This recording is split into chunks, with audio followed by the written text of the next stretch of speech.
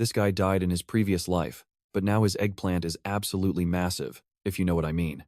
He can literally slam it on the table and tell everyone to measure up. What does he actually want now that he has returned with godly power to avenge his pregnant sister and save Earth from demonic beasts? He literally announces on live global television that he is going to make his ex-brother-in-law sit on peeled corn. That guy is about to get trashed harder than a running thief cornered by cops. And his former brother-in-law is none other than the legendary sword god. He is the rank 1 swordsman on the entire planet. Yet, he completely abandoned his country and his own daughter, who happens to be our protagonist's niece. And he did all of that just for a Japanese woman with massive melons. Seong Jihan returned to life after inheriting a piece of a god's power.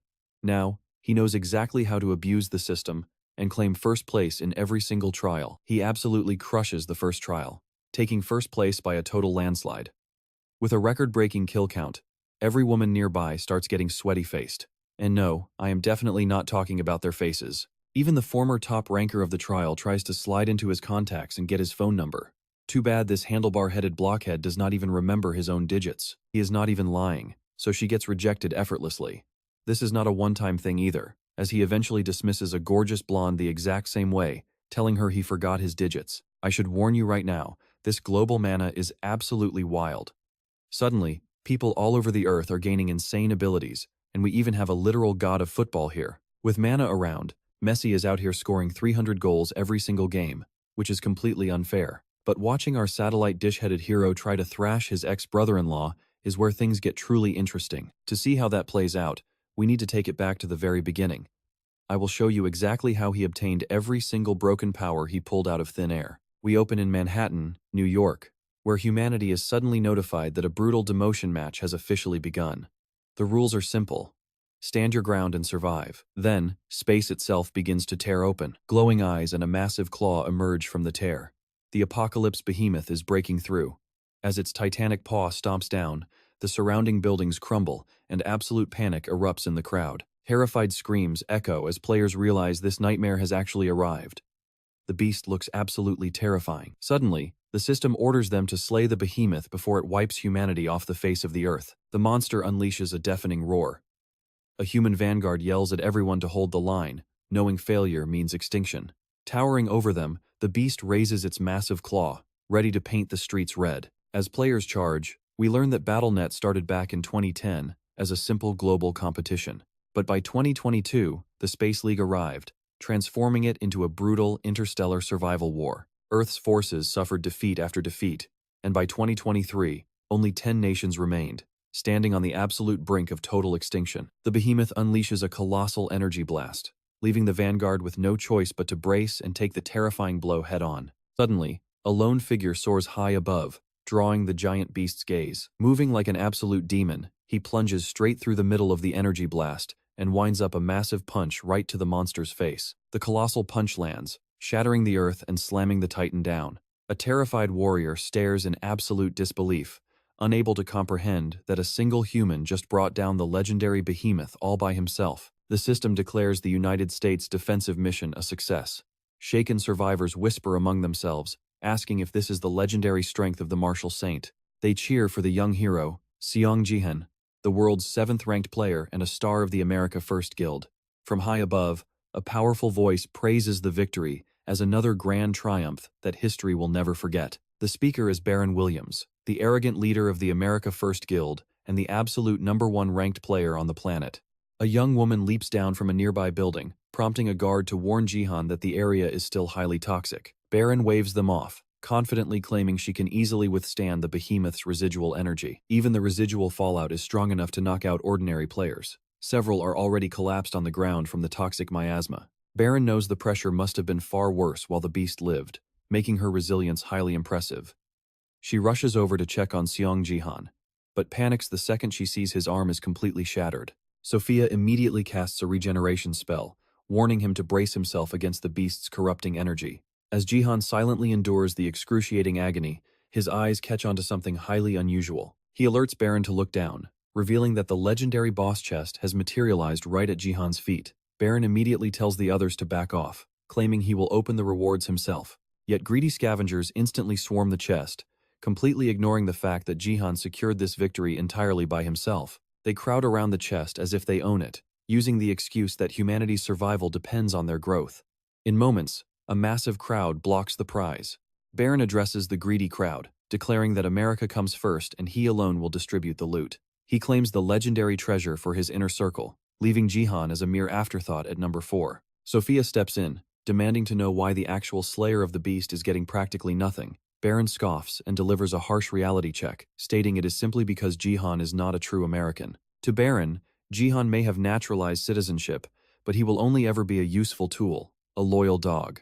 Sophia tries to argue, but Jihan quietly stops her, telling her to let it go. Jihan knows how they see him, just a pathetic refugee who fled when his own homeland collapsed. It does not matter that he possesses a double S-rank power, the Nameless Divine Arts, which could evolve into something world-shattering if he masters its true core. Even though this legendary skill carried him all the way to rank 7 worldwide, he remained a total outcast, never truly accepted by the people he saved. He faced nothing but cold xenophobia and bitter prejudice. Yet, the crushing survivor's guilt hurt far worse. Holding his broken arm, he quietly bows his head and accepts his unjust treatment. He decides to focus on healing while waiting for the final evaluation. Suddenly, the system announces that the game is over and begins tallying up the Bronze League demotion results. With half the players required to survive the defensive round, Baron reviews the global tally. The United States and China survived, but massive powers like Russia and Japan failed miserably alongside several other nations. Despair spreads as humanity realizes only 2 out of 10 countries survived. The system confirms the worst, announcing that Race 4212 has failed the crucial demotion match. Because another alien race also failed, a final tiebreaker demotion match is scheduled against Race 47973, the Urks. While most players are totally confused, Sophia immediately understands the danger. She warns Baron that if they are going up against the Urks, they absolutely need Jihan. Last time, they only survived because of him. But Baron stubbornly refuses, claiming they will win without him. The system summons representatives from both worlds as the match prepares to start. Facing his opponents in the virtual arena, Baron stands alongside 2 allies, immediately mocking their grotesque pig-faced enemies as filthy, cursed swine. Honestly, this is looking like a terrible idea. Facing the brutal warriors of Planet 4773, Baron notes they only have 4 combatants. With humanity boasting 5 fighters, he confidently assumes they have an easy victory secured. He figures they can easily slaughter these beasts without Jihan. Powering up, Baron confidently steps forward, believing he can single-handedly wipe them all out. Declaring himself humanity's ultimate shield, he soars into the sky and rains down destructive red lightning. But the very second he charges, an Urk counterattacks with terrifying speed, effortlessly ripping his head off in a single, brutal swing. Everyone freezes in pure horror, seeing their star player get absolutely deleted. Back on Earth, reality hits humanity just lost in the worst way possible. Some people can barely even process what just happened. Baron, of course, does not have a head left to complain with. Then the system announces his death, and everyone starts screaming in absolute panic. The monstrous Urks swarm in and wipe out the rest of the human team. Soon, everyone sent to the arena is dead. In the end, only Sia is left facing that beast, begging them to stop and let her go. Instead, the beast raises his axe and thanks humanity for being so incredibly weak, ensuring his own species survives. Then, he executes Sia, too. The match ends, and Humanity 4212 is officially demoted from the Bronze League. With no lower leagues left, humanity gets slapped with the ultimate worthless race label. Pure panic spreads across the globe as the system announces their official expulsion from the Space League. Suddenly, a bizarre black void tears open right beneath a girl's feet, spitting out light as the final elimination begins. The darkness spreads across the planet, and Jihan, already badly injured, starts getting sucked right in. Floating in that absolute pitch-black void, he realizes this is the literal end of the world. The entire planet is being swallowed by a black hole from the inside out, ripping everything to pieces. Everyone is trapped in that dark void, screaming in pure terror as their bodies break apart. But just as the system declares humanity completely erased, wait. A massive system error pops up. One human is still breathing. Well, calling him alive is a stretch, but he is floating there, glowing like a light bulb. All Jihan can think is that he survived all alone again, thanks to his nameless divine arts resisting the deletion. Even the system is completely baffled that he survived. Jihan is stunned, too. His bizarre nameless divine arts are actually keeping him safe. Inspecting the skill closely, he can't help but wonder if things would be different if he had unlocked it earlier. The system notes that while he is weak, he is still full of potential, and even a tiny chance shouldn't be wasted. Jihan thinks that if he only knew the skill's true name, maybe the world wouldn't have ended. Right on cue, the system drops a wild question. What if he had one more shot to challenge the universe again? He pictures a world where Korea never collapsed, wondering if he could have saved his loved ones. Up above, the cosmic beings actually agree, calling him a waste of space, but still granting Jihan one more chance. The votes are tallied, and the system announces that player Seong Jihan will now be sent right back to the starting line of the league. Jihan has absolutely no clue what is happening, as the pitch-black void suddenly shifts into a bright white room. He wakes up calmly in a completely different place as a voice announces that an interview is about to begin. When he finally blinks his eyes open, he is incredibly hungover and surrounded by empty liquor bottles. He looks around, totally dazed. Wait, did he really just hear some voice talk about starting the league over? Looking around, he recognizes his old room and wonders if he truly traveled back in time. Yes, this is South Korea in the year 2020. Outside, kids are playing and arguing over who gets to be the Sword King. Normal people are just walking around, smiling, and living their peaceful everyday lives. Jihan realizes this is not a dream. He opens his status window, and sure enough, he is back to level 2. Being sent right back to his early days fills him with a sudden surge of hope. By utilizing every trick and skill from his past life, he can absolutely rewrite the future. No, scratch that he must. This time, he is going to protect his loved ones and make sure the world does not burn. He literally reached the endgame, and now he is back in 2020. Back then, South Korea was totally safe, because of one man, a top 11 worldwide ranker, and the third strongest human alive, the Sword King Yosai Jin. He was the nation's pride and joy. Thanks to him, South Korea easily dominated the East Asia League. But Jihan knows that peace had an expiration date. Out of nowhere, Yosai Jin makes a shocking announcement he is moving to Japan and changing his name to Riho. In July 2020, he officially joins Japan's defense force, causing the biggest scandal in Korean BattleNet history. With the Sword King rebranding himself as Riho, Jihan realizes he regressed to this exact chaotic day. Just seeing the traitor's face on TV makes Jihan's blood boil. The moment Yosai Jin abandoned Korea, their defense crumbled. The news anchors are panicking, already predicting a massive drop in the country's league ranking. Jihan remembers how Korea quickly plummeted from a top-tier contender into a bottomless pit of despair. Yet, naturally, the self-proclaimed experts on television kept reassuring the public that the damage wouldn't be that bad. They claimed the country still had plenty of rising stars to secure a spot in the top 20. But Jihan knows that was pure copium because absolutely no one could replace the Sword King. If they had more time, maybe things would be different, but BattleNet waited for no one. At first, die in the game, and you die in the real world, too. Soon after, low-tier monsters began invading countries and slaughtering innocent civilians. Without Yosai Jin, South Korea's defense folded like a house of cards, and ultimate ruin quickly followed. Every traumatized survivor said the same thing: if only the Sword King had stayed, everything would be different. Jihan admits the man was a genius player, but he was also his own brother-in-law, which makes the betrayal sting even worse. The coward married his sister, and still abandoned them, making Jihan punch the photo in rage. He still cannot fathom why his beloved sister ever fell for that utter scumbag.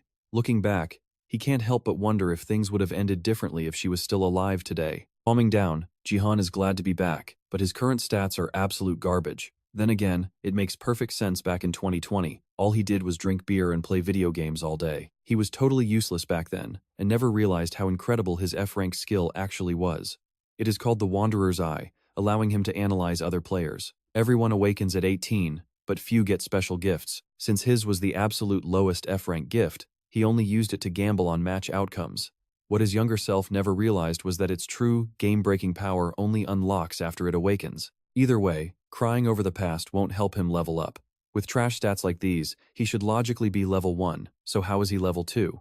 Suddenly, he remembers a certain experience potion. He remembers reading about some random idiot who drank a rare potion by mistake and leveled up. Turns out, Jihan was that very idiot. But wait, why does he have 100,000 achievement points? Even with his regression, having this many points right at the start makes absolutely no sense. Curious if his time travel messed with the system, he opens up his inventory and gets the shock of his life. Sitting in his inventory is a legendary TX card. It is an exclusive voucher for exchanging achievement points, a special perk granted only to the final survivor of humanity. Best of all, it is completely untradeable. Jihan is utterly speechless. This broken EX rank item was customized just for him. He immediately activates the voucher, unlocking a brand new conquest shop in his status window, and he can barely believe his eyes. He never could have dreamed such a broken shop even existed. Even at level 1, the store offers premium upgrades, menu expansions, and a coveted extra class slot. Hoping a higher tier will reveal better items, since the starting stock is pretty basic, he decides to invest and upgrades it. The shop reaches level 2, adding inventory expansion, so he immediately upgrades it again. It hits level 3, unlocking an extra title slot that he cannot even use yet. Just like that, his balance plummets, leaving him with only 50,000 points. If he upgrades to level 4, he will be left with a mere 10,000 points, finally realizing the cost scales up drastically with each tier. Now he has a massive dilemma: buy the currently unlocked goods, or risk it all and push the shop to level 4. Ultimately, he decides to unlock maximum potential and triggers the level 4 upgrade. The new addition is a feature called Emergency Recovery, which catches him completely off guard. This crazy function can actually restore destroyed items, which is absolutely insane. Honestly, this is exactly why Jihan can never quit gambling. Sometimes a risky bet pays off beautifully. Right after that, Seong Jihan heads into a heavily secured area. He scans his fingerprint, and the system confirms his identity as a family member. With access granted, he goes straight to the chair in the first-class player room. Honestly, he is pretty surprised. The scanner still registers him as family, considering he walked out on them. Moments later, his inventory opens and links directly to BattleNet. This is exactly how he secures his first key item so fast: the broken brush of Dongfang Shuo. Wasting no time, he triggers the emergency recovery function on it. The shattered artifact begins to glow, piecing itself back together until 2 brilliant jewels manifest on its fully restored form. With the item fully repaired, he grabs it at once. Now, everything is ready. This brush is double S rank, a legendary relic once bound to a being who lived for 180,000 years. The second he holds it, the system announces that the BattleNet League tutorial is about to begin. With only 10 seconds left, he rushes to bring up his status window. Racing against the clock, Seong Jihan begins writing directly onto the screen using the brush. This secret technique is exactly how he climbed to rank 7 in his past life, earning the legendary title of Martial Saint. It is a unique trait that merges his strength, agility, and vitality into something absolutely absurd. Nobody suspected a thing since everyone ignored the broken brush, but the 2 characters he draws now mark the beginning of his awakening. As the brush works its magic, his stats undergo a massive shift, and he finally teleports into BattleNet. The tutorial mission is simple: survive that place. You must endure hordes of Colosseum monsters alongside 100 other players, cutting them down until only 50 survive. Seong Jihan sighs in annoyance upon arrival, quickly checking his window to see if his martial power actually carried over. Sure enough, the fusion worked perfectly. His strength, agility, and vitality have fully merged into martial power. It is finally back, starting with a base of 5 points. The achievements also net him a cool 10,000 conquest points, bringing a wide grin to his face. He truly missed this feeling. Though this is just the first step toward reclaiming his nameless divine art, it is more than enough to completely dominate the Bronze League. Right on cue, the system warns him that he entered without linking to a BattleNet connector, meaning he will feel every bit of pain directly. That brings back some memories. Money really could buy comfort here, which is pretty ridiculous. Back then, a connector could lower in-game pain, and Yunshan had a top-tier model that cut it by 99%. Shaking off the nostalgia, he prepares to make the absolute most of this run. Suddenly, his achievement window flashes as the system registers. He blinks in surprise, realizing the objective is to take first place in the tutorial. The prize is a massive 1,000 conquest points, a reward that never existed before. Backed by his martial power, this is going to be a walk in the park. Before he can relax, another player lunges from behind with a sword. Seong Jihan snaps to alert as the overconfident rookie charges forward, screaming for him to drop dead. Without even turning, Seong Jihan casually stops the incoming blade with just 2 fingers. He looks back with a wild grin, telling the kid that the best part of this game is crushing newbies. He mockingly thanks the cocky rookie for donating an easy first kill. At this point, we get a quick breakdown on guilds, the powerful organizations that manage and train players worldwide, as countries invest heavily in raising elite talents. Major corporations poured insane money into the scene as well. Because of this, Korea established countless guilds, with some already producing elite rookies capable of dominating the early leagues. This match takes place in the prestigious Gangnam Bronze League, the ultimate debut stage for the top rookies. As the system announces the match start, one nervous player tries to eavesdrop on the conversations around. He mutters to himself that the Gangnam League is on an entirely different level. Taking a deep breath, he tells himself to stay calm. He believes he will do just fine because he is the luckiest guy alive. Do Hyuk-gyu. As he keeps hyping himself up, we find out he belongs to the Twin Star Guild. Run directly by a massive conglomerate, it is a highly prestigious faction. Before this, Do Hyuk-ju was just an ordinary high school kid. But everything changed when he awakened an A- rank gift, landing him a spot in Twin Star. Since such high-tier gifts are incredibly rare, he is absolutely convinced it will carry him straight to the top 50. Looking around, Do Hyukju tries to pick a target, only to see everyone nearby already locked in fierce combat. He quickly decides to avoid those monsters for now, admitting to himself that they are downright terrifying. Survival is his absolute priority, and he has no intention of getting eliminated by picking the wrong fight. Besides, the gear on these guys is ridiculously overpowered for a Bronze League match, thanks to their major corporate backing. While analyzing his surroundings, Do Hyukju glances over, spots Seong Jihan, and completely freezes. He genuinely wonders if this guy was summoned to the arena by some sort of system glitch. The man is wearing casual sweatpants and a simple tank top, looking like an absolute freebie. Smirking, Do Hyukju raises his sword and prepares to charge, unable to believe his incredible luck at landing an easy early kill. He has no idea who the guy is, but he is certainly not complaining. The instant the game begins, he lunges forward, screaming at Seong Jihan to die. But then we loop back to that epic moment when Seong Jihan catches the blade with just 2 fingers. Do Hyukju is left completely stunned, wondering what on earth is happening. I mean, who catches a high-speed sword with just 2 bare fingers? Talk about absolute disrespect. Seong Jihan easily flicks the sword upward, throwing the rookie backward with minimal effort. He mocks the boy's massive ego, asking if he seriously expected to survive the Gangnam League with such a pathetic gift. Do Hyukju gets incredibly offended, demanding to know if he is insulting his A-rank agility. When Seong Jihan calmly says yes, the kid completely snaps, cursing furiously and telling him not to get cocky over one lucky block. Determined to land his absolute fastest strike, Do Hyukju pours his aura into his sword. Seong Jihan can easily tell the rookie is putting everything he has into this next attack. To be fair, that speed would not have impressed him in his past life, but he can admit the boy is physically faster than him right now. Even so, as the blade races toward his neck, Seong Jihan relies on pure combat experience to effortlessly slip under the strikes, dodging every single swing without taking a scratch. Still, he silently admits that his current body is far too slow. It is honestly not easy adjusting to being back at level 2. It is not that Do Hyukju is remarkably fast, rather, Seong Jihan is simply much slower than his prime, which makes things a bit tricky. If he had his old body, this duel would be over in a flash. Yet, with his vast combat experience, the pattern is completely obvious. The boy's wild swings look like slow motion to him, letting him easily read every single move. Meanwhile, Do Hyukju grows increasingly desperate. He swings wildly, trying to cleave Seong Jihan in 2. But Seong Jihan simply tilts his head and slaps the blade aside with his bare hand, completely disarming the shocked rookie. Do Hyukju cannot even comprehend how his weapon was stripped away. Before he can process what happened, Seong Jihan leaps up, catches the sword midair, slides behind him, and drives the blade straight into the rookie's neck. The rookie perishes in total denial, unable to accept his sudden defeat. As he collapses into particles, he vows to defeat Seong Jihan in their next match, warning the protagonist to remember his name.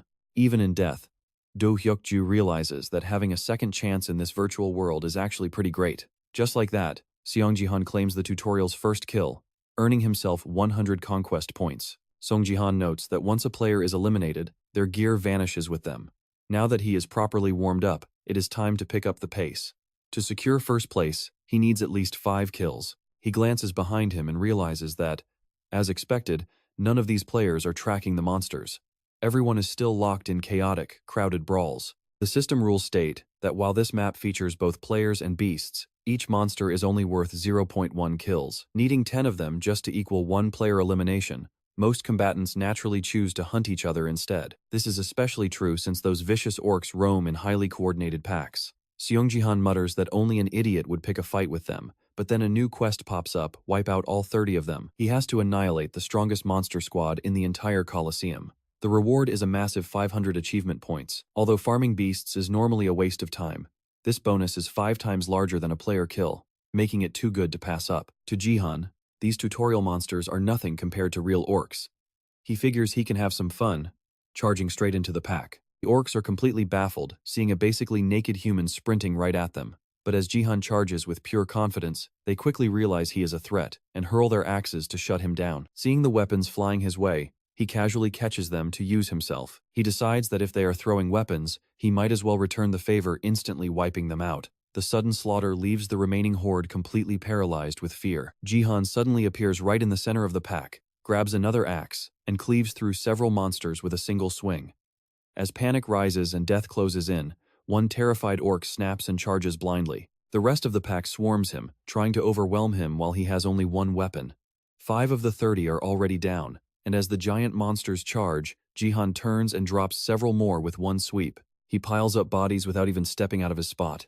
The desperate orcs keep trying to bring him down, but Jihan casually spots a sneak attack and catches a spear right out of the air. He snaps the shaft with one hand, leaving his attacker completely helpless. As the panic-stricken monster trembles, Jihan mocks them as pathetic, asking who on earth taught them to scream right before launching a stealth attack. He charges to finish the monster off, but when his axe slams into the wooden shield, the cheap blade shatters into pieces, leaving Jihan holding nothing but a useless handle. He sighs and tells them to carry better weapons, since this garbage cannot handle his power. Seeing his broken blade, the orcs think they finally have a chance and rush in, but Jihan just sighs that they never learn. He simply stomps the ground, shattering the earth and launching the monsters high into the air.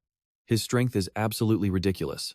As they start falling back down, he moves to snatch the weapons still spinning in midair. Using the captured weapons, he blitzes every monster in the vicinity. The remaining pack is wiped out instantly, unable to even register his movements. He spins a spear and hurls it straight through one after another, leaving a massive trail of bodies in a brutal chain reaction. The lone survivor can only whimper, convinced that this guy cannot possibly be human. He is the real monster. Jihan rushes past, taking the last head off and officially clearing the annihilation quest. He secures massive achievement points and levels up. He is actually surprised to level up mid-match, since experience is normally calculated at the very end.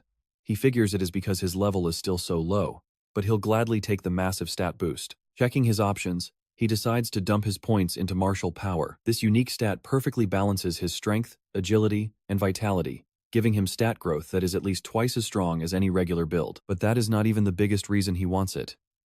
Once his martial power hits 30, it unlocks the path to his legendary Nameless Divine Art. He needs that unlocked immediately, but this stat usually has a massive catch. Martial power normally cannot be raised just by allocating points, yet when he actually tries it, the stat goes up, leaving him completely shocked. Normally, it requires grueling real combat and intense training just to raise it. Spending stat points should only increase his aptitude, leaving him wondering if his system is actually completely broken. Honestly, having a broken system is the ultimate cheat code, but he has no time to celebrate. Suddenly, an archer targets him from the shadows, though Jihan easily senses it and dodges. He wonders if it was a magic arrow, while the girl gets pumped that he actually managed to dodge it. The tank curses him as a lucky bastard, urging her to wrap things up quickly. The tank agrees, reminding her of their deal that the kill credit is split. Jihan realizes they have teamed up. Even though this map is a free-for-all designed for only one survivor, there is no rule against temporary alliances. Judging by their emblem, they are from the Turtle Guild, a top 10 Korean guild.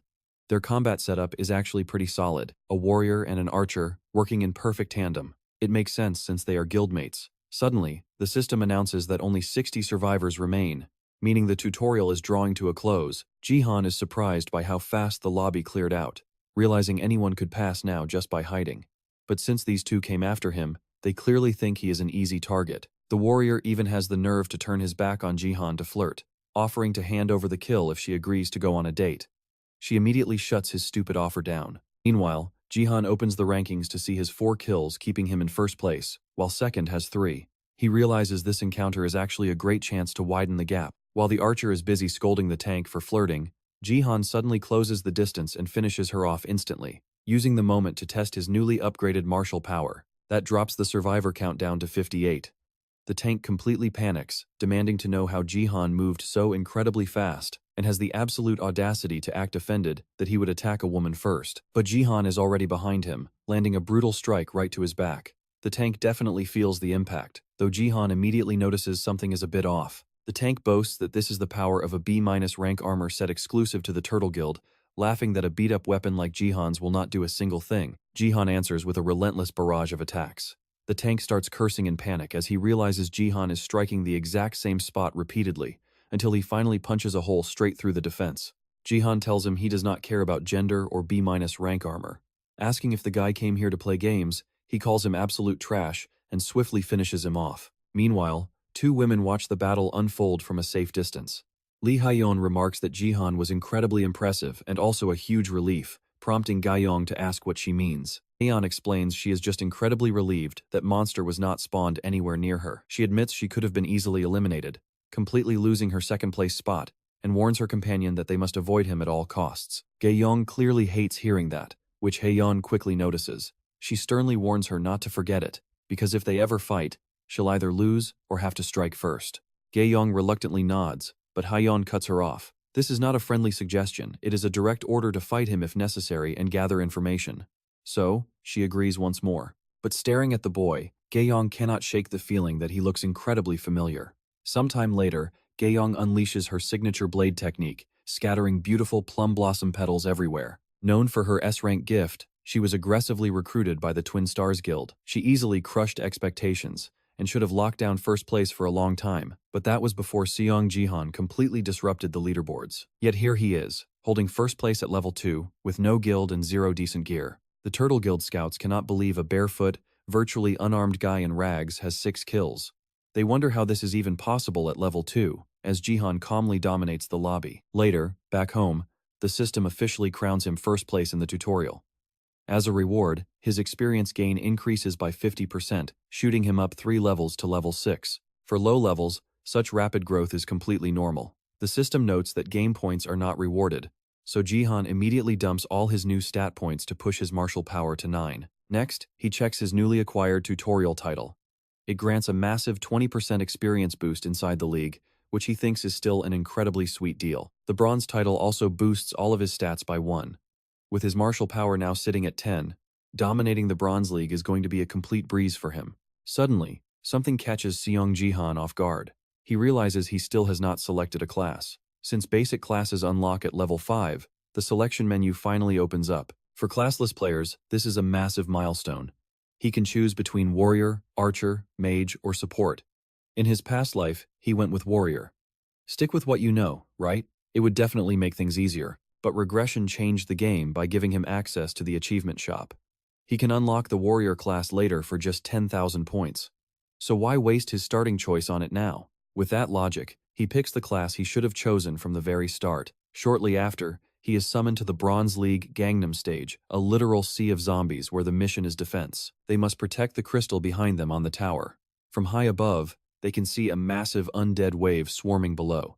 All 5 towers are about to get hit, and it looks like Lim Gae-yong is ready as a warrior. She mutters that even for a virtual game, this is absolutely disgusting. The zombies are rotting, drooling, and falling apart. Just then, other players arrive, and the group behind her looks incredibly arrogant. They instantly complain about getting stuck on this specific map and demand to know the defense setup.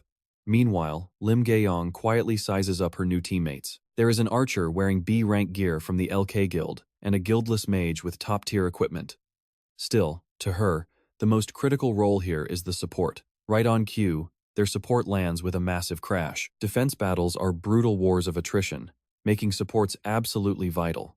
But Lim Gae-yong completely freezes when she sees Jihan stepping out of the dust wearing nothing but plain gym clothes. Everyone is left scratching their heads. Why would he pick support for a defense map?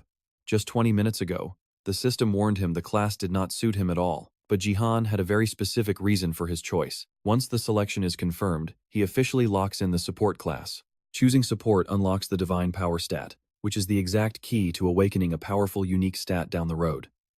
The catch? Divine power is notoriously hard to level up. Normal training does not help, leaving achievement points as his only real option. But those points are far too valuable to waste, especially since he is focusing heavily on his martial power. Luckily, he knows a secret method. The archer is stunned, asking if he is really just a support. Right on cue, the mage bursts out laughing, calling the whole situation crazy, and complaining about the low-tier tutorial season. Pointing at Jihan's cheap workout clothes, the mage mocks him as a useless nobody. He snaps that he did not buy expensive gear just to carry losers. Beside him, the archer quickly tells him to relax. The mage ignores the warning, scoffing that anyone can see this guy is a complete joke. He declares that he is sitting this defense round out entirely. He claims he can easily hold the line solo. Lim Gae-yong sighs, wondering why she always gets paired with loudmouth trolls on tough missions. But before she can complain, the tower goes dead silent. The arrogant mage suddenly screams for Jihan to let go, finding himself hoisted high in the air by a single hand. Since this guy will not shut up, Jihan decides to take out the trash. He casually chucks the screaming mage right off the tower into the zombie horde. As the mage plummets, the rest of the team can only stare in absolute shock. The archer stammers, asking what Jihan is doing. Jihan simply replies that they will manage perfectly fine without him. The mage instantly sings a different tune, begging Jihan to wait and promising to actually help. Jihan recognizes this coward as Kyunghyuk, and there is a very specific reason his attitude did a complete 180. In Bronze League defense matches, players get 3 lives. After getting torn apart by the zombies, Kyunghyuk respawns right back on the tower. So, Jihan simply throws him off again. After that brutal second death, he is down to his final life. One more fall, and it is game over. When Jihan asks what he wants now, the mage desperately swears to do whatever it takes to survive. He absolutely cannot finish in last place. That penalty would drop his character level, and the expensive skill he just bought would be permanently deleted. Lose a level, lose the requirements, and your investment is gone. Lim Gae-yong comments on how fast the troll changed his mind. When the desperate mage tries to sneak attack him with a spell, Jihan effortlessly deflects the flame, admitting his fire control is actually decent. The mage eagerly nods, arguing that fire magic is the absolute best counter to zombie waves. At level 15, he claims he is far too valuable of an ally to throw away. Lim Gae-yong watches from a distance, finally remembering his face. That is Kyunghyuk, a mage from a top 10 guild who embarrassingly failed his silver promotion match 4 times. After those failures, he became a notorious, toxic troll. Lim Gae-yong relaxes slightly now that she knows what they are dealing with, but the arrogant mage still has one condition. Jihan must apologize for throwing him first, and only then will he cooperate. The blonde archer quickly tries to play peacemaker, but the silent, burning rage in the mage's eyes tells a different story. Hoping to get some payback, the mage makes a quiet threat, but Jihan simply grabs him by the collar again, casually asking if he still wants that apology. Before the terrified mage can even blink, Jihan swings him like a baseball bat and launches him straight back down into the ravenous horde. He dies instantly. Turning back to his remaining team, Jihan tells them to get ready. Maybe that will teach him some manners for his next life. The polite archer is left completely speechless. Realizing Jihan is a total psycho, they should definitely avoid crossing. Just then, waves of zombies begin scaling the walls. Over on the neighboring tower, a competent fire mage incinerates them in brilliant flashes, drawing praise from his team. If they keep this up, they will easily secure the top spot. The other players even joke about sitting back to roast marshmallows. Meanwhile, the blonde archer panics, telling Jihan this is exactly why they needed their mage, asking what his grand plan is now. He grumbles that Jihan should have swallowed his pride, instead of making them all suffer. Jihan completely ignores the whining and opens up his system status window. His chain quest requires him to take first place across all 10 towers for 1,000 achievement points. But there is a second quest, Zombie Hunter. He has to solo kill 1,000 zombies for an extra 3,000 points. Soloing 1,000 zombies in this tight time limit sounds impossible, but those rewards are just too massive to pass up. While he plans, Lim Gae-yong continues to closely observe him. She silently judges him, thinking his choice is a total disaster. Forget his wild attitude, choosing the support class with high martial stats makes absolutely 0 sense. Even casual players know better. She quickly decides he is not worth the Twin Stars Guild's attention. Down below, the zombies draw closer, causing the blonde archer to panic and demand to know if Jihan is ignoring him. The archer yells that if he wants to play hero, he should just fight alone. Jihan smiles and asks if he really can. Keeping all the kills to himself is the perfect way to clear both quests. But Lim Gae-yong steps up, declaring she will hold the front line while the support stays back. Even with this mess of a team, she has a duty to perform. Jihan calmly tells her it is fine, leaving her utterly confused. He reiterates that he will handle the defense solo, instructing the warrior to guard the archer instead. Before they can argue, a crimson zombie with a bloated head scales the tower edge. The archer screams that it is a blood zombie. Because its body is semi-liquid, physical strikes are completely useless. You need magic to destroy it, but the creature suddenly lunges straight at Jihan. Jihan casually raises a simple metal rod and brings it down with immense force, instantly vaporizing the monster. Lim Gae-yong stares in absolute shock as blood and gore rain down around them. A brilliant white flame erupts from the strike, leaving her wondering if that was actually divine power. Meanwhile, Jihan continues executing his master plan. As more zombies swarm the platform, he effortlessly sweeps them away. He leaps down, obliterating the undead with absurd staff techniques. He does not know if he can clear the entire horde, but he is going to try. Song climbs back up, already sitting on 6 kills out of the 1,000 he needs. He charges straight into the undead, smashing them left and right. Most drop in a single hit, but 26 is still a long way from his goal. Song realizes normal attacks won't work on these blood zombies. His plan is simple: herd them together, slowly release his divine power, and wipe them all out in one shot. The others can only watch in absolute awe. This support is totally insane. The blonde figures if Song is this good, Who cares if he is a bit rough? A guy like that deserves respect, leaving Day speechless. She watches him control his divine power perfectly without wasting a single drop. That level of mastery shouldn't even be possible. But what really shocks her is how every single strike lands directly on their heads. The zombies keep dropping and his kill count hits 210, meeting the condition. He fully unlocks the Otherworld relic, pushing his divine power up to level 7. Hearing this, Cedric just starts laughing. Seong has figured out a whole new way to grow his divine power, and the method is absolutely brilliant. He remembers what relics actually are, sacred items. Back in 2010, when Earth's tutorial began, they sold for insane prices. But even after 10 years, nobody found any secrets, so their value plummeted. The Otherworld relics in particular were treated as complete garbage. Most players didn't even know they existed. Still, Sophia once mentioned she boosted her divine power with an Otherworld relic. Since she was America's rank 3 player, he paid close attention. That revelation had completely shocked him back then. She told him her divine power evolved because of the relic, but warned it wouldn't work once the tutorial ended. He wondered if that was actually true. Sophia answered that of course it worked. How else did he think she became a saint? If you keep using the relic under the right conditions, your divine power rises. Each relic had slightly different rules though. Seong was amazed that almost nobody knew about such an easy method. Sophia explained that even if rumors spread, Otherworld relics were so rare that finding one was nearly impossible. He realizes the exploit only worked during the tutorial, which is why she kept all those relics to herself. But then, he remembers another crucial detail. Sophia had exclusive info nobody else knew. There was one other person buying up Otherworld relics, and Seong guesses that player knew the secret, too. After returning to the Sword Palace penthouse, he writes it down. He notes that these relics were all from another world, and most were completely drained because their divine power had already been absorbed. It made perfect sense. The other player hoarding those relics was the other saint he knew, his sister Ja. Along with Yongun and Jin, Ja was one of Korea's legendary supports and a true hero. But her tragic death is in the past now. Thinking about the Otherworld relics his sister left behind, he looks at the metal rod he found. Its description says that bashing zombie heads will steadily increase his divine power. The method is simple. Even though its rank dropped and it has no power left to absorb, the rod is still incredibly sturdy, absolutely perfect for crushing skulls. Im admits his physical skill is incredible, but wonders if this is even real since that insane level of energy control makes zero sense. The blonde is completely blown away. Even with another warrior down, they secured rank 5. He wonders why they aren't helping. But while standing there distracted, Im barely saves him from a zombie bite. Meanwhile, Seong is still shredding the horde. Seong glances back, wondering who she is. There was something familiar about her, and then it clicks. She is the legendary Plum Blossom Sword.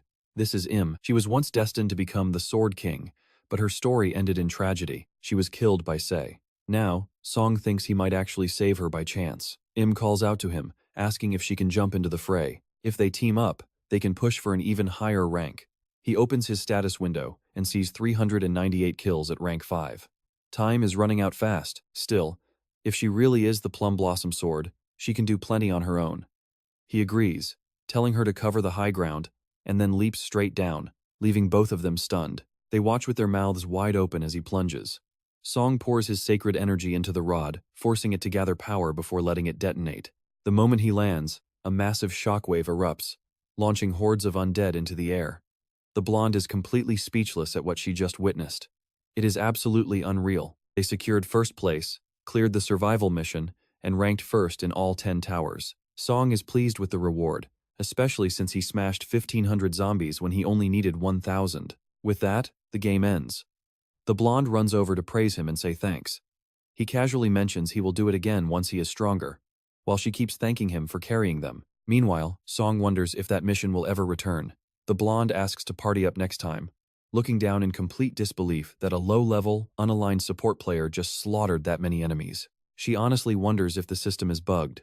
Seong casually bids them farewell, and everyone heads out of the area. He is already thinking about claiming his rewards when Im calls out to him. Seong wonders why she is talking to him. Do they even know each other? He doesn't think so. With his incredible talent shown in both tutorials, he is exactly who the Twin Stars Guild needs.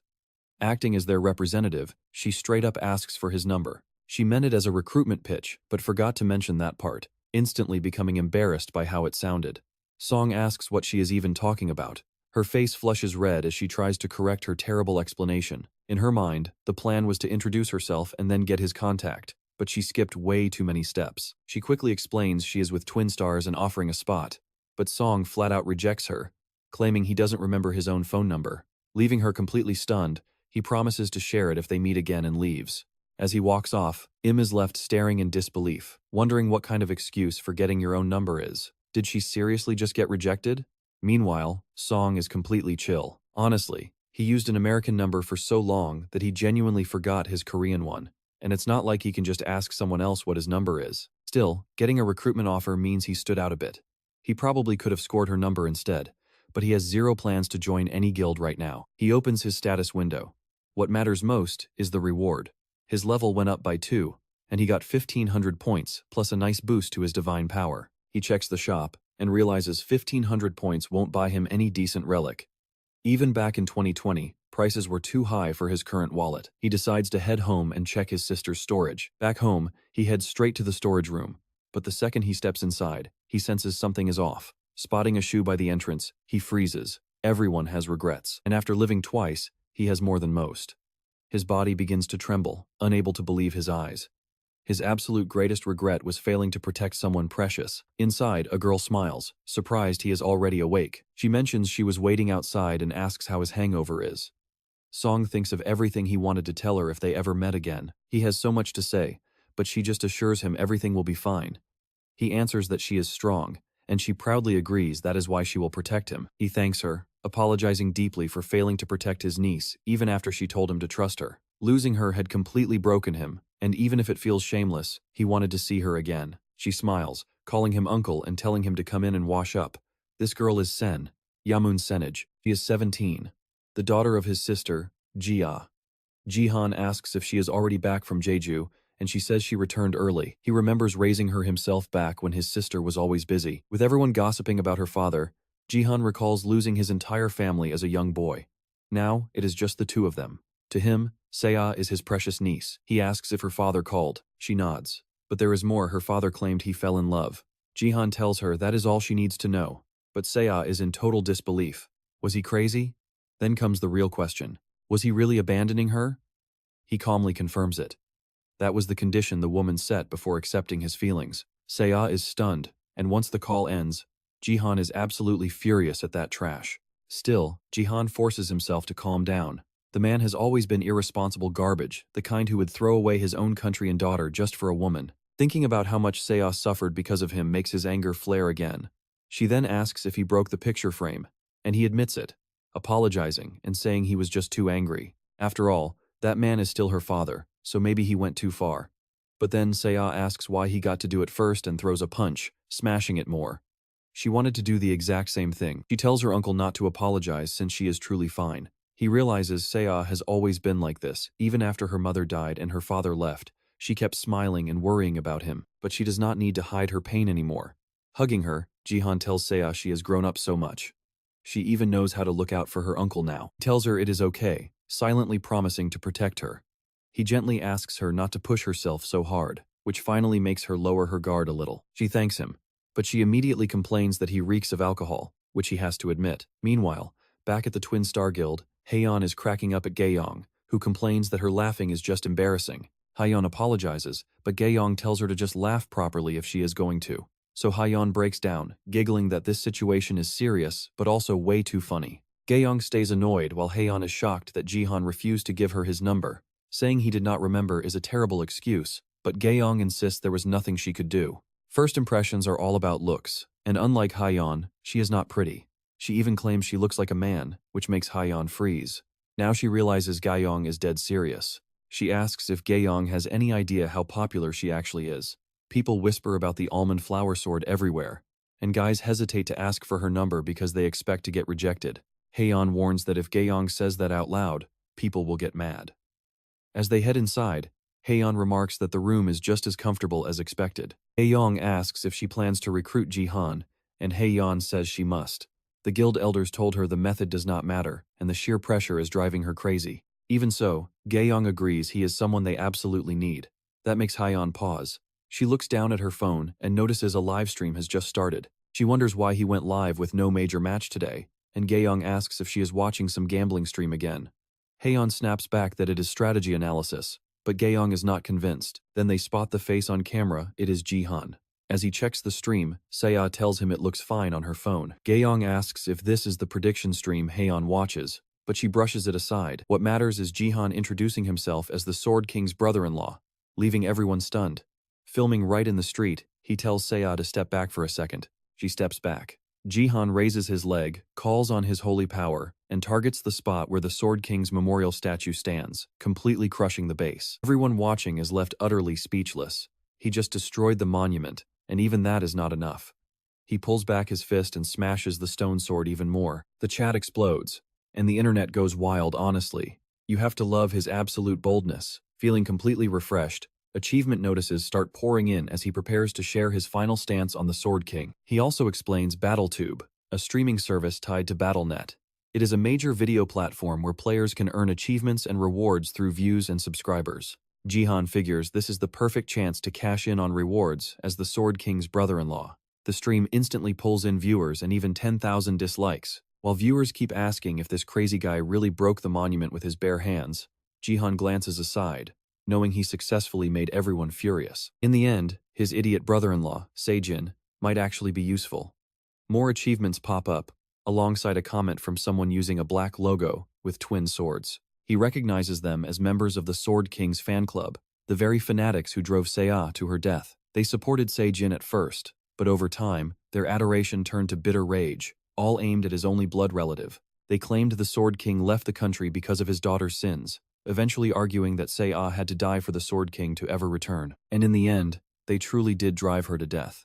So, if they need someone to aim their hatred at, he will gladly be that target. He tells everyone to listen closely, punches the broken sword once more, and declares that the Sword King will never return. The chat instantly floods with insults and questions as he steps closer to the camera, promising to reveal the truth with zero edits. Next, he plays the conversation Yosai Jin had with his daughter after changing his citizenship. On the recording, the man confesses he fell in love and moved entirely for that woman. Seiya asks her father if that was truly worth abandoning everything. He says yes, because that was her condition to accept his love. As the recording plays, Seiya watches herself quietly. Then she faces the camera, admitting that as the Sword King's daughter, this entire situation is deeply shocking to her.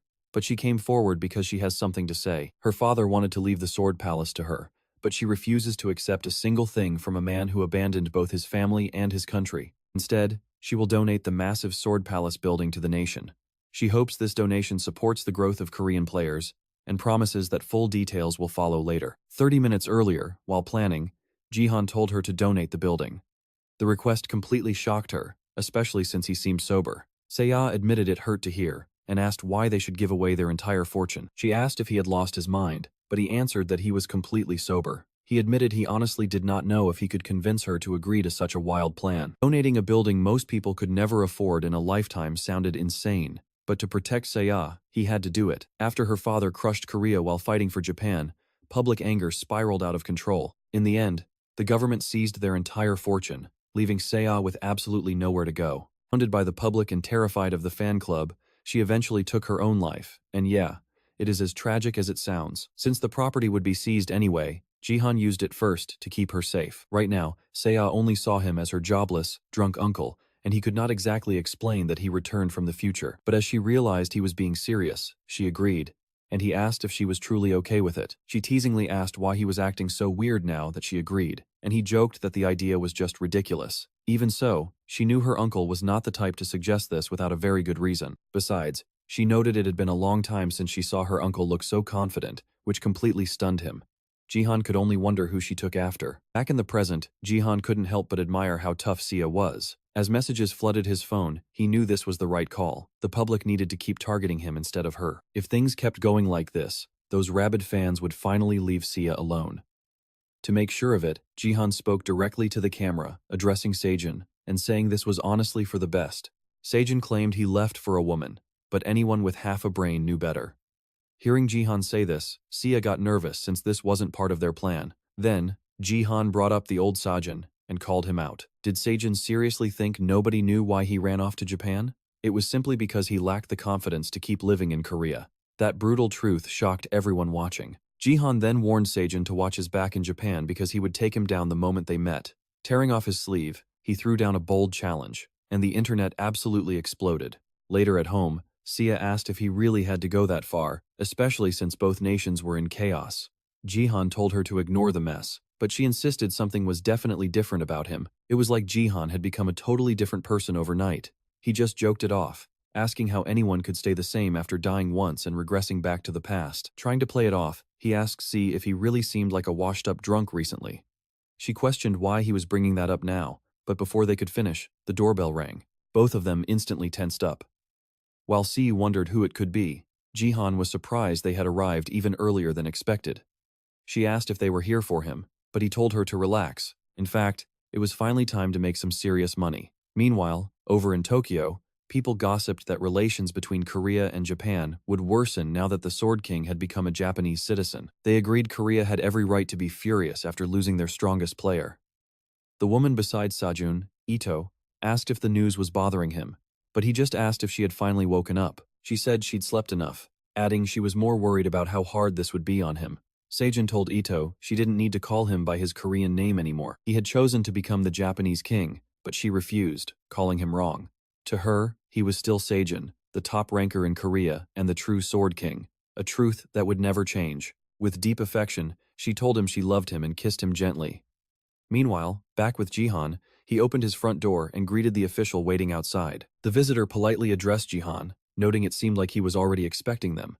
With a smug smile, Jihan replied that, since things had blown up, a government visit was only natural. Jihan even called him by his name Section Chief Park Yangsik. Their department had basically shut down after Seijin left, meaning these two men were the ones handling the entire fallout. Sia greeted the section chief as well, while Jihan got straight to the point, asking if they came to take the property. Park admitted Jihan's stream was extreme, but he actually liked it. Thanks to that wild broadcast, the government finally realized they could never bring the Sword King back. Jihan was glad they at least understood that much. Park added, they couldn't stall forever, especially with rising international tensions. Jihan impatiently asked him to get straight to the point, and Park revealed he was there to request the return of the Sword Palace. If the government took it over, the public would accept that Seijin wasn't returning. Park was thoroughly surprised that Jihan had read the entire situation so perfectly. Park wondered if this was really the same jobless, gambling addict he remembered from before. He then explained that they hadn't fully given up on the Sword King returning. Instead of seizing the palace, they wanted to place it under entrusted management, meaning the government would run and protect the estate until the owners returned. Jihan had to admit it was a clever proposal, so he asked if they would return the deed if Seijin ever came back.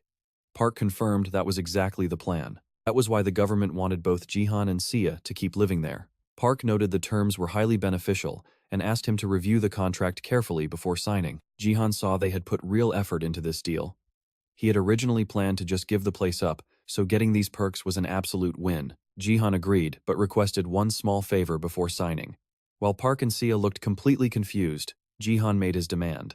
Sometime later, the infamous streamer Golden Light went live. Golden Light cheerfully welcomed his viewers, boasting about how great it felt to look down on them from above, since today's stream was broadcasting live from the Blood and Dust Coliseum. He bragged that the ultimate deep-sea expert had entered the arena, making a flashy entrance by drawing a massive sword and striking a dramatic, yet incredibly goofy, pose. He started rambling and thanking viewers for donations the second the match started, acting like a total clown. While the chat got thoroughly annoyed, he kept up his ridiculous act. His haters had hoped he'd finally disappear, but here he was. Viewers gossiped about him, a famous streamer with a pretty face, endless energy, and the toxic soul of a massive troll. He used to be a promising gold-rank player, but he intentionally threw matches to drop to bronze, just to film his deep-sea exploration series, abandoning real competition to troll beginners. He joked about the weird creatures living at the bottom of the ranks. Even in bronze, his stats and gear remained gold tier, and he absolutely loved slaughtering helpless low-level players. He claimed he wasn't a bad guy, but the chat quickly called him a complete psycho. Declaring the warm-up officially over, he asked who would be his first victim of the day. Scanning the crowd for targets, Golden Light spotted the absolute perfect material for his stream Jihan, who was standing nearby, quietly holding his weapon. His viewers immediately began mocking Jihan in the chat, while Golden Light marched right up to him, asking if he could spare a brief moment for a quick interview. Jihan was totally baffled as the streamer loudly introduced him as the Sword King's famous brother-in-law, the monster of Bronze League, and the guy who smashed the statue. Jihan instantly realized this annoying clown was a BattleTube streamer. Suddenly remembering he had a stack of unclaimed BattleTube achievements waiting, Jihan decided he might as well launch his own broadcast right then and there. The moment Jihan went live, Golden Light hovered close by, filming him and whining about being ignored. Jihan's chat immediately blew up, shocked that he had actually started a stream in front of his rival. This completely infuriated Golden Light, who realized he was basically giving Jihan free publicity. Deciding to turn the guy into quick content before losing viewers, a sudden quest popped up on his screen. A viewer named Sword King's Love wanted him to execute Jihan and guarantee he finished in last place, offering a reward of 2,000 gold points. Since 1 point equaled $1, he was shocked. He figured it was the Sword King's fan club, but then the bounty started rising. He knew they hated Jihan, but not to this degree, and he stared in shock as the prize pool kept climbing. The bounty rapidly climbed to 31,978 gold points. He was stunned to see it near 40,000, wondering if it might actually hit 50,000. As all players were summoned and the match began, the total bounty settled at 42,000 gold points. He was slightly annoyed it missed 50,000, until a wealthy fan promised another 10,000 if he executed Jihan. That completely energized Golden Light, who dramatically declared that the fans' passionate wishes had been received, all while laughing at how easily he was milking those idiots. He warned Jihan not to panic because Lord Golden was about to end his entire career. With a grin, he activated Conjure, a dash skill that launched him forward at insane speeds. Golden Light confidently tries to send Seong Jihan straight to the afterlife. He is totally celebrating early, but Seong Jihan whips around and lands a brutal counter. His golden sword gets knocked clean into the air, leaving him staring in complete shock. Seong Jihan just shrugs and says his little weapon is way tougher than expected. After all, it is just a D-rank kitchen club. He is honestly shocked the cheap tool did not shatter from that blow. But hey, it is only polite to return the favor. Seong Jihan charges at Golden Light, flooding his club with sacred power. In a flash, he tears right through him, cutting him to absolute pieces. Golden Light cannot believe it, and his chat is losing their minds, arguing if this is the Sword King's strength or actual divine power. Nobody wants to believe this absolute monster is only bronze tier. And just like that, Seong Jihan snags the first kill, pocketing 10 achievement points. Oozing with sacred energy, Seong Jihan uses a D-rank kitchen knife to slice up a guy with gold-level stats. It actually makes him nostalgic. Yep, he just cooked that chicken like a pro. Meanwhile, Golden Light starts rambling on stream about falling into a dark void where his radiance vanished.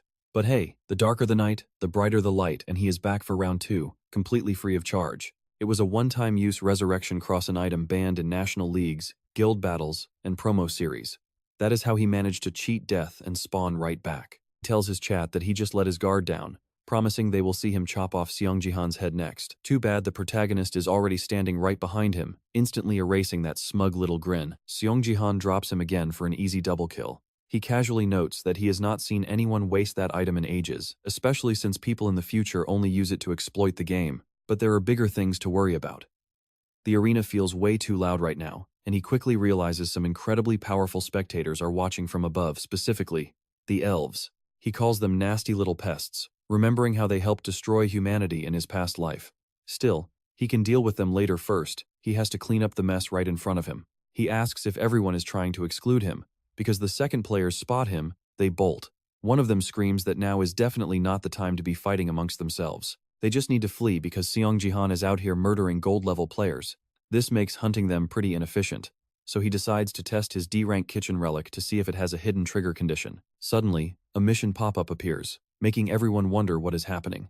It is a standard goblin subjugation quest, tasking him with wiping out all the monsters surrounding the goblin champion. He calls it a pleasant surprise just as the green pests swarm him. He drives them back in pure terror, executing them one by one at point-blank range. First, he crushes them with the club, then finishes them with the knife, slicing through them like butter.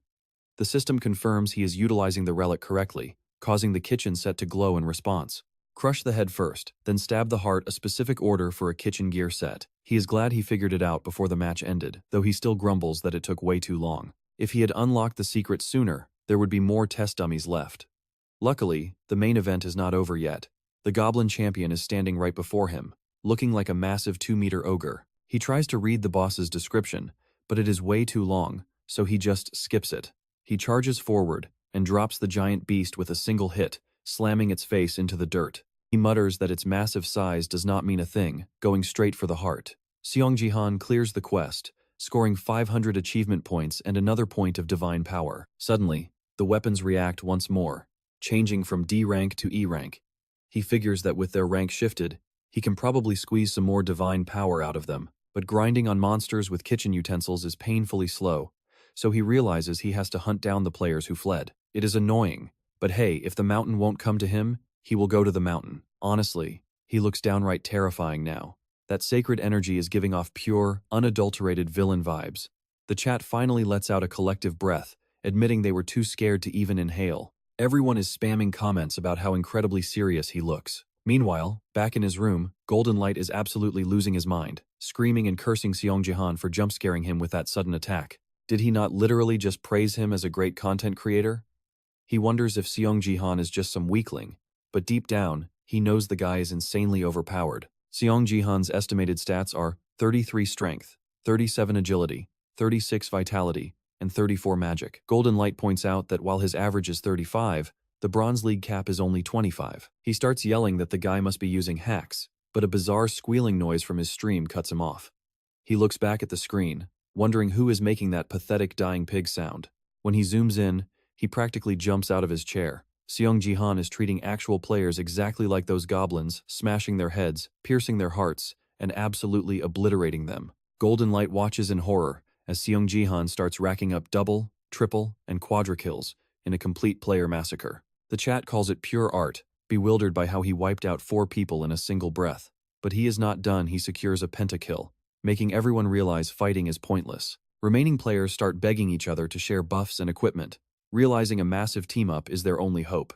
Before long, the entire lobby is accusing Seong Jihan of hacking. They scream at him to get banned, but he calmly deflects every incoming arrow, knocking them aside with casual ease. The chat is left speechless, and after he secures another rapid double kill, the lobby is practically empty. As the stream goes crazy, the system announces the E-rank kitchen set is reacting. He absorbs another point of divine power as the weapon degrades to F rank, simultaneously clearing the 10-kill Coliseum quest for 5,000 achievement points. He got exactly what he wanted. Still, he mutters that this is nowhere near enough. He needs something much, much bigger. Suddenly, an epic mission appears: find and provoke the Shadow Queen among the spectators. He is stunned to see an epic quest show up in the humble Bronze League. But what really catches his eye is the grand reward earning the interest of the Shadow Queen constellation. He immediately starts analyzing how valuable a celestial backing truly is. They are essentially godlike beings, and gaining their interest leads to sponsorships and game-breaking powers. Usually, players can only attract their gaze after grinding all the way to diamond rank. Yet here he is, getting a shot at it as a mere bronze. He tells himself he must secure her favor at all costs, knowing that one watchful god will attract an entire audience. But tracking her down is going to be a nightmare. The Shadow Queen is definitely blending in with the crowd of elves, leaving him scanning the seats, trying to guess her identity. The system crowns Seong Jihan the Coliseum champion with 10 kills. It is the first time a domestic player has achieved this feat since Jin, and the news immediately takes social media by storm. Thanks to the hype, his stream explodes to 10,000 subscribers and peaks at 4,000 concurrent viewers. Even the Sword King fan club, which actively wanted him to fail, ended up boosting him. Naturally, the community's hate shifts entirely onto Golden Light. Crying at his desk, the streamer complains that the internet is full of lunatics, deciding his only survival option is to join Seong Jihan's fan club. Rumors even spread that Golden Light is officially applying to be Seong Jihan's video editor, swearing he will turn him into the ultimate gaming sensation. Of course, nobody actually cares what Seong Jihan thinks. Back home, his niece is watching in absolute shock, wondering when her uncle became a god while the internet complains he is just a pathetic smurf. He tries acting cool. War is ruthless, he says, but Sarang immediately calls him a boomer, then explains smurfing a pro-bullying newbies on a fresh account. Sarang really hopes that is the case. Otherwise, this is just plain embarrassing. She also notices his stream donations are disabled and demands to know why. Seong Jihan admits he simply forgot to turn them on. Since she is already helping, Sarang suggests setting a minimum donation amount. She warns him that tiny donations will constantly spam his screen. It ruins focus. He suggests 10,000 GP, but she gasps, does he mean $10,000? That is insane. She is still processing that crazy idea, but he has bigger problems. His new epic quest is to find the Shadow Queen. Finding her in that massive crowd feels impossible. Sarang asks if he needs help. She points out he always makes that stressed face when things go wrong, promising she will always be there for him. Looking at her, Seong Jihan realizes she looks exactly like her mother in this moment. Beautiful. He decides to test her skills and explains the quest to find the queen. She asks who this queen even is. He has no clue. She sighs at how weird these quests are, but then a genius idea hits her. Slow-motion replay scanning. That is her plan. He wishes her luck, but secretly feels guilty about dumping this needle-in-a-haystack search on her shoulders. He shrugs it off. Like Sarang said, he can always lean on her. With some rare downtime, Seong Jihan decides to handle the task he has been putting off. He enters the class space. The system prompts him. Thanks to the extra class slot he bought with saved achievement points, he can finally unlock a second class. After scrolling through his locked options, he chooses Mage. The system instantly confirms the change. Suddenly, a brand new energy surges through his chest, completely different from divine power. He wants to test it out. He purposely chose Mage over Support because of a unique, overpowered trait that only unlocks when you possess both classes. He summons the trait, a swirling purple sphere. This is Force. Years ago, before his regression, he had sat next to Baron Williams, listening to his drunk rambling. Baron looked at Seong Jihan, sighing that it was a total shame. When Seong Jihan asked why he kept saying that, Baron admitted they would be allies if he naturalized sooner. Seong Jihan realized the alcohol made Baron spill secrets he usually kept locked away. That night, he babbled about some bizarre things, including the secret to gaining Force. When Seni asked if Force was a regular skill, Baron boasted he had never shared this before. It is a unique trait born when magic and divine power fuse perfectly. Fusing them is incredibly difficult. Nobody else could even try.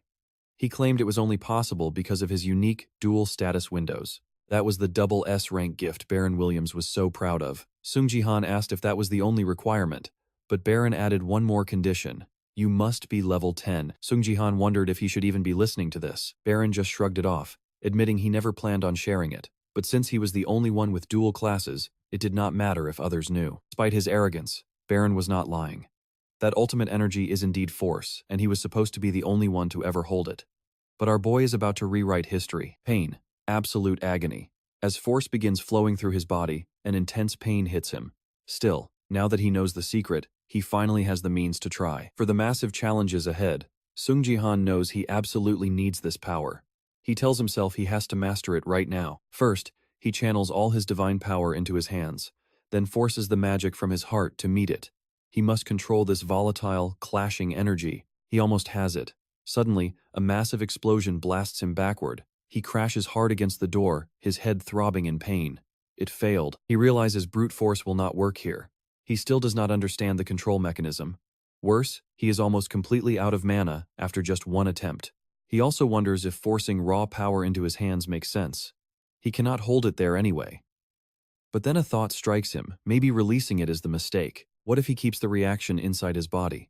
He decides to draw divine power from his upper elixir field and merge it with the magic inside his middle field. Next, he will guide those clashing forces down to his lower elixir field where his martial power rests. It is a perfect, zero-waste setup. If he can actually pull off this fusion, the result will be mind-blowing. He tries, but agonizing pain instantly tears through his body, making him scream. The system logs his insane attempt. He screams in agony. The system flashes red, warning that he has entered a life-threatening state no player can endure. Meanwhile, Sarang hears absolutely nothing through her headphones. She casually wonders if something happened to her uncle. Meanwhile, his experiment is known as the union of the 3 elixir fields. He wants to fuse divine and magical powers, but Seong Jihan went even further, dragging martial power into the mix to attempt a complete union. The requirements are brutal, demanding flawless control over 3 different energies. On top of that, every stat must be at least 100. Anyone else would die instantly. Yet somehow, Seong Jihan is only suffering intense pain. Finally, Sarang hears a muffled scream echoing from his room. She rushes over to the door and frantically knocks, begging him to answer her. She bursts inside. Shocked, her eyes go wide at the bizarre sight before calling out to him. He weakly replies that he does not understand what happened either. He claims he is fine, but she demands to know how his agonizing pain suddenly vanished. When he jokes about the human body, she snaps at him to be serious. He quickly apologizes, admitting she was just terrified. Something terrible had happened to him. Seong Jihan realizes he had not considered her feelings at all and needs to be more careful. She asks if he is truly all right. He reassures her and sincerely apologizes. Wiping her tears away, Sarang tells him there is no need to worry anymore. She is glad he is safe. She playfully punches his chest before heading back to her search. Watching her leave, Seong Jihan silently thanks her. He swears he cannot let her see him in that state again. Clearly, the triple elixir union failed. He still lacks the necessary experience and level. Reflecting on it, he realizes it was not a total failure. He can now tap into a new power. Twisting a towel with pure mana, he got what he wanted. His divine and magical powers actually merged into a unique stat called Strength. Even though the triple union failed, combining those two worked, leaving a faint connection between all three elixir fields. This makes him suspect there is something highly unusual about his new Strength stat. Sure enough, the system confirms a faint connection between his elixir fields is still active. Incredibly, his martial power and strength stats are now sharing points. If one rises, the other automatically goes up too. Jihan boosts his martial power to 14, and his strength shoots up with it. The system explains it is from his elixir fields working together, and he grins. This is completely broken. He is already an absolute beast on raw strength alone. He starts imagining how insane he would be if he combined all three elixir fields, but decides to drop the idea for now. Attempting that at his current level might actually kill him. Still, he got what he wanted, so he decides to test out a proper mage spell next. He tries summoning fire, but the system says he lacks the power. Staring at the pathetic little spark he produced, which is basically a cheap lighter, he can only admit it is kind of cute. Morning arrives and he wakes up as sunlight fills the room. The system alerts him that his divine power has reached 10, but there is a catch. He can only absorb energy from relics ranked C or higher now. That means his pile of rank D and E items are officially garbage. He hoped they might still work, but no luck. He complains about the stingy system since he bought those with his own hard-earned points. He decides to dump those second-hand items on the market, then wonders if Sia is up yet. Turns out she is already awake, looking like a complete zombie, and asks her uncle if he is finally awake. He asks why she looks half dead, hoping she did not pull an all-nighter. She admits she got so sucked into researching that she completely lost track of time until morning hit. Jihan tells her she does not need to push herself so hard, but she insists it is fine because she found something useful. Naturally, he asks what it is. He asks if she found information on other races, and she nods. Apparently, players with appraisal abilities are making online content about them, making him uneasy about how they use their powers. She tells him to just watch the screen, playing a clip from his game. As he watches, a dark elf sits on a throne while a voiceover hypes up elves as the superior race. He quickly mutes it, muttering about how creepy the narrator sounds. Sia points out both figures look high-ranked, wondering if a dark elf queen could match up to the Queen of Shadows. She asks for his opinion, and Jihan agrees it makes sense, praising her hard work. But she remains modest, wanting to dig deeper before making any final calls. Meanwhile, Jihan secretly doubts the Celestial will be uncovered so easily. C tells him she is checking overseas videos tomorrow, and when he says she sounds like a pro, she proudly offers to edit his videos. He asks if she actually knows how to edit, and she nods. She is no expert, but she used to edit her father's videos as a hobby, leaving Jihan completely stunned. His mind shifts to Yosai Jin. Did that man really just abandon his own daughter like that? In his head, Jihan curses him as pathetic, remembering his meeting with Park 2 days ago. Park mentioned he might know who the Sword King's new woman was. Jihan asked for a name, and Park revealed it was Shizuru, who possesses the triple S-rank gift called Beauty, leaving them both completely shocked. Jihan asks if that means Yosai Jin actually fell victim to her ability. Park admits the administration seriously suspects it, which is a first for everyone in the department. Park warns that Jihan must stay cautious. The beauty gift goes far beyond simple hypnosis. It rewrites your mind entirely. Talk about a terrifying power to face. There were past cases of elite players suddenly leaving the country for Japan. If that skill has no range limit, they have no idea when she might steal their strongest people next. Hearing that, Jihan immediately investigated the beauty gift and Shizuru, but found nothing. He figures Japan is heavily scrubbing any information leaks. There is not much he can do right now, except stay on high alert. Taking Chief Park's warning to heart, Jihan decides to prepare for the worst, just in case. They might already be making their move. Right on cue, a highly suspicious Japanese transport carrying the Neo Self-Defense Force lands in Korea. Meanwhile, Sia asks her uncle how much longer they need to wait. She worries they will be late at this rate, but Jihan is fully ready and tells her to move. It is time to welcome their guests as they head down to the 32nd floor. On the way down, he asks if she is nervous. He tells her to relax, but she admits she is shaking. It is her first public appearance since her father left, but Jihan tells her to stay confident. As long as they did nothing wrong, there is absolutely nothing to fear. She quietly agrees as the elevator chimes, finally reaching the ground floor. He tells her the crowd already knows what they want to hear. Suddenly, a staff member greets them, confirming that everything Jihan requested is prepared and ready for action. Jihan thanks them, promising to handle the rest. Speaking with Park, the chief admits he was incredibly confused when Jihan first asked him to host a massive auction for Seijin's collection, but now the real strategy is starting to make sense. Park asks if this is bait to draw in Japan, since their self-defense force reserved a table. Jihan nods exactly, which is why those specific auction items were chosen. Seijin's personal battle records are the ultimate bait. Japan desperately wants his combat history, and Jihan knows they will do absolutely anything to get their hands on it. Depending on who shows up, they might have to take them in. Whether Seijin himself appears or not, people need to face reality and use this opportunity to move forward. Hearing that, Park looks at Jihan in awe. Even though he is a player, he is always thinking several steps ahead. Jihan notes this is their final shot to shape public opinion, telling Park to have reporters monitor the Japanese table. Suddenly, a huge commotion breaks out near C. Some pushy relatives try to force their way inside, but security holds them back. The three turn around as a woman begs for just a minute, claiming they are family. Sia immediately recognizes her toxic aunt and uncle, who are suddenly acting incredibly concerned. She asks Sia if she is seriously going through with this auction just because she needs money. Then she glares at Jihan, calling him an absolute scumbag and accusing him of manipulating her. Jihan is clearly annoyed, but the woman keeps shrieking, demanding how he dares sell off someone else's property. C snaps back instantly, asking who she is calling a scumbag. Sia remembers perfectly how they used her father's name to run scams until they got caught. There is a limit to their absolute disrespect, and she asks if they honestly think she is that easy to fool. Sia says she knows exactly why they crawled back. They want a fat cut of her father's estate. Her aunt shrieks in outrage, demanding how she dares speak to her elders that way. Sia makes it crystal clear that everything her father left behind belongs solely to her. She orders security to drag them out, coldly declaring that they are no longer her family. She tells Jihan it is time to go while her aunt throws a massive tantrum as security drags her away. Jihan is highly impressed by her fierce side, and C proudly boasts that she always gets the job done right. Park tells them they have arrived and can catch up later. The moment the two step onto the grand stage, camera flashes go wild and chaotic questions start flying from every direction. They demand to know the reason for the auction and why foreign nations were invited. Reporters push forward, aggressively asking Sia if she was forced to donate the Sword Palace and put everything on sale. They keep pushing, asking if they have given up on Seijin ever returning. Then they turn their focus to Jihan, aggressively demanding he reveal something exciting about his recent battle results. Jihan simply raises his hand, unleashing a brief wave of power. The cameras directly in front of him instantly shatter, leaving the panicked reporters in absolute shock. Ignoring the chaos, Jihan cuts through the noise.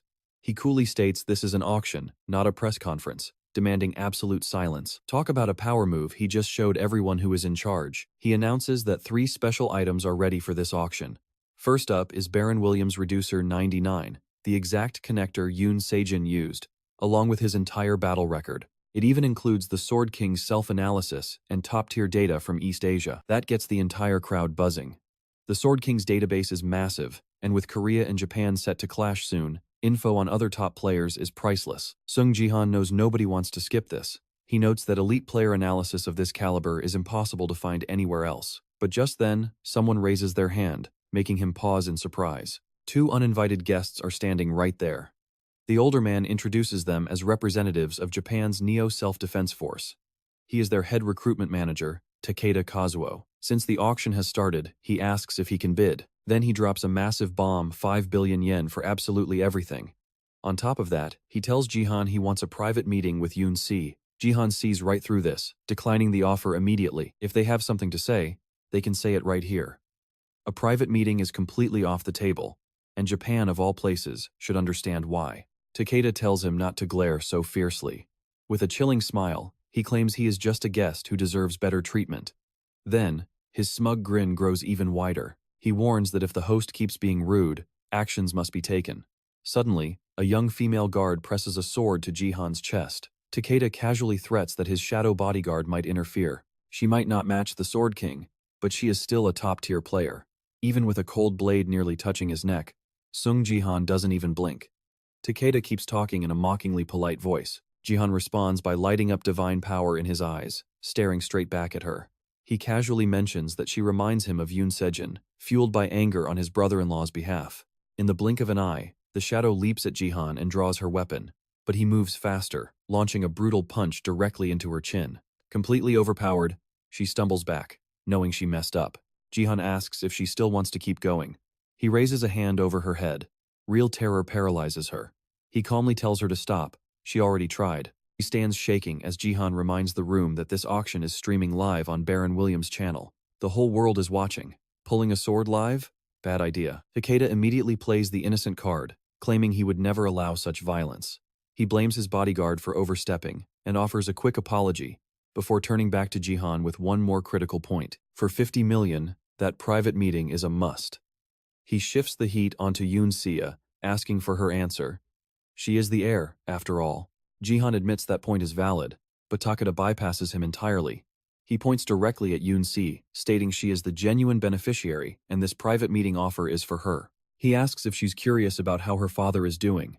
That clearly hits a nerve. The sleazy manager presses further, saying she can ask him anything about her dad. So what is her decision? Takeda feels absolutely certain she cannot refuse, but watch this. She rejects him instantly, leaving the room stunned. He tells her to wait, asking if she is really throwing away $50 million. Yoon Sia replies that it is indeed a tempting offer, just as her uncle said. But if the only way to learn about her father is through a shady deal, she wants no part of it.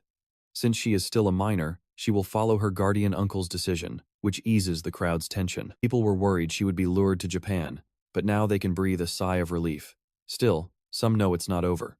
The Neo Self-Defense Force can still throw money at the open auction. Meanwhile, a foreign bidder is shocked she turned down the massive fortune. Takeda then announces they are buying everything for $50 million anyway, leaving the crowd completely baffled. He explains that the private meeting was never part of the official plan, just an extra option, he added. Jihan gets furious, realizing Takeda was trying to manipulate them. Takeda reveals his orders were always to bid $50 million on the Sword King's behalf. He presents a special payment card and a personal letter from Yosai Jin to Sia. As far as he is concerned, the auction is finished, but looking at it, Yoon Sia notices her father's name is written as Ito Ryuhei. Takeda is thrilled with how easily they secured the relics. He mockingly wonders if anyone else could even match that price, while the Korean bidders silently curse him out. As the smug recruiter mutters about how fast the auction ended, Jihan's blood begins to boil. Jihan recalls that the United States government banned this guy for stealing too many foreign players. People in BattleNet started calling him the Japanese calamity. Takeda urges Jihan to sign the paperwork immediately. The main character suspects this man has deep ties to the mysterious Ito Shizuru. He agrees out loud while making a mental note to watch him closely. The atmosphere turns completely sour. The auction wrapped up so fast it feels entirely rigged, threatening to tank public opinion. Bidders are already complaining about a starting bid of $50 million. Why even invite other buyers? It looks completely staged. Jihan knows they need a major turnaround fast as Yoon Sia starts reading the letter. In it, the Sword King writes that donating the Sword Palace is an absolute mistake. He states this is the final inheritance she will ever receive from him and tells her to use it wisely. He officially cuts all father-daughter ties, warning her never to expect another dime. Yoon Sia confirms it is indeed her father's handwriting, sending a wave of absolute fury through Jihan. He realizes the power of Ito Shizuru's manipulation goes far beyond basic mind control. It completely rewrites people's souls, explaining why Yosai Jin turned so cold toward his own family, but Yosai Jin used to be a reliable father to Yoon Sia. Seeing him abandon his daughter like this is unforgivable. Angrily, she tells Takeda to take a message back to him. He got her inheritance, and she is happy to cut ties. She adds that tearing up the paper would only burden the cleaning staff, but Jihan tells her not to worry. He uses telekinesis to pull the letter directly into his hand, promising to handle it. Suddenly, he burns the paper to ash with his bare hands, leaving the crowd completely flabbergasted. Wait, is this guy really a support class? He fights like a warrior, holds divine power, and commands elemental magic absolutely unreal. He mutters that Jihan is a must-have talent. Suddenly, a wave of desperate scouts rushes the stage, begging him to join their guilds and promising absolute luxury if he signs. Jihan tries to back them off, telling them to hold on. Getting mobbed by hungry scouts right now is way too much to deal with. Yoon Sia walks over to her uncle. He apologizes, asking if she can head home first while he handles the frantic crowd, but she shakes her head. Suddenly, she clutches her forehead, gasping in pain before collapsing right in front of him. Jihan completely freaks out, yelling her name as he catches her. He begs her to wake up, but she slowly cracks her eyes open and whispers. Relieved, he tells her to hold on while they find help. He tries to call an ambulance, but she whispers that she is just acting. She faked it to help him escape the annoying crowd. With her slick performance, the scouts are left completely clueless about how to recruit them now. She proudly asks if she did well. Jihan tells her she is just like her sister, before announcing that the event is over. He tells the crowd his niece needs rest, and she happily plays along, wanting to go home and sleep. But before they can exit, Takeda stops them, asking Jihan to wait and apologizing for the trouble. He extends a formal invitation to Jihan to discuss a future partnership, offering a business card. The main character simply uses his telekinetic power to snatch the card away. Jan literally calls the offer a joke and rips the business card in half. The shredded pieces flutter down, and his answer leaves everyone completely stunned. Imagine getting rejected by a bronze rank player. But instead of being mad, Tita looks absolutely thrilled, convinced Jan is the ultimate jackpot. He even mutters about some mysterious power that can shred cards from a distance. To Tita, a skill like that makes Jan incredibly valuable. He starts daydreaming about how high Jan can climb, realizing this guy is definitely no ordinary bronze player. He is a rising star worth chasing, which only makes Tita want him more. Meanwhile, Jan and Sia are feeling pretty pleased with themselves. Sia boasts that she acted perfectly, and her uncle fell for it immediately. When she asks if she has ever done anything bad, Jan brings up her cooking disaster in the kitchen. That completely shuts her up. Just then, he gets an unread system alert. Opening the message, he sees Stacker-chan donated 10,000 points, saying it was nice meeting him. Jan cannot believe the guy donated that much while the stream was offline. But Sia thinks the guy writes like a total psycho. Jan sighs, wondering why his very first donation had to come from that weirdo, and instantly blocks him. Right then, Haeyeon shows up and calls out to Suni, leaving both sides staring at each other in confusion. She introduces herself as Lee Haeyeon, the PR director for the powerful Twin Stars Guild. Haeyeon explains she really wanted to meet them in person, apologizing for dropping in unannounced. But Yeon knows this area should be locked off. He asks how she even got inside, and her voice starts sounding strangely familiar. She casually explains that she used her tight connections inside the administration. She even boasts that she is famous in her guild for knowing literally everyone who matters. Hearing her shameless confidence triggers a memory. Jan is sure they have met before. Suddenly, she asks to get straight to business, bringing up his match prediction. That is when it finally clicks. She is an old acquaintance who once claimed to be his biggest fan. He realizes she is a major figure from his past life. Seeing his expression, Sia asks why he looks so shocked. Haeyeon even teases him, wondering if her looks broke his brain. Then, Jan quietly mutters that when the world is full of possibilities, it is hard to give them up. He mentions it is a quote from Dostoevsky, the legendary novelist who was heavily addicted to gambling. That random trivia catches both girls off guard before he asks if they like it. Im Ga-young immediately steps in front of Haeyeon, demanding to know who he is and how he knows her boss's private motto. Only a few people know about Haeyeon's gambling problem, so how does this stranger? Now Jan is absolutely certain.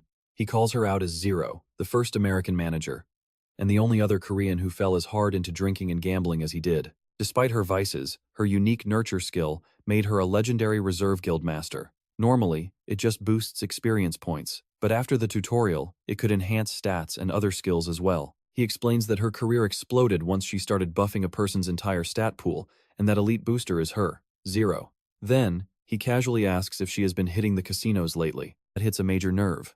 Blushing, she tells Im Ga-young to shut him up.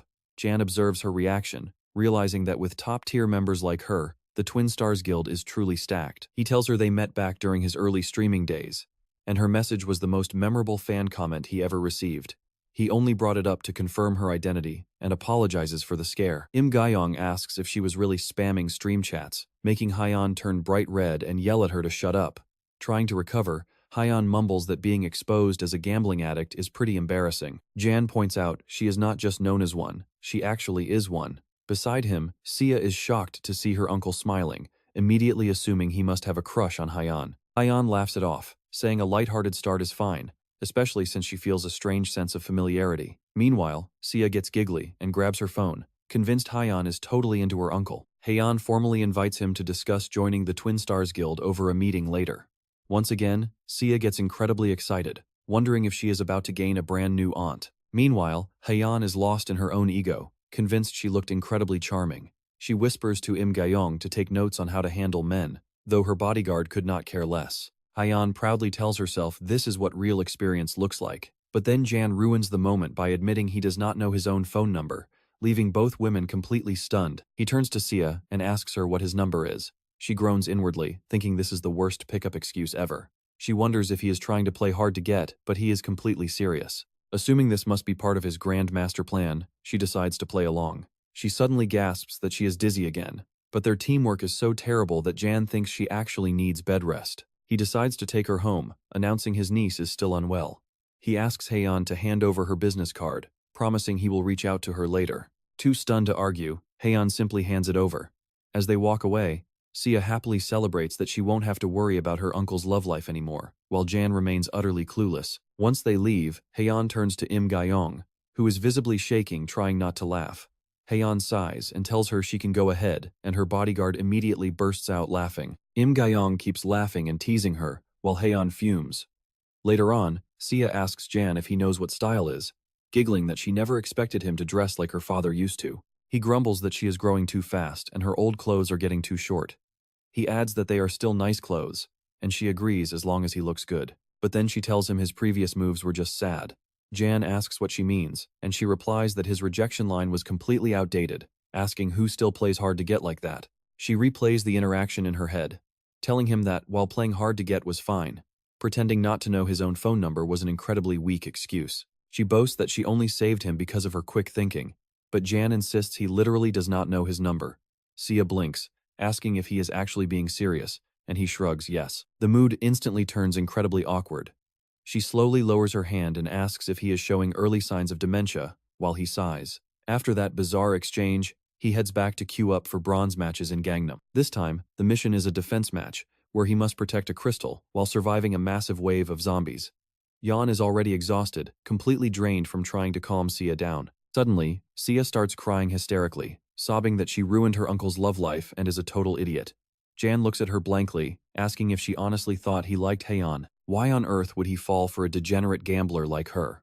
Still, Jan admits he never expected to run into Zero again, which triggers a memory of a time they drank together. Back then, she was screaming at the screen during a match, loudly wondering how a useless player like Jan could ever win. Since both of them had lost their home countries, they bonded, spending their breaks drinking and gambling together. They would drink and place bets constantly, and Zero was absolutely obsessed with gambling. He reminds her that he predicted Diego Macedo would win, but she snaps back, complaining how some ancient skill called the God of Football is so completely broken. He tells her to ignore the silly name and check the double S rank, but she just swears she will win the next bet. He warns her to stop wasting her money, but she cuts him off, repeating her dramatic motto that when the world is full of possibilities, it is impossible to let go. She gets annoyed, complaining that he always rubs her losses in.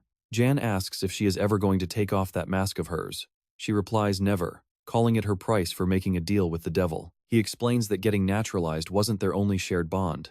Then she calls Jihan over, demanding to know how he got this strong. If only he had this power before Korea fell, then maybe his friend would still be alive. Quickly, he realizes their deepest connection is actually guilt. She cuts herself off because she knows she is just as guilty as him. But to Jihan, they also share a mutual, burning hatred. Both of them carried crushing guilt and rage for failing to protect their loved ones. That is why they ended up wearing the exact same bitter expression he still wears today. He wraps up the story right there. Meanwhile, his live chat starts absolutely blowing up.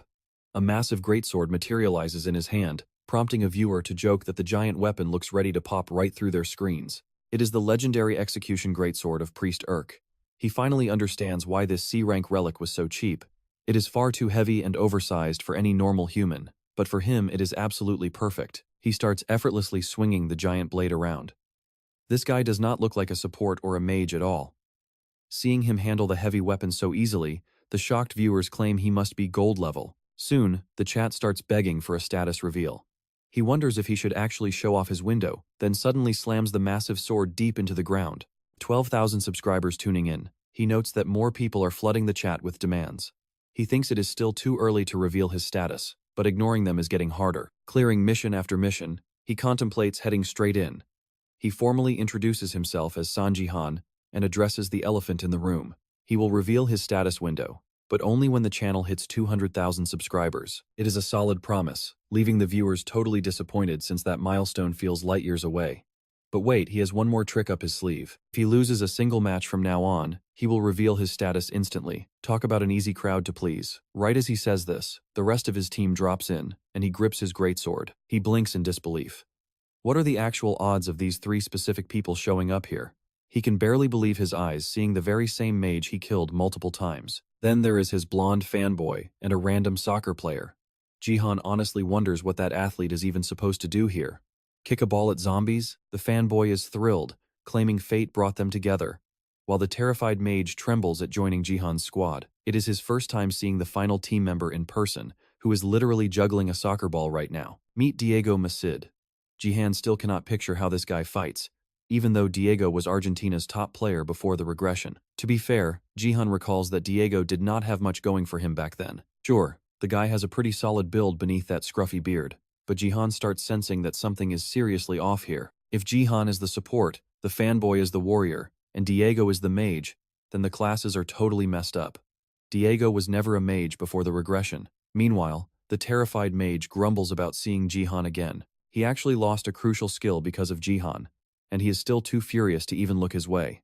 Suddenly, a bizarre group called the Sword King's Fan Club sends an access request. Jihan wonders what kind of weirdo is behind this random notification.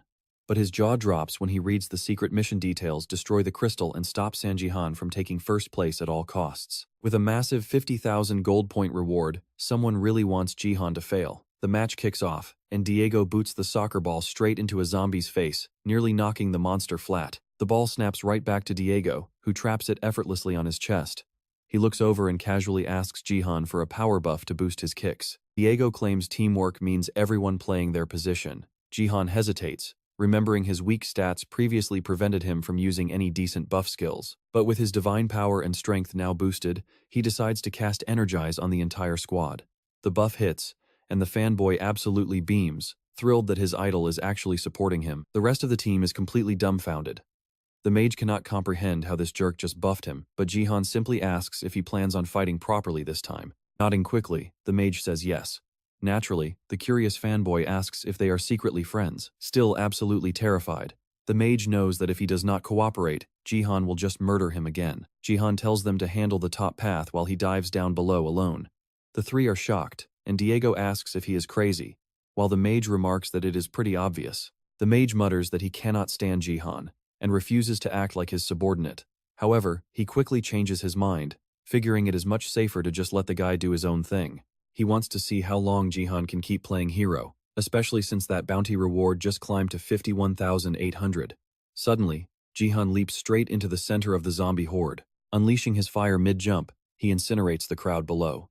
His magic power has grown incredibly potent after merging into force, and mixing in divine energy makes it absolutely devastating. These zombies do not stand a chance. He rains blue flames down, turning the monsters into helpless ragdolls as they burn.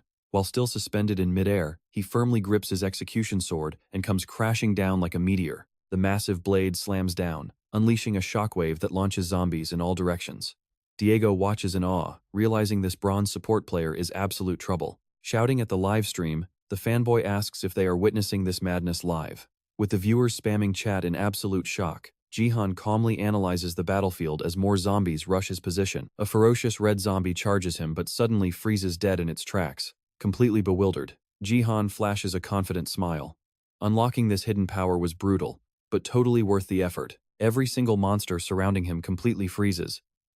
This is space control, the true ultimate form of force. Within this zone of absolute dominion, anyone who enters has their movements instantly restricted and fully controlled. This makes every zombie a sitting duck. Jihan looks like an absolute grim reaper out there. Most players could never handle this overwhelming power, but he is completely in his element. He spent countless hours sparring with Baron, whose clumsy control forced Jihan to perfect his own. Through sheer repetition, he finally mastered the true nature of force. Ripping his sword from the ground, he coats the edge in roaring holy fire. Jihan is aiming to become an absolute being, a master who wields magic, divine power, and peerless physical strength simultaneously. Lowly bronze-level enemies do not stand a chance. With a single wide sweep, he tears through the horde, instantly bringing his kill count to 124. That elusive target of 1,000 kills he missed before will be cleared effortlessly today. With a massive 3,000 achievement points on the line, Jihan decides to speed up and charges directly into the horde. He dashes across the field, moving so fast he becomes a literal blur. As he systematically wipes them out, the teammates watching from above can only stare in disbelief. Even Diego is impressed. The chat agrees that he is locked for first place, while the fanboy eagerly brings up seeing Jihan's status window.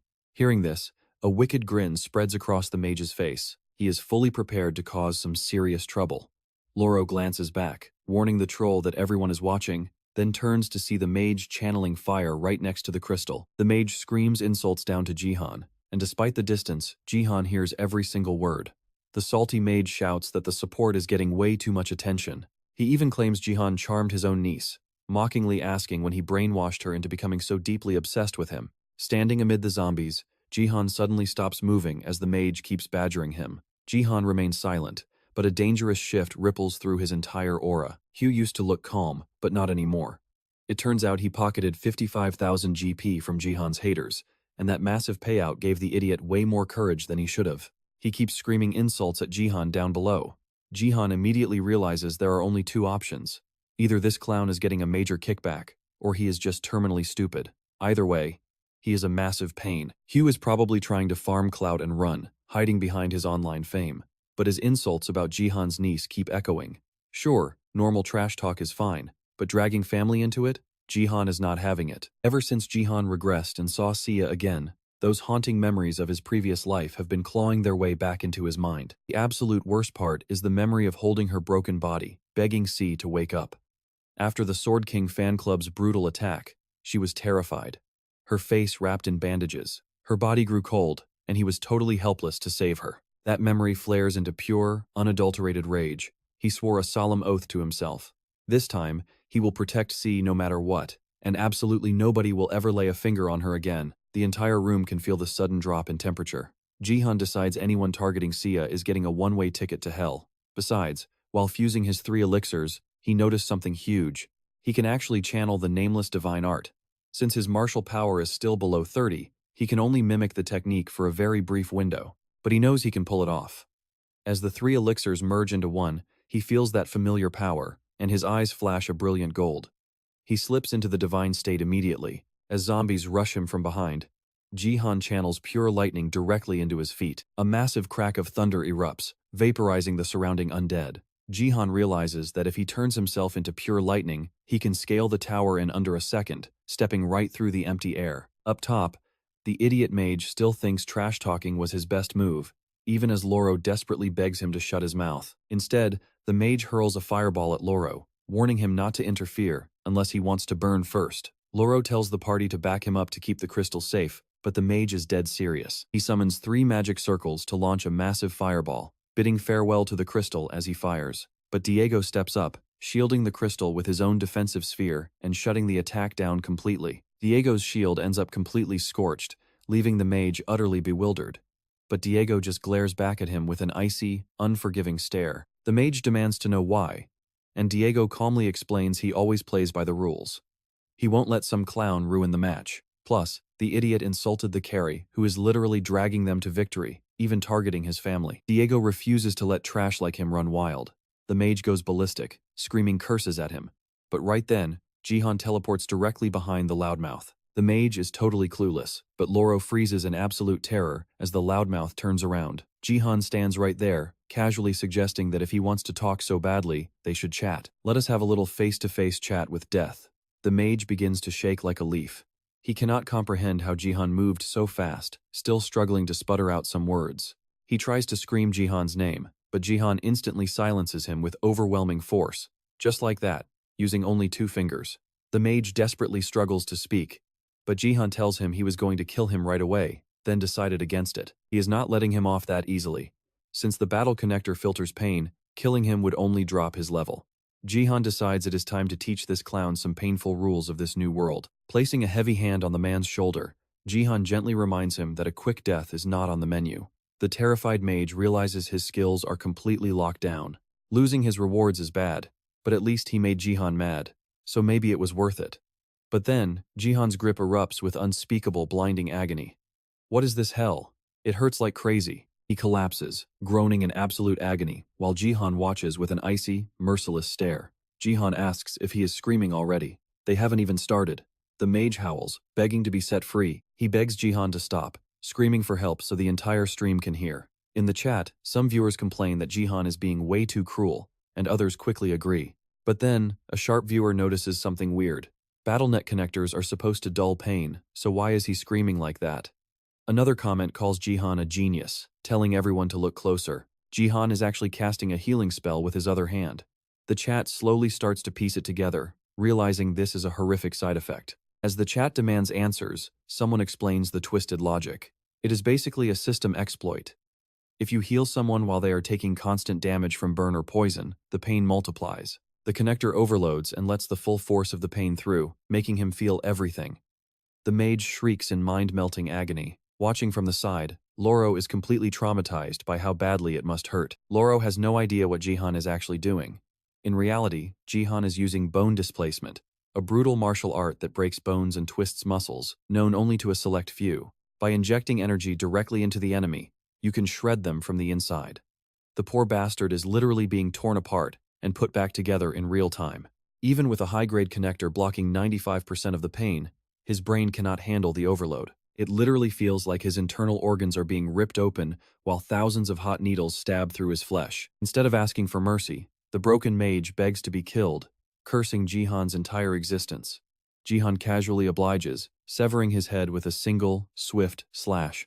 Loro backs away in absolute terror, deciding it is best to keep his mouth shut. Loro just got a front row seat to how terrifying Jihan truly is. When the mage immediately respawns, he instantly starts screaming at the top of his lungs again. The viewer jokingly asks if this is deja vu as the mage screams for salvation. By now, everyone in the chat is in complete agreement. Jihan is absolutely terrifying. The mage dies once more, this time from pure shock and terror. Jihan looks disappointed, wondering why the guy couldn't handle it, and notes he should manage his strength better. As the mage respawns once more, he frantically begs Jihan to stay away and stop the torture. Jihan just coldly points out that he shouldn't have started this if he wasn't ready for the consequences. Suddenly, Sia donates 10,000 RP. She begs her uncle to stop, saying he has gone way too far and might get banned or lose his audience. The entire chat is losing their minds, screaming about being traumatized. They came to watch epic gameplay, not a horror film. Sia urges him to focus on the match, hoping he has calmed down. Jihan, however, still thinks the guy got off easy. Even so, Jihan decides to wrap it up. We live in peaceful times after all, so this little lesson should suffice. The crying mage keeps begging for death, but Jihan simply ignores him. There is just one last thing Jihan wants to know. He demands to know who paid him to do this.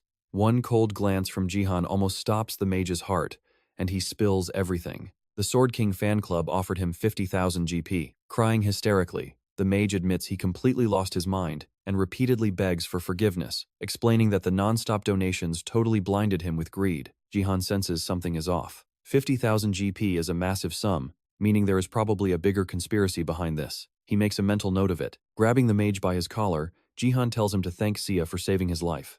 The mage frantically screams his thanks to Sia, right before Jihan tosses him back to the zombies. Loro turns back to his stream, nervously telling his viewers that this is just a regular day on his channel, urging them to like and subscribe. Meanwhile, Jihan decides it is finally time to get back to hunting zombies. He complains that he would have cleared the quest already if not for the annoying interruption, especially since he was easily tearing through the horde, already sitting at 921 kills. Seong opens his status screen, thinking the last 80 kills will be easy. Suddenly, a wild unread notification pops up and startles him. The quest is already complete, leaving him totally clueless as to what just happened. He glances back to see a massive trail of lightning and a field of crispy roasted zombies. It turns out his lightning step did all the work. Well, that explains the sudden massive level up. The static from his jump completely fried the nearby undead. Seong basically lost control and let his energy leak. He complains it was a messy move because he relied on 3 elixir fields rather than his nameless divine art. The result was great, but it still felt super sloppy to him. He definitely needs practice, but a sudden shout cuts his training short. The blonde guy begs to tag along, but first thanks Diego for protecting the crystal. Diego acts all cool, saying he just did his duty as they start bonding. Seong watches their little bromance and promises to repay Diego's favor later on. He starts to mention something else, but a sudden, massive earthquake cuts him off.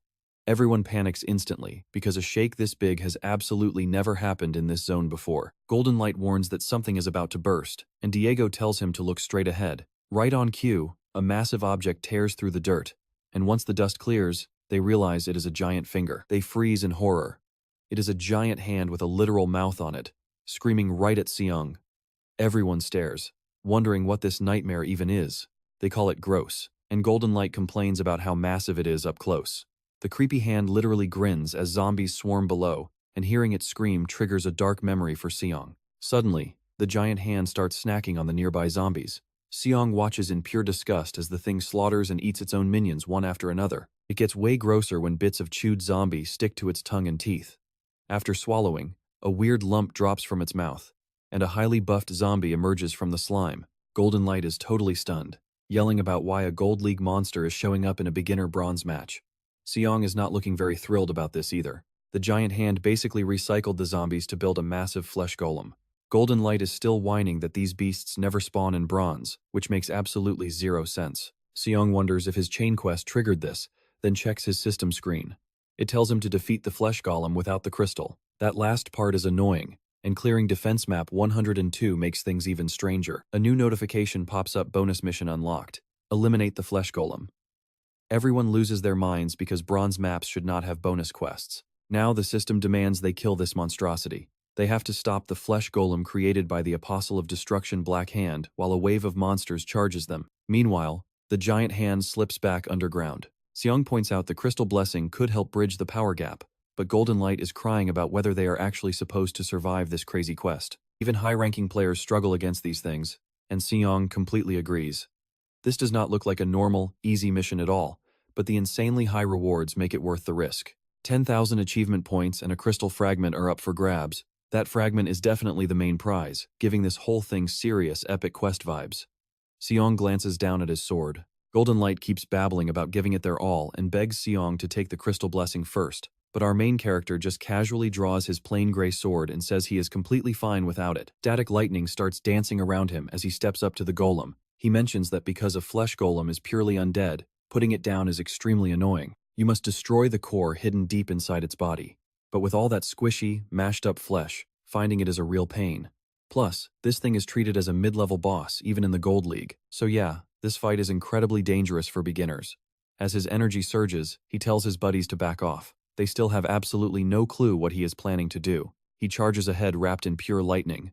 His foot slams down with enough force to crack the earth, making his friends realize that this guy is definitely built different. Midair, Seong recalls the foundation of the Nameless Divine Arts. This style is built on 3 core forms representing heaven, earth, and man. Heaven is the vertical slash, meant to split the sky. Earth is the horizontal slash to sweep the ground, and man is the direct thrust. These simple forms make up the entire system. Raising his sword, he unleashes a move designed to crush giant mountains. With one absolutely insane strike, he slices the flesh golem in half and shatters its core perfectly. The boys behind him are totally speechless. Diego drops his weapon, completely stunned that Seong shattered the core in a single hit. Seong just shrugs, claiming the name sounds fancy, but it is really just a basic downward swing. Even so, what he did was anything but basic. The system suddenly blares, announcing Seong has slain the golem and cleared the bonus quest. Everyone in the area is left with their mouths wide open. Right then, Golden Light experiences a whole emotional roller coaster. Fear, hope, and sheer awe completely crash over him. He drops to his knees in ultimate, fanboy respect. Seong's insane display leaves him breathless. At first, he just wanted Seong for stream content, but now he is genuinely obsessed. He wants to record his entire journey for real. To him, our main character is destined to reach the absolute peak of the leaderboard. He knows his life mission now: to capture Seong's path to becoming a legend. Then, Seong zips back like lightning. Supporting him won't be easy, but this is the exact moment Seong and Diego spark a legendary connection. It looks like they are destined to become close partners later down the road. Meanwhile, players at the other towers are absolutely crying over the difficulty. They curse the developers as a giant flesh golem completely obliterates their towers and wipes them out. The third tower collapses, along with several others, as the bonus event wraps up. The lucky survivors who actually cleared the quest receive triple experience and points. Seong is pretty thrilled with the loot, but there is still one more thing he needs to collect. He tells Diego they can meet up outside, but Diego says he does not need a reward after getting that bonus. Diego mentions he wants to share a secret about his abilities, asking if Seong is curious. Our guy pauses and drops a single hint instead: mage. He says explaining it now would spoil the fun, so they should talk over dinner. Diego asks if he is suggesting a class change. Normally, he would reject a crazy idea like that instantly, but after seeing Seong's godlike skills, Diego is genuinely intrigued. He tells Seong to message him if there really is a better class option. Seong likes that response and asks what he wants to eat so they can pick a restaurant. Golden Light begs to join, but Diego quickly shuts down the third wheel. The blonde guy quickly changes the subject to talk about streaming, but Seong still turns him down. Golden Light keeps begging, offering to be his exclusive partner and editor. He jokingly says sure, making the blonde guy celebrate, but then Seong clarifies it was a hard no and just walks away, leaving Golden Light crying in the corner. Back home, he completes his chain mission, Zombie Source 2, scoring 10,000 points and a crystal fragment. The next quest, Apostle's Vestments, unlocks once he hits the Silver League. Seong feels that 10,000 points is totally fair given the absolute nightmare he just cleared. The rewards are solid, and he is glad he powered up, but the crystal fragment feels underwhelming. It grants a single use of Divine Blessing, which only works in Bronze and Silver Leagues. He notes that usually only Holy supports get this, and it is a massive 50-point stat buff. No wonder this skill is a major deal in the higher leagues. Sucks that he can only use it once, and only in Bronze or Silver. Quite a shame. Well, let's see what rewards he got. Taking first place comes with a sweet 50% boost to both EXP and GP. Sion hits level 3, bags 6,000 GP, and watches his strength and martial power shoot up to 17, but he still needs 12 more levels for that Silver promotion match. Honestly, these early game stats are absolutely absurd. Sion even wonders if anyone in history has leveled up this fast. Just as he is flexing, the Executioner's sword relic suddenly starts acting weird. After fully unlocking the Otherworld Faith, he gains 1 point of divine power. That energy gets converted directly into strength, but the relic's rank plummets to E. Even so, something about this feels completely wrong. Since his physical strength didn't actually increase, he wonders if divine power and strength aren't a simple one-to-one swap. But before he can figure it out, the relic cracks as the energy inside explodes outward. The blade shatters right in front of his face, unleashing a nasty shockwave. It actually hurts quite a bit, making Sion realize the raw power from the sword's 3 elixir fields is detonating all at once. This explosion is far stronger than he bargained for, likely because the sword couldn't survive the destruction of Mount Tai. Sharp shards slice into his skin, and now he is in real danger. He has to absorb all that escaping power, but the energy is just too overwhelming. A blinding light engulfs the entire room before things finally settle down. Meanwhile, from the building next door, someone is watching Sion closely. It is Tita from Japan, who happily admits he moved next door on purpose. He knew his original plan might hit a snag, which is why he was the one who paid off that shady mage in the first place. So yeah, this entire chaotic mess is his doing. He wonders what the mage is up to now, chuckling about being a helper to a fellow hater. He gets his petty revenge, and in exchange, he gets a peek at Sion's status window. Tita laughs at the other idiots who thought they would turn on each other after losing their main advantage. To him, they are just brainless tools. Getting Sion targeted was incredibly simple. All he had to do was pretend to be part of the Sword King fan club. Sure, Sion is pretty wary of him, but Tita thinks the guy should be much more worried about his so-called allies. The mage clearly wants to ruin Sion, but the coward still hasn't broken the crystal. So now, Tita decides it is time to teach Sion what a real, crushing defeat actually feels like. But since the plan completely flopped, he wonders if he should stop messing with other people's games. He grumbles about his terrible luck and calls his inside player totally useless for failing to even sabotage a simple match. Tita complains that the idiot should have just smashed the crystal immediately instead of wasting time. If he did, Sion's status window would be wide open. The thought absolutely infuriates him, and he snaps that nothing is going right. His mood swings wildly as he mutters that things are getting annoying. If this keeps up, someone else might snatch Sion first. He looks ready to lash out right then and there. Apparently, Tita's position within Japan's self-defense force is getting pretty shaky. But from experience, he knows Sion is a monstrous talent they absolutely must recruit, no matter the cost. The higher-ups are demanding solid proof before they make a move, wanting actual evidence to support his claims. What Tita needs most is to force Sion to finally reveal his legendary status window. Knowing there is absolutely no time to waste, he admits these sloppy, low-effort tricks just won't cut it anymore. Sion just needs to wait a bit longer. Once Tita snatches those status windows and gets official approval like the Sword King did, he will lock him down using that special method. He is already plotting to use that seductive woman with the enchanting scent. Meanwhile, back with Sion, watch this, the divine power keeps rising, and he notices that 3 points of divine power equal 1 point of strength. Since his martial power is directly tied to strength, it naturally shoots up as well, landing at a solid 18. Sion wonders if the sword's leftover divine power was fully absorbed when the weapon shattered. Losing his sword is definitely a bummer, but the end result is pretty sweet. His strength reaches 18, meaning from here on out, he can only absorb divine power from relics ranked A or higher. Sion can barely believe it, since high-rank relics are almost impossible to find. He has been growing incredibly fast off low-rank junk, but that party is over. If he wants more, he will have to spend some serious cash. Right on cue, a massive headache hits him just as his niece walks into the room. She mentions that 50 million won was transferred to her account. Seiya is shocked it arrived so fast, but she freezes when she sees his face. She immediately asks what happened, and Sion shrugs it off, saying his weapon just exploded. He tells her to relax, but the sudden blood dripping down his face completely panics her. She warns him it is serious and orders him to clean up so she can treat the wound. She grumbles that she thought he was finally growing up, but he is still a reckless kid. Hearing that makes him weirdly happy, and Seon silently wonders if she is right. A bit later, she asks if he is truly okay, making him sigh, and ask why she keeps bringing it up. Seiya admits that since he has so much cash, ordering cheap blood sausage feels wrong. Seon asks if she dislikes it, but she says that is not it. She actually loves cheap blood sausage, but wonders why they aren't eating expensive meat instead. He explains that after stuffing his face with meat for so long, he actually started craving the simple taste of blood sausage. Seon spent a long time in the United States and admits this is his very first real meal since returning home. Sure, eating out at fancy places is nice, but in the end, nothing beats classic Korean comfort food. Even so, she reminds him that she is the one footing the bill, so he could have easily ordered something way pricier. Seon just laughs and says they will be eating together for a long time anyway. But then she drops a bomb, saying they actually shouldn't eat every single meal together, which completely confuses him.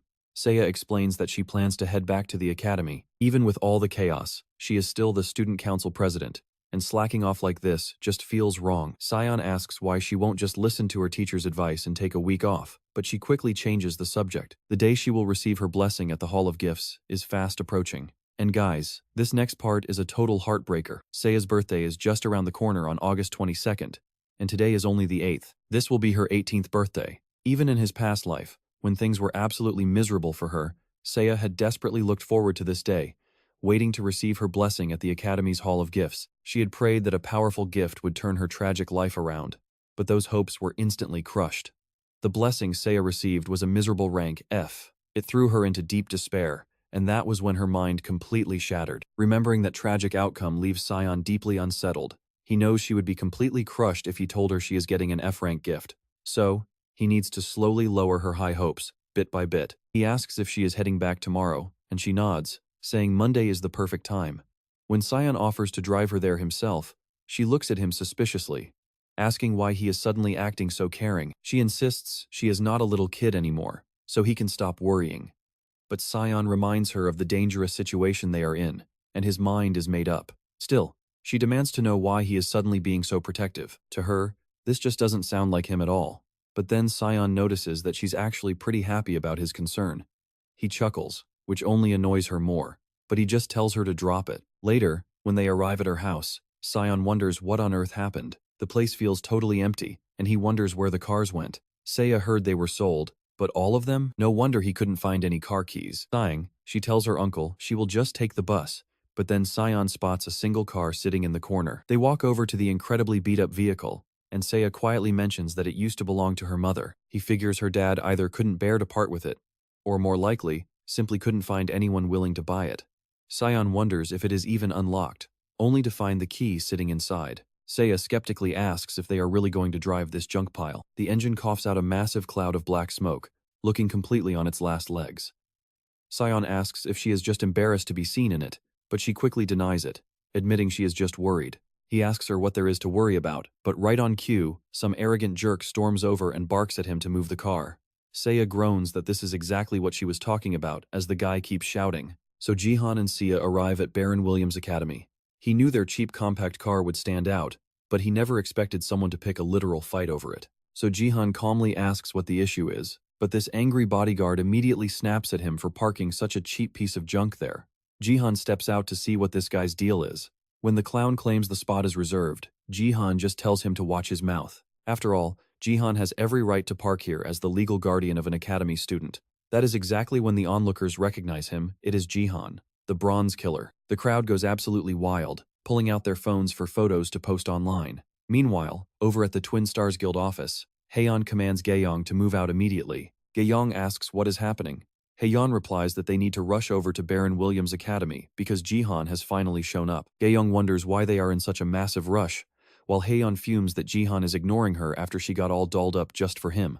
She vows to make him completely obsessed with her. She takes off, yelling for Jihan to stay put and wait. Seriously, she got rejected once, and now she is never letting him go. Meanwhile, back at the parking lot, that obnoxious bodyguard is still throwing a massive tantrum over Jihan's cheap ride. He even demands Jihan get on his knees, pulling back his fist to throw a punch, but Jihan quietly activates his force. The thug swings while screaming at him to kneel, which terrifies Sia. Suddenly, The entire crowd gasps as the man's fist stops dead in its tracks, inches from Jihan's face.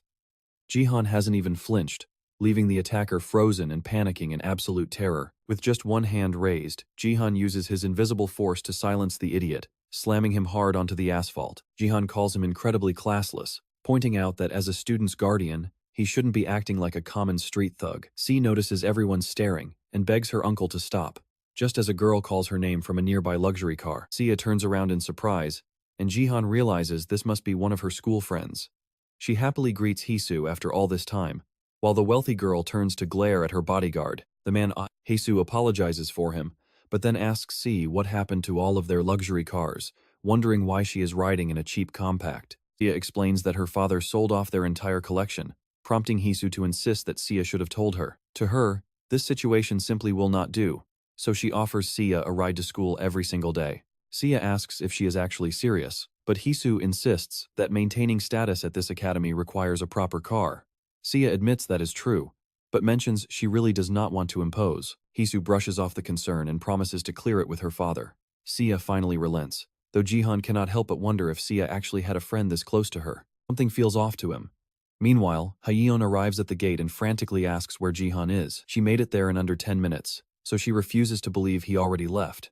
But a bystander confirms Jihan is gone. Gaeyoung sighs and says she knew this would happen, which only makes Haeyeon more furious. Two grown men started a fight, and they still could not keep him there for even 10 minutes. She calls the whole situation a complete disaster, stressing over what might happen if international groups target him.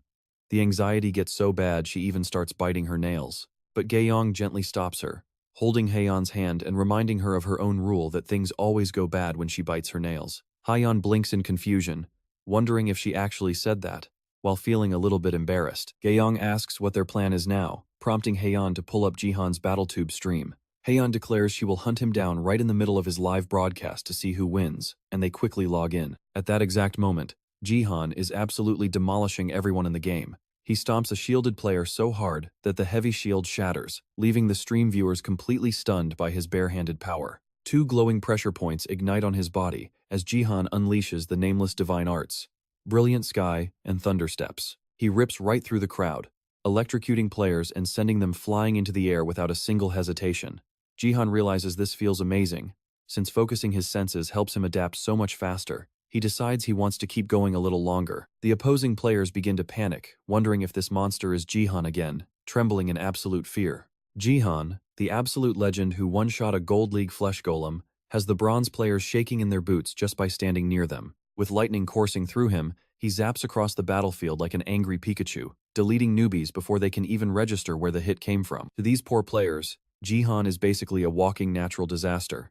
Then, the match ends, and Jihan opens his eyes back in reality, standing on top of a quiet rooftop. The system announces his victory, and the entire community is left speechless, because that makes 5 consecutive wins in a row. The system rewards his 5-win streak with a massive 200% boost to his experience and gold. Jihan is genuinely surprised as his level jumps twice, hitting level 15 and officially unlocking the dungeon. He remembers that level 15 was the minimum requirement for this feature. Dungeons are specialized combat zones that include dangerous traps, complex maze pathways, and confusing puzzles, unlike standard matches. Still, there is only so far a solo player can go. Even BattleNet heavily recommends party play, proving how crucial coordination is in dungeons, but Jihan knows too many enemies are targeting him. If random teammates entered the dungeon intending to backstab him, he would be in a terrible spot. He briefly considers joining a proper guild, but quickly rejects the idea, knowing they would turn hostile the moment he left. So, despite how annoying it is, Jihan decides to hold out. He expects to reach platinum rank soon, and once he does, he will simply build his own guild from scratch. He already has a few talented recruits in mind. Later that night, while preparing dinner for C, Jihan asks her to set the table. As they sit down to eat, she wonders out loud how his food tastes so incredible. Jihan laughs and says this barely counts as real cooking, but since she loves it, he promises to whip up a truly spectacular feast for her next time. He quietly reflects that cooking daily back in the United States really paid off. Sia thinks he is amazing, but when Jihan asks if she is riding with Hisu today, Sia asks if he is insane and flatly rejects the idea. Jihan asks why she is reacting so dramatically.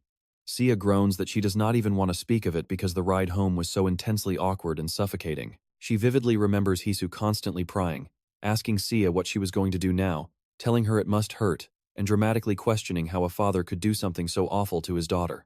Jihan agrees that such pity is indeed highly annoying. But Sia points out one more thing. The luxury vehicle that belonged to her mother is far superior and way more comfortable, so Jihan readily agrees. So he drives her to school once more, this time in the massive Rolls-Royce Cullinan. Everyone immediately notices Jihan has arrived, grumbling about all the greedy scouts and reporters crowding the gates. Sia complains that he draws far too much attention, but Jihan thinks these people look like straight-up stalkers. He loudly warns the crowd that this is private property, ordering them to clear out. Jihan mutters that they should probably use a different vehicle next time, but then he spots two very familiar faces waiting ahead.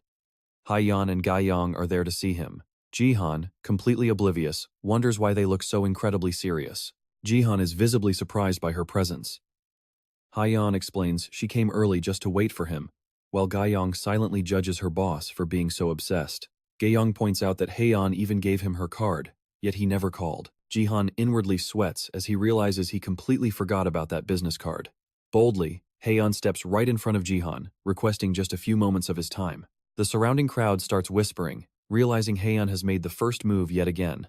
After all, she even prepared a prestigious gold-level contract just for him. The scouts wonder what Haiyan will do if she cannot sign him. Gaiyang warns her that they are turning heads in public, but Haiyan shrugs it off. She is completely used to people staring. Jihan notes she seems unusually relaxed, and she explains that since she graduated from this academy, the place feels familiar. Even so, she admits his cold attitude is a bit hard to take. Realizing she is talking about him never calling, Jihan quickly apologizes. He got busy and honestly forgot. Haiyan lets it slide, admitting that this whole chasing thing is pretty new to her anyway. Since it is her first time pursuing a recruit, she prepared a massive contract. She hands it over a legendary platinum offer. Everyone is instantly shocked. A platinum contract for a mere bronze player is unheard of. Another scout gives up on the spot. Jihan truly did not expect her to go this far. Haiyan confidently explains that she had to fight tooth and nail for this, asking if he understands what that means. She leans in to rattle him, making sure he knows exactly how desperately she wants to sign him. Jihan is stunned by her absolute determination. Jihan notices her perfume smells exactly like the scent Zero used to wear. Meanwhile, Haiyan wonders how he can stay so calm. At this point, Jihan is almost certain that Haiyan is actually Zero. He wonders if they really are the same person, while Haiyan feels her pride taking a major hit. She has not even got his number yet and refuses to leave empty-handed. She offers to send him a copy later, asking how they should stay in touch. Jihan casually asks if she is just trying to get his number. That immediately gets under her skin, and Gaiyang laughs that he hit the bullseye. She snaps back, asking what he will do if she is. Jihan replies by proposing a bet that completely throws her off. He just hit level 15, and his next match is a dungeon. He knows dungeons unlock after level 15, leaving her shocked that he reached it in just a single month. She wonders how he did it, then asks why he suddenly wants to make a wager. When she asks about the stakes, he says he is entering a dungeon. If he fails to secure first place, he will sign with her guild and hand over his number. Haiyan warns him that many people are targeting him, while Gaiyang is shocked he is queuing up without a team. Jihan simply replies that a guaranteed win would not make for a very fun bet. She agrees, but admits the risk scares her. She asks what he wants in return, and Jihan says that if he wins, she has to show him her personal status window. He needs to check if she still possesses her nurture gift. The request suddenly makes her shy. Haiyan gets serious, knowing that most people currently view her gift as completely useless. Her reaction confirms his theory, but he still needs to see it to be sure. She agrees, warning him not to regret it later, and asks if they should go somewhere private to queue. He says there is no need. Telling them to wait there, Jihan starts up his BattleNet stream and promises to return shortly. He vanishes instantly, arriving right outside the Conqueror's Tomb dungeon. The system immediately flags the area as high difficulty. It is a legendary Conqueror's Tomb, famous for unleashing endless hordes of monsters with almost no traps or puzzles to slow things down. Despite that, it is still notoriously difficult to clear, since every single party member must survive until the end. Knowing his allies will matter immensely, Jihan spawns inside the tomb. As player summoning ends and the match begins, Jihan notes that his random teammates do not look half bad. The random teammates are stunned to see Jihan. Observing their solid gear, he realizes they belong to the same guild. They call it an honor to meet him, and Stream Chat reveals they are from the Black Eagle Guild. Viewers are shocked to see him in a dungeon so soon. Realizing he hit level 15, the teammates wonder if they should aim for first place. Another teammate agrees, confident that with Jihan on their side, they can actually pull it off. They ask their main warrior to lead, but Jihan steps forward to take the front line instead. He reassures them that he trusts his own combat power, Surprised but willing to follow, they tail him as he calmly advances. Jihan is just relieved there are no obvious trolls this time, given the brutal survival rule. He briefly wonders if he should just start running. Reaching the tomb entrance on the first floor, a group of statues suddenly blocks their path. The teammates tense up, recognizing them as the infamous tomb guards. Jihan calmly maintains his lead despite their protests that he is not a warrior, facing the charging statues head-on. They anxiously ask Jihan for a plan, suggesting the mage blow a path open. Jihan tells them to simply stay close, then charges straight ahead and obliterates the statues with his bare hands. Shattering their grasp of what is actually possible in this game, Jihan demolishes every single guard with pure brute force. His teammates can only stare in absolute disbelief at the display. Jihan tells them to keep moving, pushing deeper into the tomb without slowing down. He explains that this dungeon features 10 separate starting routes, which eventually all converge on the 7th underground floor. They are assigned to the 8th route, and Jihan quickly leads them down to the 3rd floor. His teammates whisper that witnessing his power in person is completely mind-blowing. Knowing these enemies possess extremely high defense, seeing him crush them like brittle sand is unreal. For Jihan, though, this is exactly as easy as he expected it to be. Stream viewers are amazed that he still has not drawn a single weapon. However, one fan points out that bronze is easy mode for someone who already beat a flesh golem. Suddenly, Takeda donates another 10,000 GP. The chat wonders what this guy is up to, but Jihan knows the wealthy weirdo has a creepy obsession with him.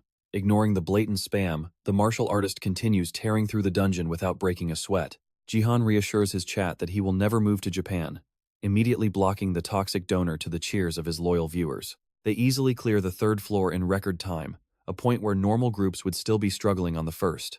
The warrior teammate remains baffled by how Jihan can shatter such durable armor. The mage thanks him, feeling a bit useless, but Jihan brushes it off. He tells them that simply staying alive and not causing trouble is a massive help to his speedrun. Reaching the 4th floor, Jihan suddenly halts at the sight of a completely straight, empty corridor. Instinct immediately tells him that something here is dangerously off. He warns the group to scan the walls and floor. The mage quickly realizes the entire hallway is packed with a ridiculous density of lethal pressure plates and hidden darts. Jihan asks if they mind if he speeds things up. They tell him to go ahead, and he promises to handle the traps himself. But as he advances, their quiet warrior teammate begins acting highly suspicious. The man eagerly urges Jihan to push ahead alone, secretly eyeing a massive payout of 1 million GP offered by a toxic fan of the Sword King. The goal is to sabotage the run by getting himself killed without Jihan noticing. It turns out every Black Eagle member received the exact same offer from Takeda, the viewer Jihan just blocked. Takeda hates resorting to the same trick twice, but throwing money around is his best weapon. He believes Jihan has no escape now that he has bought off the entire team. Takeda smugly laughs at his master plan. While Jihan continues moving forward, the wealthy troll believes that the moment the martial artist dashes ahead, the team will die and fail. Takeda behaves as if victory is already guaranteed, completely confident that nothing can stop him now. But out of nowhere, a high-ranking player named Golden Light enters the chat. Meanwhile, Jihan continues marching forward, dodging and deflecting the traps as they trigger. The mage screams for him to get down, offering to block the incoming arrows, but Jihan calmly says he is perfectly fine. Jihan activates his space control power absolute territory. A simple domain forms, and every single arrow stops dead before reaching him. Everyone freezes in absolute shock. The mage can't believe his eyes, asking what kind of skill that even is. He looks around to see if the others saw it too, but when he turns back, he spots the two traitors, one aiming an arrow, the other pressing a sword to his own neck. The mage shouts for Jihan to look at them. Jihan finally notices they are trying to kill themselves and demands to know what on earth they are doing. Before they can finish the deed, Jihan uses his Nameless Divine Arts to channel lightning. The archer is shocked that his partner is trying to die too, but Jihan instantly closes the gap with the radiant heavenly step. He shatters both weapons before they can act, leaving their arms throbbing in sheer pain. One traitor drops to the floor, and Jihan grabs him with raw strength, slamming him face first into the dirt. The mage asks if Jihan is okay, and wonders if their run is over. But Jihan says he stopped them just in time. The warrior grunts that they almost pulled it off, while the archer asks if they both got the same suicide mission. He gets told to shut up. The mage, the only normal one left, asks why they are fighting each other, and Jihan explains it actually makes sense because both of them received the exact same mission. If either of them dies first, the game is over right then and there. The mage feels ashamed and apologizes on behalf of his guild, but Jihan says there is no need, feeling glad he intervened in time. But then the mage secretly tries to cast a spell directly into his own chest. Before he can, Jihan raises his hand, using telekinetic force to freeze the magic cold. Jihan says that is exactly why he warned them. He already knew the mage was in the same boat. In fact, every single member from the Black Eagle Guild received that request. The stunned mage insists he never acted suspicious, wondering how Jihan figured it out. That question hits everyone watching. They all wonder how Jihan figured it out. Suddenly, the mystery donor reveals himself in a flash of golden light. He donates 10,000 GP, warning Jihan that the Black Eagle members were bribed with 1 million GP to kill themselves. Proudly claiming to be Jihan's trusted assistant, this superfan explains that as a massive supporter, he was keeping a close eye on every stream live. That is when he saw them receive the secret Sword King mission. So, he sent Jihan a full warning through a 10,001 GP donation. He claims it is all in the name of justice, begging Jihan to accept his loyal services as an editor. But Jihan starts sensing that something about this is incredibly off. He slams the traitors down hard, muttering that even with a personal grudge, spending 1 billion won on a single mission is completely insane. Even if a life is on the line, this is absurd. The chat completely agrees. Jihan picks up a discarded sword, stating he has reached a simple conclusion: some high-ranking guild, or the Sword King's massive influence must have been bypassed. Everyone agrees, it makes perfect sense. Spending 1 billion won just to peer through a stadium window is absolutely insane, and the obsession with Jihan is getting seriously creepy. One viewer chatters that it might be that one weird guy. Jihan asks who it could be, and Taida suddenly goes dead silent, instantly drawing suspicion. Jihan notes that whoever did this tried to reach the stadium window by cheating, before raising his goal from 200,000 subscribers to 1 million. His pledge to claim first place remains completely unchanged.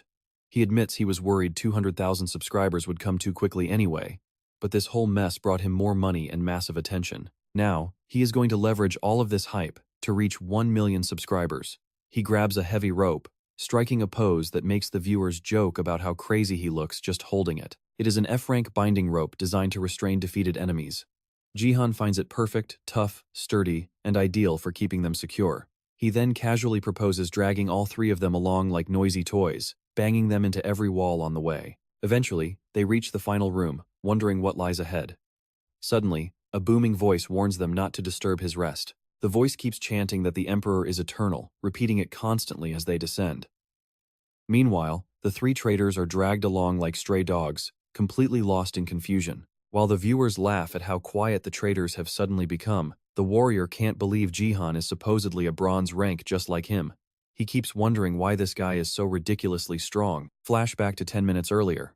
They were screaming threats at Jihan, completely helpless as they hung suspended in midair by his telekinesis, unable to twitch a single muscle. They call it their final warning and demand to be released, threatening that if he does not want to make an enemy of the Falcon Guild, he had better let them down. Jihan answers by easily piercing their armor with a single finger. They are stunned.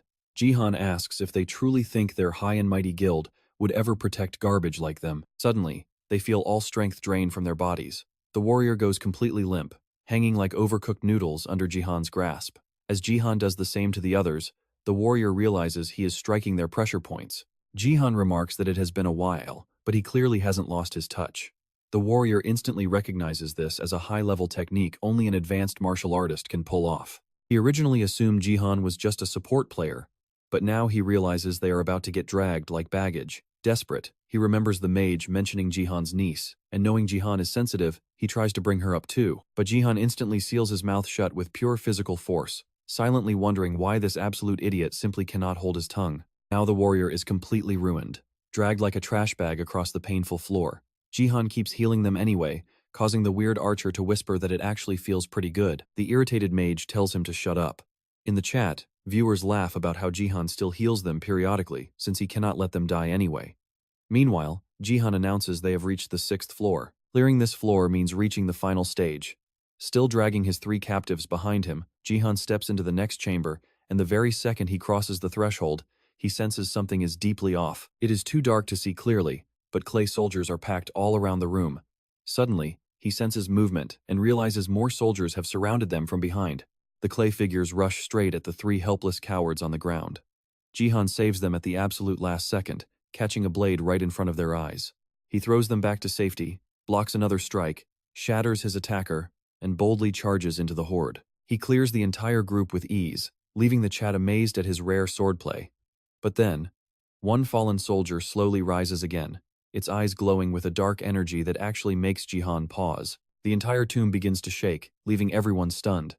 The elite soldier speaks, and every clay statue in the room wakes up at once, their glowing eyes burning with a frenzied rage. His quest is simple: defeat all the guardians to earn 1,000 conquest points. Smiling, Jihan notes it has been a while since he got a simple defense mission, so he quickly casts a protective barrier over his 3 captive idiots. He then drops his heavy sword right on top of them, scaring them half to death. One of them wonders why he gave them a shield just to attack them himself. But Jihan explains he just wanted to prove the shield could easily block a clay soldier's attack. With that confirmed, he no longer needs to actively guard them, so he deploys absolute territory, instantly slowing down anything that enters the boundary. Admiring how amazing this skill is, he casually steps forward and begins tearing through the sluggish clay soldiers with his bare hands. He declares this a domain of absolute control. If this already looks incredibly broken, things are only about to get wilder. He even muses that using such a skill just for mana is a total waste for Baron. With that, he declares that playtime is officially over. Ending the battle instantly, he charges straight into the remaining soldiers, unleashing a raw burst of power that shatters everything in his path. Just like that, he clears the entire mission with ridiculous ease. But here is the catch. The Conqueror's tomb can only be cleared if every single party member stays alive. The Conqueror opens his eyes and welcomes the looters. He claims gold is just something humans steal only to get robbed of later, so he will give them what they want. Seong figures this must be the final stage's clear condition. While the looter warns them to watch their manners, Seong explains the final condition. They need to earn the respect of every player. Meanwhile, everyone watching is shocked he is already at the final boss. Now he stands face to face with the floor's final trial. Suddenly, the ground begins to glow. He tosses the 3 fools forward, slices the bindings holding them, and yanks them back onto their feet. He begins controlling them like mind-controlled puppets. With just a thought, Seong forces their bodies to move against their will, making them completely obedient to his commands. He steps closer as his total strength rises to 18, expanding the range and power of his absolute territory. The Conqueror aims a massive arrow right at them and commands them to begin. Seong realizes the distance is a bit wide, but staying in the center gives him enough control. He forces all 3 puppets to kneel before the Conqueror, slamming their faces onto the floor in a full bow. Seong figures this dramatic bow should guarantee a perfect clear. The Conqueror is highly impressed, calling their display excellent and granting them permission to return from where they came. Just like that, he clears the 7th floors underground, leaving everyone stunned that he pulled it off solo. As the return gate opens, the knight grumbles about losing his 10 billion but is glad they placed first. The mage is relieved, they survived, but wonders why Seong is not moving toward the exit. Seong looks disappointed for a moment, then laughs aloud at how ridiculous the whole situation is. He questions what kind of crazy mission this is. The secret quest requires showing genuine respect to the Conqueror's statue, offering 5,000 conquest points and the Conqueror's legendary arrow as rewards. 5,000 points is an absolute jackpot, and the arrow itself is literally the size of a spear. He wonders if he can actually claim it, then zeroes in on the words genuine respect. He glances at the mage, who is sweating over what Seong might do next if the second-place team shows up. Suddenly, Seong yanks the mage forward with telekinesis and addresses the Conqueror, calling him the King of Looters as a sign of true respect. The Conqueror watches closely to see what Seong is up to, while the mage absolutely hates every single second of this. Seong grabs the mage and hurls him straight at the Conqueror. He lands right on the horse, but the vicious beast rips his head off before he can even blink. The mage dies instantly, leaving the knight frozen in horror. Realizing he was literally eaten alive, the chat goes wild, asking how this is even possible. Talk about an absolute nightmare of a boss fight. Up on that deadly horse, the Conqueror asks if Seong truly meant what he said. Does he honestly consider him the king of looters? Seong replies that a Conqueror is simply the absolute peak a looter can achieve, so this is just his deepest, most sincere respect. Then he adds that, instead of gold, he wants something actually valuable, the arrow in the boss's hand. Recognizing the true worth of the Conqueror's arrow and demanding it is the ultimate proof of respect. The Conqueror smiles and lets out a booming laugh that echoes through the chamber, calling Seong's bold claim incredible and a massive compliment. He gathers his power and raises his massive weapon, deeply moved by Seong's words. He promises to reward him with his real treasure, and Seong gladly thanks him, ready to accept the prize. Seong gets ready to strike, as the Conqueror dares him to come and take it. The boss aims the glowing phoenix arrow right at the boy, fully prepared to fire. The looming clash fills the chamber with suffocating tension, leaving the chat wondering how Seong knew about this. Meanwhile, the traitor archer starts sweating buckets, gasping that he cannot breathe, and feels like he is dying. Suddenly, The archer realizes he is literally burning. The players nearby begin combusting from the terrifying heat, screaming in agony, while even Seong starts sweating heavily from the sheer temperature. Seong knows that if this intense heat keeps rising, he will end up just like the others. He does not care about their lives, but if they die, their dropped weapons will vanish forever. He has to end this fight before that happens. The ambient heat is already melting the gold into liquid, and the viewers point out how insane this is before the arrow is even fired. The traitor archer burns to death, proving how monstrous the heat really is. Seong instinctively realizes that with his current power, taking that colossal arrow head-on is a one-way ticket to the grave. His only option is to target the bow itself and destroy it before the conqueror can release the shot. He recalls an ancient story of a lost wanderer who met a wise sage. The sage offered to guide him, telling him to walk the path with absolute martial devotion. Seong unleashes his most polished technique, yet the ultra-fast strike. Moving like a streak of pure lightning, he rushes the conqueror. The devastating blow tears away half the conqueror's face along with the arrow, stopping the deadly shot right in its tracks. The bow shatters under his immortal sage technique, shutting down the conqueror's attack completely and leaving him holding nothing but a broken frame. The lethal arrow slams uselessly into the dirt. Everyone watches in absolute disbelief as the bow is destroyed. The conqueror asks for his name, and Seong proudly introduces himself as Seong Jihan. The boss nods, calling the young warrior truly admirable. He hurls the spear-sized weapon at him as a reward for his supreme respect. Seong catches the blindingly fast projectile barehanded, stopping it with ease. The conqueror declares, Seong has earned the Phoenix arrow. Seriously, how does anyone look at a giant spear and call it an arrow? The entire chat completely loses their minds over the ridiculous weapon. Addressing him as a fellow looter, the conqueror says he looks forward to meeting him on a much grander battlefield before vanishing.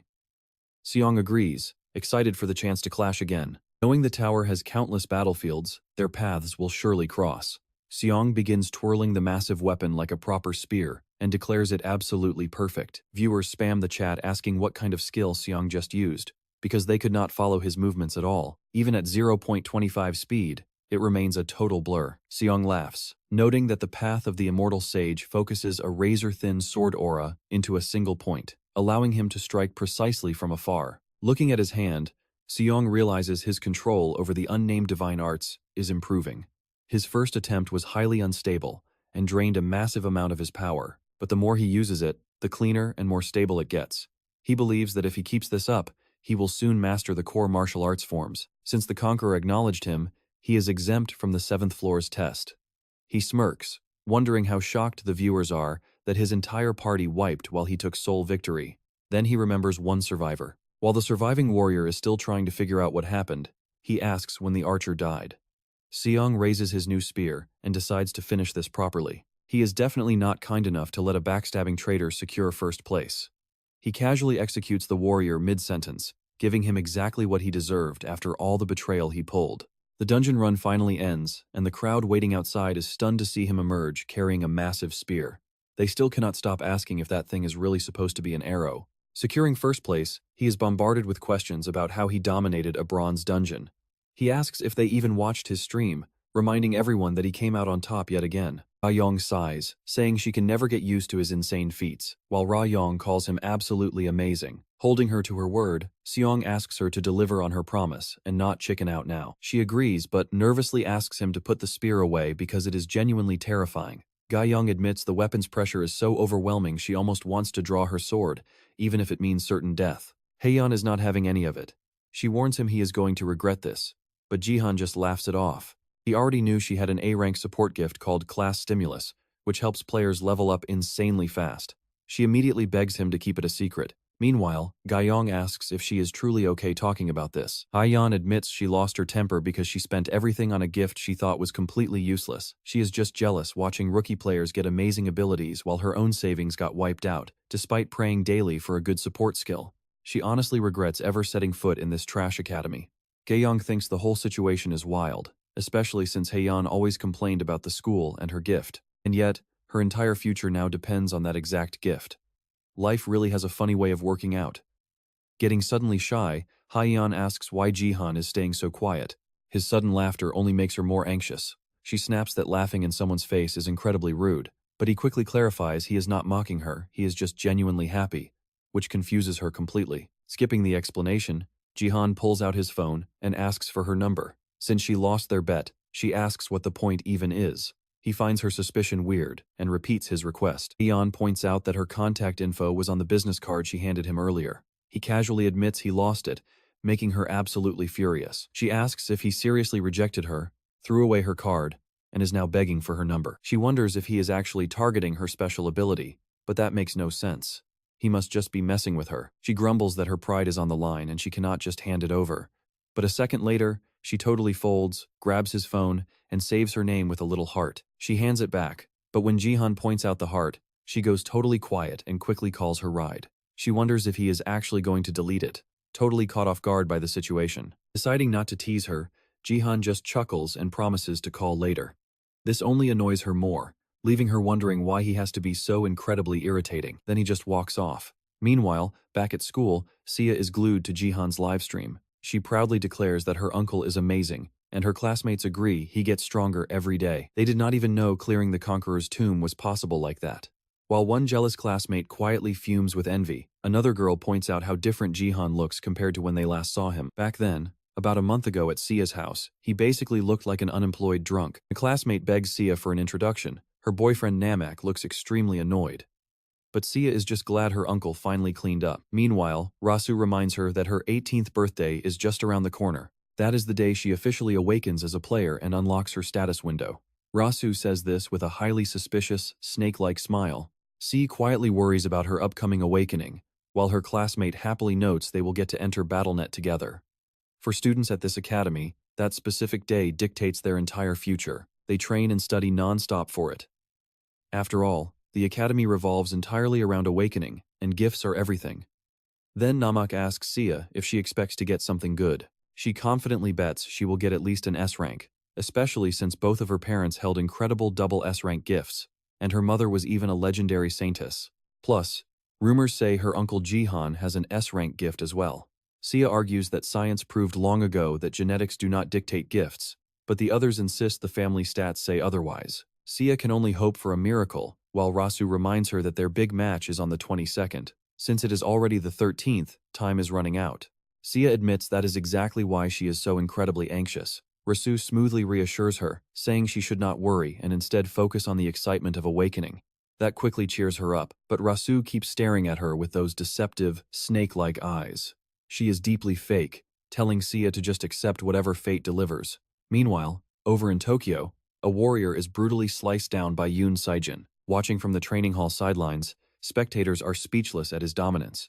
They wonder if the Sword King was always this powerful, but these results clearly prove otherwise. Thanks to a dark enchantment, his power has skyrocketed, and he looks terrifyingly serious. Every single one of his stats has surpassed its previous limit, making everyone eager for his debut under his new Japanese name, Ito Ryuhei. I am honestly hoping Jihan beats him so hard that the brainwashing literally gets smacked out of him through pure, unadulterated violence. Meanwhile, Heian is busy screaming at her father over the phone, demanding to know how he could ever marry her off to a random stranger. She snaps that he cannot dictate her life, adding that this overbearing control is exactly why she moved out. Deciding when to marry is strictly her own choice.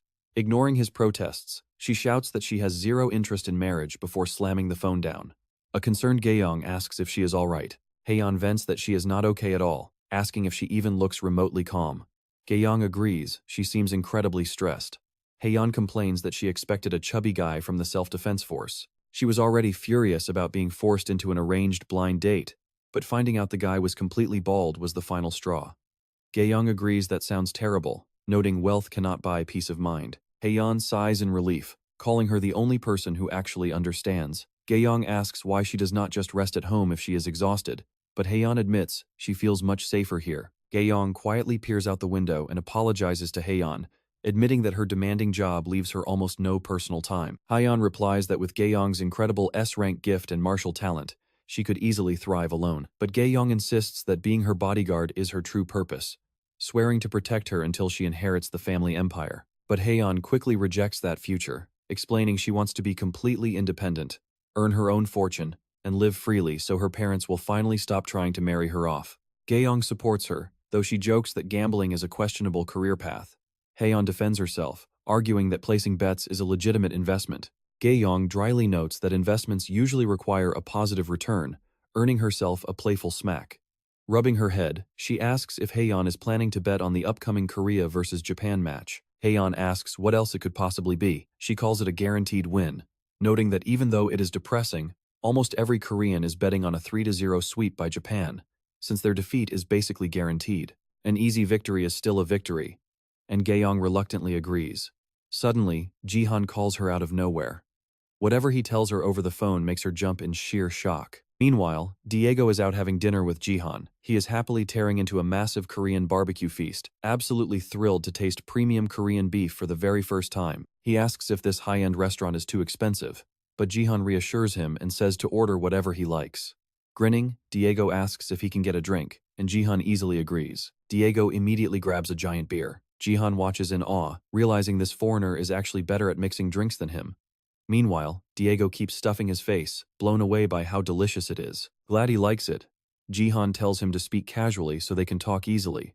But as they finish up, Diego admits he still carries a lot of deep resentment. If not for Baron Williams, his life would still be intact. He was a superstar soccer player before everything crashed. Now he is broke, and even his family has abandoned him. Knowing Diego's current career is in shambles, Jihan quietly pieces his tragic story together. Diego Macedo was once a world-famous soccer star from Argentina who had everything a man could ever dream of. Ever since Baron Williams was born, people completely lost interest in soccer. Diego grumbles that it is pretty obvious. Why else would a legendary pro player be stuck teaching kids in Korea? Diego tells Seong to stop beating around the bush. Do you want me to become a mage? Seong simply nods and says yes. Seong explains that Diego's gift boosts gear shaped like a soccer ball, basically a double S-rank skill. But Diego still has no clue what that has to do with being a mage. His mana is terrible. But Seong tells him to just look at the item first. It is a B- rank arachnid orb. This sacred relic is wrapped in spider webs, making it extremely bouncy. Since spiders only use legs, this orb technically counts as a ball, making it a perfect match for Diego. Seong asks what he thinks, promising this will unlock his strongest past life mage power. Diego gulps and asks the price, only to find out it costs 500,000 GP. Diego sighs, saying he couldn't afford that even after 10 years of saving. He thanks Seong, but our main character tells him they haven't even reached the best part yet. Seong actually planned to give it to him as a gift, and even help him with cash. Diego asks why, and Seong confesses he wants him in his new guild, starting before silver. Diego asks if he even has the funds, but Seong says he is about to make a fortune. Diego thinks he has lost his mind until Seong flashes his phone screen. Meanwhile, Lee watches the screen, totally confused by the pick. But Seong predicts it will end in 1 win and 3 losses for Korea. Korea takes the first round, then Japan sweeps the next 3. Lee calls bluff because Korea can't beat the Sword King, but soon, both teams stand face to face. Ryu opens his eyes with a smirk, welcoming the Korean representatives.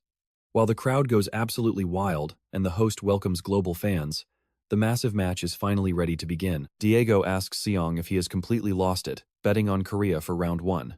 He is not looking down on his country, but Ryu is a total monster who can wipe out entire teams solo. With a beast like that on Japan's team, Seong admits it sounds crazy, but seeing is believing. On screen, the teams line up as the official rules are announced. It is a best-of-5 showdown. Ido tells his Japanese teammates to follow his lead, but they flat out refuse, saying they will never take orders from him. Ido asks if this is because he is Korean, but they snap back that it is way deeper than that.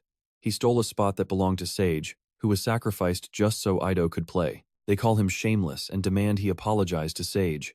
A massive argument breaks out, and right as Ido tries to defend himself, a sudden spell strikes him dead on. Talk about divine punishment.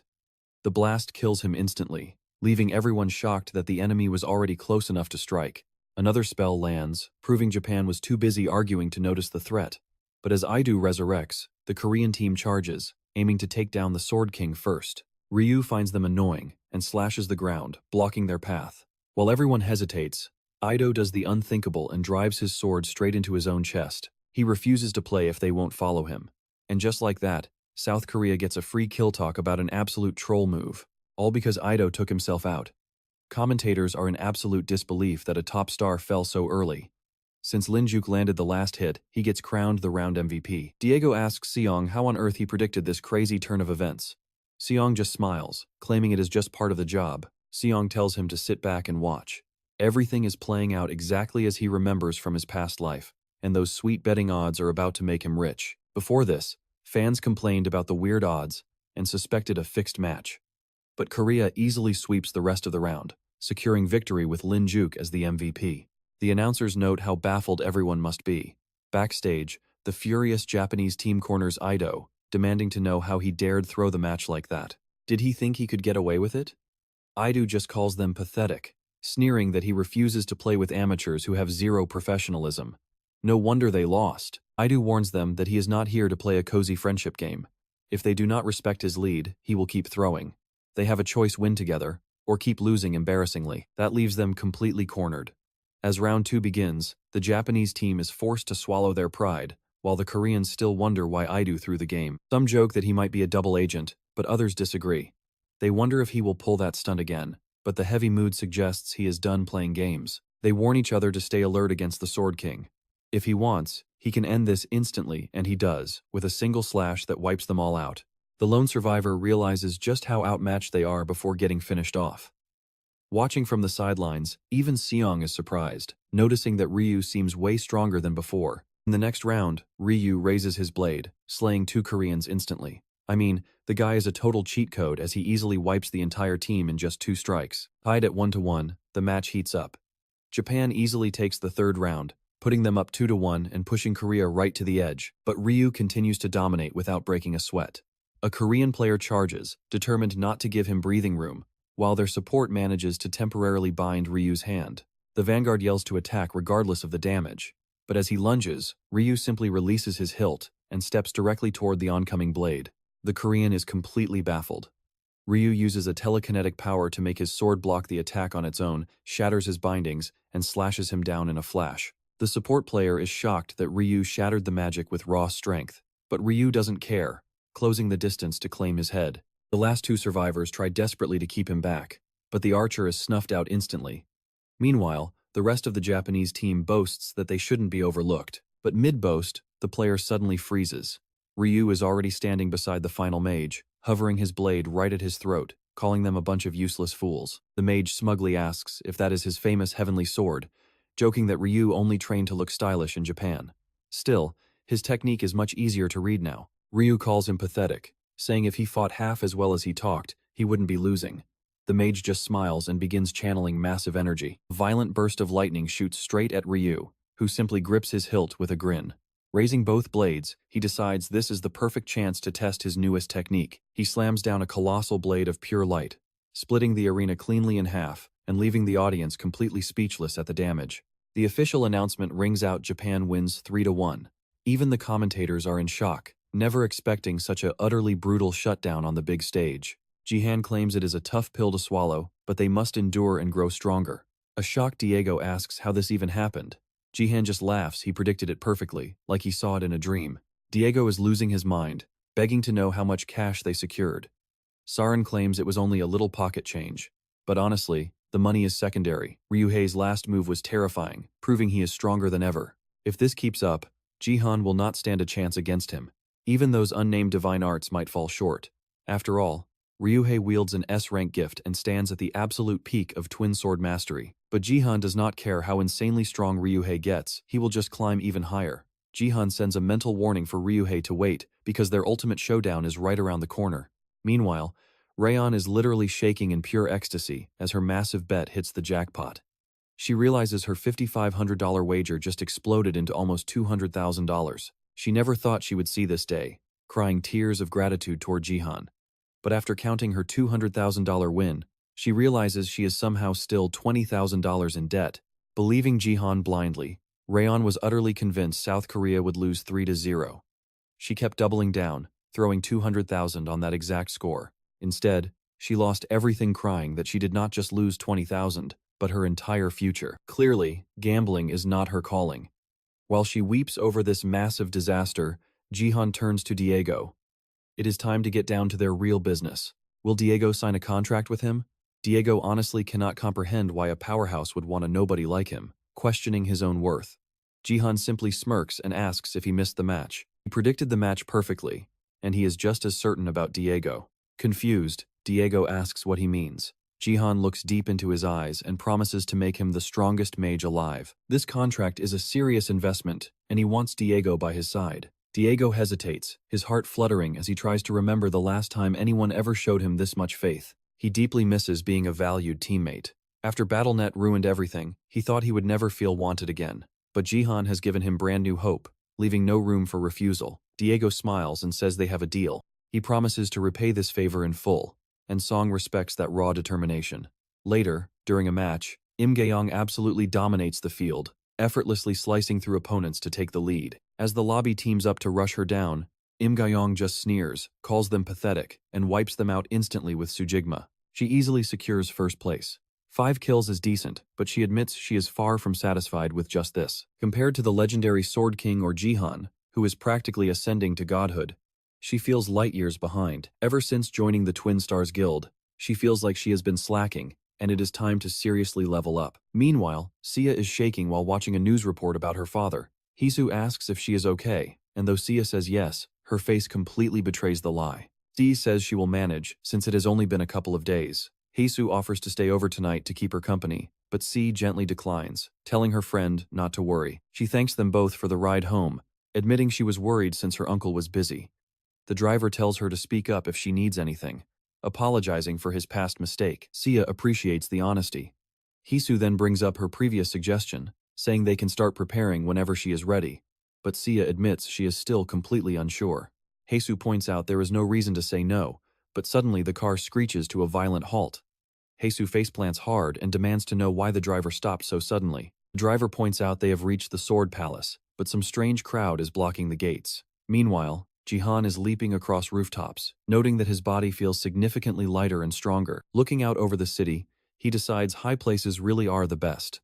Crouching on the ledge like Spider-Man, he remembers doing this back in America when he needed to clear his head. The nostalgia hits hard, and he realizes why. Being up this high always makes him think of Yosai Jin, a man Jihan never actually fought in his past life. When half the world went dark, the strongest players banded together. But Yosai Jin, the undisputed king of warriors, suddenly vanished. Nobody knows why he did it, but the current Seijin is just as terrifyingly strong as he was at his absolute peak. Jihan cannot afford to slack off just because he is growing fast. He has to surpass his past self completely, which means mastering the divine nameless technique as fast as humanly possible. To do that, he needs a new training ground, and with a sudden flash, he vanishes from the roof. Back at the gates, aggressive reporters from Nox TV crowd around C, demanding an interview. Hisu tells her to ignore the noise, but the reporters keep pushing, claiming Sia only made the Sword King even more furious. They swarm the poor girl, telling the driver to step aside. They desperately need this scoop while Jihan is not around to protect her, playing the sympathy card by claiming they are doing this for the public interest. Then Jihan suddenly arrives, absolutely livid at the sight. With a simple flex of his telekinesis, he slams the reporters to the concrete, leaving them groaning flat on their backs. Clutching their bruised bodies, they whine, asking Jihan how he dares lay hands on the press. "Do you not care about your public image?" He coldly replies that he does care, which is exactly why he went easy on them this time. Jihan tells them to be grateful he did not do worse, leaving everyone trembling under his terrifying pressure. Opening the car door, Jihan tells Sia to hop out so they can head inside. He thanks the driver for keeping her safe, who humbly says it was nothing. Hisu tells Jihan to take good care of Sia, and he dryly thanks the little snake, already guessing she leaked their location. Once they are gone, Hisu smirks, whispering that keeping a straight face was almost impossible. Whispers spread about Hisu being the granddaughter of the powerful media CEO, Tae Woong. Looking back at the mansion, Hisu quietly mutters to herself that Sia is officially finished. Meanwhile, Ryuhei does a live interview with Demobi, coldly declaring he has no daughter. He claims he abandoned his entire past when he moved to Japan, completely disowning his family. Ryuhei demands they stop wasting time on personal trash, which Jihan watches with a growing urge to break the man's face. Still, Jihan holds back, noticing that Sia is coping surprisingly well with the heartbreak. Even so, the brutal broadcast completely ruins Sia's mood. Seeking comfort, she asks her uncle if he still plans on granting her that one wish. Jihan asks if she wants him to track down the Shadow Queen. Sia nods, shocking him completely by revealing she has already managed to pinpoint the Queen's true identity on her own. Her brilliant mind never ceases to amaze him. Later, inside the arena, other players look around in confusion, asking Jaron why on earth he is preparing to attack the spectator stands. He needs to see if the Shadow Queen is actually hiding there. Just a day prior, Sia had shared her theories about this mysterious queen with Jihan. She points out a suspect draped in deep purple who stands out heavily. Sia is not entirely sure, but the clues match, prompting Jihan to ask for her reasoning. Sia explains that while they originally suspected the obvious elf queens on the throne, This quiet suspect feels far more connected to the shadows themselves. She sends him a clip to prove her point, telling him to look closely at the suspect's eyes. Dark eyes are rare for elves, but this one's sclera is entirely pitch black. Jihan agrees that is highly unusual, but Sia notes there is more. This elf was staring intensely at the top ranker before the match even kicked off, describing her gaze as incredibly unnatural. She kept analyzing every arena, too. While normal spectators focused on the most popular fighters, this specific elf only kept her eyes glued to whoever ended up winning. She watched them before the match even started, as if she knew who would win beforehand. Jihan agrees it cannot be random luck, and C points to the final, massive clue. She highlights the shadow stretching beneath the elf's feet, where a strange energy seems to leak out. The low video quality makes it blurry, but the anomaly is definitely there. Jihan asks if she is certain it is worth investigating, amazed that she compiled this file alone. Sia proudly smiles, confirming she simply gathered clues over the past few weeks. Jihan wonders if she is overworking herself for his sake, but Sia playfully brushes it off. Thanking her, he promises to investigate her findings during his next trip to the Colosseum. Sia hopes her theory is correct, and Jihan reminds her he still owes her a reward. He promises to grant whatever she desires, prompting her to finally reveal her wish. Later, Jihan dominates the arena, slicing through waves of opponents. After clearing out 10 abbots to secure his first-place spot, he prepares to execute his plan of breaching the spectator barrier. This massive barrier separates players from the audience, boasting defensive power equal to a diamond rank support skill. While it is designed to neutralize any stray attacks, Jihan uses his wandering gaze to find a weak point, realizing a tiny crack is all he needs. He takes his stance right before it. The crowd thinks he is purely bluffing, but watch closely. Jihan has the phoenix arrow he retrieved from the dungeon.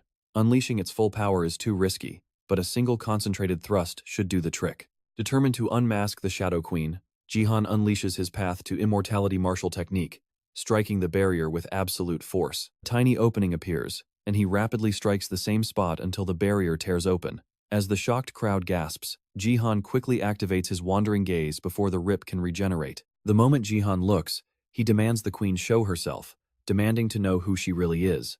Then everything plunges into total darkness. He wonders where he is, but turning around, a blinding light catches him completely off guard. A pair of demonic eyes stares straight at Jihan. The next day, he looks utterly drained, admitting that the ordeal was exhausting. His heart is still racing, and no wonder. Facing that monster inside a weak bronze-ranked body was terrifying. He knows it would have been scary even in his former body, long before he regressed. Even so, that dark power could prove incredibly useful. Checking his achievement shop, he sees his accumulated rewards have upgraded it to level 5. At this level, constellation slots are finally unlocked. Now Jihan can choose from several mighty constellations, but he knows it is still far too early. Since everything is in the tutorial stage, he holds off on buying that and adds a title slot instead. Opening his status window, he sees he has reached level 22. Only 3 levels remain before promotion. With his high stats, martial power, and current titles, he is practically silver rank. And he has a solid reason for picking that extra title slot. He is aiming for Martial God Successor. He will unlock that title once his martial power hits 30, granting him the Nameless Divine Arts. His current martial power sits at 27. Through this grueling process, he will directly connect with the martial god. That is how he will reclaim his old title, the very one he carried until his tragic death in his past life. He must reclaim it this time, no matter what, because soon he will face that coward of a brother-in-law who abandoned his own daughter. Meanwhile, in a prime location in Gangnam, near several local schools, Jihan is house hunting with his niece, Sia. The realtor insists that 200 square meters is plenty of space, but Sia thinks it is way too small. As they keep searching, Jihan already knows she dislikes it, which makes perfect sense. She spent her entire childhood living in the Grand Sword Palace, so a typical apartment was never going to satisfy her. Even so, he vividly remembers her deeply held wish to finally move out. He remembers how miserable she looked on the day she asked him. She wanted out of the Sword Palace as fast as possible, because every single corner of that place constantly reminded her of Yosai Jin. Living there must have felt so suffocating. While the realtor keeps praising the layout and spacious rooms, Jihan only cares about finding a home Sia will actually love. He speaks up, saying they need a lot more room. Since she will awaken as a player soon, they need space for a high-grade connector. The realtor promises to find bigger options, mentioning how lucky Sia is to have such a dependable uncle, though Jihan humbly says he still has a long way to go. The realtor promises to keep cheering him on as a huge fan. Then, he adds that he is the one who is truly grateful, revealing that he used to be part of the Sword King's loyal staff. Hearing that Yosai Jin suddenly abandoned Korea for Japan shocked him so deeply that he resigned. He worried constantly about Sia, knowing how incredibly hard things must have been for her. Seeing her doing so well now brings him immense relief. He notes she still has a long road ahead, but warmly congratulates her on her upcoming awakening, confident she will receive an amazing gift. However, Jihan is quietly worried. Ever since that big match, public attention has skyrocketed. He knows everyone is watching her awakening. But soon, she is destined to receive an F-rank gift, and all that massive spotlight will instantly turn toxic. People will start tearing her apart. Jihan tells himself he has to prevent that nightmare. He needs to shield her and keep people away, especially those bloodthirsty media reporters. Meanwhile, that snake Hisu is whispering to reporters, promising them exclusive access to Sia at the school's gift center on her birthday, August 22nd. Her classmate rolls his eyes, muttering that she is so fake, the perfect, spoiled granddaughter of a media mogul. Hisu snaps back, telling him that nobody asked him to hang around. He tells her to relax, reminding her that none of this drama would even be happening without her. Then, he asks why she detests Sia so much. Hisu scoffs, complaining that Sia is not even from a decent family, yet people keep comparing them. Without BattleNet, she would be a complete nobody. When he asks why she wants the interview, she claims it will make a great article, as if she is doing them a favor. She maliciously adds that it would be even better if Sia gets a total trash gift and her life falls apart. Honestly, she is absolutely disgusting. From the very second she first appeared, she was obvious bad news. A total snake, pure poison. The guy outright calls her a demon. Honestly, it is hard to disagree. Let us hope some nasty dungeon monster swallows her whole. Hisu reminds him that his role is crucial since Sia's uncle is always by her side, asking if he is absolutely sure he can take him in a fight. The brute tells her to relax, claiming he is not worried about a bug like Jihan as long as she keeps her promise. Hisu giggles, calling him truly terrifying. She reassures him that once the job is successfully done, he can do whatever he wants with Sia. Meanwhile, at the Gangnam BattleNet Academy in Seoul, only 14 hours remain before her awakening. The snake tries talking to her, pleading with her not to be so cold, but Sia firmly cuts Hisu off and tells her to stop. She has already made it clear she is not doing any interviews, yet Hisu keeps pushing, begging her to reconsider for her own good. Still, Sia firmly says no again. Then Hisu plays the victim, whining that people are blaming her family because of the Sword King, even though she did nothing wrong. She argues they need a positive story to cover it up, claiming she even begged her grandfather to help. C stays polite. She thanks her classmate for worrying but gently explains she does not need this right now. Excusing herself, she heads to the restroom. The moment Sia leaves, Hisu starts cursing her out in her head, furious that she won't just cooperate. Still, the snake isn't worried. Her hired reporters are already waiting right outside the gift hall to corner Sia. That night, she keeps maliciously wondering what kind of gift Sia will awaken. Since the awakening is inevitable, she wants a scandalous article that will completely ruin Sia's reputation, and a pathetic F-rank gift would make it absolutely perfect. Meanwhile, Sia stands in the restroom, trying to clear her racing mind.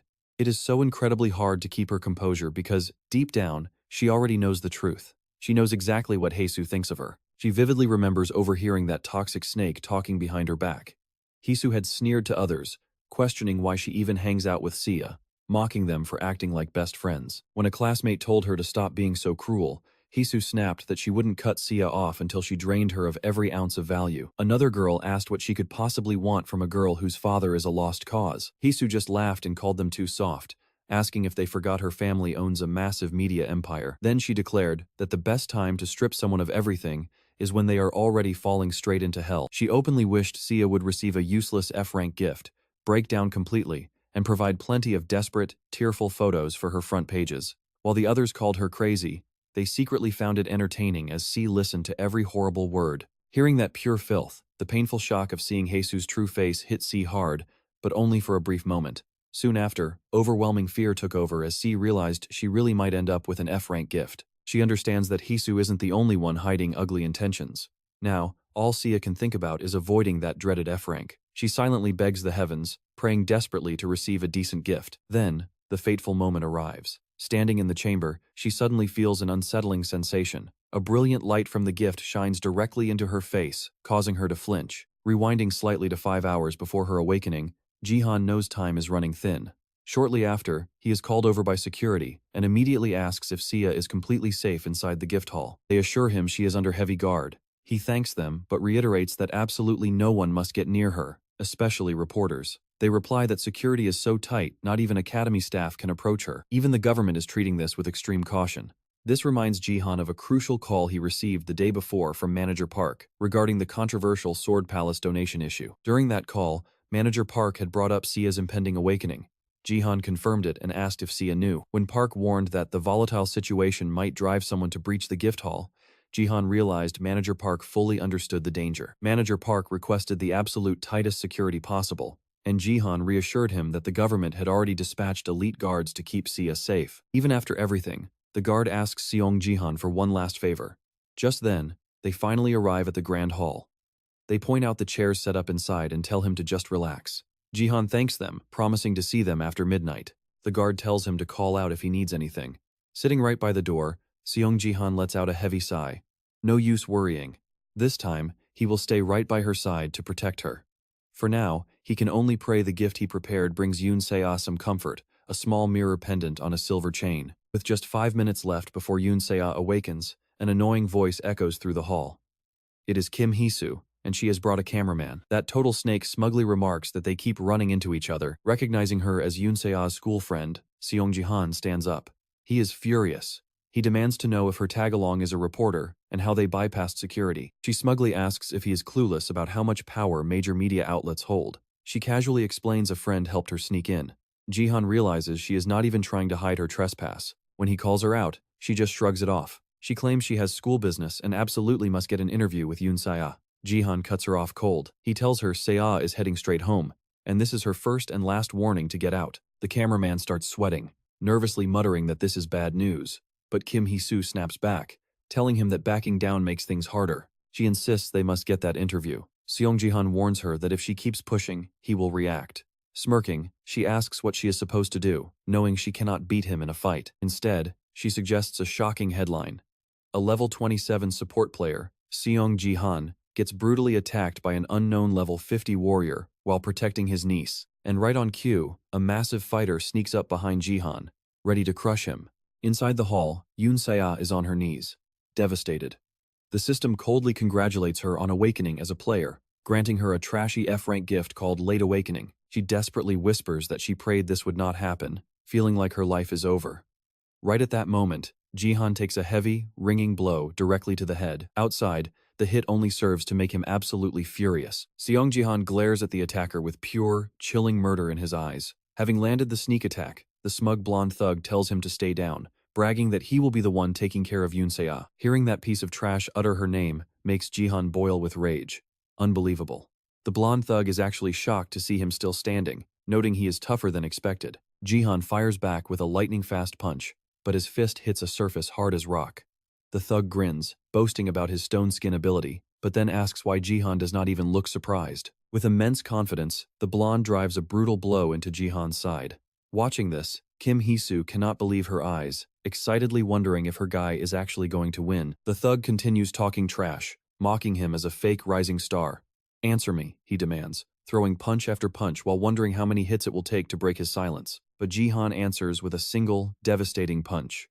A clean uppercut to the chin sends the level 50 warrior flying like a ragdoll. Kim Hee-soo and her cameraman are left staring in absolute, speechless shock. Seong Jihan unleashes his telekinetic power, forming an invisible hand that grips the thug tightly by his blonde hair. He lifts the massive warrior off the ground, leaving him utterly baffled by what just happened. Jihan coldly calls him a cheap thug, promising he will never try this again. Then, he yanks him hard. Scalp nearly rips open. The cameraman flees while Kim Hee-soo panics. The blonde warrior crashes face first right at her feet. Horrified, Kim Hee-soo screams as her scheme completely falls apart. Meanwhile, inside the hall, Yoon Se-ah is still drowning in despair. Tears stream down her face, but she quickly wipes them away, knowing crying will not change a thing. She must be strong because her uncle is waiting. As she heads for the exit, she wonders what her future holds. With a pathetic F-rank gift, she is likely doomed to rot in the Bronze League forever. But then, she reads the description for Late Awakening, which mysteriously states that great vessels take time to mature. The cryptic description only confuses her more. So much for prayers. But when she pushes the door open, Kim Hee-soo's screech echoes out, revealing the blonde thug completely wrecked and half-bald. Se-ah asks her uncle what happened, and Jihan casually replies, "It is just instant karma."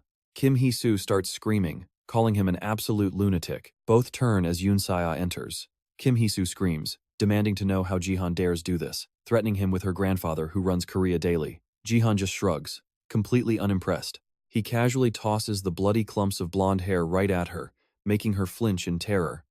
Jihan asks what her media family has to do with this, questioning if she plans to manipulate public opinion against him. Fuming, she snaps back that she will destroy him.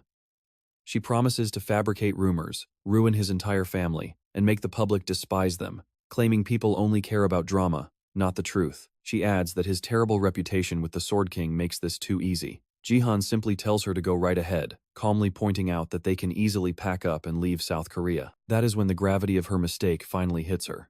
Seong Jihan asks how she plans to pay for her actions as a blazing fireball ignites in his palm. Trembling, she tells him to stop bluffing. He screeches that without Baron Williams' backing, he is an absolute nobody. Jihan just shrugs. Fine, he says, and casually tosses the roaring fireball straight at her face. Since she refuses to reflect on her actions, he decides to teach her a lesson himself. Making it absolutely clear that nobody touches his family, he unleashes the fire, setting her ablaze right then and there. Later, inside his tiny yellow car, Yoon Se-ah asks her uncle if they are truly safe. She is glad he got revenge on Kim Hee-soo, but she is still deeply worried, asking why he is so incredibly calm. She reminds him that Korea Daily is the largest media powerhouse in the country, but Jihan tells her not to stress. A massive corporation cannot afford to act recklessly just because the chairman's spoiled granddaughter throws a tantrum. With any common sense, they would never target a player getting this much global attention. Too risky. Se-ah asks how he can be so certain, but Jihan shifts the focus to what truly matters: her newly awakened gift. When he asks what she received, she lowers her head in shame, whispering that it is only F-rank late awakening, just as he expected. As Yoon Se-ah sighs, admitting she has no future as a player, Jihan asks to see her screen. Then, in a rare move, he reveals his status window to her for the first time. The moment she looks at his screen, she freezes. An F-rank gift. She asks how he got this strong, and Jihan tells her to look at his unique stats. Staring at his massive martial power and strength, she asks if those are actually possible for a BattleNet. Jihan explains these are unique attributes, hidden from the public because the unlocking conditions are kept dead secret. This proves a gift's initial rank is not everything. He assures Yoon Se-ah that she can unlock unique attributes too. But first, he pulls out the silver mirror pendant, claiming this item will reveal her true path. He explains that before his regression, the second-ranked player in the entire world, Jin Yu-hwa from Xi'an, also possessed the Late Awakening gift. Back then, her legendary power was something he could barely believe. Having witnessed it himself, Jihan knew the exact F-rank gift that originally drove Yoon Se-ah to despair, and death carried a massive, game-changing secret. Activating the pendant, he uncovers the hidden details of her gift, including the required match count and upgrade conditions. It reveals her daily matches will increase by 1, and her natural stat growth boosts by 100. She stares at the screen in complete disbelief, wondering if a gift can truly be upgraded like this. Even the base effect is absolutely insane. Smirking, Jihan asks if she is excited now, explaining the item worked beautifully. It is the monocle of Hermes, a single-use item that uncovers a gift's true potential. He crafted it by repairing a C-rank broken monocle, finishing the job just yesterday as a special birthday present for Yoon Se-ah. Jihan says the rank up is surprising, but her skill is already incredible. With that massive growth bonus, Yoon Se-ah realizes her future training is about to become twice as efficient. Agreeing with her, Jihan says she can quickly unlock that rare attribute he mentioned before, leaving Yoon Se-ah completely stunned. He tells her she has the real potential to become a top-level ranker. Tears start falling as she asks if he is being serious, her body shaking from pure relief. Jihan nods, knowing how desperately she wanted this moment. Her father, the Sword King Yosai Jin, did not just abandon her. He even denied having a daughter, leaving her to become cheap gossip. After suffering through that public humiliation, she naturally wanted to rise above it all. She wanted to stand tall on her own terms, terrified this whole time that she would get a useless gift. Using his telekinesis, Jihan gently tosses her a handkerchief, saying she has carried this heavy burden for far too long. He tells her she can cry, but she insists she is fine. Yoon Se-ah admits she has felt this way for a while, calling him truly amazing. Sometimes it feels like Jihan can see the future, which hits too close to home, so he just blames it on luck. Now that her anxiety has cleared up, Yoon Se-ah realizes she is absolutely starving, so Jihan offers to cook them a feast. When she asks if he means right now, Jihan reminds her of his promise that her birthday dinner would be a masterpiece. That instantly cheers her up. Meanwhile, somewhere else in the city, an incredibly satisfying scene is about to unfold. Talk about instant karma. That absolute snake gets home to find Jihan burned her completely bald. One look in the mirror, and she screams. He literally torched her hair, her eyebrows, and everything else. Cursing Jihan out, she panics over what to tell her parents until a guard suddenly walks in with a phone. Startled, she snaps at him for failing to knock, quickly throwing on a cap to hide her bald head. The guard nervously hands over the video she requested of Yoon-sea's ceremony. She rudely demands he get out, keeping up her nasty reputation. Ito Shizuru refuses to let things end here. Bald or not, she is desperate to ruin Jihan, so she searches the footage for blackmail material. Suddenly, she spots something interesting on screen. She smirks at the footage of Yoon-se, noting how the girl cannot hide her true feelings. That near-tears expression next to her open status window looks absolutely perfect for a smear article. It looks like Yoon-se ended up with a useless F-grade gift, which is the perfect weapon to destroy her. Soon, Jihan is going to receive a very painful lesson. Laughing maniacally, she declares Jihan is finished, but decides to save her move for a better time. Meanwhile, we cut to the streamer Starlight, who is busy crying over unreturned love while his chat tries to comfort him. Starlight complains about being lost ever since his crush rejected him, while Jihan quietly sits behind him in the matchmaking queue. He starts ranting about that cursed fire mage and those annoying falcons, swearing his guild will crush anyone who bothers Jihan. Then, he declares he has found his ultimate calling to become Jihan's manager. His chat is absolutely stunned by this delusion. He begs Jihan to read his message, completely unaware that our main character is relaxed, effortlessly soloing monsters inside a high-level raid dungeon. Jihan tells his teammates to prepare to be impressed as he obliterates the entire room. The players matched with him are totally used to this, sitting back to watch him solo the stage. At this point, getting paired with Jihan guarantees an easy first place. As long as you stay out of his way, he always delivers on his legendary reputation. He activates Lightning Step through the unnamed Divine Arts, tearing through enemies in a flash of thunder. Predictably, the match ends with him claiming first place alone. One player jokes that eating all their popcorn was the only hard part of the raid. Soon after, Jihan hits level 25, finally qualifying for the silver rank promotion matches. Viewers are shocked that Jihan was still just a bronze player, jokingly begging him to stop bullying beginners and finally rank up. He secures the Ruler of Bronze title and joins the elite global top 100 bracket. The exclusive promotion match is set for August 25th. Jihan explains that making the global top 100 means his performance is among the absolute best in the world, ensuring a guaranteed rank up for anyone competing. In this elite bracket, normal players are treated like ants. But wait, these matches have one extra rule that completely changes the game. It is a brutal survival game, where only one player walks out alive. Instead of stopping when half are eliminated, the match only ends when a single survivor stands at the top. With the player list officially released, Jihan notices a very familiar name joining the fight. It has been a long time, but he is looking at Baron Williams, the top player in America. Jihan knew they would cross paths eventually, but he did not expect it to happen this early. This is definitely bad news for him. Baron Williams is an absolute monster, and since Jihan has never fought him head-on, he is not sure of his chances. Jihan relied heavily on his unique force trait to reach the top. Before mastering the unnamed Divine Arts, Jihan relied mostly on raw physical strength and speed, which cannot compete with cheat-like force powers like absolute territory or telekinesis. But not all force users are created equal, and Baron Williams operates on a completely different level. His incredible force combines both pure mana and raw divine power. Because Baron Williams was born with immense mana, his force is at least twice as strong as Jihan's. Better control means almost nothing when faced with that kind of raw, overwhelming power. While Baron Williams climbed to the top through pure strength, Jihan is busy training hard, performing casual one-handed push-ups. He openly admits that his rival did not reach number 1 by luck. His rival has diamond-level mana while still in the bronze tier. A direct clash would be suicide, meaning Jihan must unlock the next level of the unnamed Divine Arts to survive. Staring at Baron Williams' profile, Jihan is still in absolute disbelief. No matter how much he looks, it is definitely the same guy. He wonders what could have possibly changed his future rival this much. To be fair, maybe he just got older. Suddenly, Jihan gets a phone call from Lee Haeyeon. He thinks she is calling to express her gratitude, but she immediately asks him who to bet on. That question completely throws Jihan off. Meanwhile, at the Bloom Guild, Im Ga-young calls out to Lee Haeyeon, reminding her that it is time to escort her to their next scheduled meeting. Lee Haeyeon begs for 5 more minutes. When Im Ga-young asks what is wrong, the guildmaster admits she is busy begging Jihan for his expert betting picks. Im Ga-young asks if she has any shame left, but Lee Haeyeon argues she has already lost a fortune, so why not try to win it back? She asks if her assistant heard that Jihan made the global top 100, along with Baron Williams. Jihan told her to bet on Baron Williams, which Im Gyeong calls the ultimate display of confidence. Lee Haeyeon absolutely agrees. Still, Im Gyeong points out that Baron Williams is a monster who can easily crush anyone in his way. Lee Haeyeon agrees, deciding that he really does seem like the safest bet. She only hesitated because Jihan predicted the previous matches with flawless accuracy, but she decides to bet on Baron Williams anyway.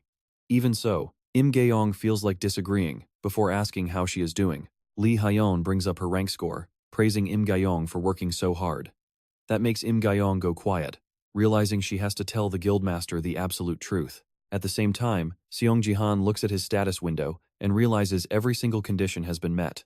His martial power rises to 30, and the wandering god's eyes suddenly begin to react. His eyes flash with a brilliant gold light. Suddenly, the constellation known as the Wandering Martial God manifests, instantly recognizing him. Surrounded by complete darkness, Jihan can only feel his way through, but he is absolutely sure this is the exact same energy from before. The Wandering Martial God greets him, noting they have finally reunited. Instantly, the system confirms the god has chosen Jihan as his sole successor, sending waves of raw power straight into his body. Recalling his past life, Jihan remembers how much this being aided him, and he officially unlocks the legendary Nameless Divine Arts. While most celestial sponsors demand a heavy price, the Wandering Martial God surprisingly requests absolutely nothing in return. Jihan also acquires the essential 3 talents martial technique, along with the rapid movement skill, Lightning Thunder Steps. He figured something would trigger once his martial power hit 30, but then a sudden notification warns him that the Wandering Martial God is frowning. Fearing the connection might snap, Jihan reads the message. The god is deeply displeased that all 3 of his dantians are already open and has no clue how this happened. The system alerts him that the Wandering Martial God now harbors massive suspicions. Jihan is utterly baffled that having open dantians would cause such a dramatic scene. To think a supreme cosmic entity would get paranoid over something so minor. Realizing things are going downhill fast, Jihan watches in panic as the god abruptly begins canceling his inheritance of the martial technique. The Wandering Martial God reclaims his traits, violently ripping away the newly granted energy. Left shivering in the dark, Jihan quickly opens his status window to check if his power is truly gone, only to witness absolute disaster. Jihan, a man who once ranked 7th globally, is right on the cusp of his top 100 promotion match when his prime blessing vanishes. It has degraded into a completely useless, non-existent skill, taking his ultimate shortcut to power along with it. Talk about a major scam. They really just snatched away his ultimate cheat code. But the world keeps moving, and shortly after the shock, Seiya climbs into her uncle's car. Jihan asks if she is feeling better, and she quickly nods. Jihan notes that after her awakening, Seiya decided to officially drop out of the academy.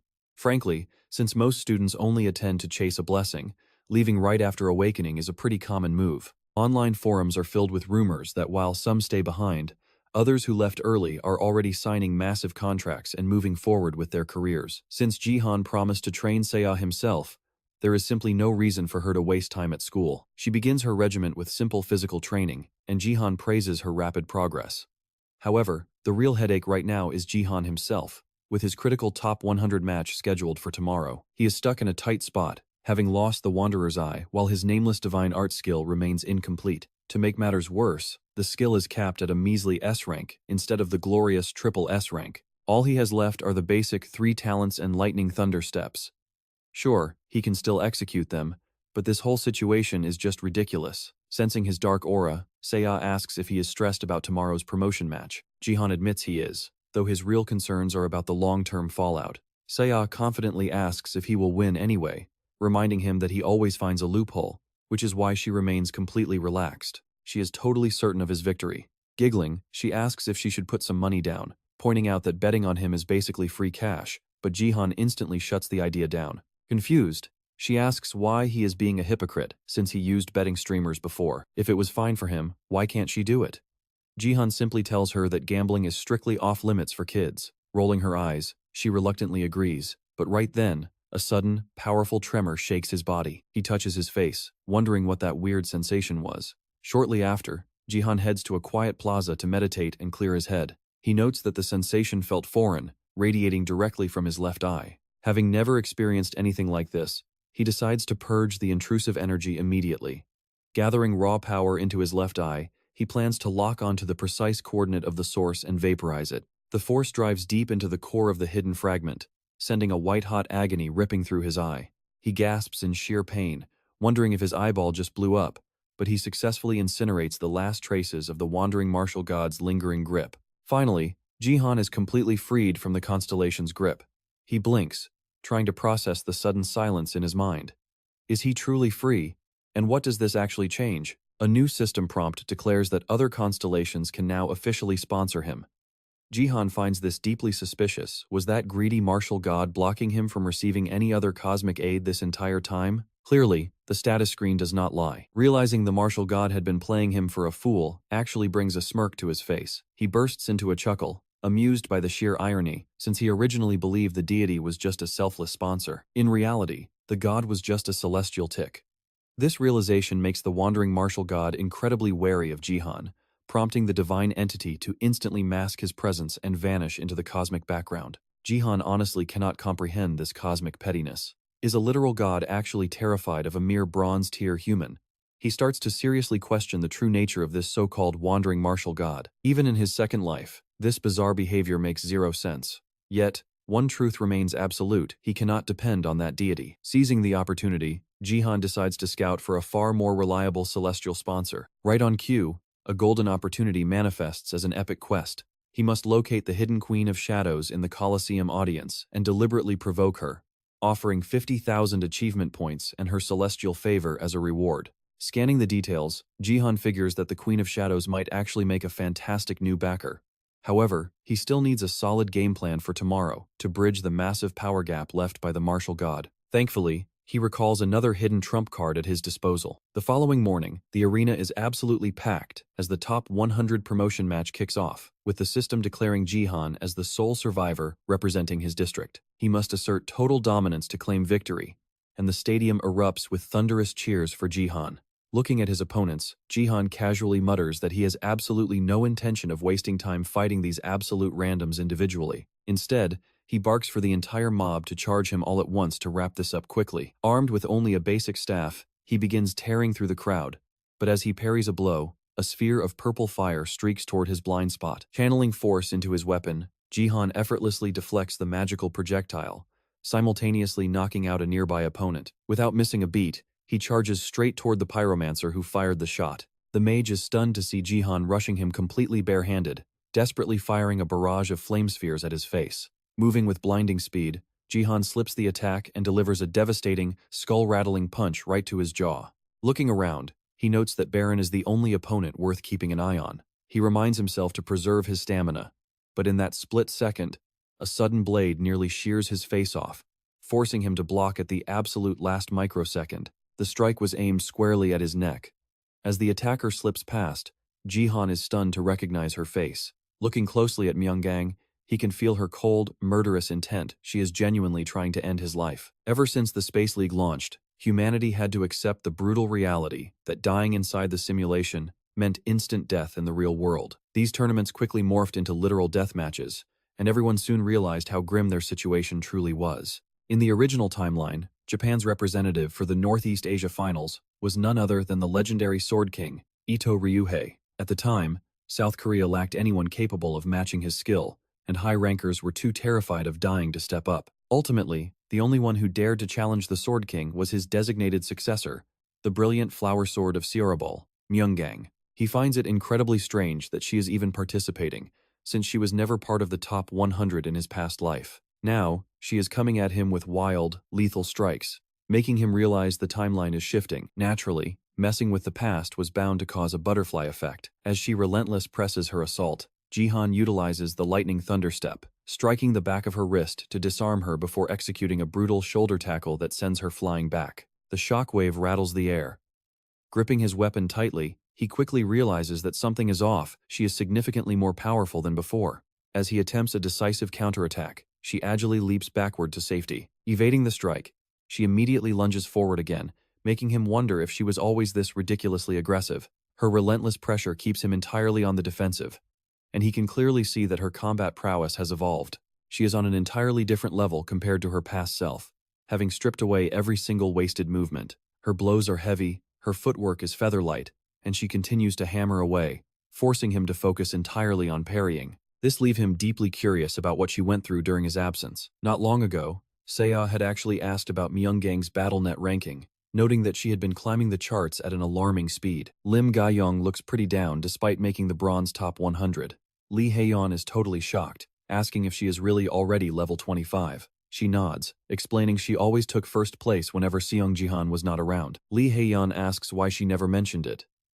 Lim Ga-young admits she actually wanted to ask for a favor, catching Lee Hae-yeon completely off guard. Even though she hesitates, Lim Ga-young asks for some new gear. She claims she does not want to blame her gear, but the sword feels way too heavy. No matter how hard she tries, her hands just cannot adjust to it.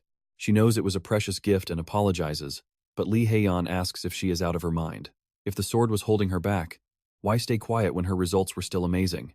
Lim Ga-young thought it would just sound like a poor excuse. Lee Hae-yeon says that only proves she could have done even better. She promises to buy her a lighter, much better weapon even if it takes her own money, and tells her to toss that old one out. Lim Ga-young asks if Lee Hae-yeon did not lose all her cash gambling, but Lee Hae-yeon snaps that she did not, calling her an idiot. She promises to find something soon, and when Lim Ga-young asks if she is sure, she says it is fine. She just wants her to show her absolute best in the promotion round. Lim Ga-young realizes Lee Hae-yeon always knew she had been comparing herself to Seong Jihan. Lee Hae-yeon tells her she can actually beat him if she pushes just a bit harder. No matter what anyone says, she has always been a rising star outside Korea's Bronze League. She just has to prove it. Lim Ga-young realizes Lee Hae-yeon has always been in her corner, believing she could reach the very top. Lee Hae-yeon tells her to do her best in the top 100. That leaves Lim Ga-young smiling as she thanks her boss, though back in the present, she fears she cannot keep that promise. The pressure is unreal. Seong Jihan easily turns the tide, and she knows she cannot beat him, no matter what. As if reading her mind, he asks why she keeps pushing so hard when she already knows she cannot win. Yet she refuses to stop attacking. He thinks she could have survived much longer by targeting weaker opponents first, just like in the old Northeast Asia final. She admits she cannot beat him as she is now, and maybe she never will. But if she gives up, then everything is over.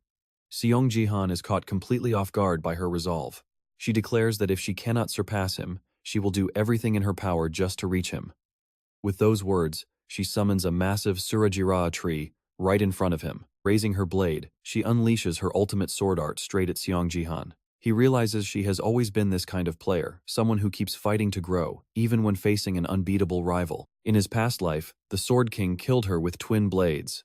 In this timeline, she has already reached the top 100. He wants to see how far his regression will change the future, and confesses he has been thinking about this for a while. He needs Lim Ga-young by his side. Suddenly, she activates her secret technique, Sura Flower Hurricane, rushing him so fast she leaves afterimages behind. As the technique rushes toward him, he realizes it is highly weak against a spear. Fortunate for him, he has the perfect counter. He sets up a brutal defense, utilizing the martial devotion of the three talents Earth. With thousand-layer fury, he slices straight through the Surajira tree she summoned. Talk about completely overpowered, he is using a sword technique with a spear. Meanwhile, a bald warrior mutters that he has run into Baron Williams once again. This is Clark Jr., an American warrior and bronze rank 3 player. Baron Williams barely even glances at him as the system announces the match will continue until only a single survivor remains. Clark Jr. complains that the world is ending and snaps at a coward who only knows how to buff others for acting tough. He promises to show the difference in their power, but Baron Williams just yawns. Baron Williams wonders why weaklings always talk so much when they group up, making themselves seem important. He tells them to shut up and make their move, calling forth his massive energy. As the system urges him to prove his dominance, Baron Williams vows to turn them all into ash. The guy is a total battle junkie. They charge together, but he grabs Clark Jr., smashes his face, and wipes out 3 more behind him. Kill Baron first. They charge, but he just sneers. Do they seriously think they can kill him? He tears through the crowd in a pure rage, calling them bugs and mocking them as inferior weaklings.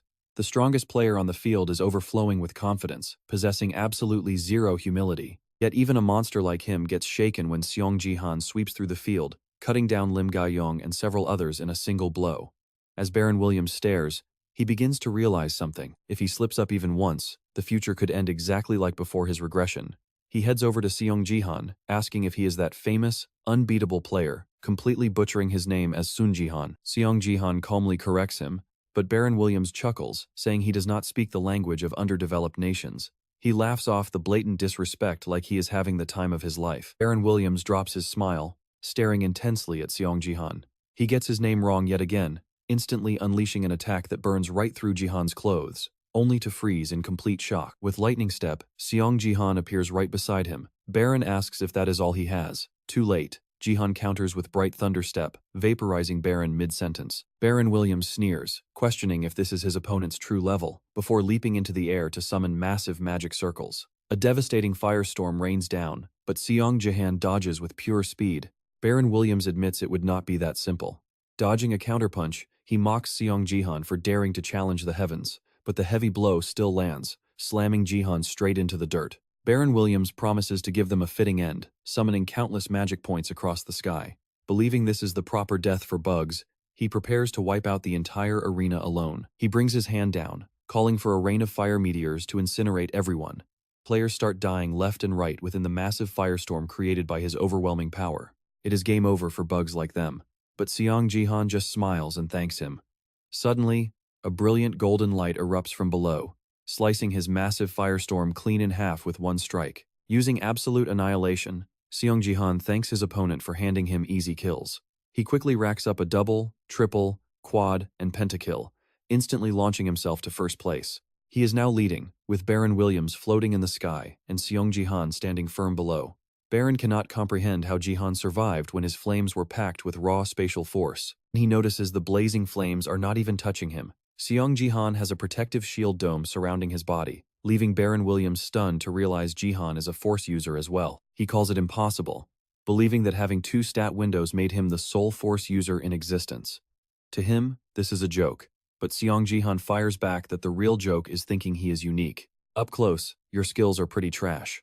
Seong Jihan's savage taunt hits hard, yet Baron Williams actually loves the thrill, completely losing his mind as lightning and raw power explode from his body. He rages, blasting energy in every direction while calling Seong Jihan nothing but an insect who can copy others. He demands to know how Seong Jihan dares to stand against him, trapping him in roaring fire and swearing to burn him to ash. But Jihan simply says he cannot let that happen. He has not even shown off everything he prepared, holding a small crystal fragment in his hand. He thinks back to the previous night when he was getting this exact strategy ready. He realized that even if he chose the Queen of Shadows as his constellation, he still had to prepare for the match. To fill the void left by the martial god, he remembered a single crystal fragment that grants one divine blessing. Since it can only be used in the bronze and silver leagues, he crushes it, calling it perfect. Utilizing the fragment to gain his divine blessing, he notes he has been waiting for this exact match. Instantly, all of Seong Jihan's stats surge by 50. He declares they will settle this right here, ready to fight Baron Williams to the absolute death. But then, we learn about Baron's cowardly past. He was never some beefed-up giant like the other warriors, just a shy kid who actually dreaded getting into fights, making everyone label him a complete waste. But with 2 stat windows and 2 classes, he easily had the potential to surpass Baron Williams. Instead, Baron chose to play support and mage, basically hiding in the very back. But everything changed the second he unlocked the power of force. Backed by an endless pool of mana, he dominated the entire battlefield.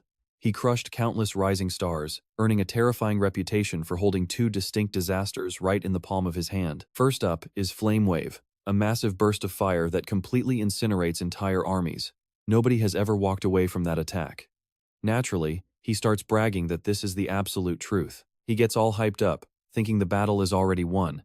But then he completely freezes. Jan literally erases the entire firestorm with a single slash, using the path of the immortal sage to shatter Baron's ultimate move. Baron cannot believe his eyes as Jan breaks his attack with one single piercing strike. It rips right through the flames, opening a direct path to his body, leaving him utterly baffled. Jan sees right through him.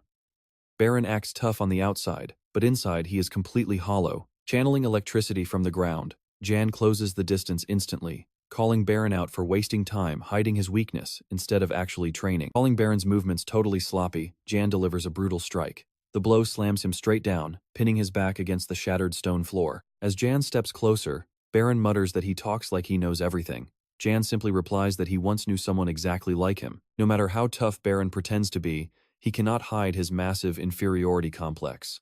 Jan noticed it the second Baron tried to steal his hard-earned loot, trying to shut him out simply for not being American. Pinning Baron to the ground, Jan relentlessly exposes his deepest insecurities. Baron's eyes widen in shock as Jan tells him that building muscle, changing his looks, and using flashy spells are nothing but a cheap show. It all means absolutely nothing if he refuses to change who he is inside. Furious, Baron snaps back at Jan's arrogance. Jan retorts that Baron is just as arrogant, hoping this finally teaches him a lesson. Declaring that talk is cheap, Jan charges forward with crackling lightning, but Baron quickly raises a hand, catching Jan off guard with a sudden, point-blank blast. He unleashes a stream of thunder that sends Jan flying back, leaving a nasty burn right across his chest. Although his spear blocked some of the impact, Baron proudly introduces his second disaster thunder. Unlike the wide-reaching flame wave, this high-level skill condenses pure mana to pierce straight through any opponent. It suits him perfectly since it values raw power over fine control.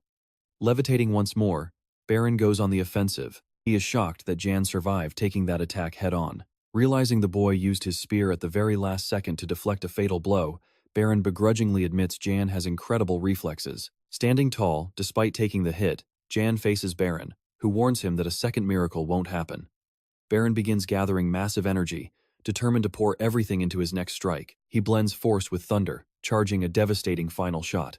The onlookers watch in suspense, convinced that Jan cannot possibly survive this ultimate blast. They assume it is over, but while the crowd counts him out, Jan only envisions his own victory.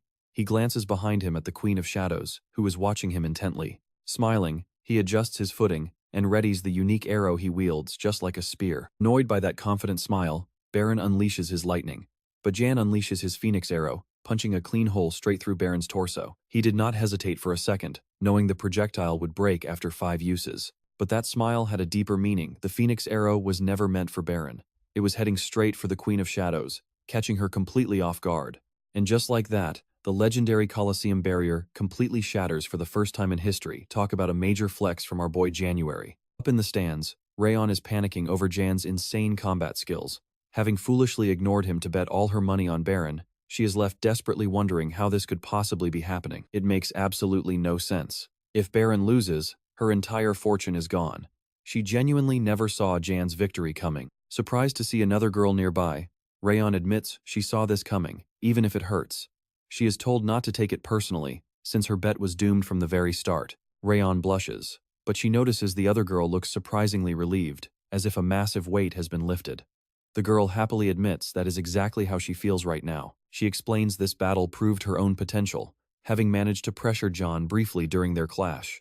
She is confident she will only grow stronger from here. Rayon promises to cheer her on, but their chat is cut short as the announcer screams in disbelief. Instantly worrying about her cash, Rayon gets called out for her reckless gambling. Jan has shattered the arena shield, leaving Baron absolutely furious that he was never the actual target. Catching his returning spear in one fluid motion, Jan stands victoriously amid the dust. Looking up at the Queen, Jan notes that it has been quite a while since they last met. The Shadow Queen responds by unleashing tidal waves of pure darkness. Pitch-black energy floods the arena, blinding everyone as her menacing eyes lock on to January. Suddenly, the broadcast system glitches out for every single viewer. As the screens go dark, CA panics, realizing his uncle is in deep trouble. Trapped in the pitch black, Jan can only see those 2 glowing eyes, feeling a heavy, freezing chill choke the air. He feels like he has entered a completely hostile territory. The Queen continues to glare at him, but since no system alert has triggered, this is not yet an official battle. His quest still demands that he actively provoke her. Activating the path of the immortal sage, Jan strikes directly at the shadow, only for his attack to be swallowed whole. Jan realizes she just absorbed his sword energy. Suddenly, danger flares from behind as a dark silhouette manifests to blindside him. Spinning around, he slashes and scatters the mist, finding nothing there. But as glowing eyes linger near his hand, he notices dark, elf-like shadow creatures emerging around the other combatants. Jan wonders what on earth these monsters are, especially as they begin slaughtering nearby players instantly. Defending himself, he narrowly deflects a series of deadly strikes. Realizing physical blows are useless against them, Jan decides to switch to his holy powers. He blasts a sphere of light right into a shadow's face, but is shocked to find it only burns away a small portion. While light is indeed their weakness, another shadow suddenly grabs his leg, pinning him down. With his foot trapped as another monster lunges, Jan begins channeling crackling lightning around him. Recalling his past battle with the undead, he unleashes a massive electrical discharge. The sudden surge completely vaporizes the surrounding shadows, forcing the survivors to retreat and observe from a safe distance. Shrouded in protective energy, he assumes keeping them at bay will be simple. But his defensive light suddenly starts getting choked out by the surrounding dark. An enormous shadow looms overhead, raising a colossal blade to strike him down. One glance at this monstrosity and Jan knows he is in serious, life-threatening trouble. Usually, players need a BattleNet connector to play the game. Its main job is simple: turn down the pain. With limbs flying off, burns, and brutal injuries around every corner, going without one is basically suicide. Most setups cut down pain by 80 or 90%, letting players throw themselves into insane fights without flinching. But Seong Jihan? He refuses to use a connector at all. His reasoning is crazy but logical. BattleNet is going to merge with reality soon.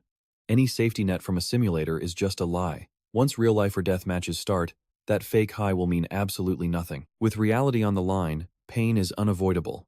That's why he fights completely raw. He survived screaming flesh burns and 1,000,000 volts of pure lightning straight to his heart. It's a level of torture normal humans can't even fathom. But right now, with a 10-meter sword shearing down to split him in half, he has to move. There's no faking the chill down his spine. Seong Jihan knows he's cornered, while the spectators just stare clueless and completely overwhelmed. A massive shadow beast is stalking Seong Jihan, locking onto him like he's the only prey in the arena. He scrambles to escape, but this darkness wants him dead. Honestly, he expected an uphill battle but not a literal mountain wanting to crush him. He's fresh out of easy tricks. If he keeps playing defense like a coward, he is going to end up flat. Plus, the giant monster isn't his only problem. Ever since he wrecked Baron Williams, every player in the arena has target lock on him. They're all waiting to steal the kill. No more running. Seong Jihan exhales fine. Let's do this the hard way.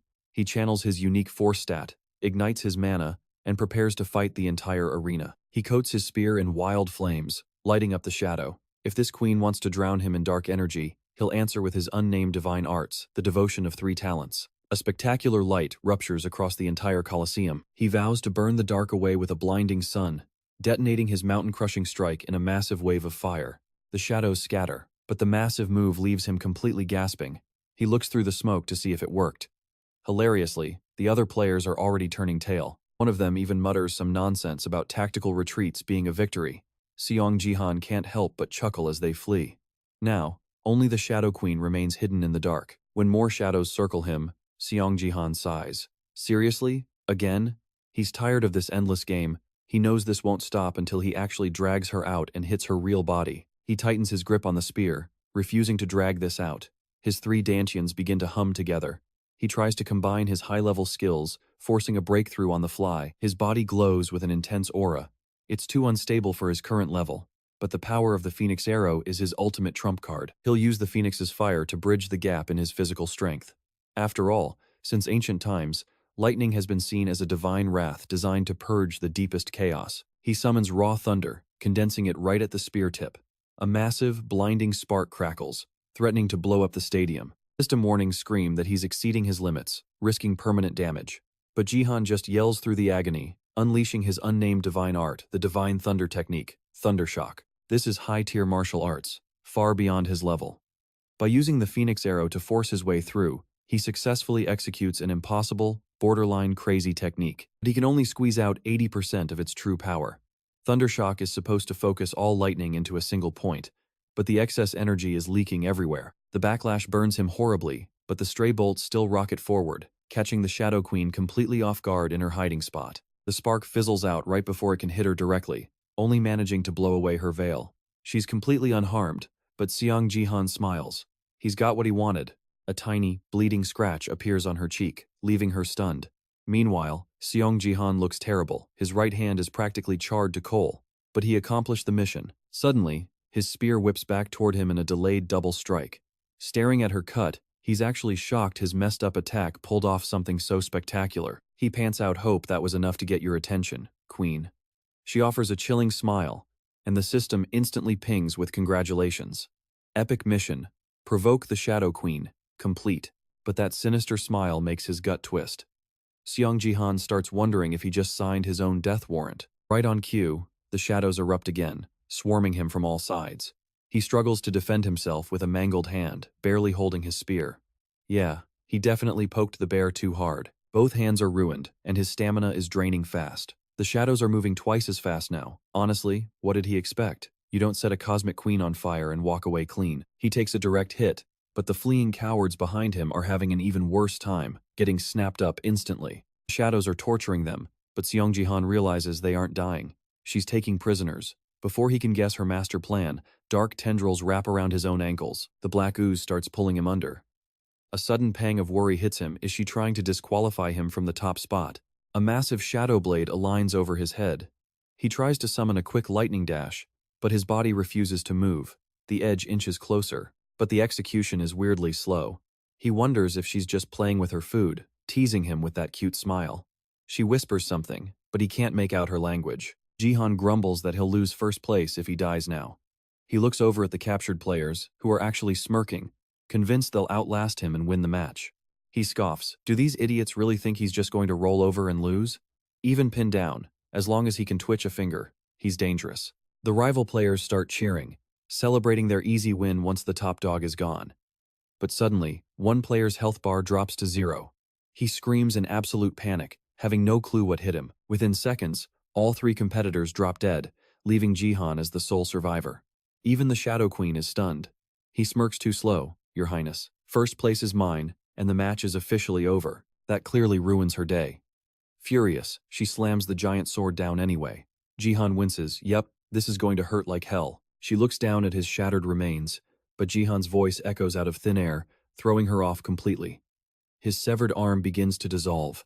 He laughs close, but I dodged the worst of it.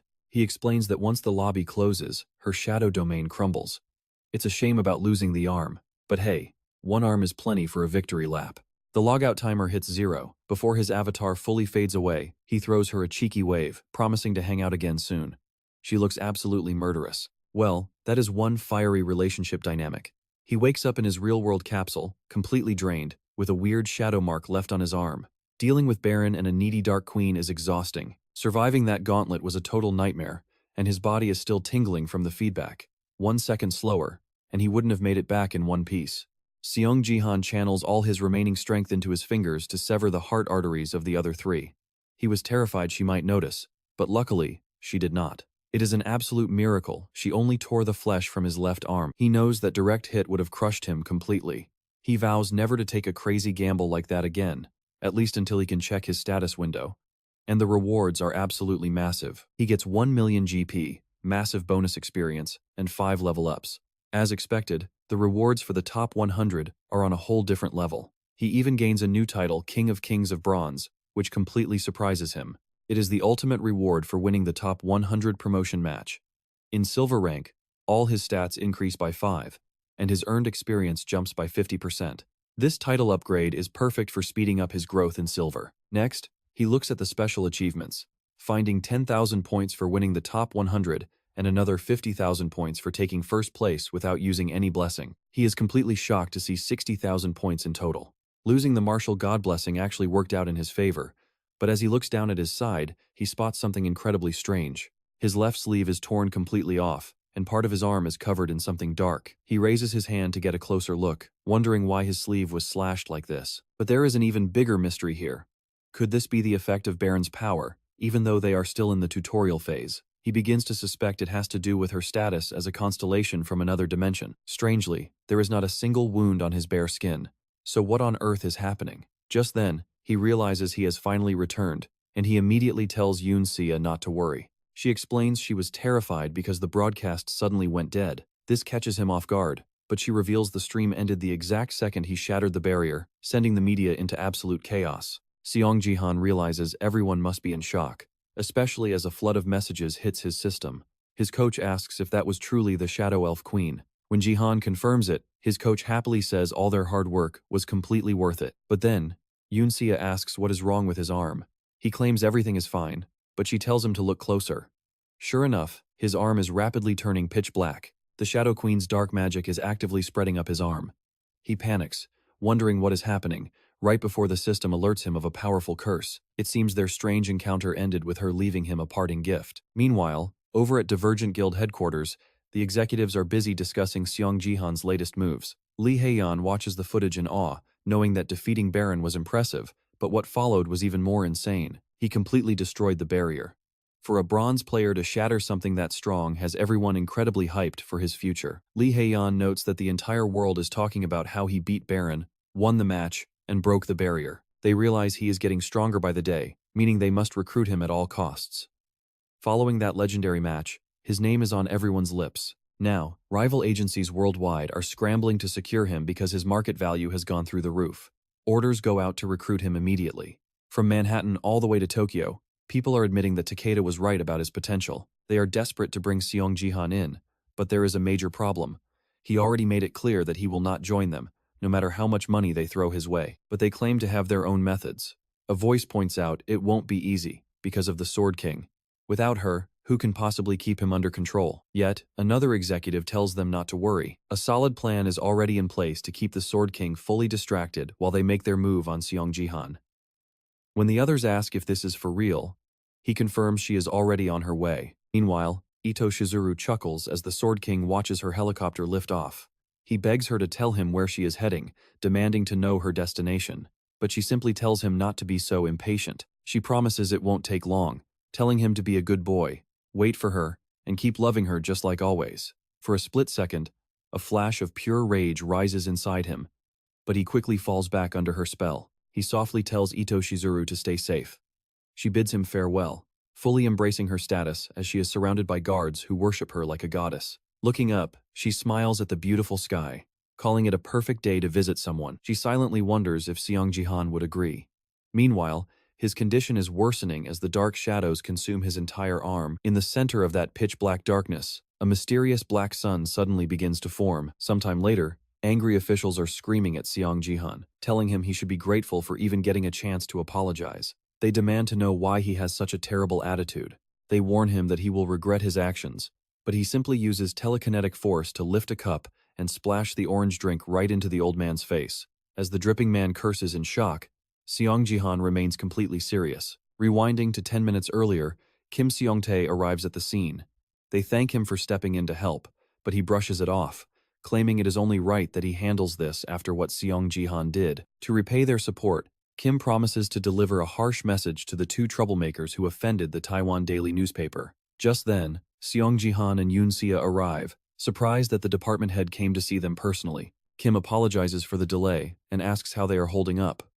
Yoon Sia dryly replies that they have seen better days, before asking why he is here. Surprisingly, he claims the association wants to reward Jihan for his achievements. Sounds like a sweet deal, right? Seong Jihan offers a polite thank you, though he remains skeptical, and his doubts are proven correct when the man demands that both he and Yoon Sia issue a formal apology to Taiwan Daily. Yoon Sia asks what he could possibly mean. He explains they apparently attacked family members of the Taiwan Daily chief executive officer, but if they agree to star in their advertisements and publicly apologize, the media giant will graciously drop the issue. The old man actually calls them generous, but Seong Jihan flatly refuses. He stands up, telling the man that if this is his only business, he should leave immediately. Undeterred, the greedy director tries to use Yoon Sia as leverage. He asks Jihan if he is aware that Taiwan Daily is prepping a massive smear piece about his beloved sister. That threat makes Seong Jihan freeze. The old man smugly notes they are dealing with an incredibly powerful media empire here. They have the absolute power to destroy anyone's future. Even if Jihan managed to fix his reputation through massive charity donations, the public will always look down on him for his family ties to the disgraced Sword King, so he really ought to thank them for this golden opportunity to apologize. Instead, Seong Jihan violently slams his cup down, calling out their pathetic attempt to use Yoon Sia to blackmail him. The stunned official asks if he has completely lost his mind. The man warns that Yoon Sia clearly has no idea how deep they are. By acting so rashly, Jihan has just made enemies out of both the South Korean government and the media. He promises the devastating article will be released immediately. The corrupt official storms out, leaving them alone. Seong Jihan asks his niece if she is worried, but Yoon Sia smiles and says not in the slightest. Back at Taiwan Daily headquarters, the executive is still fuming, ranting that nobody has ever disrespected him like this. He snarls that Jihan's recent victories have clearly gone to his head, while his associates try to comfort him. But then, his daughter tells him to look. Everyone online is buzzing about the breaking article, exposing Yoon Sia's blessing. She sneers that they should have leaked this sooner, since she is finally getting what she deserved. The associates tell her to stay calm. Seong Jihan and Yoon Sia might look proud now, but they will sing a different tune once the massive backlash hits. Suddenly, a panicked employee bursts straight into the office. They snap at him for making a scene in front of their important guests, but the breathless employee quickly apologizes, begging them to look at the screen, because Seong Jihan is exposing their entire scheme live on stream. Seong Jihan plays the audio recording of the executive threatening his family, asking his viewers if they heard it clearly. He tells the audience that this is how Taiwan Daily acts, causing absolute shock as people realize they tried to blackmail a player. He details how a relative of the newspaper's chief executive officer attacked him, all to push a fake article targeting Yoon Si, while the association's department head actively helped cover it up. When that failed, their final desperate play was releasing the hit piece on Yoon Si as blessing. However, Jihan reveals he already used the monocle of Hermes to inspect the gift, and now the entire world is about to see its true nature. He announces it is finally time to show her actual status window to the world. What pops up is a legendary, late-blooming evolution gift, a rare, infinitely growing blessing. Everyone is shocked, asking if a blessing like that even exists. They call it totally broken, saying C can go from F rank all the way to double S. Some even compare it to solo leveling. Seong Jihan tells the viewers that as they can see, Sia's blessing is far from useless, hoping this clears up the misunderstanding. He knows this helps their situation, though he still wishes he could hit his haters even harder. Just then, he gets a donation of 100,000 GP.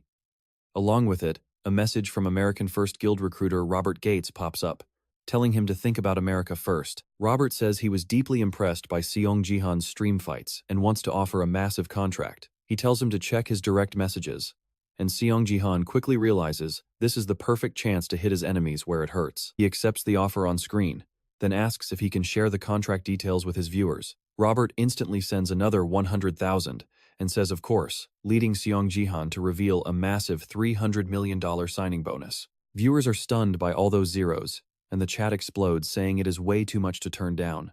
Seong Jihan quietly smiles, knowing this will do the trick. He thanks Robert for the incredible offer, but confesses he has a modest dream of founding his own guild in Korea once he finally reaches silver rank. But if powerful groups like Taiwan Daily and Barron's department head are going to target him like this, he stands no chance without a guild backing him. Still, he plays the patriotism card, asking for their support, and it instantly wins the crowd over. Seong Jihan plays it smart, asking viewers for support so he can stay in Korea. They instantly start backing Sia with everything they've got. Once the stream ends, she asks what he plans to do next. Seong Jihan tells her not to worry. He has pests to clear out first. Then, he calls Lee Haeyeon, who instantly gets a massive headache. Haeyeon starts panicking about what to wear, wondering why he wants to meet so late, while her assistant Gae-young just watches in absolute disbelief. She carefully picks out a dress, asking if a casual look is better. Gae-young wonders where her crazy boss thinks she's going. Meanwhile, Lee Haeyeon keeps asking what Seong Jihan could want that is so urgent, unaware that he is currently standing in front of a bunch of shady thugs. He says they don't look like some random ninja cosplayers. He asks if Barron's department head or Taiwan Daily sent them, and since they clearly came to fight, he figures it was probably both. He wonders if this is the perfect chance to test his new power. He summons Ariel, the dark spirit bound to the Shadow Queen, who emerges with overwhelming force. Seong Jihan feels a strange sense of familiarity, but says nothing. Ariel calls him an arrogant human. She asks if he summoned her just for trash. He calmly tells her to treat it as a quick warm-up. They are perfect for testing her abilities. Pointing out that this dark underground parking lot is the perfect stage, his arm is already covered in deep shadows as he asks if they should begin. Seconds later, the thugs are all writhing on the floor in pain. Seong Jihan stands tall, admitting that wasn't bad, while Ariel smugly boasts that he should be incredibly thankful. Then a tiny version of the Shadow Queen appears, claiming the Black Spirit is a special trait she so generously gifted him. She boasts that once he realizes how overpowered this ability actually is, he will be completely shocked. Seong Jihan does not care and just answers his buzzing phone. Ariel gets offended that he ignored her, while Lee Haeyeon on the line says she has arrived and asks for his location. She says she has arrived and asks for his location. Seong Jihan apologizes and explains the situation, leaving Lee Haeyeon completely shocked by the sudden turn of events. He hangs up. He is sure she will understand. But Lee Haeyeon has to tell her assistant the bad news. Stood up.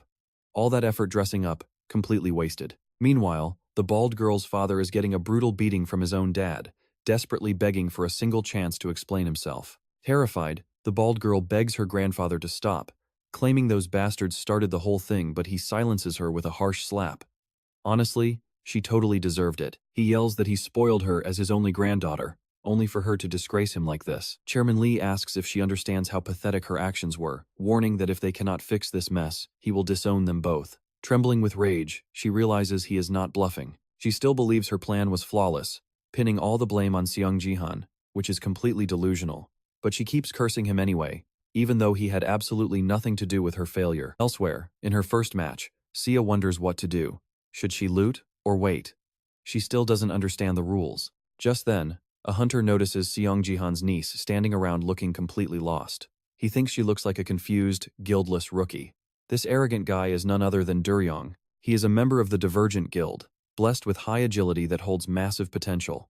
Boasting about his own luck, he is absolutely convinced his power will easily land him in the top 50. He decides she will be his first victim and charges to strike. But she effortlessly blocks his blade with one hand, showing off her high-rank turtle armor, iron bracers, speed boots, and stealth necklace. Seong Jihan really did load her up with top-tier gear, allowing her to disarm the guy with ridiculous ease. He is left clutching his trembling, painful hand.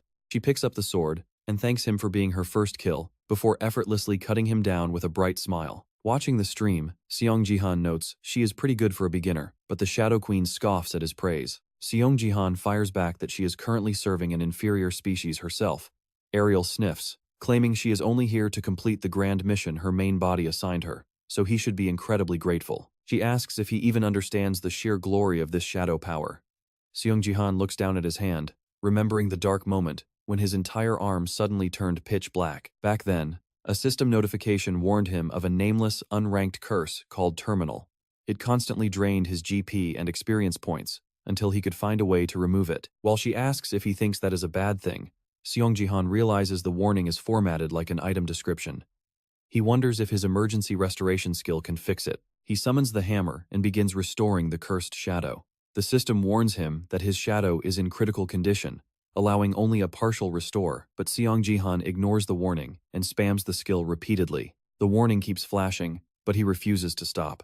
Finally, the curse breaks to reveal its true form, an upgraded double S-rank shadow linked directly to the Shadow Queen constellation. This shadow can now transform into the Eclipse Shadow Sword, growing stronger through the constellation's divine authority. Sia notices his arm is normal again. Is he okay? Seong Jihan says he is fine. Suddenly, a voice calls him a dramatic human as the shadow takes shape at his feet. The dark puddle molds itself into a tiny, miniature queen. As they both stare in utter shock, she proudly introduces herself as a clone of the Shadow Queen constellation. She looks at Seong Jihan, explaining that her main body found his powers highly interesting and ordered her to assist him. From now on, she is his subordinate, leaving him completely speechless. The system then announces that Ariel's clone has granted him the Black Spirit attribute. He tests it out, quickly realizing it allows him to manipulate actual shadows into deadly weapons. He notes that while he won't need her for every small skirmish, the raw power is undeniably useful. Ignoring her demands to raise his stats, Seong Jihan can only sigh, feeling like he just gained a highly annoying, permanent roommate. Later, over a nice meal, Sia admits that her tutorial match was incredibly tough. Seong Jihan praises her performance, making her feel absolutely thrilled and motivated. She asks her uncle what he will do about the American First offer. He casually says he is turning it down, leaving her shocked, but he promises he will earn far more later. Jihan doesn't want to join some random guild. He wants to start his own, and he's already found a shortcut. Right on cue, Rayon shows up at his place. He realizes she's the absolute perfect fit to make this happen. Plus, she's clearly into him. Talk about mixing business with pleasure, he might just score a girlfriend and a major sponsor all at once. But when she stands face to face with him, she totally panics. Jihan doesn't hesitate, he straight up asks her to be the master of his new guild. Confused, she asks where this is coming from. He clarifies that she'll have the title, but her actual job will be running the business side. She points out she's already with a rival guild, but Jihan reminds her she's just their sales manager, not an active player. Still, she argues that a real guild master needs to be an elite player to represent them, while she's strictly for background management. So why is Jihan even making this offer? His answer is simple, it's all because of her unique support gift. Sure, it only gives a 10% experience boost. Everyone thinks it's useless because it doesn't stack with other buffs, but Jihan knows that if she takes the master seat, her gift will finally unleash its true, game-breaking power. Rayon freezes. Does he know something she doesn't? How can he be so confident? Sure, Jihan's an elite ranker, but every other expert out there called her ability completely worthless. She wants to believe him, especially since he's the first person to actually value her talent. But leading a guild? That's insane. Jihan just smiles and promises she'll be compensated very well. Then, Jihan offers to give her the winning bets for all future BattleNet matches. That grabs her attention. Gaeyong notices her instant change in attitude, and Rayan immediately agrees. Gaeyong yells in disbelief as Jihan hands over the contract. She asks if Rayan is seriously doing this, but Rayan signs anyway. If his betting tips are legit, this crazy gamble might actually pay off. Suddenly, a glowing status window pops up in front of her. Her support buff now applies to every single guild member, boosting growth by 200% and giving everyone an extra 30% experience gain. Sometime later, the entire community is stunned as an official guild broadcast begins. People can't believe Jihan actually did it. Rayon goes live, smiling as she notes that everyone must have seen the stream's title by now. She introduces herself as the master of the Great Vessel Guild, Lee Rayon. The chat section instantly erupts with questions. What on earth is this new guild, and where did it come from? Oh, and viewers can't help but notice how gorgeous she is. Jihan announces that Rayon accepted the most vital role, confirming that she is indeed the official guildmaster. Next up is the guild's concept, and Jihan promises to demonstrate it immediately. The roster is capped at 10 slots, and they already have 5 members. Then, he reveals the mind-blowing guild buff of flat +1 to all stats. Stat growth scales up to level 11. Attributes jump by 200%, and experience gain increases by 30%. The live chat goes absolutely wild, as Rayon explains their guild focuses entirely on support. They confidently offer a much faster growth rate than major guilds. However, their cap is only 10 people, making them a tiny team. She then introduces the current roster, the founder Jihan, Master Rayon, soccer star Diego Masid, and Yonsei, who just unlocked her gift. And finally, there's Gayong, brought in on a temporary rental contract. She instantly complains about being treated like cheap hired help, bringing their total member count to 5. Chat wonders why she's even on the team. Meanwhile, Jihan tells viewers they can follow their progress on future streams, inviting anyone interested in joining or negotiating a rental contract to contact Master Rayon. Gayong takes the chance to ask about the origin of their name. Jihan explains that the Great Vessel Guild comes from an old phrase about late-blooming greatness, with the starting characters literally translating to a massive vessel. And that's the story behind the brand. Meanwhile, mid-match, Baron wears a cocky grin as he mercilessly beats down a training copy of Jihan that can't even fight back. Complaining that it's far too boring, Baron decides to end things with a single strike. He charges at Jihan, but his energy blast does nothing, and Jihan suddenly blinks right behind him. Baron barely manages to counter with a quick thunderbolt, taking Jihan down, but the system reveals it was just a simulation, and the training session ends. Baron laughs, calling Jihan pathetic, and claiming he only won their real match through pure luck. But when the staff mentions he only beat a 50% power copy and that they're raising it to 75%, Baron loses his mind. He snaps at the scientist to shut up. Just then, an aide summons him to the guild. Ja Widevalti Weil, Widerdan, Wider A, Team Ace, Aide Farensford. The second Baron walks in and hears about a rental transfer. His temper flares instantly. They're sending him to Jihan's guild. Screaming, he asks if the boss has completely lost his mind. But the owner insists it's a golden opportunity, urging him to watch their latest stream first. After watching the video, shock washes over him, and his kinetic energy makes the furniture start to float. Baron yells that the old man has gone senile. It's clearly a scam, and he doesn't need help from some fraud. He snaps that they should never bring up that bastard Jihan around him again. Watching him storm out, the owner sighs, realizing what a massive headache his star player really is. The owner knows Baron has a massive inferiority complex toward Jihan, which makes him completely uncontrollable. Since Baron refuses to go, they'll just have to send someone else in his place. Meanwhile, Sophia, the girl who traveled with Jihan during his recent trip, starts thinking about how incredibly cool he is. But on the other side of town, Rayon looks extremely stressed. Rayon warns Jihan that rival guilds are offering her massive fortunes to buy the secret behind their insane buffs. She's only telling him as a warning, begging him to keep the details tightly under wraps. Jihan says that goes without saying. Rayon laughs, then honestly admits she never imagined her own gift could be this overpowered. She suddenly remembers her old guild executives mocking her, doubting Jihan ever wanted her abilities. Those clueless executives insisted it was just a smooth excuse because he was interested in her, even telling her to use her looks and seduce him. They even claimed she had never contributed anything to her former guild. Rayon promises Jihan she'll work herself to the bone, refusing his offer to just be a figurehead leader. Jihan originally planned to disband the guild once his core team became strong enough. Instead, she slams her hand on the table and declares that her dream was always to build a massive corporation. She only started betting on BattleNet to raise funds for her own guild. She looks at Gayong for confirmation, who awkwardly mumbles that she doesn't really remember. Rayon promises to do everything she can to build up the Great Vessel Guild. She suggests setting up an official office first, proposing they move into the vacant rooms of the Sword Palace. When Rayon asks Gayong to draft some job postings for video editors, Gayong dryly reminds her that she's a bodyguard, not a secretary. Feeling a bit guilty for piling on the workload, Jihan watches Rayon handle the interviews.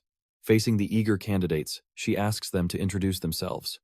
First up is Joan-ji. She explains she's been editing promos since high school and studied the field in college. Rayon has to admit, this first candidate is much better than expected. After thanking her, she calls in the next applicant. Glancing at his unique resume, she's suddenly interrupted as Golden Light bursts into the room, thrilled to work for Jihan. Known online as the streamer Golden Light, he loudly claims he can edit, manage, and boost their channel instantly. His manic energy immediately creeps both girls out. He sounds dangerously like a stalker, but insists he's just been a loyal fan since Jihan's early days. He guarantees his mind is overflowing with brilliant content ideas to elevate the Great Vessel Guild. They all stare at him in complete disbelief.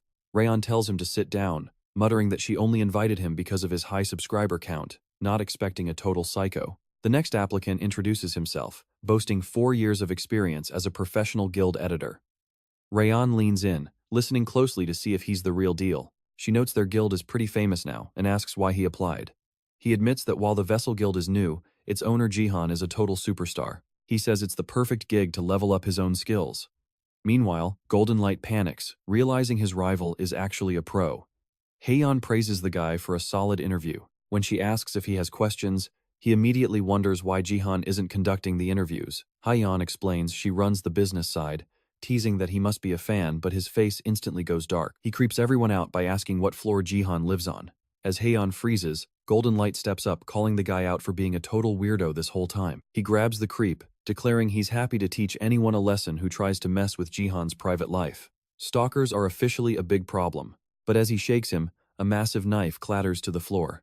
Golden Light stares in shock, asking what just dropped. Exposed, the lunatic grabs the blade and starts screaming that Jihan is just a trashy freeloader. He rages about Jihan ruining the Sword King's reputation and demands to know where he's hiding, screaming that the Sword King will never return because of him. It's clear this guy is a total psycho.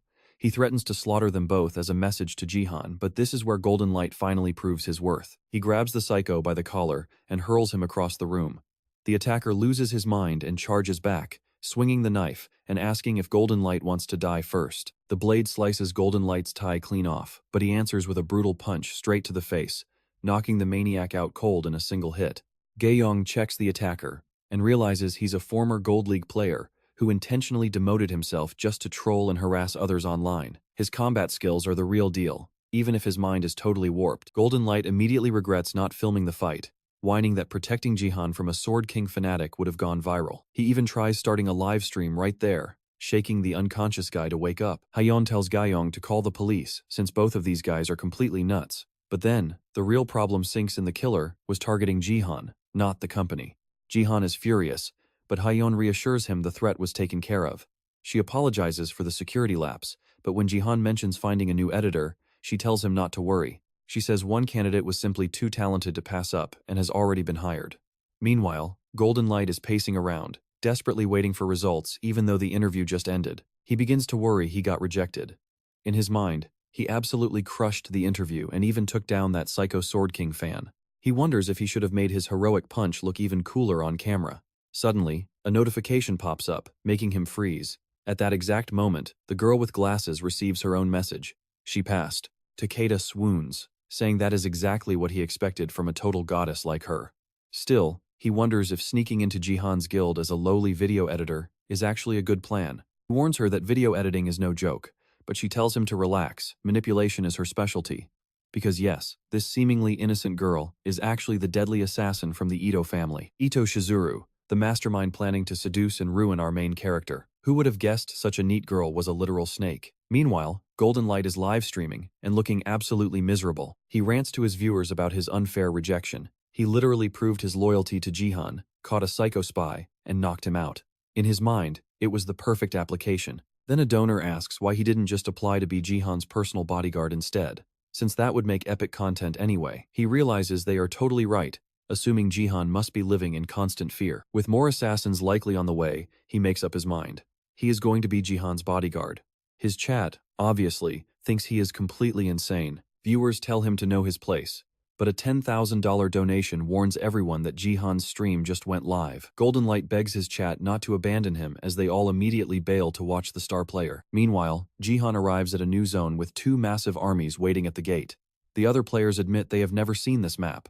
He enters the Silver Arena in Gangnam for a classic invasion match. He mutters that it has been a while since he was here. Gaeyong is baffled, reminding him that this is literally his first time on this map. Gaeyong joins up with Jihan, explaining that management arranged for them to team up so both of their streams would get massive exposure while leveling. Jihan quickly covers his track, saying he has only seen this specific map on other streams, but actually playing it feels entirely different. She does not quite buy his excuse, while the chat wonders if this is going to be an epic rematch.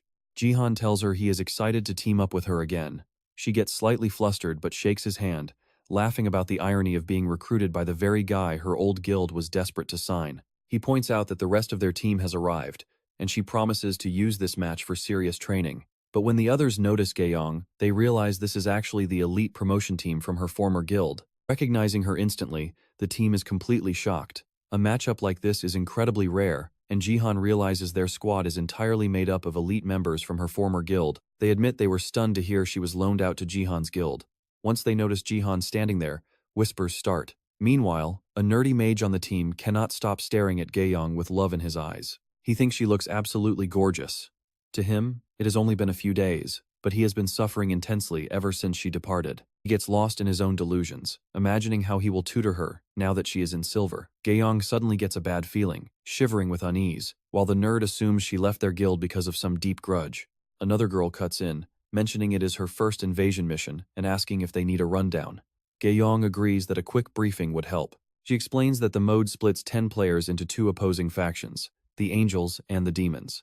It is a 5 versus 5 clash across 3 lanes, left, middle, and right. So yes, they are basically playing League of Legends.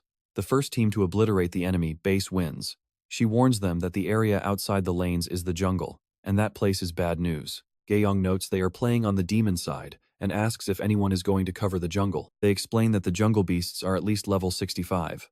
Since their players are only around level 40, and she is technically level 30, they really cannot handle those high-level monsters. Jihan asks if they are really sure about that, thinking their team could easily pull it off. This gives the smug nerd yet another chance to show off. He scoffingly tells the rookie Jihan that he has no idea how tough this is, advising him to just stay back and follow orders. He offers a few quick pointers before telling them to move out. Despite Jihan's massive online popularity, the nerd still views him as an inexperienced greenhorn. He pulls him aside, warning that trying to play hero in a match like this will only ruin their teamwork. Eager to impress Gaeyong, the nerd points to the approaching enemies. He explains they are called minions, and although their attacks are basic, they can easily overwhelm single silver players if they do not work together. He warns that falling behind early is dangerous even if they can revive.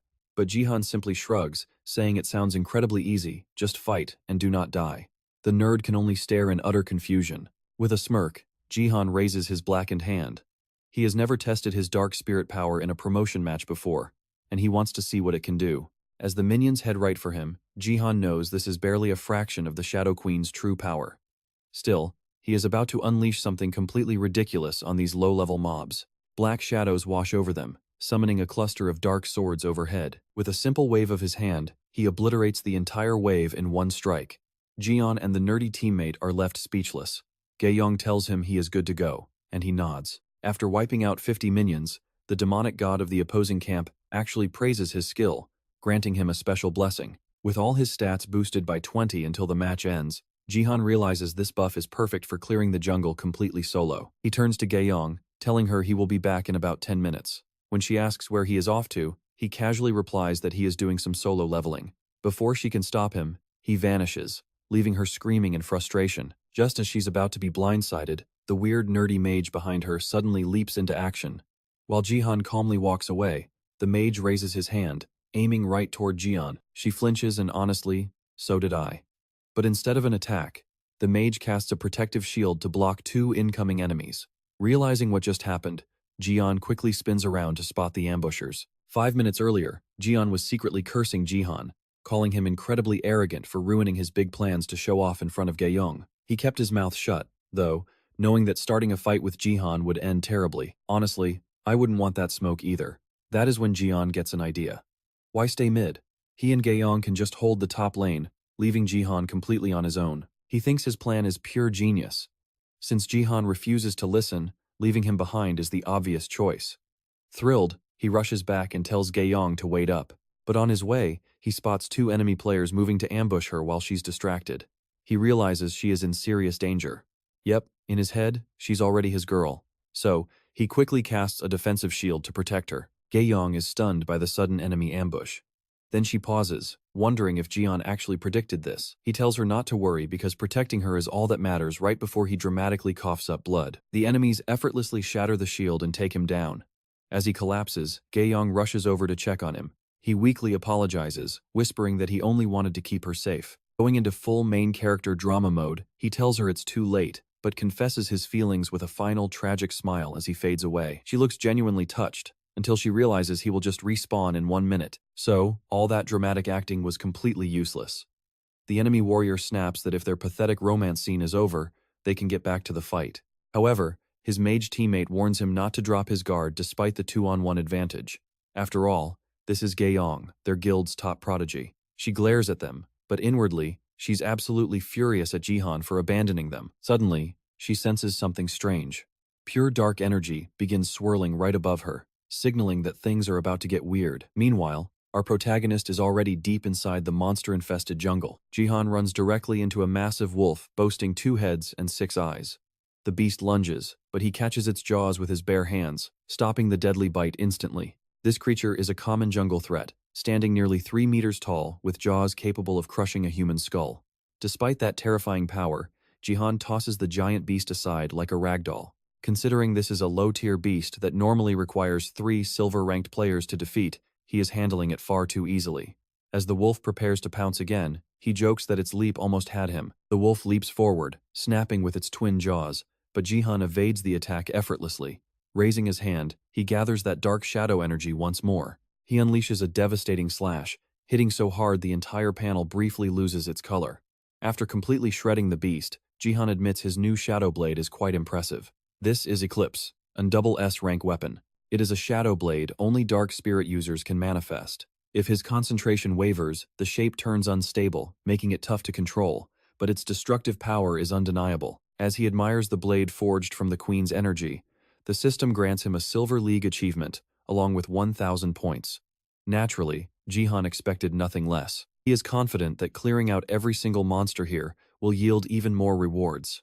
However, he might need to hunt down some enemy players as well. Just then, a notification reveals the opposing team scored first blood. Meanwhile, back with his team, one of the enemy attackers is already dead with a shadow blade pierced through his chest. The remaining mage is absolutely terrified, looking around in utter panic. A miniature Shadow Queen stands in front of Jihan, wielding dark daggers and leaving Gaeyong baffled by her sudden appearance.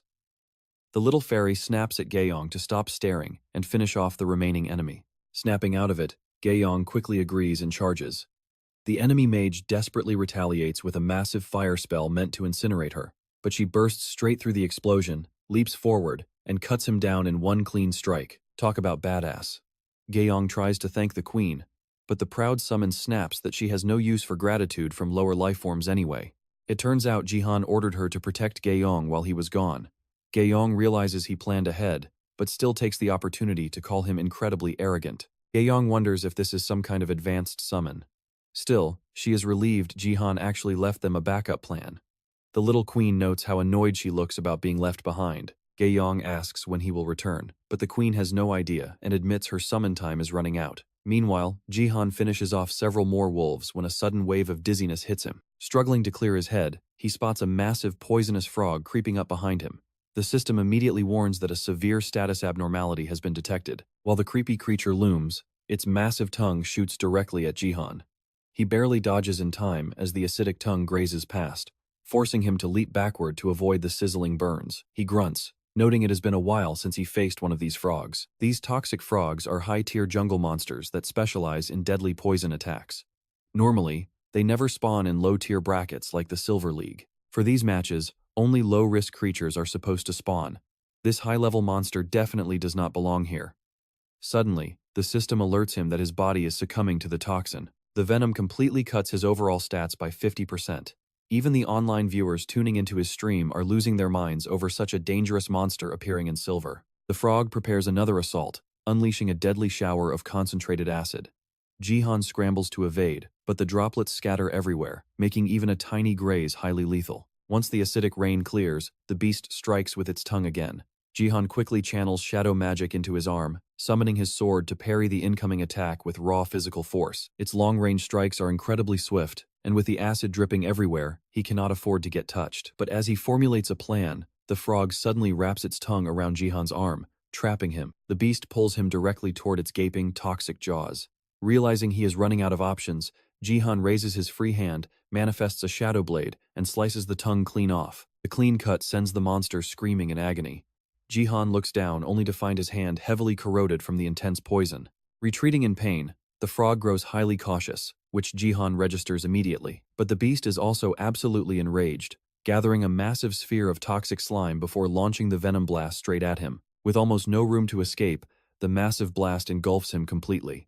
As the toxic wave spreads, the stream chat goes wild, wondering if Jihan is about to get wiped out. Emerging from the haze, Jihan admits that was actually a pretty close call. That's when viewers spot a barrier of pure force around him, a shield he could have easily deployed from the very start. He notes that the venom really would have killed him if he hadn't stacked his status buffs first.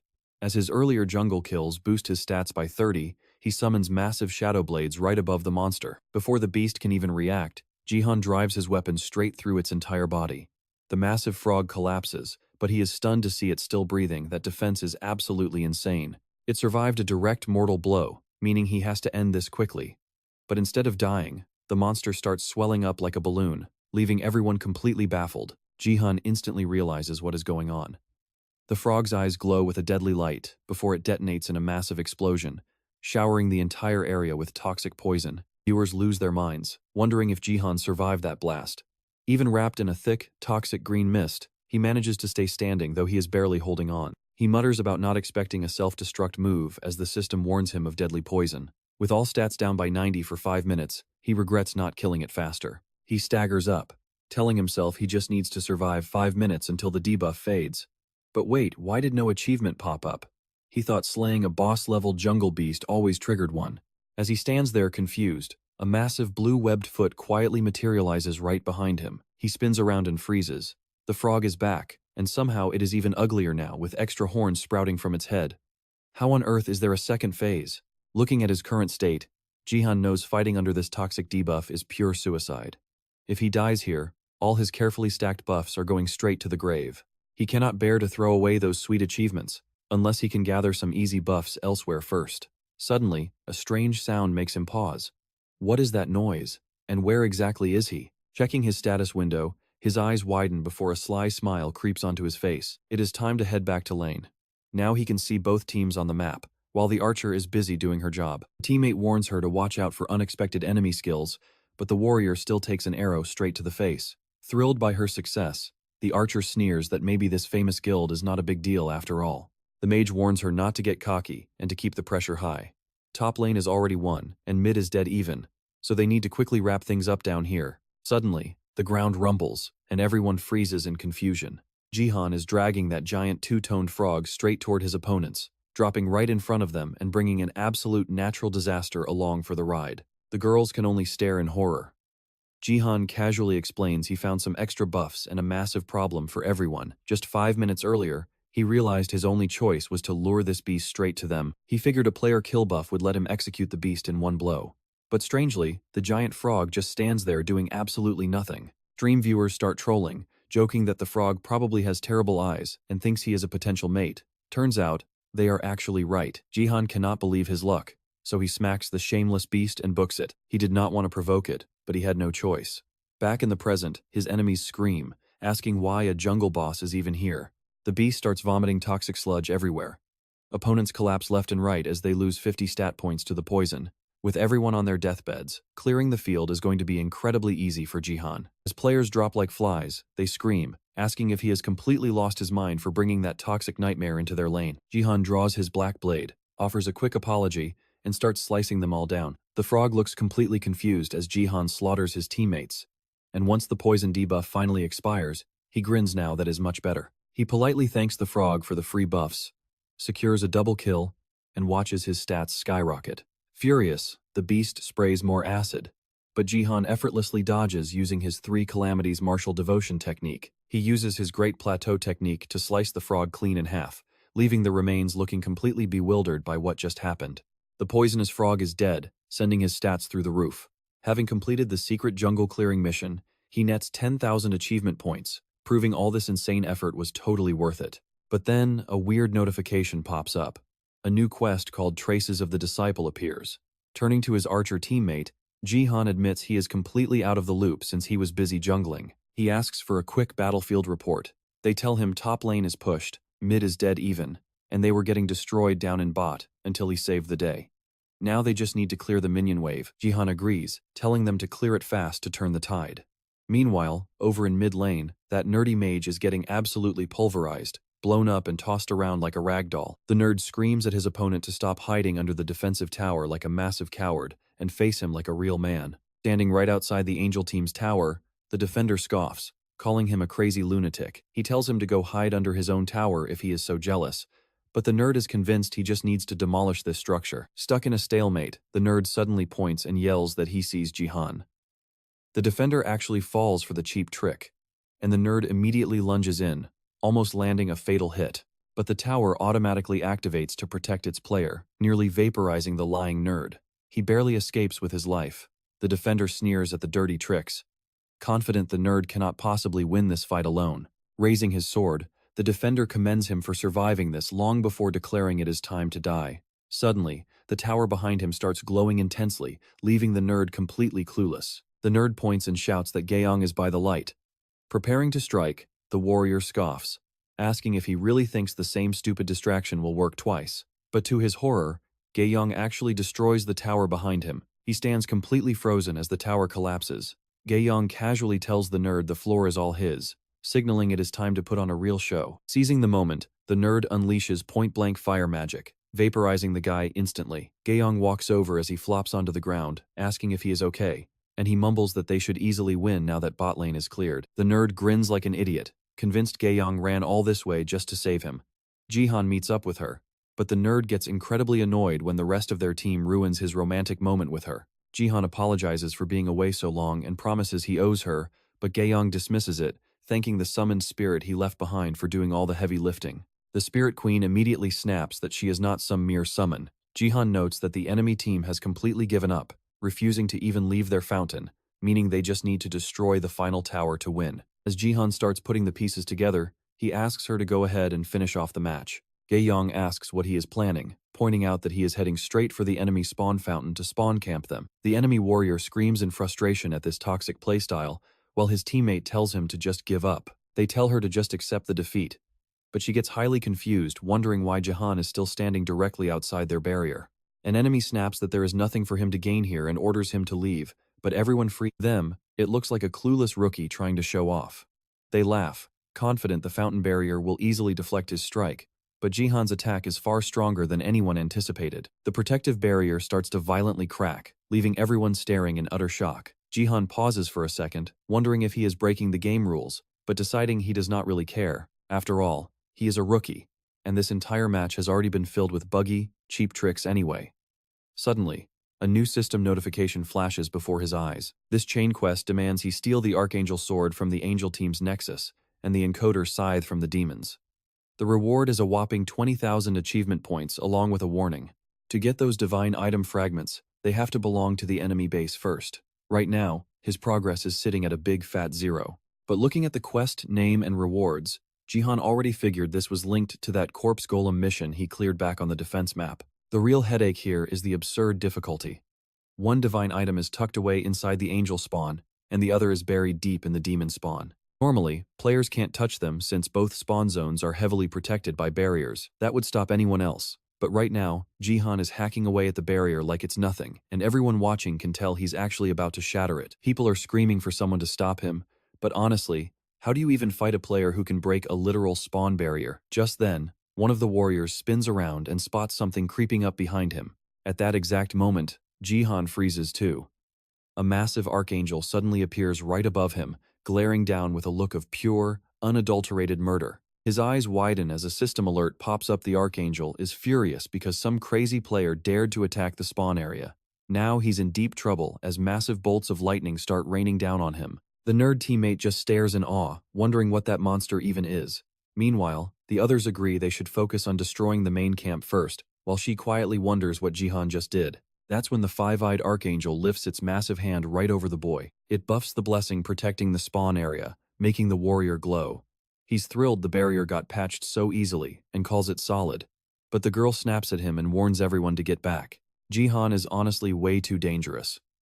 I mean, even the stream chat is losing its mind, laughing because they never thought a player could actually break a spawn barrier. Jihan stands in silence with the queen by his side. She sizes up his total strength and admits it's pretty decent for a lower-ranked species, telling him not to feel too bad. He just nods along. He knew this wouldn't be easy, so he goes all in, channeling massive amounts of dark energy into his sword until it swells. He remembers the Nameless Divine Arts are split into 3 branches, each tied to a different deity. The god-slaying techniques defy fate itself. The heavenly lightning techniques command thunder, and the secret shadow techniques hold absolute dominion over darkness. One branch can literally shroud the entire world in shadow. He activates Soul Vortex, and his blade expands until it looks like a colossal lance. Next, he rams that massive weapon straight into the barrier, drilling into it with insane force. The violent suction begins dragging in everyone nearby, prompting the knight to scream for them to hold on tight. Even the queen is shocked he can wield this kind of power. Even so, Jihan keeps pushing with every ounce of his strength, drilling deeper into the barrier. He just needs a tiny bit more, but as he strains to shatter it, another system alert pops up. Turns out, the Archangel is absolutely furious that its precious barrier is being humiliated like this. It starts charging up a massive attack overhead, while Jihan keeps drilling forward relentlessly. The monster is clearly gearing up to vaporize this arrogant player. It unleashes its devastating strike, and though Jihan senses the extreme danger, he manages to shatter the barrier completely just before the lightning hits. Lightning explodes everywhere, but as the smoke clears, he's still standing talk about a complete flex. The system blares that Jihan scored a pentakill, letting him finally breathe and mutter that it was way too close. Just like that, the demon team wins, and the match wraps up. Everyone is left completely speechless that he actually pulled off such a stunt, especially since he broke his own sword in the process. The chat goes absolutely wild. Even the undercover nerd girl, the charming scout connected to the group tracking Jihan, is left utterly speechless that he actually pulled this off. He broke a literal spawn barrier. A silver player dominating the jungle was already insane, but now he's pulling off miracles. She starts to realize that, at this rate, he might actually surpass the legendary Sword King. Now she's desperate to recruit him, but approaching him as a normal employee won't work. She needs to find a much more natural way to get close to him. Just then, she overhears a colleague talking about how well Rayon gets along with Jihan. Glancing over at Rayon, a brilliant idea strikes her.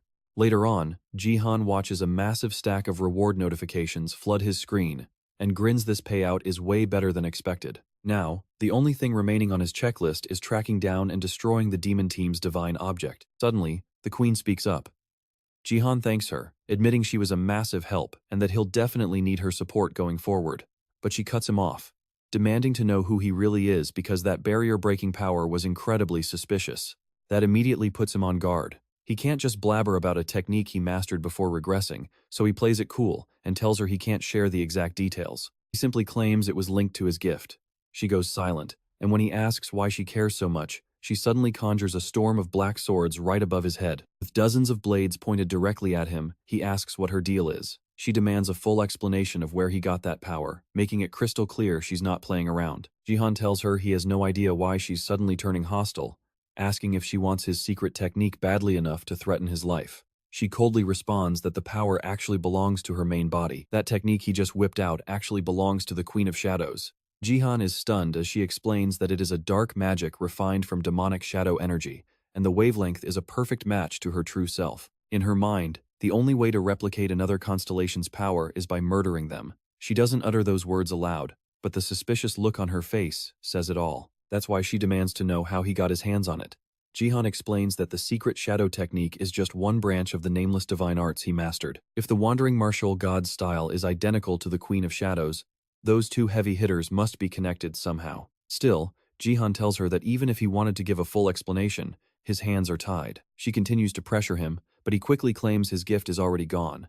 He tells her some random constellation tried to force a contract on him and snatched his gift away in the process. To prove he's telling the absolute truth, he offers to let her inspect his status window directly. That unexpected proposal finally makes her hesitate. She asks for the name of his former gift, and figuring that much is safe, he tells her it was the Eye of the Wanderer. Though highly surprised and still suspicious, she decides to let the matter slide for now. Once she leaves, he laughs it off, thinking his house was about to be turned to dust. Just then, his phone rings, and it's Rayon on the line, screaming about the stream and asking what on earth just happened. The entire web is already buzzing with news about his insane play. She whines that if he'd only given her a heads up, she would have clipped the highlight and posted it instantly. He asks if it's really that massive of a deal. Rayon explains that while they have great content for the guild channel now, she's worried they've been focusing way too much on Baron lately. He points out that makes sense, since it's literally Baron's guild, but she argues they need variety. Then she asks if he knows about his new fan cafe, calling him Mr. Jihan and leaving him utterly baffled. Because of that, she mentions there's a favor she needs. Sometime later, a group of sketchy guys arrives with the real Rayon tied up. The fake Rayon who called him Mr. Jihan was actually just an imposter. A bald guy praises his men for delivering her, asking if this lady really is the master of Bloomguild before they brag about the massive bounty on her head. If they play their cards right, striking it rich is only a matter of time.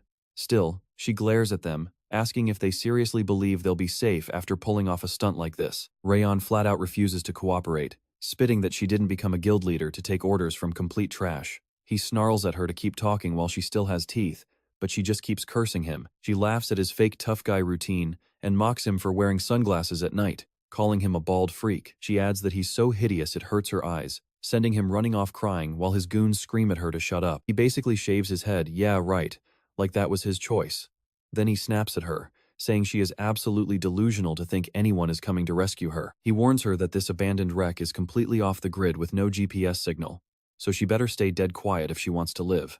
But then, Seong Jihan suddenly appears and asks what exactly they found. Seong Jihan actually tracked them down. The thugs demand to know how he found them and order their guys to open fire. Honestly, if he were anyone else, those bullets would have gone right through his eyes. Instead, he magically freezes every bullet mid-air, blocking the entire barrage without taking a single scratch. The thugs start panicking and calling him a monster. But their bald boss pulls out a massive bazooka and yells that it is not over yet. Seriously, where does one even buy a bazooka? And get this, the damn thing fires a rocket wearing sunglasses. Yes, a missile with cool shades. Talk about some ridiculously lame power. Seong Jihan calmly watches it fly toward him, then uses his telekinetic force to make that weird sunglass-wearing rocket pull a complete U-turn. It swings right back at the thugs and blows those absolute idiots sky high. Right in the middle of the massive explosion, Seong Jihan pulls off a classic movie hero move and asks Lee Hyun if she is okay. Still in shock, she asks how he even found her when GPS could not track this place. He casually whips out his phone and says it is all thanks to the brand new Space 23, which features flawless GPS tracking even without cellular signal. And yes, my friends, this whole fight scene was just a cheap commercial. She excitedly asks if that is the new Space 23 with the flexible screen and impact-absorbing layer, while he keeps hyping it up like a shameless salesman. Honestly, she looks way too thrilled about a commercial pitch. Back in reality, Seong Jihan looks completely dead inside, while his niece, Sue, is laughing so hard she can barely breathe. She teases him that he is a natural-born star and should seriously consider a career in Hollywood. He grumpily tells her to finish wiping the tears from her eyes before talking. Seong Jihan explains he only filmed this nightmare because she begged him to, but the cringe was so intense it might actually ruin their guild's reputation. She fires back that Twinstar actually invested heavily in making this phone, even sacrificing an incredibly rare Ashik page during its production. She explains that this page is a double S rank item that only drops in the high-tier Platinum League. Back in the early days, nobody knew what those pages were for. Later, a tech company figured out how to use them to upgrade regular electronics, and the market value instantly went through the roof. Hearing this, the mini-queen Ariel asks if humans seriously wasted a priceless Ashik page just to build a stupid phone. She rolls her eyes and mutters that this is exactly the kind of trash you expect from low-rank species. Wasting such a legendary treasure on a mobile phone is absolute madness. Intrigued, Seong Jihan asks if the Ashik page has some hidden legendary powers, and she smugly replies that of course it does. Before they can dive deeper, a staff member announces that the video crew has arrived. They quickly drop the topic, and Seong Jihan asks what they are shooting today, which Sue reveals is just a simple training video. The plan is to film the whole guild exercising together inside the massive Sword Palace training room. She then casually mentions she forgot to say that the professional editors from Guildbloom volunteered to help film. Right on cue, that incredibly shady girl appears. She sweetly introduces herself to Seong Jihan as Joel G from the editing crew, acting totally innocent while secretly channeling her powerful charm magic directly at him. For a brief split second, his mind goes completely blank as he feels her strange magic wash over him. Thankfully, Han calls out to him and snaps him out of it. Seong Jihan asks why an editor is even here, and so explains she begged to tag along. The shady editor quickly pipes up, claiming she is a massive fan who just wanted to meet him in person. She politely asks Guildmaster Han for permission to stay, before nervously asking Seong Jihan for a quick handshake. She reaches out to shake his hand, wearing a sly little grin, but the moment their fingers brush, a violent mental shockwave hits her, as the system flat-out warns her that she has zero authority to touch this target. She stands frozen, unable to believe what just popped up. Han calls everyone into the gym, forcing her to quickly let go of Seong Jihan's hand, though she cannot stop staring at him in utter disbelief as she walks away. She mutters to herself that her mind control skill has never failed like this, even working on the legendary Sword King. She wonders what kind of absolute monster Seong Jihan really is, but there is no time to ponder as So is already screaming in pure despair. Seong Jihan coldly orders her to squat a little lower while counting another brutal rep. She desperately begs him to stop, crying out that she physically cannot do another single lift. Han points out her insane muscle definition, and the live stream chat explodes, wondering what her actual physical stats are. Everyone is calling her talent completely broken, prompting Han to ask Seong Jihan what kind of crazy regime Sue is undergoing. Seong Jihan explains she is unlocking her rare tenacity stat. Confused, Han asks what that does, and he explains it is a legendary hidden stat unlocked by reaching 10 maximum health points before level 10, which effectively doubles your survivability. Naturally, everyone is completely stunned. Han admits it sounds insanely overpowered, even though she has never heard of such a stat. Seong Jihan adds that there is another catch: you must unlock it within 100 days of awakening, making it nearly impossible. With their massive guild buff and Seong Jihan's highly aggressive training style, she actually has a realistic shot. In short, he keeps pushing her to her physical limits while constantly healing her back to full health, driving her to beg him to just end her life because death would be less painful. The viewers are absolutely horrified by his brutal coaching method. Han calls it straight-up torture, but Seong Jihan casually replies that she will survive. Intrigued, Han asks if he would be willing to demonstrate his own personal training routine for the viewers. He happily agrees and leads the excited crew into his private training hall. But once they step inside, everyone is completely baffled by the lack of any gear. Seong Jihan just smiles, explaining that true masters do not need equipment. He simply summons his demon queen Ariel. She sighs and asks if he wants her to summon those deadly weapons again, and Seong Jihan nods, telling her to unleash her absolute maximum power this time. Insulted by his attitude, she calls him incredibly arrogant and summons a barrage of dark magic spears, telling him to watch out. But as they fly at him, he dodges them all effortlessly, closing the distance to counterattack before she can even blink. Smirking, she conjures a sudden forest of spikes from the floor to catch him off guard. But Seong Jihan is one step ahead, casually halting the deadly trap mid-air using sheer force, completely blowing her mind. The dark weapons shatter to pieces, and Seong Jihan zips right up to her, casually slapping a silly heart-shaped sticker onto her forehead. She turns bright red in pure rage, while Han looks on completely dumbfounded, asking if that was really it. The stream viewers ask if anything even happened, since they could not see a thing.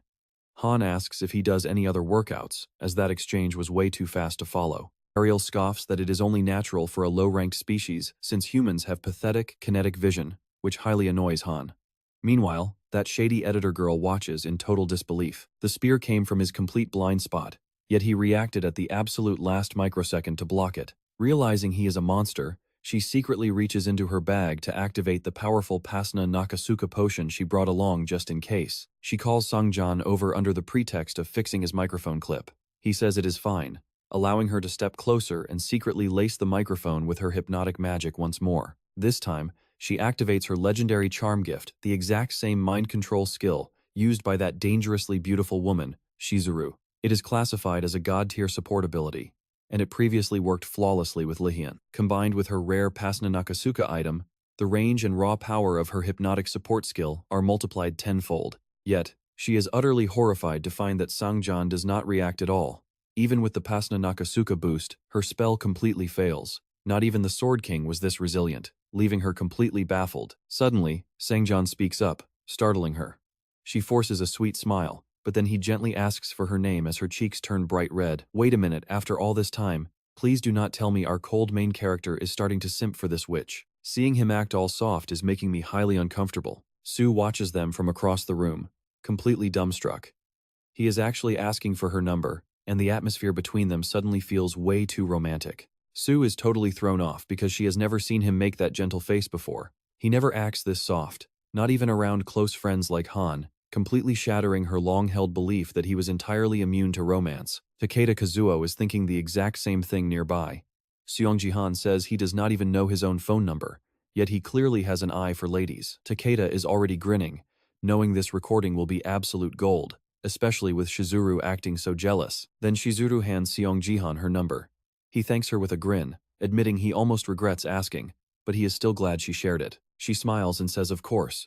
As his fan, she would never refuse. But in her mind, she remembers being warned this would be tough. If he is not on his knees begging, then her brainwashing did not fully work. Since her submission spell already failed on the Sword King, and now both of them are causing trouble, Shizuru decides she needs a different plan. Meanwhile, Seong Jihan happily stares at the phone number in his hand. Later that night, Seong Jihan starts dressing up. His niece Yoon Sia notices and asks what is going on. She admits she has never seen him in a suit before, wondering who he is meeting. He asks if it is that woman from the editing team. Without even looking back, he starts to reply, but then tells Sia to just forget about it.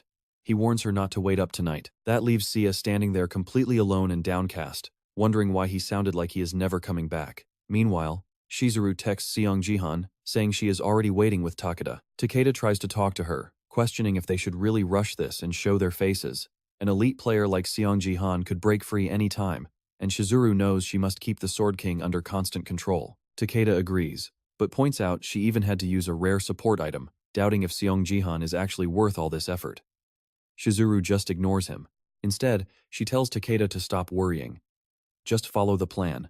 If anything goes south, her shadow will assist. That shadow is already lurking nearby. Suddenly, they both realize Seong Jihan has arrived. He apologizes to Shizuru for being late, but then he notices Takeda is there as well. Seeing that sour face, Seong Jihan wonders why Takeda showed up. Takeda tries to speak, but Shizuru cuts in, telling Seong Jihan to ignore him. He claims he is only here to assist with her work. Seong Jihan asks what kind of job that is. Standing up, she declares her task is to bring him to Japan, finally revealing her true identity. With that, she looks at Takeda, who nods and crushes another powerful support item. Takeda warns Seong Jihan that he is about to share some deep emotions, then unleashes his power directly at him. As a green aura rushes towards Seong Jihan's mind, Shizuru notes that Takeda's gift is useless in real combat, but paired with hers, it is terrifying. It forces emotions onto a target, leaving the victim absolutely no choice but to surrender. Shizuru is certain this is the end. Game over for Seong Jihan, but as the aura closes in, the item slips from Takeda's grasp. It starts floating, leaving him panicking in confusion. Seong Jihan uses telekinetic force to seize and compress the item. Right before Takeda's eyes, he shreds the artifact into tiny pieces, leaving him completely frozen in shock. He mocks her, saying he now understands why so many puppets stand by her side, and admits her mind control technique is quite fast. His knowing stare sends Shizuru into a panic, making her realize her brainwashing never actually worked. He had been playing along this entire time. If he already knows her true identity, she is in deep trouble. Seong Jihan merely shrugs.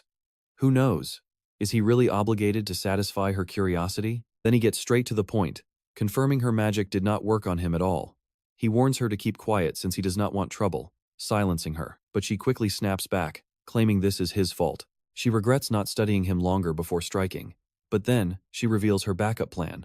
Right on cue, a dark shadow rises behind Seong Jihan, lunging at his neck with twin daggers. The assassin gets dangerously close before he notices. Glass shatters as they both crash out the window. Seong Jihan barely blocks the strike with his own shadow sword. While defending himself, he spots the ground rushing up. Fast, very fast. He braces for impact as they slam into the concrete, kicking up dust, but he is completely unharmed. He pulls a heavy weight out of his clothes, wondering what it is, and realizes this female assassin is extremely dangerous. Up above, Shizuru and Takeda watch in anticipation as Seong Jihan fights her. Shizuru is glad she brought Kato Akari along as backup.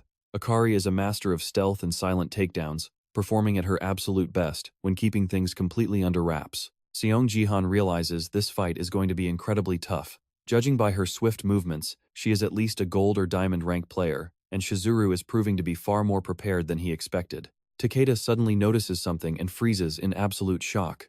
Seong Jihan smirks, glad he brought a backup plan of his own. As Takeda panics, a system alert reveals that the battle is being broadcast live on BattleTube. Shizuru is completely stunned, but honestly, it was pretty foolish of them to assume a top streamer would ever turn off his camera. A few days back, while Lee Haeyeon was speaking with the editing team, Ariel warned Seong Jihan that something felt off. She pointed out that Shizuru was hiding a rare support item in her bag, which instantly caught him off guard. Ariel explained that the artifact actually boosts charm and support gifts rather than fixing electronics. While she did not know Shizuru's plan, carrying such a rare and suspicious item was a major red flag. She warned him to stay alert, and Seong Jihan kept her advice in mind. He knew it made absolutely no sense for a simple staff worker to carry such a priceless artifact, wondering what she was truly up to. Sure enough, she approached him with a highly suspicious smile, offering to adjust his microphone. The moment he let her touch it, system alerts started flashing, warning him that Ito Shizuru was repeatedly trying to cast a submission spell on him. Seong Jihan was shocked to realize this woman was the legendary manipulator who seduced Yoon Sejin. He nearly loses his focus, realizing that one slip-up will let her control him completely.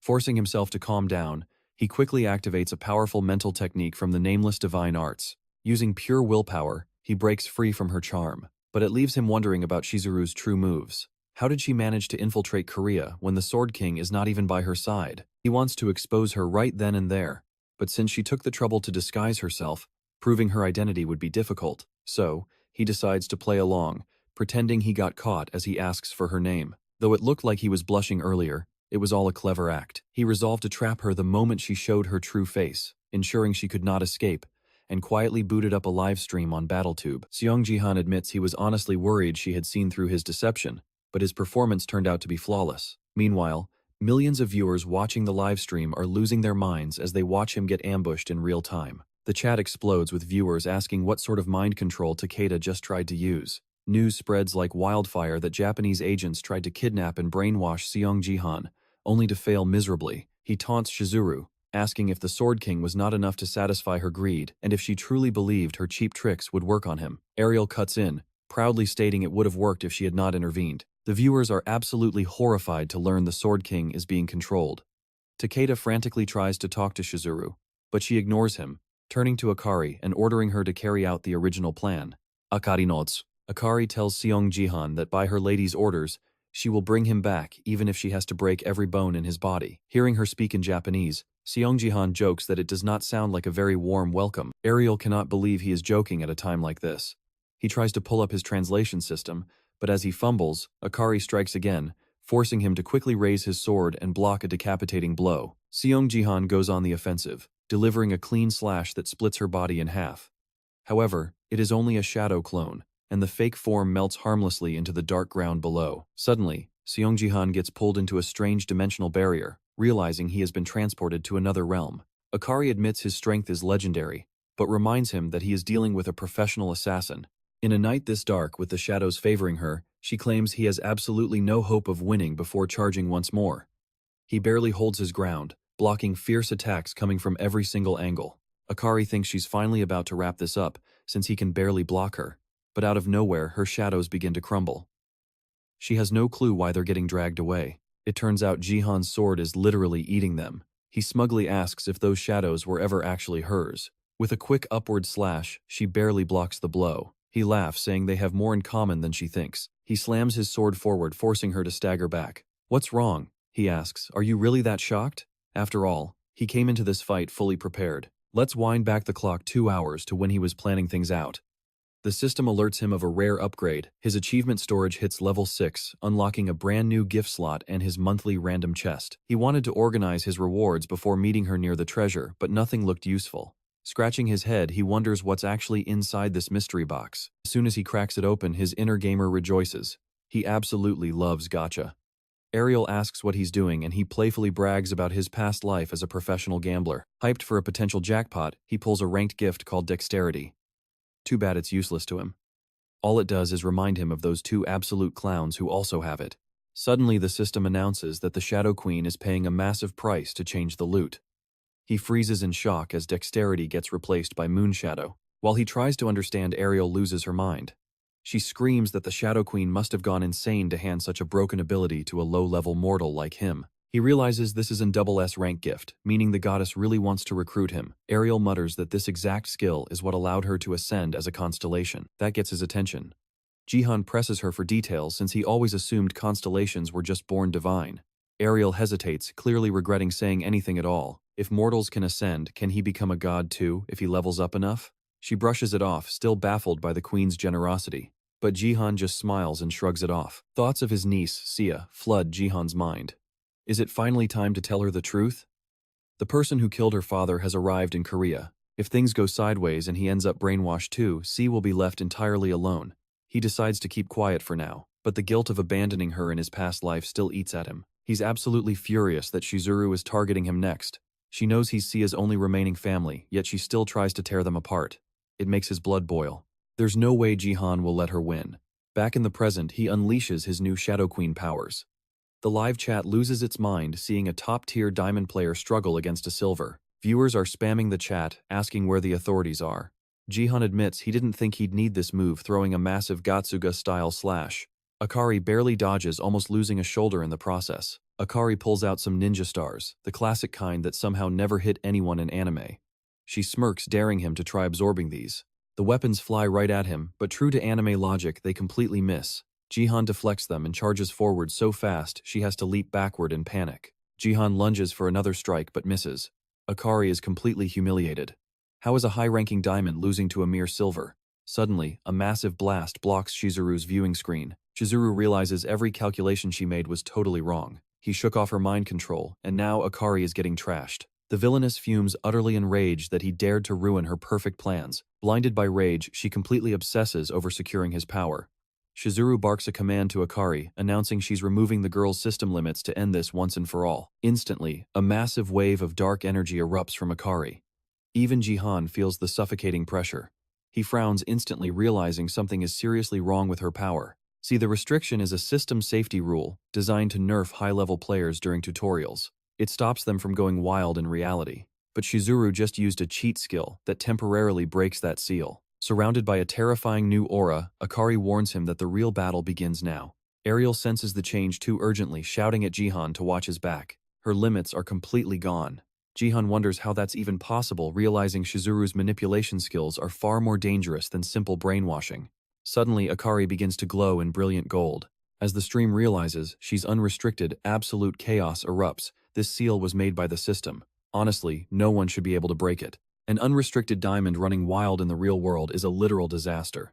As the chat panics, Lee Haeyeon watches in horror. She screams at her bodyguard Im Gaeyong to step on the gas. Im Gaeyong snaps back that she's hired for protection, not stunt driving, but Lee Haeyeon yells right back. She's the one who insisted on coming, so she better not ruin this now. Deep down, she worries.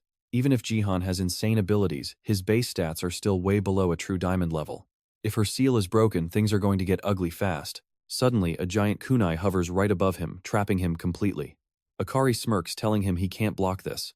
She unleashes a storm of blades that rain directly onto him. Jihan quickly summons his force barrier to protect himself. But the rain of blades is too heavy, leaving him covered in cuts. Even his defensive shield couldn't stop them all. At least he slowed the blades and minimized the damage. But he's in serious trouble. Honestly, Akari never expected him to survive that direct hit. He only has 3 minutes and 17 seconds left. She needs to finish him before the system nerfs her again. She notices his left arm is what summons that shadow sword, so she targets his left arm, unleashing a swift phantom slash that slices it clean off. As Jahan's arm flies through the air, she mocks him. Not bad for a silver, but still completely predictable. With the battlefield in ruins, the stream realizes how serious this situation is. Just as Jihan starts feeling the agonizing pain of losing his arm, the system announces Akari's restriction has returned. Believing she won, Akari sighs in relief. Cutting his arm off should end the fight. But just like at the start of our story, our poor protagonist is missing a limb once again. She opens her mouth to gloat, but suddenly freezes. Dark shadows are wrapping tightly around her legs. Jihan casually sighs, asking how many times he has to lose his arm in this series. He tells her she should have aimed for his vital points instead. After all, he can easily rebuild an arm using shadows. If she targeted his legs, he actually would have had to dodge. Jihan decides playtime is officially over. Since she went all out, he'll return the favor. Grabbing his spear-like arrow, he smiles, telling her it would be rude not to strike back with equal force. The devastating blast rockets directly toward her head, leaving her completely frozen in shock. As the smoke slowly clears, Jihan watches closely to see if she somehow managed to survive the impact. Viewers wonder how she tanked that, but I guess that's diamond rank durability for you. She groans in sheer pain while the chat completely loses its mind. People think they are witnessing a live execution, unable to believe a restricted silver is doing this much damage. Against all odds, Jihan absolutely dominated a top-tier diamond. Suddenly, he looks up at the sky. A police helicopter arrives overhead, ordering Gato Akari to surrender immediately for attempted kidnapping and terrorism. Jihan sighs in relief, realizing his job here is finally done. He relaxes for a brief second, but there's still one loose end. Takeda and Shizuru try to make a run for it, but Jihan uses lightning-fast movement to appear right between them. Jihan says they still have plenty to discuss. Hearing this, Takeda gets nervous while the Sword King looks absolutely furious. Shizuru grumbles, complaining that Jihan exposed her true identity after all her hard work building it up. With so much already lost, Shizuru realizes she has no choice left. She quickly orders Akari to fall back. Unleashing her brainwashing skill, Shizuru commands Akari, who turns into a spirit and vanishes in a thick puff of smoke. They try to blast her with fire, but it is completely useless. She is already gone. As Jihan glances back at the fire, he lowers his guard for a split second. Shizuru cheekily notes she actually wanted to talk, promising they will have other chances later before vanishing into thin air. Only then do they realize she got away, immediately ordering a search for the Sword King. Sakin cannot believe his eyes. He spins around to Takeda, furiously demanding a full explanation. Cracking under that pressure, Takeda has no choice but to talk. Later, the Sword King bursts right into Shizuru's home, smashing his way inside to confront her. She just sits there, calmly welcoming Saijin back. Shizuru mentions she owes him some answers while quietly wondering if he broke free from her mind control. Too furious to care, the Sword King demands she tell him if Jihan's broadcast was actually true. Was he really not enough, forcing her to go after another man? And what about using her charm on him? Shizuru cuts him off instantly, asking how he could possibly doubt her love. She weakly claims she was only recruiting talent for Japan, calling Jihan nothing more than a slave candidate. She whispers that there is only one man she truly loves.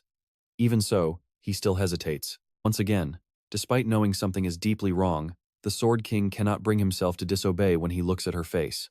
It is just like the day they first met, triggering an old memory. He remembers being in a dark slump, muttering that the anniversary of Guhan's death was getting to him.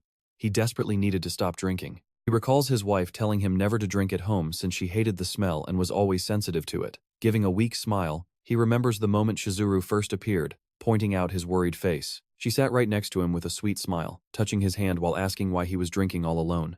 Saying alcohol eases stress, but too much is bad, she suggested they get drunk together instead. That was the exact moment she cast her charm skill. He began to succumb, but suddenly slapped her hand away. He raised his weapon, pressing the cold steel right against Shizuru's neck, leaving her utterly startled. He demands to know what she did to him. His unique traits, Ganja and Makia, the disobedient, had activated, instantly canceling her submission and fanaticism spells. Shizuru is stunned by that trait, realizing the Sword King's dual blades are actually named Ganja and Makia. She cannot believe the weapons hold such power, realizing this man is far more troublesome than she anticipated. When he demands answers, Shizuru quickly lies, claiming she is just a massive fan who wanted to show her support. This time, her spells take root. Activating dependence and obsession, she watches his sword slip away. Fully under her spell, he asks for her name again. Shizuru quietly admits to herself that he is simply too strong. Since submission and fanaticism do not fully take, he still resists from time to time. She realized her real body had to be physically present. The Sword King's hypnosis was unstable, and her alter ego was incomplete because she failed to fully win over Jihan. Having carelessly exposed herself, Shizuru must now work harder on creating a new alter ego. Meanwhile, Akari has already been captured and looks completely beaten up. Later at Baron Williams' department, they interrogate Takeda. Jihan asks if Shizuru was just an alter ego. Takeda replies that if so, there could be multiple versions of Shizuru scattered across the globe. Hearing that answer, Jihan slams the table in rage. A panicked Takeda quickly explains it was his first time being recruited by her, adding she claimed it was too risky to send her real self with the Sword King around. Takeda swears he has no idea how she creates her avatars and begs Jihan to believe him. Jihan quietly considers that the man might actually be telling the truth. If she had been the real Shizuru, she would not have vanished so easily. That night, news of her true identity spreads like wildfire, though the Japanese government flatly denies everything. They claim to know nothing about a player named Shizuru, stating they are still investigating. Naturally, people are starting to suspect the Sword King is mixed up in this too. During a press statement to curb the controversy, Jihan explains that someone with Shizuru's massive connections must be tied to Japan's top political and economic leaders, making her impossible to corner through normal means. Then Sia meets him at the door, complaining about how long he took. Pouting next to her little yellow cart, she groans that she nearly died of boredom, waiting for his statement to finally finish. Jihan explains he just had a few details to confirm, but Sia is clearly furious with him. She demands answers, getting even madder that he hid the fact he lost an arm, forcing her to hear it from others. He tries to explain himself, but she refuses to calm down. Sia tearfully asks if he realizes how shocked she was watching that broadcast, wondering why he could not have told her first. She declares she is an adult now and tells him to stop being so overprotective. As Jihan silently blames himself, she keeps going, pleading with him to at least listen to her. She asks what she is supposed to do if he disappears just like her father did. As she bursts into tears, Jihan panics, only for her to suddenly punch him straight in the gut. The punch actually drops him to the ground. She sniffles, admitting she knows she cannot help him just by being told things, but promises to get strong enough so he does not have to fight alone. Hearing this, Jihan's heart softens. Smiling, he tells her that with a punch like that, she will definitely get strong in no time. Sia agrees, promising to grow fast, even though she still has a long way to go. He jokingly asks why she is suddenly being so modest, teasing that he raised a little tiger.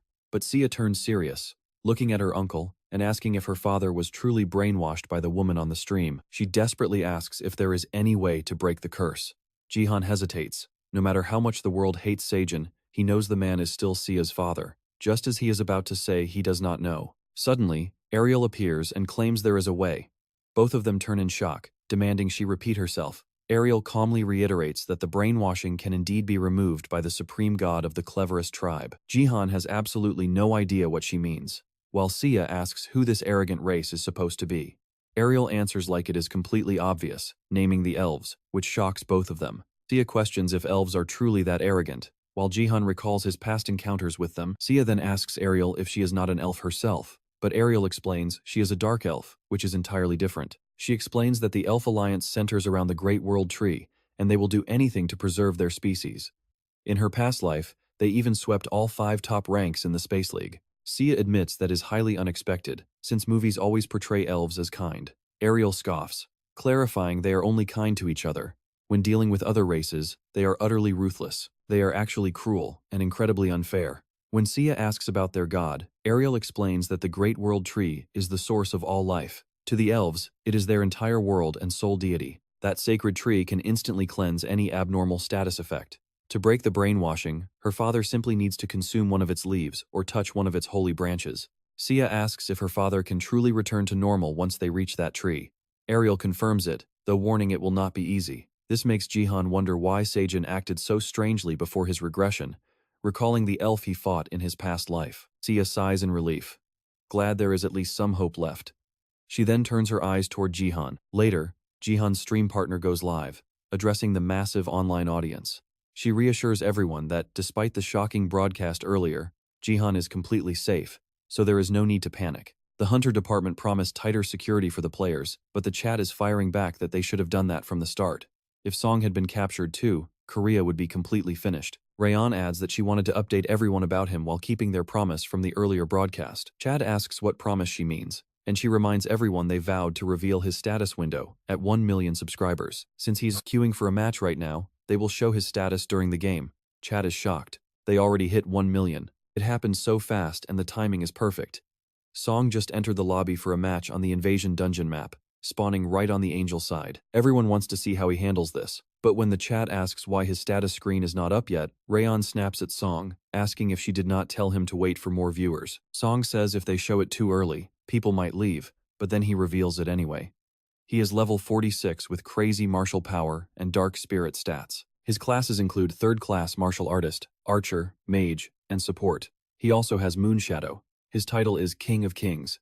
Everyone is stunned. They wonder how he can be a warrior, mage, and archer at once, and why he has 2 titles. The chat completely loses it, asking how he ended up like this. Seong explains that exposing Chisuro earned him a massive amount of achievement points.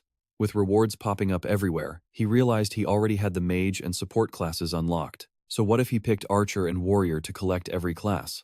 Seong says 3rd class martial artist is a warrior subclass he chose after meeting the requirements. But the chat asks how a support can say that. Viewers expected his status to be wild, but not this insane. They beg Rayon to explain it. Even she is completely speechless. She stares at the numbers, wondering what on earth happened since she knows almost everything about him. Seong suddenly thanks a viewer for a donation, asking for their understanding. With the match starting, Seong runs down a single lane alone. Instead, he charges straight for the enemy team. The opponents cannot believe their luck, calling him a silver-rank disaster and an invasive species ruining their gaming ecosystem. Seong just takes that as a compliment. 10 kills, 0 deaths in under 5 minutes.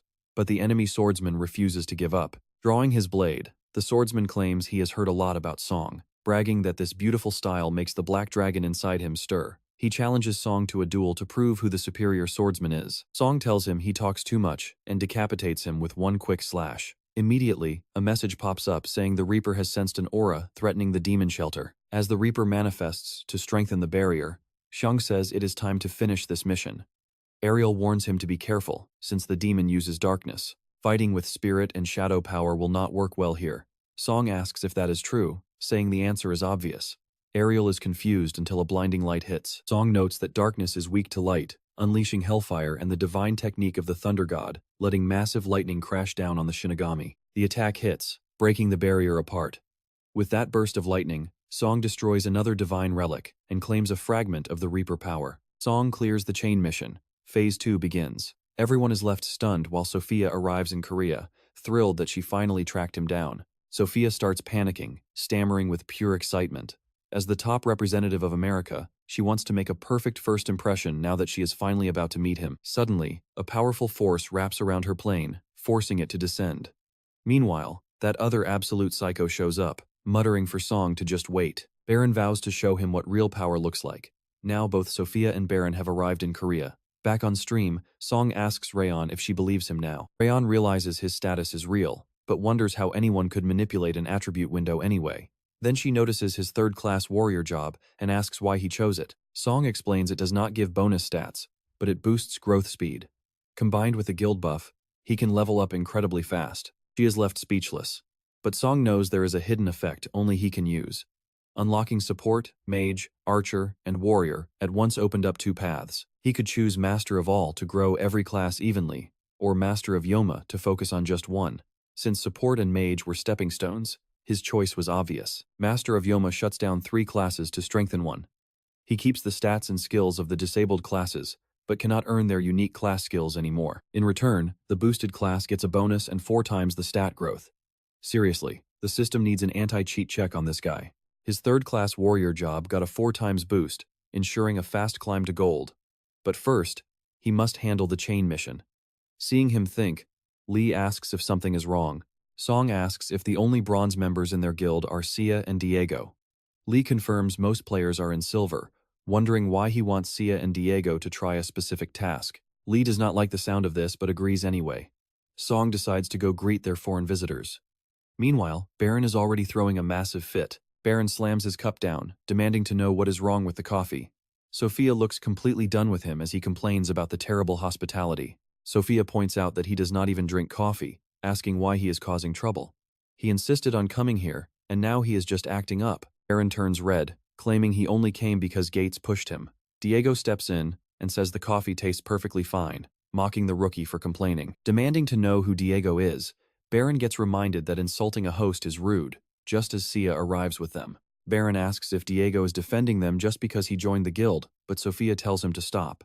Baron then insults Sia, claiming she only got in because of her connection to Song. He also questions why Diego is even here, asking if he really dropped to level 1 to restart as a mage. Baron grabs the orb from Diego, warning that if he keeps messing around, he will always be a burden. As the strongest silver rank mage, Baron brags endlessly while Diego stays completely silent. Believing he left him speechless, Baron smirked, but Diego calmly notes he dropped that orb into a flower pot this morning. Panicking, Baron shoves the dirty orb back, but Diego laughs it off as a joke. Then Lee arrives to warmly thank everyone, especially Baron and Sophia, for visiting their guild. Sophia stands up, excited to finally meet Song, but Baron cuts her off. He demands they skip the polite introductions and get straight down to business. Lee warns Baron that everything follows the rules, telling him not to push it. Watching Sophia, Song notes it has been a long time. Jihan wonders if this is really the first time he has seen her since regressing, admitting he never expected a reunion like this. But then, Lee Haeon stands up to address everyone, announcing a major proposal she wants to pitch. Baron is totally caught off guard. Suddenly, a massive monster pops up on the screen, and Sia asks if they would be up for hunting the legendary Baron Nasid. She explains that Baron Nasid is a massive, snake-like monster from the Platinum League. It is the strongest beast in the jungle, and the target of his next chained quest, Apostle's Trail. An apostle representing neither light nor dark sparked a war between both sides and now hides at the bottom of a lake. the beast Baron Nasid will finally emerge once the Reaper Archangel's divine weapon shatters. By tossing the 2 fragments into the water and taking down the beast, he will earn the Void Curtain and 50,000 achievement points.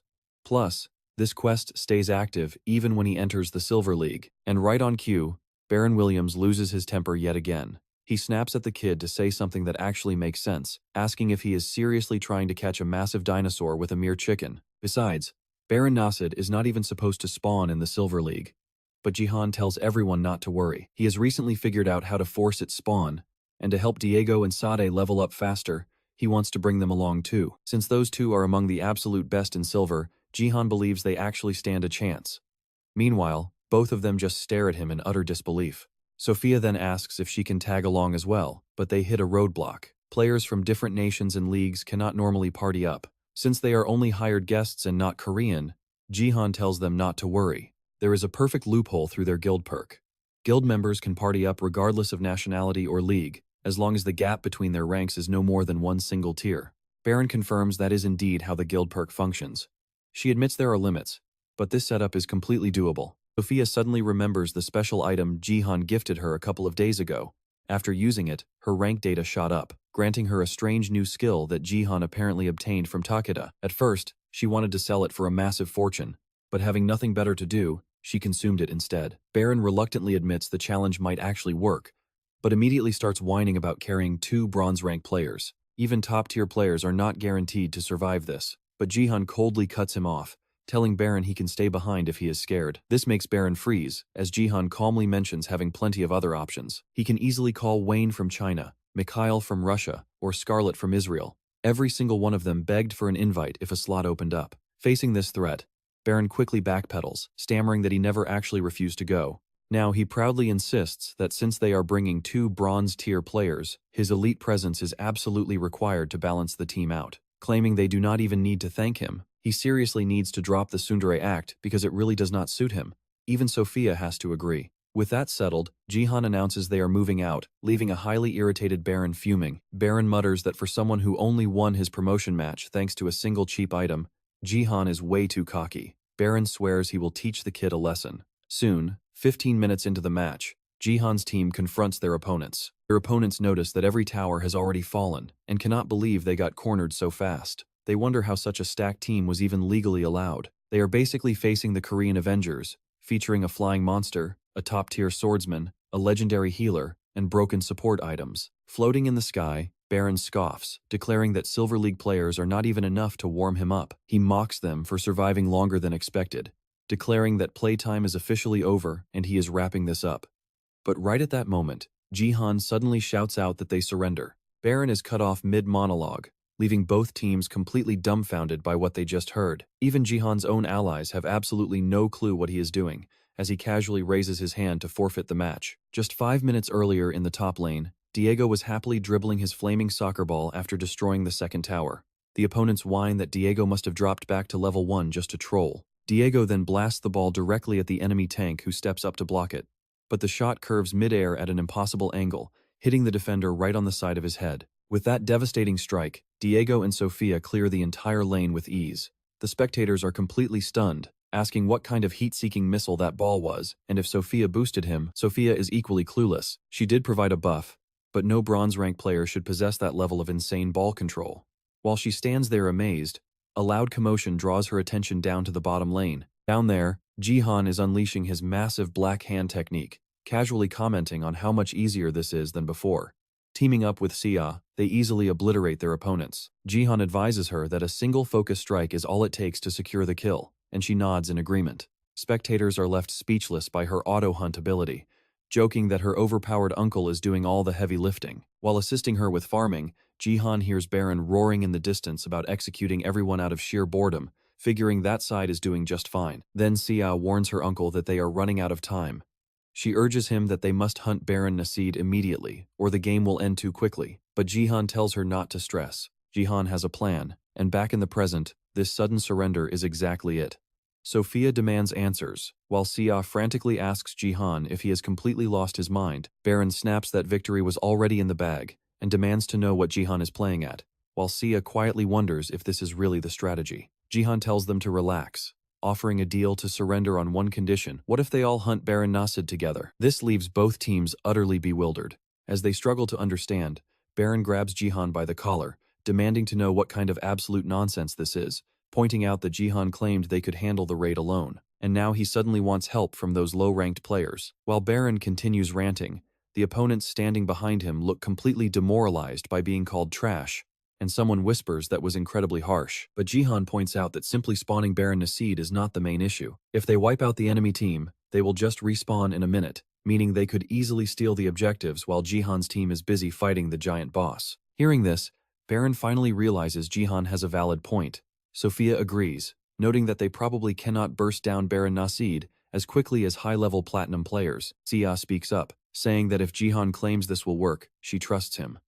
Even so, Baron remains highly skeptical, pointing out that Baron Nasid literally does not exist in Silver League. Jihan simply responds that he will force the spawn. All they need to do is stick to the plan.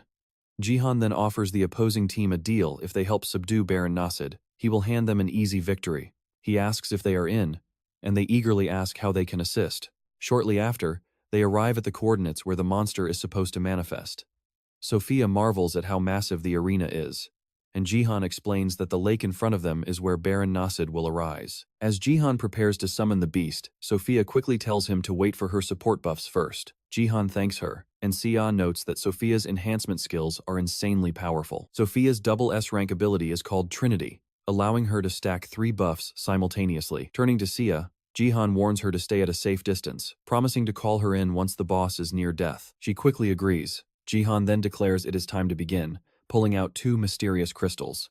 He steps closer to the edge and tosses them directly into the water. The crystals sink deeper into the dark lake until a sudden reaction causes the entire ground to tremble. A mysterious rune carved into the nearby stone glows brightly as the colossal Baron Nasid is summoned, letting out a deafening roar. Everyone is completely stunned as the colossal beast roars, declaring that now that light and darkness are gone, the time for ascension has come. This officially triggers an invasion dungeon featuring the extra boss, Baron Nasid. Though panic spreads among the ranks, Jihan urges them to stick to the plan, explaining that destroying the magical stones surrounding the lake will significantly weaken Baron Nasid. Those stones are his power source, but since they regenerate over time, they have to keep up the pressure. Every pair takes on 1 stone, but that is when Sophia notices something incredibly off. There are 9 of them, but only 8 are assigned to the stones. Jihan confirms the setup he is going to fight the boss completely alone, but Baron immediately throws a fit, refusing to let Jihan hog the spotlight. He says he does not care about the other losers, but letting an amazing guy like him waste time on a stone is ridiculous. He even warns Jihan not to come crying for help later. But Baron does not even wait to finish his ego trip before charging right in. Sophia screams out a warning, but Baron realizes too late that he has absolutely no time to react. A massive explosion erupts, sending purple poison everywhere, but a shield blocks the damage. And of course, the one who saved them is Jihan himself, who asks Baron what the absolute hell he is doing. Jihan tells him that if he has enough breath to complain, he should focus on his assigned job first. He delivers the line with the absolute coldest stare, looking straight down on him. Meanwhile, Baron just stands there looking incredibly sour. Sophia quietly whispers a thank you, while Jihan repeats his order. Baron literally trembles with pure envy because Jihan is just on a completely different level. Sophia asks if he is even listening, but in his head, Baron just imagines Jihan calling him trash over and over. Boiling with absolute rage, Baron suddenly spins around and fires a blast right at Jihan. Jihan dodges it without breaking a sweat, but then his shadow spirit Ariel speaks up. She tells him this monster has an insane amount of dark mana, and fighting it is boosting Jihan's stats. That completely catches him off guard, making Jihan realize this fight is basically a goldmine. But before he can plan, the monster lunges forward and almost swallows him whole. But the next second, Jihan is already riding the beast, slicing away. He lands consecutive, devastating cuts all across the giant insect's massive body. As the damage piles up, Jihan admits he was a bit worried. But with the team keeping the stones sealed, Count Nasid cannot use his main powers. This might actually be easier than expected. Baron watches from the side with another teammate. The teammate admits Jihan is scary, strong, and says it will not even take 5 minutes at this rate. He then teases Baron, telling him he can kiss his dream of being rank 1 goodbye. Baron asks what he is talking about, but the teammate tells him to open his eyes. Sure, Baron has raw power, but without it, he is nothing, and right now, even in raw strength, Jihan is catching up fast. To make things worse, the global chat starts absolutely roasting him. Everyone is saying that Jihan would easily wreck him in a fight, and some even sarcastically tell him not to be sad. One comment even calls him the #1 absolute trash. The teammate keeps joking that Baron will still be the top player in the US, which completely snaps Baron's sanity.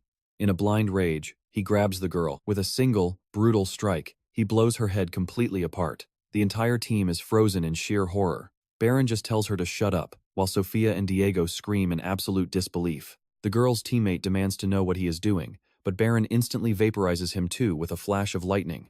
Looking back, Diego realizes they cannot rely on this complete lunatic at all. Baron boasts that this is what he should have done from the very beginning, throwing Jihan a double middle finger. He brags that he can solo the monster himself if he gets buffed, swallowing a pentasil. The viewers are left completely baffled, with some chalking it up to a classic American temper. Meanwhile, Jihan spots the pea-brained idiot ruining the entire operation. Baron screams at Jihan, asking how he dares to ignore him just to make himself look good. Jihan retorts, asking what this needy clown is even rambling about, but Baron insists he saw through his plan and refuses to just sit back. He then starts actively baiting the monster over, shouting if it is not tired of fighting that weakling who looks like a total moth. Baron claims he will end this in a single shot, gathering his power to launch a massive attack. But instead, the giant insect gets wrapped in a wild whirlwind of flames, leaving Jihan to watch helplessly. For a second, Baron thinks his brilliant plan actually worked, but as the smoke clears, reality hits hard. There were a few crucial details this idiot completely failed to consider. First, massive area of effect attacks do not do much to Count Nacid. Second, the boss was only powerless because the stones were sealed. And third, those stones just fully regenerated because Baron murdered his own teammates. And there is one even bigger problem. Count Nacid is already right in front of him. In the next split second, Baron's head gets violently ripped clean off. Jihan just sighs, noting that trolls never get happy endings. Sophia and Diego watch him get deleted, and honestly, the chat agrees it is pure, beautiful karma. He brought this entirely on himself. But now, Count Nacid is reclaiming his powers, calling the humans insolent pests. He declares he will turn them all to dust before unleashing a massive, crackling electric aura. It triggers a heavy paralysis status effect, causing everyone to instantly collapse to the ground. Even Jihan drops to his knees, as Ariel anxiously asks if he is all right. In his mind, Jihan is heavily cursing Baron. They were so incredibly close to winning, and that single idiot ruined everything. But Ariel bluntly points out they were not actually that close. Jihan worries the American team will refuse to work with them again after Baron's stunt, wondering if he will have to retreat and try another day. But he immediately shakes off that thought since his promotion is right around the corner. He resolves to hold out, but suddenly, two glowing flashes fly straight at Count Nacid's head, leaving Jihan completely shocked. Jihan realizes Sia is the only one who can still move as she draws the beast's attention. The monster actually snaps its head toward her. Sia instantly regrets her life choices as she nearly gets swallowed whole. She starts sprinting for her life all over the battlefield. Jihan notices that while she keeps it busy, his paralysis is finally starting to weaken. Jihan yells, asking what she is doing here when he told her to stay back, insisting her attacks are useless and she needs to run. But she suddenly screams at him to shut up, leaving him completely speechless. She snaps that she saw the live chat, where everyone said he needs a real teammate instead of her. She is tired of being treated like a useless tag-along just because Jihan is her uncle, which is why Baron looked down on her. Even the chat starts feeling a bit bad for her. She explains she finally escaped the shadow of being the Sword King's daughter, only to be labeled as Jihan's useless niece instead. She firmly reminds him that she has a powerful gift of her own, and is giving this everything she's got. She just wants Jihan to tell her exactly how she can help. Hearing this, Jihan realizes he has been treating her completely wrong. He gets it now. Was he really going to keep her around like some background decoration, hidden away while he did everything? No, not anymore. It is time to let her show what she can do.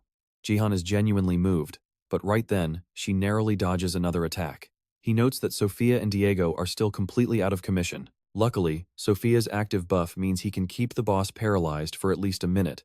He calls out to C, telling her she needs to act like an autumn mosquito. Neither she nor the beast has any clue what he means. He explains that autumn mosquitoes are actually the most dangerous. They might have less overall energy than summer ones, but they strike out of nowhere and bite like they are draining your entire soul. Sia keeps peppering arrows straight into the monster's back.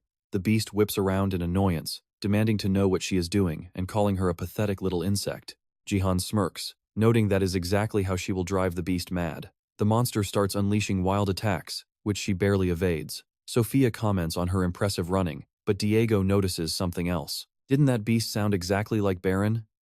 Jihan manages to grip his shadow sword again as he finally breaks free from the paralysis. He smiles, thinking this setup is absolutely perfect. Thanks to Sia keeping its focus away, he can finally stand. But as Jihan prepares to wield the blade, he notices something highly unusual. It is emitting an insane surge of rising eclipse energy. Ariel explains that his shadow sword has gotten a massive stat boost. If he pushes hard enough, he can slice this oversized worm right in half. Jihan realizes that with his shadow power boosted, he can finally unleash a new divine shadow technique. But his thoughts are interrupted as the giant beast lets out an angry roar, screaming at the weak human that their little game of hide-and-seek is officially over. The monster looks completely unhinged now, and maybe even a bit larger. On the stream, the chat wonders if it can actually leave its designated zone, joking that Ariel ticked it off way too much. Caught off guard, Seiya slips and falls from the high platform. Jihan panics as she crashes hard, but she refuses to give up, telling him she just needs a bit more time, even though her stamina is completely dry. Still, she desperately wants to support her uncle. She forces her body back up, determined to fight. Standing directly in front of that hideous giant bug monster, her stamina suddenly bumps up by 10. Telling herself to keep moving, she successfully unlocks the rare spirit trait. That is when Baron Williams starts roaring at her to stop being such an annoyance, as he prepares a massive spell to vaporize her. Right in the middle of his arrogant monologue, Ariel mocks him, asking where that ugly beast is even looking. The second Baron Williams turns his head. Jihan is already holding Seiya safely in his arms. Jihan tells her that was way too close as his paralysis finally wears off. He teases Seiya for not mentioning her spirit status sooner, and her face instantly lights up. Seiya asks when he even recovered, but he just commands her to stand back. Still worried, she wonders if he can truly handle this monster when half the squad dealing with the ritual stones is already dead. Jihan just flashes a calm smile and tells her to relax because he has a solid plan. Suddenly, he hurls his sword right past the monster, burying it deep into the lake. While the confused beast stares, Jihan casually says he surrenders. Everyone watching realizes this absolute madman is pulling the exact same stunt again. Seiya yells at her uncle to stop playing around, but Baron Williams just bursts out laughing, asking if this is some final wish. He calls Jihan a surprisingly interesting mortal, which only terrifies Seiya further. Delighted, Baron Williams screams that he wants to devour him and charges straight in. Suddenly, a massive wave of dark energy erupts from the lake, nearly swallowing Baron Williams whole. As the confused monster panics, Jihan coldly tells him that he is the one getting eaten today, and this shadow won't vanish until he is gone. Channeling the surging shadow energy in his arm, he activates his second divine shadow technique. Jihan summons a terrifying force that defies the natural order, a deep darkness designed to consume even darkness itself. The giant monster panics, and Jihan unleashes his divine shadow ascension, Black Shadow, to finish it off. Meanwhile, back at his own base, Baron Williams was impatiently waiting and wondering when the others would finally show up. He suddenly spots a massive black beam that Jihan fired straight into the heavens, leaving him bewildered. Just then, a system alert pops up, announcing that the angelic team defeated Count Nasi and received the Void's blessing. Screaming in rage, he demands to know how Jihan defeated Count Nasi alone without any help. To him, this makes absolutely zero sense. Suddenly, their last remaining opponent approaches Baron Williams and starts cursing him out, asking how he dared drain his power and return alone. He screams that they are going to lose, and calls Baron Williams a coward, making Seiya comment that he seems pretty stressed. That completely triggers him. He starts spewing wildfire in every direction, screaming for Jihan to die. Even though Jihan is nowhere near him, his poor teammates can only wonder why this maniac is taking his rage out on them. He continues to boast that he is the strongest player alive. And yet, somehow, Baron Williams still racks up the highest kill count of his entire career, leading his team straight to victory. Sometime later, back at home, Seiya proudly tells her uncle that she has already reached level 20. Since she started at level 5, she gained 15 levels in a single match, and he agrees it is great she unlocked tenacity before level 10. Now she needs to pick a class quickly, and asks him what she should choose. He is quite surprised she still hasn't decided on one yet. Jihan suggests becoming an archer since she is already highly skilled with a bow, and she happily agrees. Even so, she declares that if she picks a class, she wants to be the absolute best, noting that their country already has plenty of elite archers. He notices her growing ambition and silently smiles, thinking she really does take after him. When he insists that archer is still her best option, she curiously asks why. Jihan jokingly replies that it is because he will be sitting at the very top of the warrior class anyway, prompting her to playfully punch him while calling him unbearable. Just then, the phone rings and she runs to answer it. Jihan rubs his shoulder while recovering from her surprisingly heavy punches, teasingly thinking that maybe she actually would make a decent warrior. As she steps away, he reflects that defeating Count Nasi was definitely worth the trouble. He has officially qualified for the promotion match, reached level 50, and and pocketed a massive amount of points from the clear rewards, too.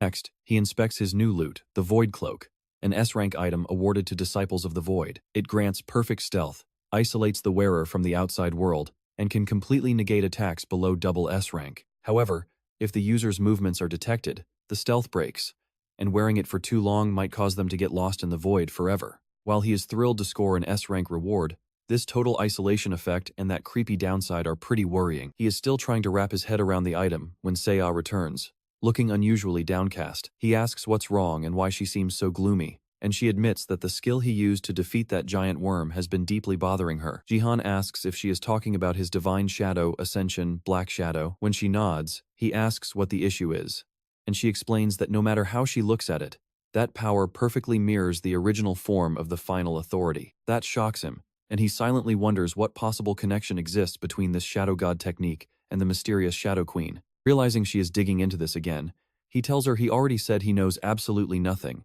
but she just stares at him. She gets straight to the point, asking if the constellation that stole her gift was actually the wandering martial god. His eyes go wide as he wonders how on earth she found out. She warns him not to even bother denying it, explaining that the original form sent her to him precisely because it sensed that very energy inside Jihan, leaving him even more stunned. He mutters that he just thought he got unlucky and matched her weirdly creepy tastes, but she bluntly tells him to shut up. She adds that it isn't some deep, hidden secret, and she knows she is right. Still, he asks if the wandering martial god is truly so terrifying that even the Shadow Queen had to dispatch a clone after him. She explains that to ordinary constellations, the wandering martial god is basically walking disaster itself, which starts to seriously unsettle Jihan. Ariel explains that a constellation typically treats the specific star that birthed them like a mother, doing everything to protect it. But Jihan cuts in, confused by the concept of birth since he assumed constellations were just gods. She clarifies they are actually beings who achieved godhood by breaking past their species limits, adding that a mortal can become a constellation upon reaching level 77. He mentions that he thought level 500 was the maximum cap, and asks if that is even possible. She replies that she can't explain that yet, but he will understand once the tutorial ends. Steering the conversation back, she explains that the wandering martial god created his own star, the Martial Star, and began hunting constellations. He seals them inside that star, drains their divinity, and leaves them forever trapped between life and death. That is why so many constellations absolutely dread him, and why the original form panicked the moment she sensed his energy inside Jihan. So, she dispatched Ariel to keep a close eye on him and observe how he utilizes the power obtained from the wandering martial god. She notes that while the martial god could have easily gifted Jihan a skill stolen from some other constellation, the Shadow Queen was never one of his victims. So how can Jihan use her power? He wonders how this got exposed and how he is even supposed to react. But then he slowly begins piecing it all together. He originally mastered the Shadow God technique in his past life during his time in the Diamond League. This means the wandering martial god must have already absorbed the Shadow Queen's power and forged those techniques, implying she will likely be hunted by him in the near future. Yeah, traveling back in time and accidentally plagiarizing future techniques is starting to look like a massive headache. No has that either way, she assumes his most powerful skill came from the martial god, but Jihan just smirks because he has something even stronger. Ariel is totally shocked. She begs him to show her what that skill was. But Jihan shuts her down, saying her level is way too low. Besides, he only pulled off Black Shadow Ascension because of a temporary buff. Ariel figures seeing the peak of his power might actually boost her own final authority. While she's overthinking, Seo runs over to ask if he's free later.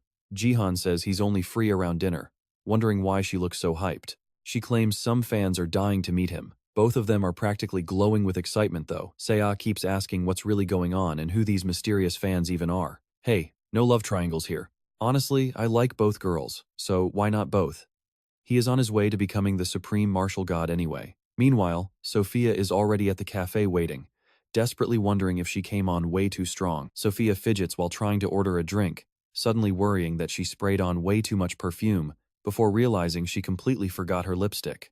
To make things funnier, Haeyeon is sitting nearby, nervously checking her rushed makeup because she is also a complete mess. Suddenly, they both hear Jihan asking if they have been waiting long. Of course, the man walks straight over to Sophia. Her face instantly lights up as she claims she just arrived. Meanwhile, poor Haeyeon looks absolutely dead inside. She wonders why every single blind date she gets set up on ends like this and why her match has the worst fashion sense imaginable. The guy looks incredibly shady. Anyway, while Jihan eats with Sophia, she admits she was shocked he actually accepted her date. As a massive fan, She just wanted to introduce herself properly. Jihan says grabbing food with a temporary guildmate is no big deal. He then asks when she got close to Seiya. Sophia explains they exchanged numbers over Count Nesid, thrilled to meet someone her age at America First. She even admits she begged Seiya to help set up this little meeting. Jihan tells her to relax because even if it's temporary, they're still guildmates. But Sophia just asks how she could possibly not be nervous. She mentions hearing that Korean girls call older guys appa, and asks if she can call him that too. That completely catches him off guard. Blushing, he realizes she is way more outgoing than he remembered. Before his regression, she seemed so much more mature. Now she just feels like a regular girl. Remembering she really is way younger than the Sophia of his past life, he asks how old she actually is. Smiling proudly, she declares she is 20, the exact same age as Seiya, and a total adult. Jihan desperately tries to stay calm, telling her to just call him Jihan. She does not like that vibe shift. He then insists the meal is on him because she is still a growing girl. Sophia is left utterly baffled, wondering why he suddenly started treating her like a literal child. After they finish eating, Sophia casually asks Jihan about his current level.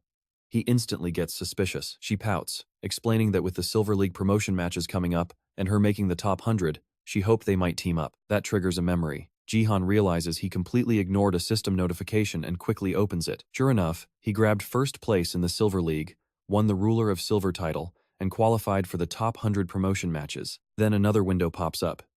His level has already shattered the Silver League limit. Before he can even process the confusion, the system gives him a choice: promote directly through gold, or stay and dominate the silver matches. As Sophia stares at him, Jihan works through the math. This absurd penalty is basically the system admitting his raw power is far too massive for average silver players to handle. Sure, leaping straight to platinum sounds like a historic speedrun. But after a quiet moment of calculation, Jihan realizes skipping steps might actually mess up his long-term plans. Meanwhile, Haeyeon is absolutely losing her mind at home, screaming about some guy being insane for wearing that on a first date. Gaeyoung just sighs and asks why she didn't just reject him immediately. Haeyeon groans that rejecting the date means suffering through endless family lectures, so showing up is just easier. Besides, she mutters, the only things keeping her sane are a brutal work schedule and a high-stakes gamble. Gaeyoung mutters that she clearly only cares about the gambling part, earning a sharp glare from Haeyeon. But before a fight starts, a sudden alert on the betting site leaves them both completely speechless. The rules just changed. Because of Jihan's selection, the top 100 Silver League map is being completely reshaped. The battle is rescheduled to September 24th at 6, and every single active bet has been wiped out. Haeyeon is left wondering what that lunatic is doing. Meanwhile, Jihan decides to accept the system penalty and win anyway, officially choosing the Silver League promotion match. Skipping straight to Platinum would mean losing out on crucial Gold League achievement rewards.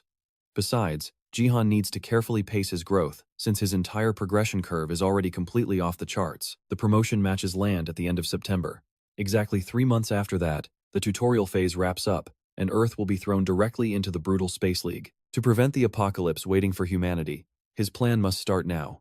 He still remembers watching helpless crowds burning alive on the giant screen, screaming for a salvation that never came. He must reach the Platinum League before the deadline.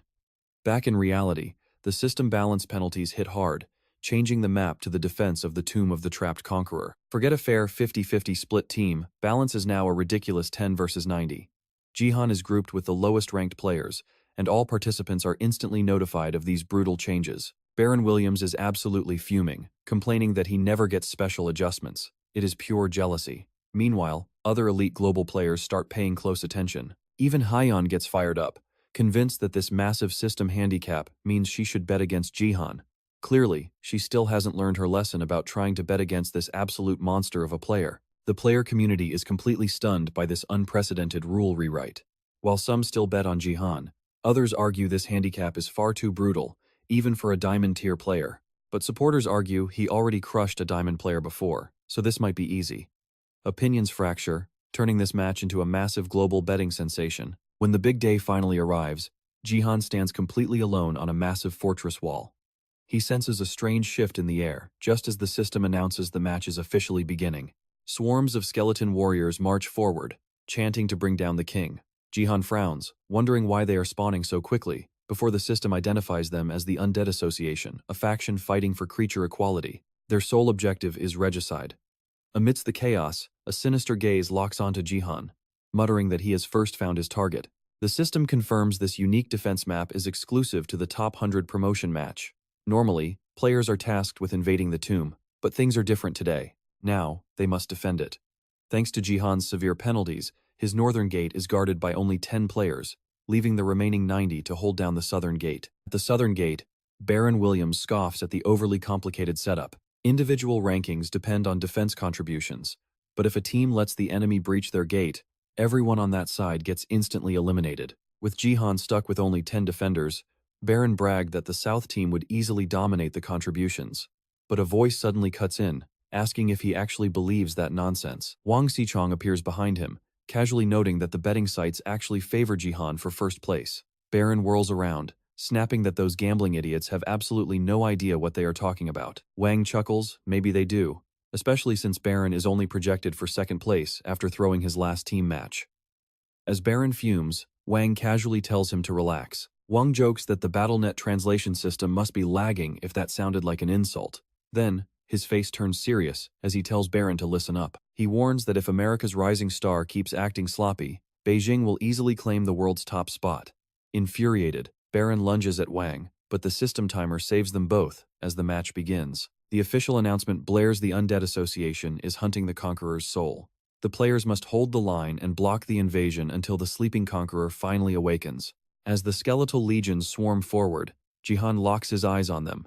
He remembers that before his regression, these specific portal gates were the exact reason humanity fell. During the tutorial, dungeon gates only spawned in the 10 lowest-ranked nations, but once that phase ended, they began rupturing across the entire globe. Eventually, dungeons consumed almost everything, leaving only 10 surviving nations. When a gate opened in Korea, the monsters pouring out were these exact same skeletons, the dreaded Undead Legion. Standing at the northern gate, Jihan realized these monsters shouldn't be here yet. Encountering the Undead Legion in a simple promotion match makes this field incredibly dangerous. Looking around, the northern defenders realize everyone on Jihan's team is ranked below 90. Panic sets in. How are just 10 of them supposed to stop this massive skeletal army? Hearing their quiet whimpering, Jihan tells them to spit it out to his face. Since their pathetic attitude makes them useless anyway, he prepares to solo the gate until Sophia suddenly arrives. Jihan is genuinely surprised, but Sophia is just relieved they are allies instead of enemies. Still, he asks why she got assigned to this gate, given her high rank. Before she can explain, a heavy battering ram slams violently into the northern gate. Realizing the skeletons are coordinating a tactical siege, Jihan tells Sophia they will talk later. He asks if she can cast her buff spells, and she nods. Jihan warns that unlike mindless beasts, these undead actually fight like a disciplined army. Each skeleton is roughly as strong as an average player, but Jihan leaps directly into the swarm anyway. Gripping his spear tightly, he unleashes the Three Calamities Great Mountain Press. Scores of skeletons are instantly exercised.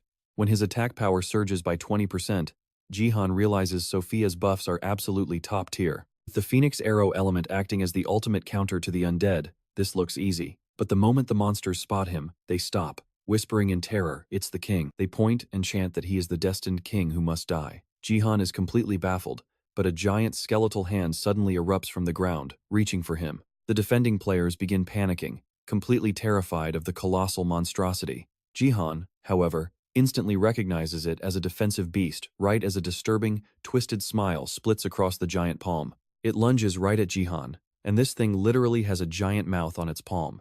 Biting him or flattening him, honestly, both options sound pretty terrible. Luckily, he uses his lightning and easily zips out of the way. Jihan remembers this weird hand only summoned a flesh golem before, but now it is throwing a whole tantrum on its own. Suddenly, a loud scream echoes. He turns around and finds the massive hand just blasted a giant hole right through the wall. Skeletons are flooding through the gap since 20% of the fortress wall is completely gone. Sophia screams out a warning, while the game system announces that everyone defending the north gate faces disqualification if the tomb gets breached. Jihan rushes inside, realizing things are spiraling fast. But then, the creepy hand actually talks to him, telling him he has the potential to surpass the current king. It stretches wide, announcing it is going to eat him to steal that power. Meanwhile, a viewer watching Jihan's livestream is totally lost on what that monster even is. She points out how it casually shattered the wall in a single hit, wondering if anyone has ever seen such a terrifying creature before. Gaeyoung replies that the giant hand actually showed up back when Jihan was still in Bronze League. The viewer worries he stands zero chance, but Gaeyoung calmly tells her not to panic. She is totally sure Jihan will pull through. Gaeyoung bursts out laughing, hoping she will finally win a bet after losing so many. She can't believe Haeyeon went all in on Wang Lin like a complete fool. Back on the battlefield, Jihan and his team fight hard, but too many skeletons are slipping past. Sophia dishes out buffs as fast as she can, worrying that they cannot hold the line much longer. She begs everyone to hang in there because Jihan will return soon. But suddenly, a massive crash explodes right next to her, completely catching her off guard. She spins around to see that giant hand towering right behind Jihan. The hand grins, mocking him for failing to dodge, but Jihan manages to summon a shield to block the blow. Now he is staring it down. The hand mocks Jihan, saying this future king has some pretty fun tricks, and eating him will be absolutely delicious. Jihan wonders what this freak even is last time it ate zombies, but now it is clearly hunting him. He honestly thinks this creature has somehow glitched the system rules. The hand strikes again, smashing into his force field with even more power. The barrier flickers, and Jihan realizes this freak is incredibly stubborn. Team morale is hitting rock bottom, and wasting any more time on this monster will end in disaster. Jihan decides to wrap this up immediately, gripping his spear tightly and channeling pure, holy energy straight into it. The monster realizes something is way off the moment he lifts the weapon, and a massive lightning bolt roars down from the heavens. Jihan unleashes a skill that turns his entire body into pure, crackling electricity. Glowing with blinding power, he ignores the hand's reaction and declares that he simply does not have time to play around. Activating the Nameless Divine Arts in his Thunder God form, Jihan goes absolutely wild. Coated in electricity, he becomes so terrifyingly dangerous that the monster immediately panics and tries to escape. But Jihan keeps pushing forward even as the hand commands its skeleton army to block him. He casually swings his spear, slamming it into the ground and splitting the earth wide open. Lightning surges through the floor, blasting every single skeleton in its way before shocking the hand itself and frying its fingers. That is when the creature realizes it severely underestimated him. It mutters that eating him is impossible, being beside him like a maniac, warning him that it will return before disappearing right before his eyes. Jihan is stunned and refuses to let the freak escape, blasting lightning at the fading image, but his attacks hit nothing as the creature vanishes completely. It happened way too fast for him to comprehend. It is almost like the hand slipped into another dimension. Once Jihan's skill wears off, he realizes why this feels so familiar. Checking his status screen, he notes the skill works exactly like the Void Cloak. Since Jihan has no time to waste, he decides to try a little experiment. He equips the Void Cloak and instantly vanishes into thin air. Slipping into the void, Jihan lands in a totally strange place where a mysterious figure is laughing. The guy complains that Jihan almost roasted him alive, which makes Jihan realize the hand is actually just a normal human. He demands to know if this is the true form of the Black Hand. The stranger chuckles, saying the young king is no joke and that Jihan is truly one of a kind. That is when Jihan spots the same guy he defeated to win his spear, standing right nearby. The man claims Jihan is way more powerful than the current king and asks for his thoughts, before bringing up the tomb's conqueror. Jihan remembers that their main objective in this match is safeguarding that soul. He demands to know what the stranger is doing here. Even though he has no idea who this hooded freak is, he knows it is definitely not a standard NPC, and getting eaten by him would be a total catastrophe. Plus, his Phoenix Arrow has only one shot left. He knows he has to gamble everything on one decisive strike. He tightens his grip on the spear, but before he can move, the mysterious man magically warps right next to him and asks what he is planning. The guy leans directly towards Jihan's neck, and before Jihan can even blink, he is grabbed tightly by the throat. The stranger demands to know how he broke into this void. Struggling and shaking, Jihan desperately tries to pry the hand off his neck while wondering how this guy is so insanely strong. Suddenly, Jihan's cloak starts to glow.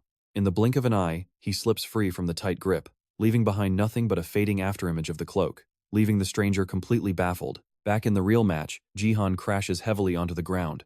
He can still feel the phantom grip on his throat, while the system alerts him that movement was detected, canceling his stealth effect. Jihan gets annoyed, but quickly realizes that very system rule is what actually saved his life. The skeletons spot him and rush in for the kill, but Jihan is so furious that he sweeps his spear and obliterates them all. His teammates call out Jihan's name, while Sophia anxiously asks if he is alright after vanishing like a ghost. Jihan assures her he is fine, but when he asks about their status, Sophia admits things are looking pretty bad. Jihan sighs and says he can see that clearly. Telling them he is on his way, he bursts forward like a rocket and starts shredding the nearby skeletons. The remaining undead instantly lock onto Jihan and begin sprinting in his direction. His relieved allies finally realize that Jihan is back, and he is absolutely tearing through the monster ranks in a pure rage. He dives right into the center of the horde, flipping the entire battlefield completely upside down. He kicks up a massive cloud of dust that startles his own allies, while systematically wiping out a huge portion of the skeleton army. Even so, Jihan knows the undead will just respawn soon, though he at least bought his team some precious seconds. But the real headache is the guy from the void, who returns as a giant hand and tracks down Jihan's position. The creepy hand asks if Jihan is not going to attack immediately. Jihan snaps back that if he does, the slippery bastard will just run away again after taking a few hits. The hand chuckles and asks if Jihan will be kind enough to just let himself be eaten. Jihan ignores the trash talk entirely, tightly gripping his spear and supercharging it with lightning, which completely catches the monster off guard. Jihan declares he will not let it escape this time, planning to end things with a single blow. He remembers his Phoenix Arrow has only one charge left, making this his absolute last chance. He combines the power of the Phoenix Arrow with Sophia's divine buffs, his electric form, and his Thunder God technique. With everything stacked, he is ready to summon ultimate divine punishment. But the creepy mouth falls silent as it barely manages to dodge the incoming blast. The hand mutters that it was a close call and thought Jihan might actually one-shot it, mocking him for missing the target. However, it was way too close for comfort, and the monster completely fails to notice the massive storm gathering overhead. Suddenly, a concentrated spark of energy descends as Jihan declares this is the judgment of the heavens. The hand looks up only to see its doom racing down. A split second later, a spectacular explosion detonates right in front of Sophia, making her jump in surprise. Jihan sighs in relief as the attack lands, and his lightning body form finally deactivates. Slumping to the floor, Jihan sees a system notification stating his Phoenix Arrow has run out of charges and is gone forever. Still, he feels it was worth it since the job is done. He then realizes he took damage from his own attack. Unleashing that level of power is still too much for him, but Jihan figures he can easily handle the remaining enemies, even with only one good arm. Song starts thinking about heading back when that creepy voice echoes again, the one from behind the cloak. It just laughs and laughs, absolutely terrifying Sophia. Suddenly, a massive tornado whips up right in front of them, tossing the undead high into the air, and Song instantly realizes what is going on. He tries to resist using his raw strength, but it barely does a thing. Even his teammates are getting pulled right in. That voice just keeps laughing, cackling about how it has not had this much fun in forever. It sneers that Song is worthy of far more than just being a king, claiming he has the right to become its head. The creepy entity keeps grinning while Song just stares back in complete shock. Then, a bright system error flashes. The BattleNet system has detected a major anomaly. It warns that a constellation named Dead Star has illegally forced its way into the match, meaning Song has to face a literal god alone. People are already talking about how this promotion match piled insane penalties onto a single player, something completely unheard of. But the second song crushed Black Hand and flipped the game on its head. The hopes of countless viewers were utterly destroyed. The viewers completely freak out, demanding to know what just happened and crying that his skills are way too broken. Everyone is busy losing their money, at least until their boss catches them slacking off to watch the BattleNet stream. While some loyal fans cheer for Song, others are losing their life savings because they bet everything on Baron. Rajan was one of those absolute fools, and now he is practically drowning in his own tears. Other executives are completely stunned, wondering if Song is actually going to win again. One even admits he thought Song would lose. Sure, Hunling and Baron were both doing incredibly well, but neither comes close to the miracle Song just pulled off. Without him, one of them easily would have been the star of this entire match. Everyone assumes the promotion game is basically over, but then the broadcast suddenly cuts black and the match vanishes from the tutorial screens. While they wonder what went wrong, Song is stuck facing a giant constellation head-on, staring up at a horror he cannot even fully perceive. Song is frozen. If that entity really is a constellation, there is no way he can win by himself. He probably would not last 5 seconds. But right then, he spots something. As lightning surges through his entire body, the space around him begins to warp. Song realizes the system must be trying to intervene. A constellation breaking in like this is a massive system error, so the game is definitely trying to fix the glitch. The mouth creature clicks his tongue and grumbles that this system is seriously annoying. He snaps that he does not have much time, raising his giant hand towards Song and telling him to stop running. As that hand lifts, preparing to crush the boy, the beast whispers that the two of them will soon become one. Song stares up in absolute horror, knowing there is no way he can dodge this. But suddenly, a massive blast of energy slams directly into the constellation's hand. The monster looks confused, wondering what is happening, as more energy holes rip into its body from all sides. The system declares that the constellation Dead Star has no right to interfere in this promotion match. Its force expulsion begins, and attacks rain down from all sides, while the beast screams in pain. Even while getting blasted, the constellation shamelessly calls Song its partner, begging him to stop the system. But Song instantly fires back, asking who exactly it is calling partner. Song tells it the system is finally doing its job, and he is glad this mess is getting cleared up quickly. Desperate, the constellation begs the system to wait a moment, asking for just a second to talk to Song directly. This completely surprises him, since this entity is actually the Conqueror's soul. Suddenly, the system pops up with a brand new proposal, asking if he will accept. If he does, he will receive massive rewards from the Conqueror himself. Plus, the system guarantees it will block any mental attacks.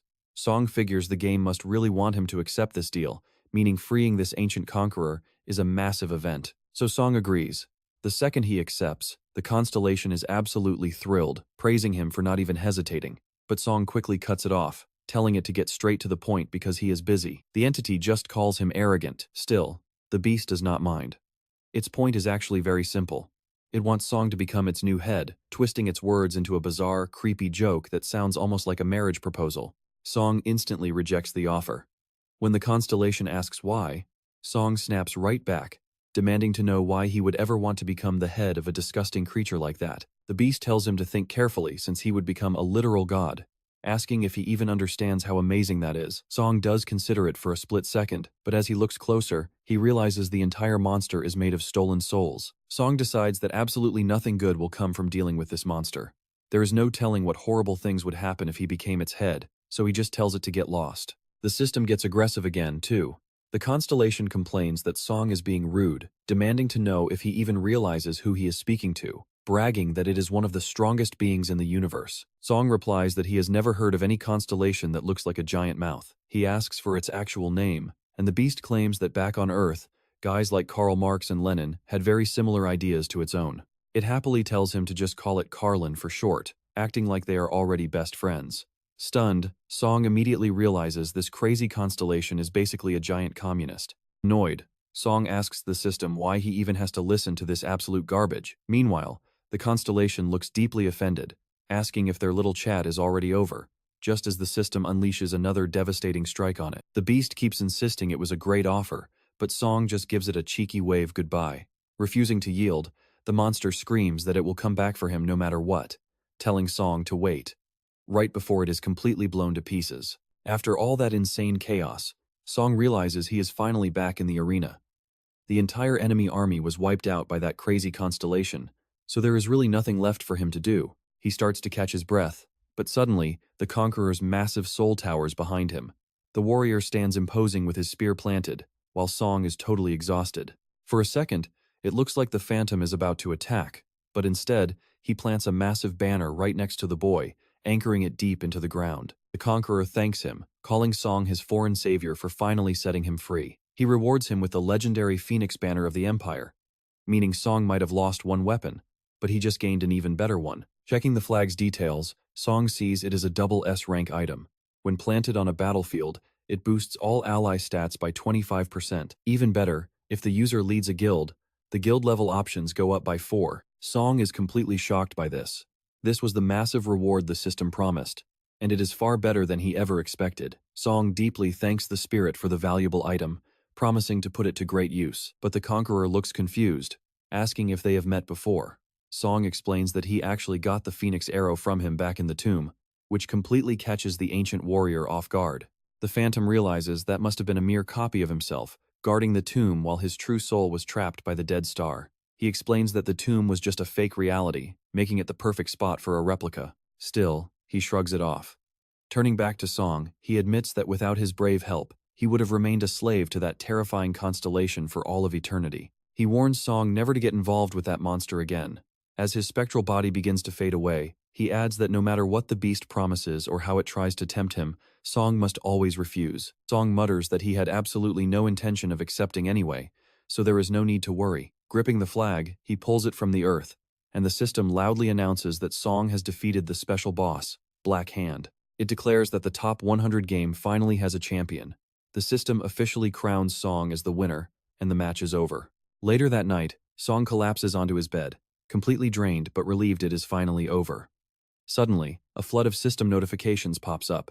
He gets 5 million GP, 5 level ups, and the obvious title of Silver King of Kings. He also receives a special achievement for facing a constellation, rewarding him with 1 million GP, plus another achievement for attacking a god, giving him an insane 200 million AP. That absurd reward makes him wonder if it even counts as a normal achievement.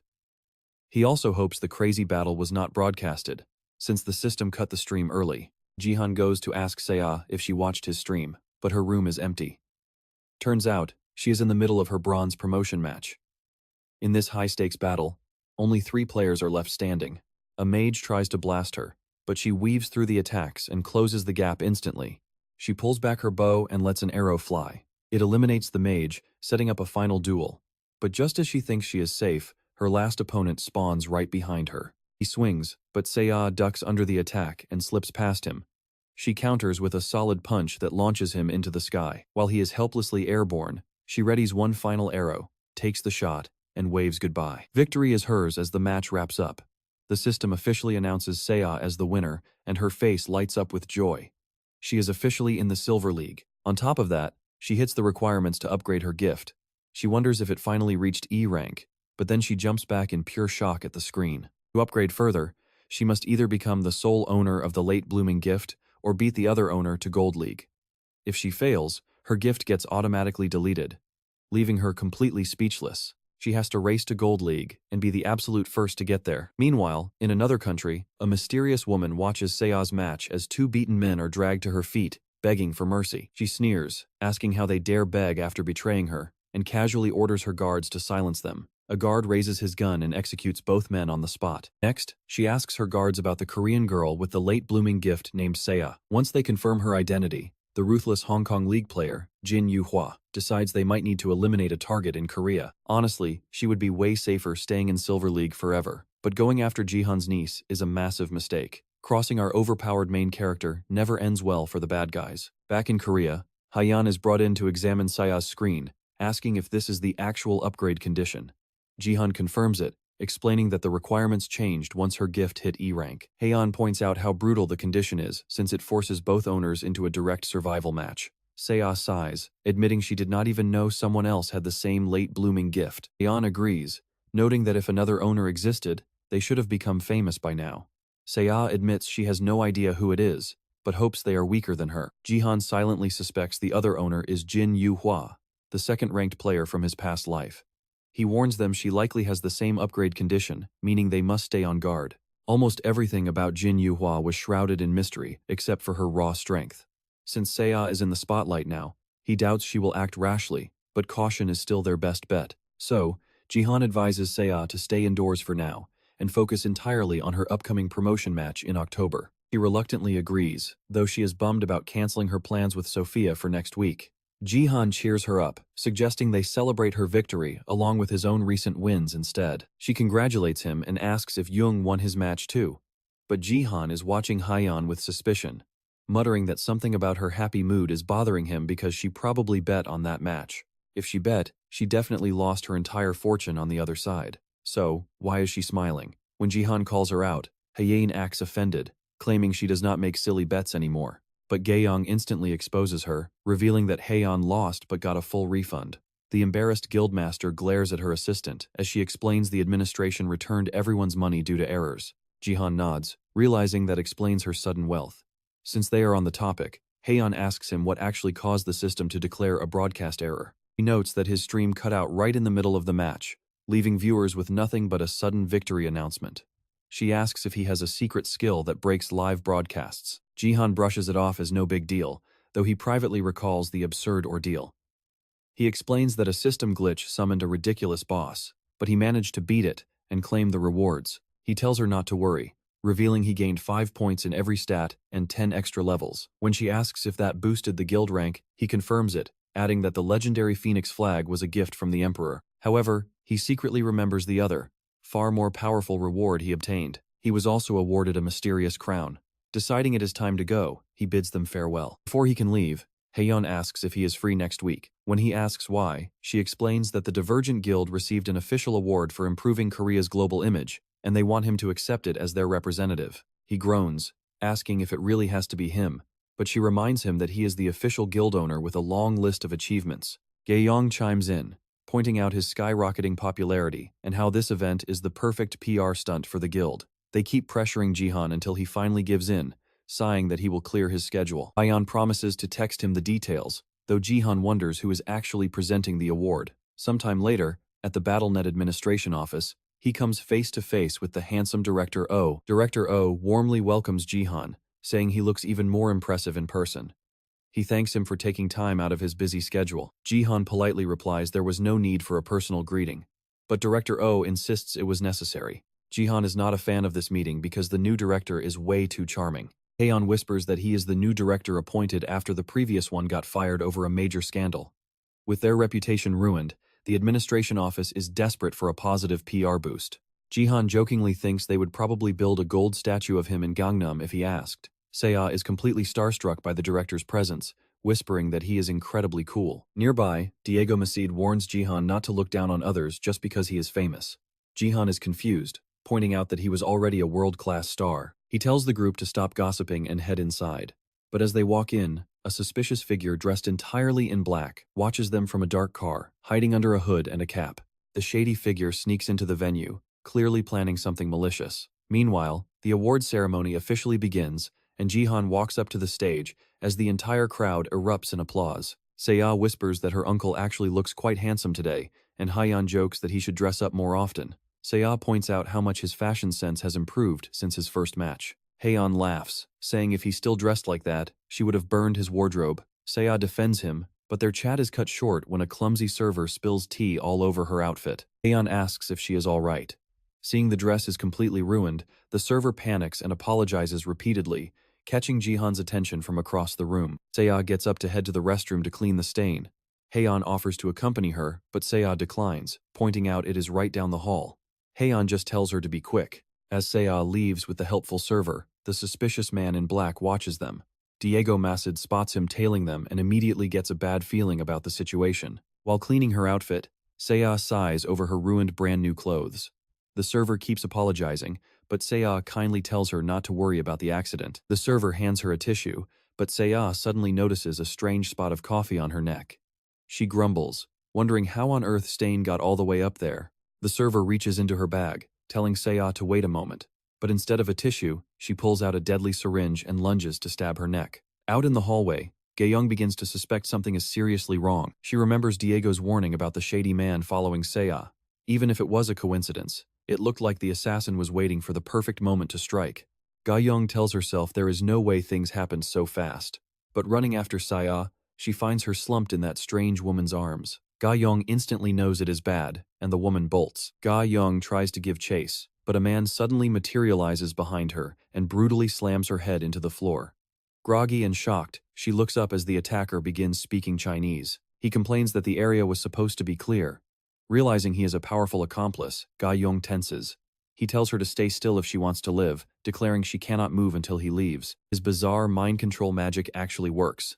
No matter how much Gaeyoung struggles, her limbs refuse to budge. Panic washes over her. She cannot let them escape with Seo, or the consequences will be devastating. Meanwhile, Jihan heads over to sit with his teammates. Noticing Seo is missing, he asks where she is, a subtle hint of worry already creeping into his voice. Suddenly, Gaeyoung bursts through the door, panting and frantic.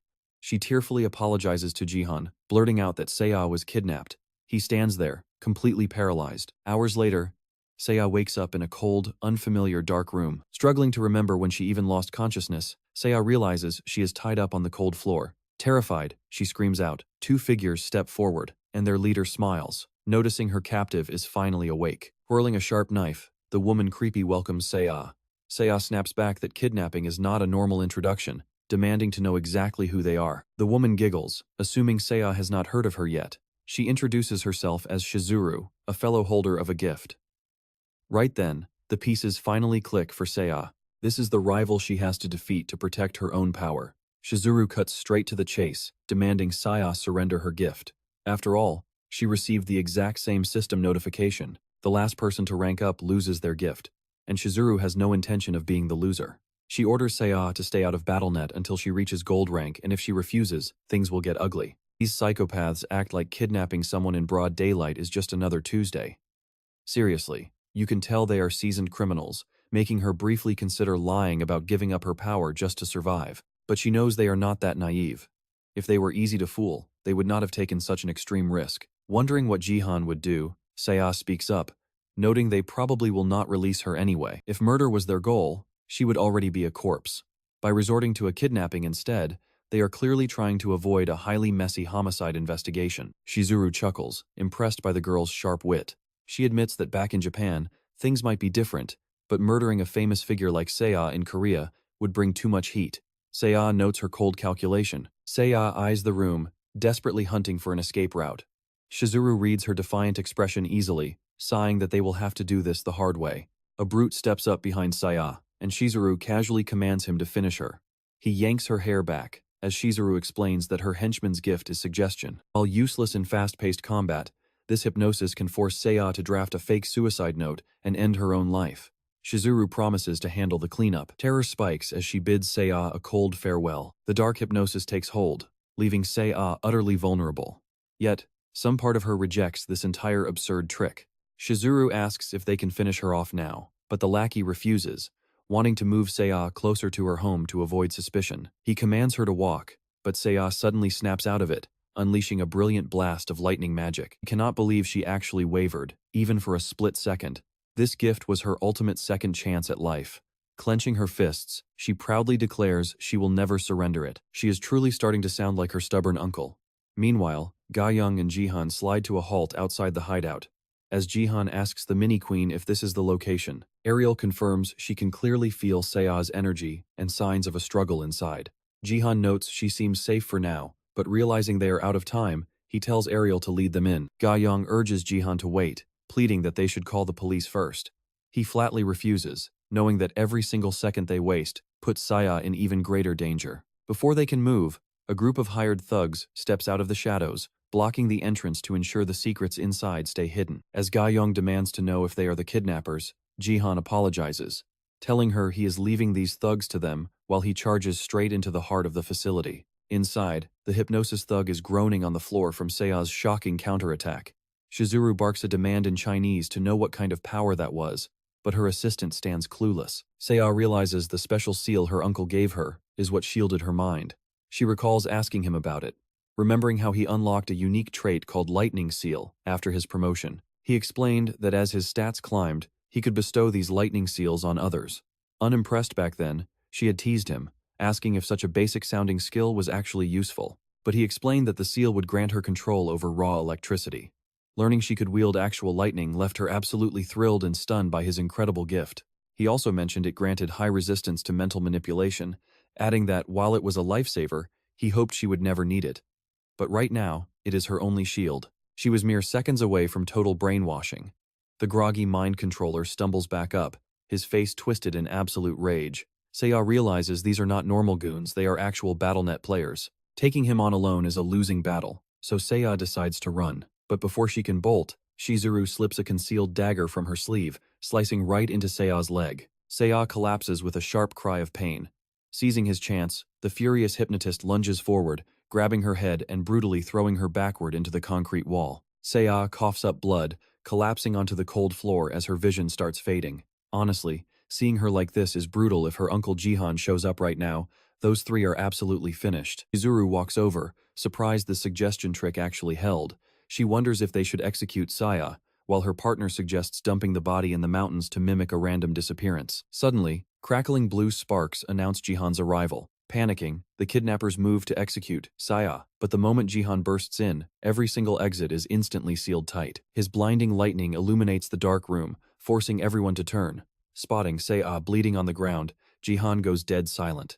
Shizuru stammers, asking if this is the legendary player Jihan. In that quiet moment, Jihan completely snaps. The atmosphere grows suffocating, and a panicked bodyguard tells Shizuru to retreat, tossing a smoke grenade at Jihan's feet to blind him. As thick smoke rises, a hidden attacker lunges forward to stab him with a sharp dagger. Jihan effortlessly stops the blade mid-air with telekinetic force, then ruthlessly slams him into the ceiling, pinning him through his back. Blood sprays from the goon's mouth, mirroring Seiya's injury.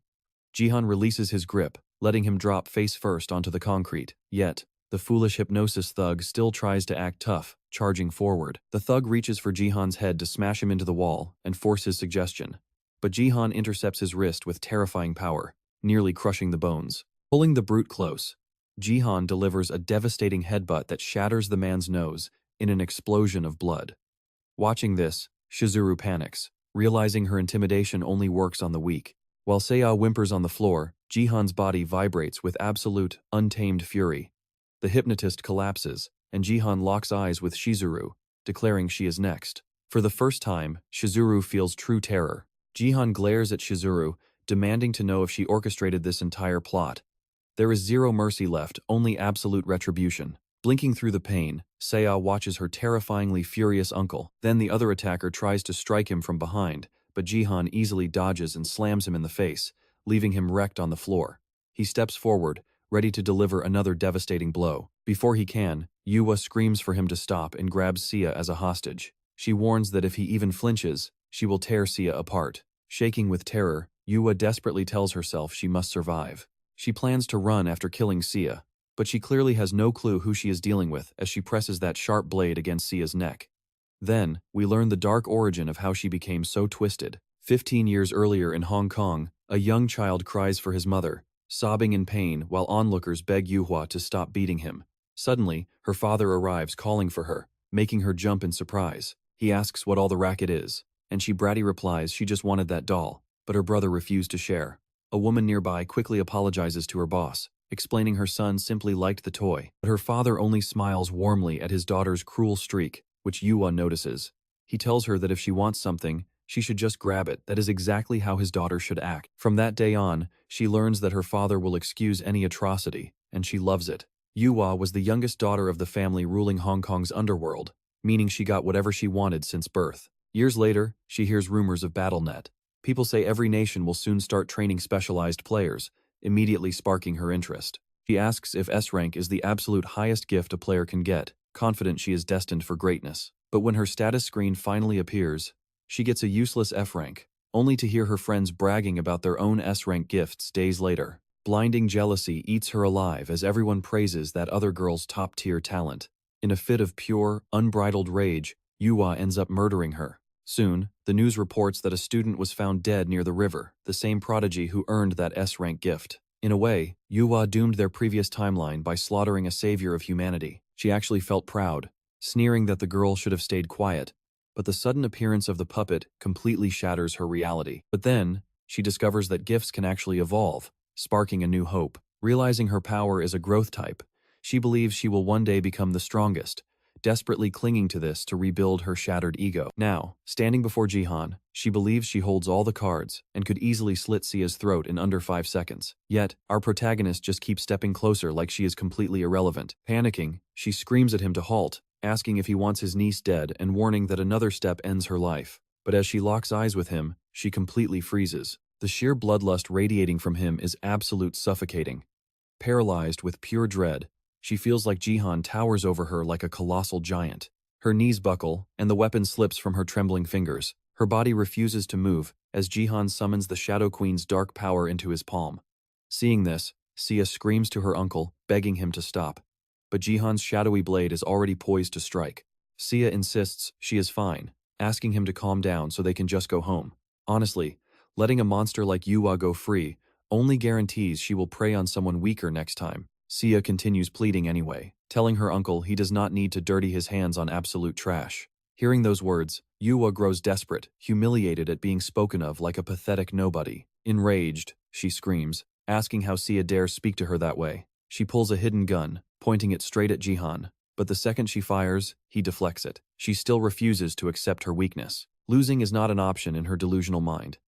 This stubborn pride is precisely why Jihan should have finished her sooner. She continues pulling the trigger, but he effortlessly stops every bullet using his telekinetic force. Even with the bullets suspended in midair, Jihan moves in a flash, slicing them apart with his shadow sword. His strike carries forward, splitting her clean in two right before Seiya's horrified eyes. That is the heavy price of leaving an enemy alive. A few days later, Jihan stands alone in his kitchen, staring down at his hands while remembering the moment he took her life. He tells himself there was no other choice, trying to move past the guilt. After that day, Yua's entire group vanished without a single trace, and the incident was never reported. Since it occurred inside a sealed barrier, Yua's associates desperately wanted it kept hidden. When they found her severed body, they were utterly horrified, and Jihan knew her backers would not dare touch him after seeing that slaughter. But ever since that brutal day, Sia has been quiet and visibly downcast. He walks over, gently asking what she is thinking about. She shyly mumbles that it is nothing, but he can tell the trauma cut deep. Jihan knows these grim scenes will only multiply once the tutorial ends, with bloodshed becoming a daily reality. While he is lost in thought, the doorbell rings, revealing Sophia, who has happily come to visit Sia. Surprised, Sia is immediately grilled by Sophia, who demands to know why she looks so thin and if she is dieting. Sia starts to ask why she dropped by, but Jihan chimed in, saying he invited her. Since Sia has been cooped up inside, he wants them to go get some fresh air. Sia looks completely lost when Sophia begs Jihan to come along. He says he is fine staying behind, making Sophia pout since she envisioned this as a date, but Jihan simply walks over to see. With a gentle smile, Jihan explains Sia has been feeling blue lately and asks Sophia to cheer her up, calling her perfect for the task. Sophia immediately beams, completely thrilled by his compliment. Sia protests that she wants to stay in, but Sophia drags her out anyway. The Shadow Queen mutters that the girl is absolutely unhinged, and Jihan, sighing, replies she was not always like this. Once they are outside, Sophia drags Sia all over town, determined to force her into a good mood. By the end of it, Sophia is beaming, holding a one plushie in her hand. She boasts that she always wanted to win one, prompting Sia to ask if America lacks claw machines. Sophia softly replies they do, she just never had any real friends to go with. She wonders what to do next and asks if Sia is good at basketball, offering her a 5-point head start. Sia's about to say she is actually pretty decent at it, but suddenly gets startled. Some players nearby are on a shooting game, and when Sia sees a zombie get blasted to bloody pieces, she instantly flashes back to Yuwa being split in half and freezes in terror. Nausea hits her hard. Sophia notices something is wrong, and Sia sprints to the restroom to empty her stomach. After she calms down, Sophia asks if she is alright. Looking at a visibly drained Sia, Sia lies that she just felt sick for a second, but Sophia is not buying it. She asks if something happened.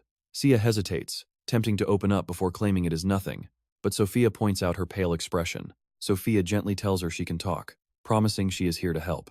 Sia pauses for a moment, then asks what Sophia would feel if someone she loved did something truly awful. Sophia looks confused, so Sia tries again.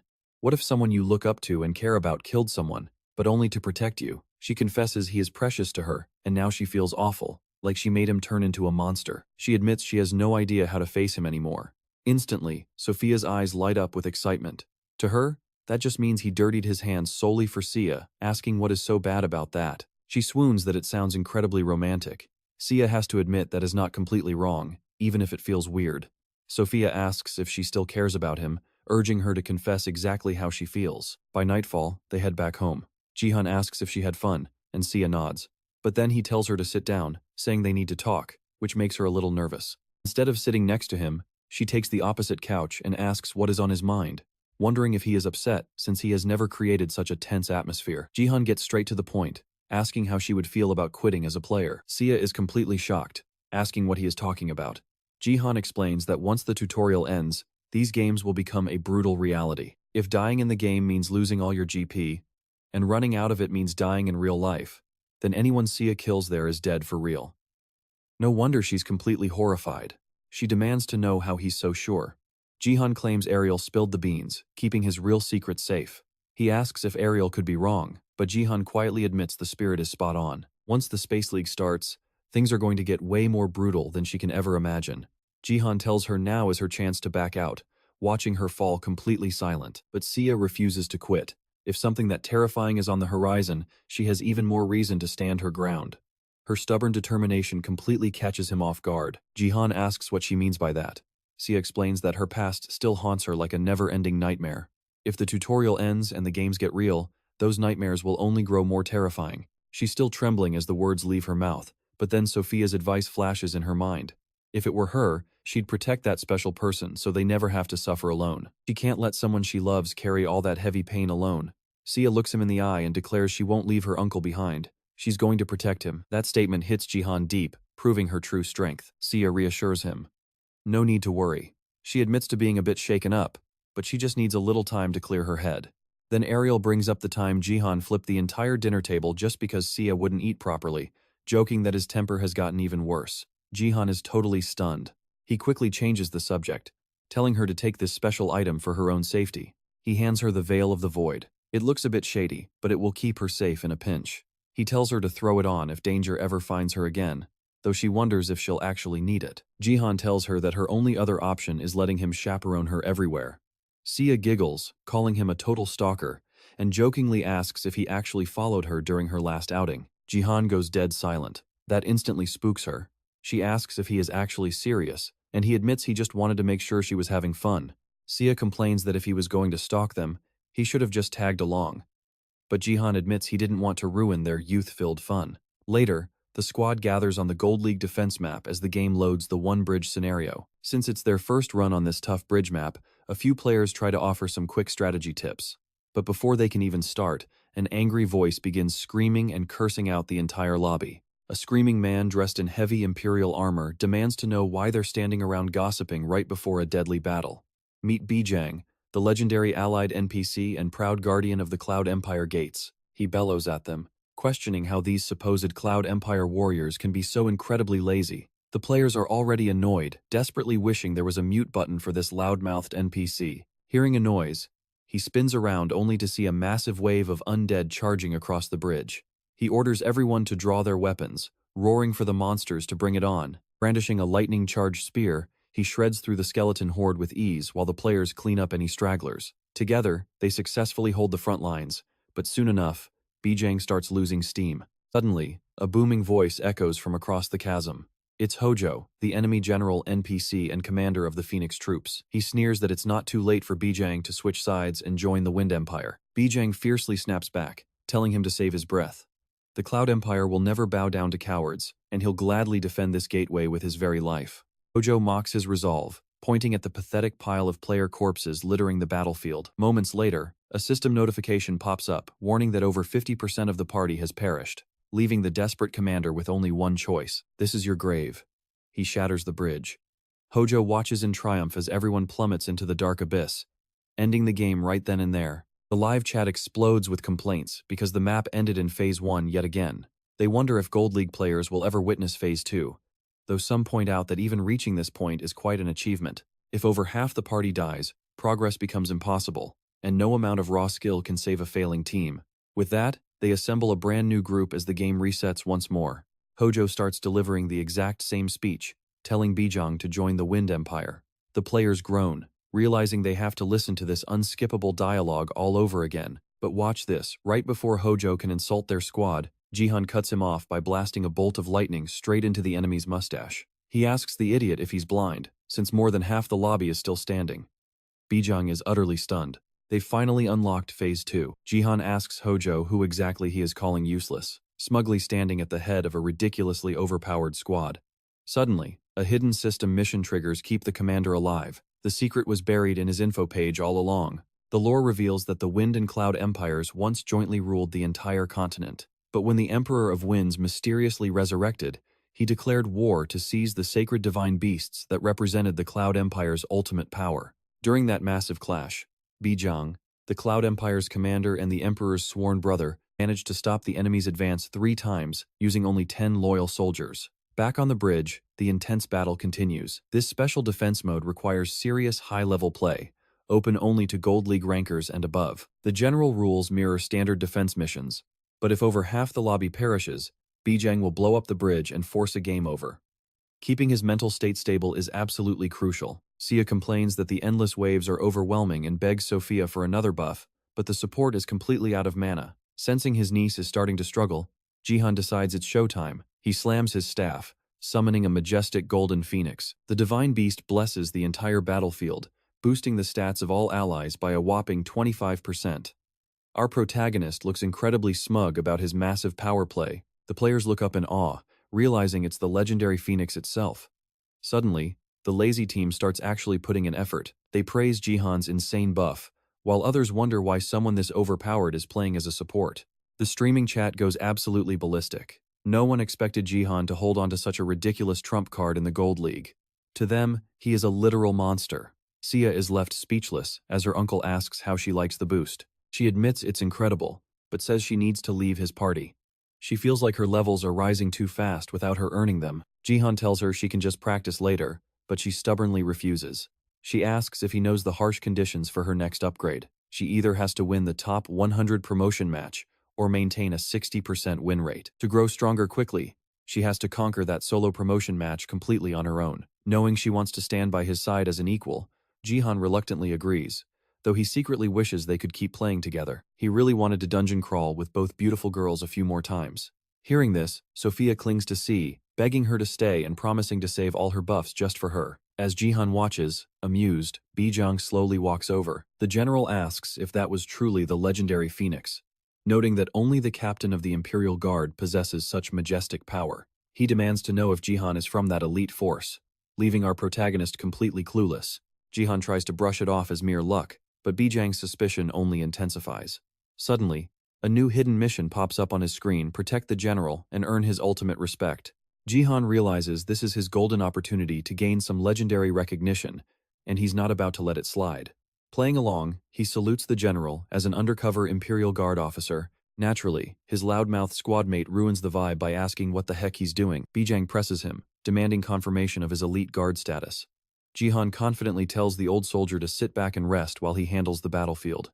The commander thanks him, warning that defeating Hojo won't be a walk in the park. He urges him to fight alongside the soldiers, but Jihan fully commits to the bit, reminding the commander of the sacred oath he swore to his imperial majesty. He dramatically declares his absolute duty to protect the legendary general at all costs, even if it means sacrificing his own life. This incredibly cheesy performance completely moves the battle-hardened commander to tears. Jihan earns a massive boost in trust. Bijang almost tears up, blabbering about the day he and his majesty swore brotherhood under the peach tree. In the end, he actually accepts. He tells Jihan to take the lightning's essence, sharing the power of his thundercloud spear. He orders him to go finish off Hojo, and the second Jihan's spear clashes with Hojo's, he copies another broken ability. The thundercloud spear reacts with his thunder seal, supercharging his lightning power. The legendary weapon accepts Jihan as its master, and his lightning stat shoots up by 2. Even Jihan didn't see that coming. Hojo sneers, asking if they are done with their little soap opera. Turns out, he never expected someone to control a real phoenix. Hojo orders all his troops to charge and capture the phoenix. Jihan warns his team to move to high ground, asking Sophia to cover the rear. She panics, wondering what on earth he is planning to do. He announces he's wiping them out with his 1,000-soldier sweep. With a single savage slash, he tears through a massive line of skeletons using pure martial fury. The undead horde literally crumbles before him. Watching from afar, Hojo starts to panic as his elite troops get absolutely obliterated. Then, Jihan blitzes him in lightning form, forcing the boss to defend himself immediately. A massive explosion rocks the bridge. Jihan raises his spear, taunting Hojo to fight him directly instead of hiding behind garbage mobs. That completely triggers the boss. Hojo charges with everything he has, laughing at the idea that he would ever hide from a mere kid. He strikes hard, but Jihan easily blocks it. Hojo sneers, telling the little rat to keep blocking if he can. Jihan really doesn't appreciate the attitude. He counters hard, blasting Hojo's weapon aside. Meanwhile, a creepy skeleton behind the boss whispers that the true darkness is finally coming. Reaching high ground, his knee starts raining down arrows. Sophia warns that the enemies are advancing again, but the girl is distracted, anxiously wondering if Jihan will be fine, fighting completely alone. Meanwhile, Jihan keeps pressing Hojo hard, making the boss sweat as he struggles to block. Hojo manages to push him back, but the second Jihan lands, he unleashes a massive bolt of lightning straight into the guy. Surprisingly, it barely tickles him. Hojo just grins, asking if that pathetic spark is his absolute limit, before planting his foot and literally absorbing the entire shock. Jihan realizes the monster is absorbing pure lightning. This is bad. Even with his heavenly thunder boosted by both the lightning seal and Bijang's power, it barely left a scratch. No wonder this guy is Bijang's legendary rival. Just as Jihan prepares his next counter, Hojo unleashes a blinding wave of slashes, trapping our hero inside a raging vortex of wind. Hojo bursts through the vortex, nearly taking Jihan's head off. Jihan swings his arm forward to strike back, but only manages to graze the boss's cheek. Hojo laughs. That was close. He wanted his head, but Jihan still dodged it. He generously offers to spare his life if he surrenders. But suddenly, the kid's severed arm starts moving again. Using Ariel's shadow power, he reattaches the arm, leaving Hojo completely speechless. Jihan mutters that normal lightning won't cut it, so let's see how he handles Phoenix Fire. His spear crackles with white-hot lightning as the Phoenix hovers above him. He unleashes the striking Thunderbolt, and yeah, that skill name is definitely cruising for a copyright lawsuit. After that massive blast, Hojo looks absolutely ruined. The boss drops straight to the ground in front of him, but Jihan finds this a bit too easy. Normal lightning was useless, but adding just a splash of Phoenix Fire put him down in a single shot. For the legendary leader of the Phoenix Army, he is hilariously weak against actual Phoenix power. Just then, Bijang approaches from behind. Dumbfounded, the giant asks how this is even possible. Bijang stammers that he wanted to step in, but never even got the chance. Jihan just smiles. You don't use a massive butcher's knife to slaughter a mere chicken. He figures Phase 2 is done and wonders who the map's final boss could possibly be. But just as he relaxes, Hojo's massive body begins to rise behind him like a mountain. Turning around, he sees Hojo mutating into something monstrous. Suddenly, he remembers how this map actually works. The real final boss of One Bridge isn't Hojo, but the Children of the Phoenix. Bijang looks utterly lost, while Jihan's stream chat goes wild over a mere gold-ranked player triggering Phase 3. Viewers even start placing bets on whether he survives. Meanwhile, Jihan realizes a certain someone is about to spawn. Sure enough, the talking skeleton from earlier walks up to them, still muttering warnings about the oncoming darkness. Bijang is stunned that anything is still alive, but Jihan tells him to hold on. Something about this skeleton is completely different. Jihan remembers a special group of NPCs that spawn near the final boss, and this guy is a Wind Empire soldier who somehow broke free from his brainwashing. As the soldier continues to ramble about the darkness, the viewers realize he's not just some random trash mob. He is a crucial quest NPC, and he is actively giving away the secret to beating Phase 3. The soldier explains that a corrupted Black Phoenix is pulling the army's strings even from beyond the grave. He approaches Jihan, warning him that out of the 5 Phoenix offspring flying above, only one is real. Jihan sums it up: instantly kill the real body, and the game is cleared. Even his viewers are impressed by how quickly he figures it out. Bijang is stunned that only one of those massive birds is real, asking how they're supposed to tell them apart. Jihan tells the gatekeeper to leave it to him, though he's internally sweating, trying to remember the exact trick. But the skeleton isn't done. He warningly tells Jihan not to mix lightning with the Phoenix's fire. This completely throws Jihan off, because that specific warning was never part of the original game script. He wonders if the game generated a unique line just for him. But before he can think, the system flags an error in the dialogue, and the entire virtual arena starts to glitch as a warning screen pops up. An unauthorized Constellation terminal has bypassed security and slipped into the match. Turning around, Jihan demands to know who is there, only for the skeleton's jaw to warp into a creepy, non-scripted grin. This seriously shakes Jihan. Another Constellation is hijacking his match. When he demands to know who is pulling the strings, a familiar, bizarre entity appears, casually asking the system if they can chat for just a second. Jihan completely freezes. The ancient-sounding creature mockingly asks how Jihan's boss is doing, its monstrous, distorted mouth twisting in the dark. The system aggressively tries to boot the intruder, but the entity ignores the warnings and gets straight to the point. It tells Jihan to watch out for those pigeons, warning him not to make things too obvious. And just like that, the entity vanishes, promising they will cross paths again soon. The skeleton instantly snaps back to normal, mindlessly repeating its standard, scripted lines. With the game restored, the other players stand there in absolute shock. But their peace is shattered by a deafening screech, as those giant mutated pigeons begin diving down, snatching players right off the bridge. A panicked player screams at the top of his lungs, warning everyone that the birds are aggressive again. Jihan realizes he must avoid combining his lightning with the Phoenix's fire, even if that combo is normally perfect against the undead. He cannot ignore a warning from a literal constellation. Suddenly, Ariel appears, urging him to use his dark powers instead. When he asks why, she explains that those corrupted phoenixes serve the World Tree Alliance, the very monsters that slaughtered her people. Jihan is taken aback by her sheer rage. Ariel demands a chance for revenge, but Jihan stops her, pointing out that the World Tree Alliance is made of standard elves. He asks if her own kind betrayed them, but before she can answer, a massive bird dives straight at him, forcing a quick dodge. Ariel promises to explain everything later, begging him to wield her right now. With no other choice under the relentless assault, he draws Eclipse and slices clean through the monster's wing. The strike is incredibly effective. Jihan assumed dark-type attacks wouldn't do much against these creatures, but Ariel proudly tells him never to underestimate her dark spirit power. That monster charges right at a poor mage's shield while she desperately holds the line.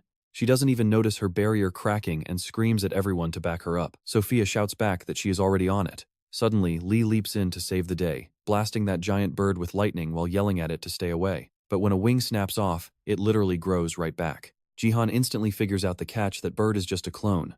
They regenerate like crazy, but if they can find and hurt the original boss, every clone will take that damage too. So finding the real boss is the only way out. Two bad players are getting shredded, literally eaten alive by these monster birds. Jihan watches the absolute chaos and scoffs. Is this really the best these top players can do? Currently, only Jihan and Lee can even scratch these phoenixes. But Lee realizes they are losing, slams his staff down, and yells that this strategy is a complete disaster. He orders everyone to huddle up, screaming at the phoenixes to fight him instead of his squad. Jihan is genuinely surprised because this bold move actually forces all the birds to cluster together in one spot. That is Jihan's cue. Confident in his plan, he rushes over, steps right onto Lee's shoulder, and launches himself straight into the sky. Facing the flock, he smiles. There is no point in picking out the real one. Unleashing his dark energy, he decides to just wipe them all out together. He activates the Shadow God technique from his Nameless Divine Arts and traps every single bird in a dark cage. The shadow burst obliterates most of the clones, but as Jihan celebrates, he realizes one minor detail: he has no plan for landing. Thankfully, Lee catches his arm before he can crash land into the rushing river. Lee is totally stunned. The old NPC finally recognizes Jihan's insane talent and demands to know who he really is. Later, Jihan goes right back to training, tearing up the landscape with his spear. Even he is shocked by the sheer impact. Holding back, his power still wrecks everything because of his double S-rank Cloud Lightning Spear, which infuses his fused gear with lightning. Only double S-rank gear can combine with it. Once it accepts its owner, you can summon lightning. Currently, it is fused with the Phoenix Banner. Jihan notes that clearing the bridge quest showered him with rewards. But the crown jewel of his loot is definitely this Cloud Lightning Spear that Lee handed him. Since it combines with other weapons, he wonders if he can fuse it with Eclipse. He envisions his black sword crackling with lightning and asks Ariel for her thoughts, but she seems pretty hesitant about the idea. Lightning is the total opposite of Eclipse's dark energy, so she advises against it.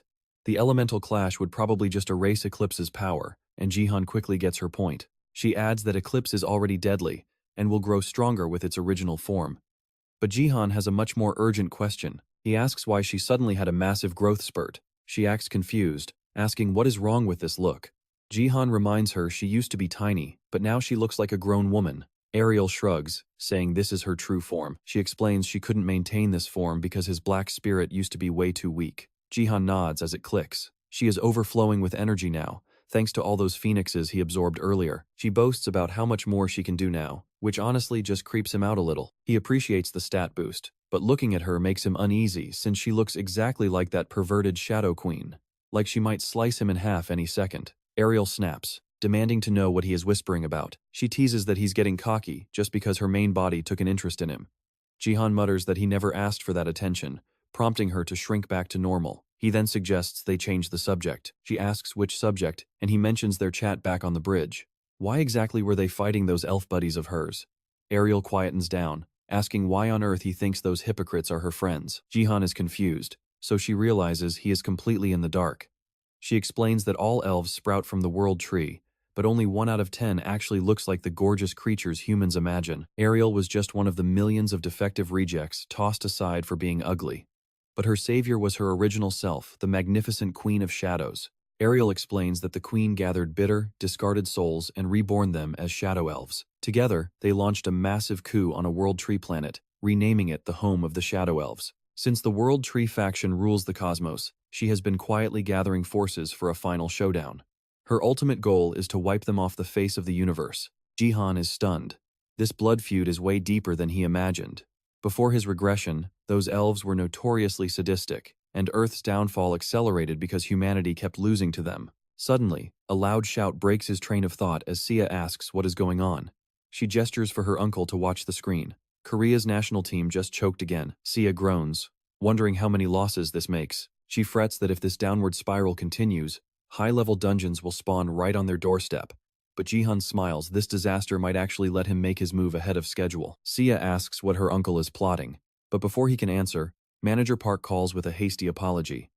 He explains that things are turning critical, forcing them to speed up their timeline. Manager Park brings up his previous offer, asking if he is ready to join the national roster. A bit later, the two meet up, and the manager deeply thanks him for agreeing. Jihan brushes it off as no big deal. Honestly, even if it is ahead of schedule, he always planned on joining the squad anyway. Manager Park is thrilled, but Jihan warns him that things will only get uglier if Korea continues to slide down the global ranks. So he is ready to carry this team and reverse their fortunes. Manager Park nods, telling him the very first step is to go meet the other national team members. The second they step inside, they are greeted by a chaotic, bloody scene that catches everyone off guard. A guy drenched in blood stands holding a metal pipe, screaming at his teammates for ruining his reputation. He brutally thrashes a player on the floor and challenges the rest to a fight. Shocked, Manager Park shouts at Dongwoo, demanding to know what the hell he thinks he is doing. Dongwoo shrugs, claiming he is just giving these rookies a quick lesson.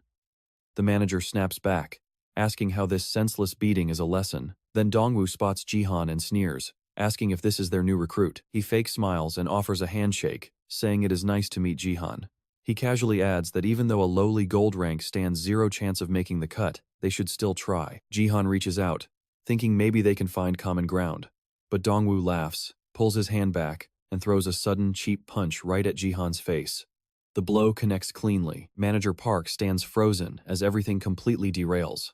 We flash back to a few days ago, when the manager first met with Dongwoo to reveal they were scouting Jihan for the national squad. Dongwoo was absolutely flabbergasted. Manager Park explained it wasn't official yet, but if Jihan agreed, the association would schedule an entry exam. The arrogant player scoffed, asking if this was some joke. Sure, Jihan is popular, but he is only a gold rank.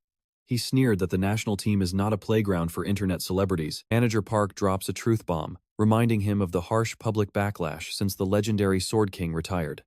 That instantly shuts the cocky kid up for a second. He reads aloud the brutal online comments calling the current lineup weak, demanding fresh blood, and begging for Jihan to replace them. That is the harsh reality of what fans think of the national team. Manager Park points out they have been flooded with official complaints, and hearing this only makes the angry veteran's blood boil even further. He remembers how reporters embarrassed him, asking how he won when Jihan won every single round MVP. He even begged the Sword King for a glance, but the legend just walked away without a word. The press asked if they should interview the other players, but one reporter scoffed. Why bother? The Korean team is useless without the Sword King anyway. The rest are just dead weight getting carried all game. So there is literally nothing to ask them. Ever since then, Dongwoo was absolutely furious. He already hated the Sword King, and finding out Jihan is the guy's brother-in-law only made him boil with pure rage. He thinks if this rookie really wants a spot, he should just try to take his life. But back in the present, the angry senior throws a punch straight at Jihan's face, only for Jihan to easily catch his hand. Jihan asks what he thinks he is doing, squeezing his wrist so hard that Dongwoo completely freezes up. A second later, the senior tries to play it cool, laughing and saying Jihan is pretty good. Desperately trying to save face, he claims it was just a little test, and he knew Jihan would block it. Park looks totally unconvinced, and Jihan smoothly asks if that is all the test had to offer. Park explains the association wants a separate evaluation because Jihan is a special case, but the loudmouth interrupts again, asking why they do not just hold a proper duel so nobody can complain about favoritism. Park thinks that is a bizarre idea, but the guy argues that if a seasoned pro acknowledges the rookie, the public will shut up. Since Jihan is so special, he deserves a highly special exam. He challenges Jihan to a live duel right then and there. Park frantically tells Dongwoo to back down and calm his temper, but Jihan actually agrees, saying Dongwoo actually makes a pretty solid point. If they settle it with a fight, nobody can cry foul. Honestly, Jihan looks more than ready to humble this loudmouth. As Dongwoo boils with rage, Jihan gestures for him to bring it on. Meanwhile, Ha-yeon is stunned when she spots the breaking news about Jihan. The entire internet is going wild, wondering if he will actually become the first gold-rank player to join the national team. Some trashy articles claim Yosai Jin is using his influence to sneak Jihan onto the roster. The rumors are spreading like wildfire, but fans point out that since the national team is garbage anyway, Jihan already proved himself by beating a diamond rank. Supporters argue that if the kid can easily crush an assassin in close combat, dealing with a warrior is child's play. The public is overwhelmingly on his side. Later, Ha-yeon asks if he is absolutely sure about this madness. The media is obsessed with a gold-rank player joining the elite squad, but she cannot understand why it has to be a broadcast on live television. Jihan asks for the date, and Ha-yeon tells him it is in 1 week, offering to postpone the match. He tells her no, the timing is absolutely perfect. She nods, smiling, and says she knows he is going to win. Even though he knows she is just trying to be supportive, her hidden anxiety still makes him sigh. She reminds him to call her if anything goes wrong. Jihan realizes the association is trying to turn this into a public execution to humiliate him. They probably assume a gold rank can never match a national pro. Too bad for them, he has a massive trump card. He pulls up his status screen and sees his martial power is sitting at 99.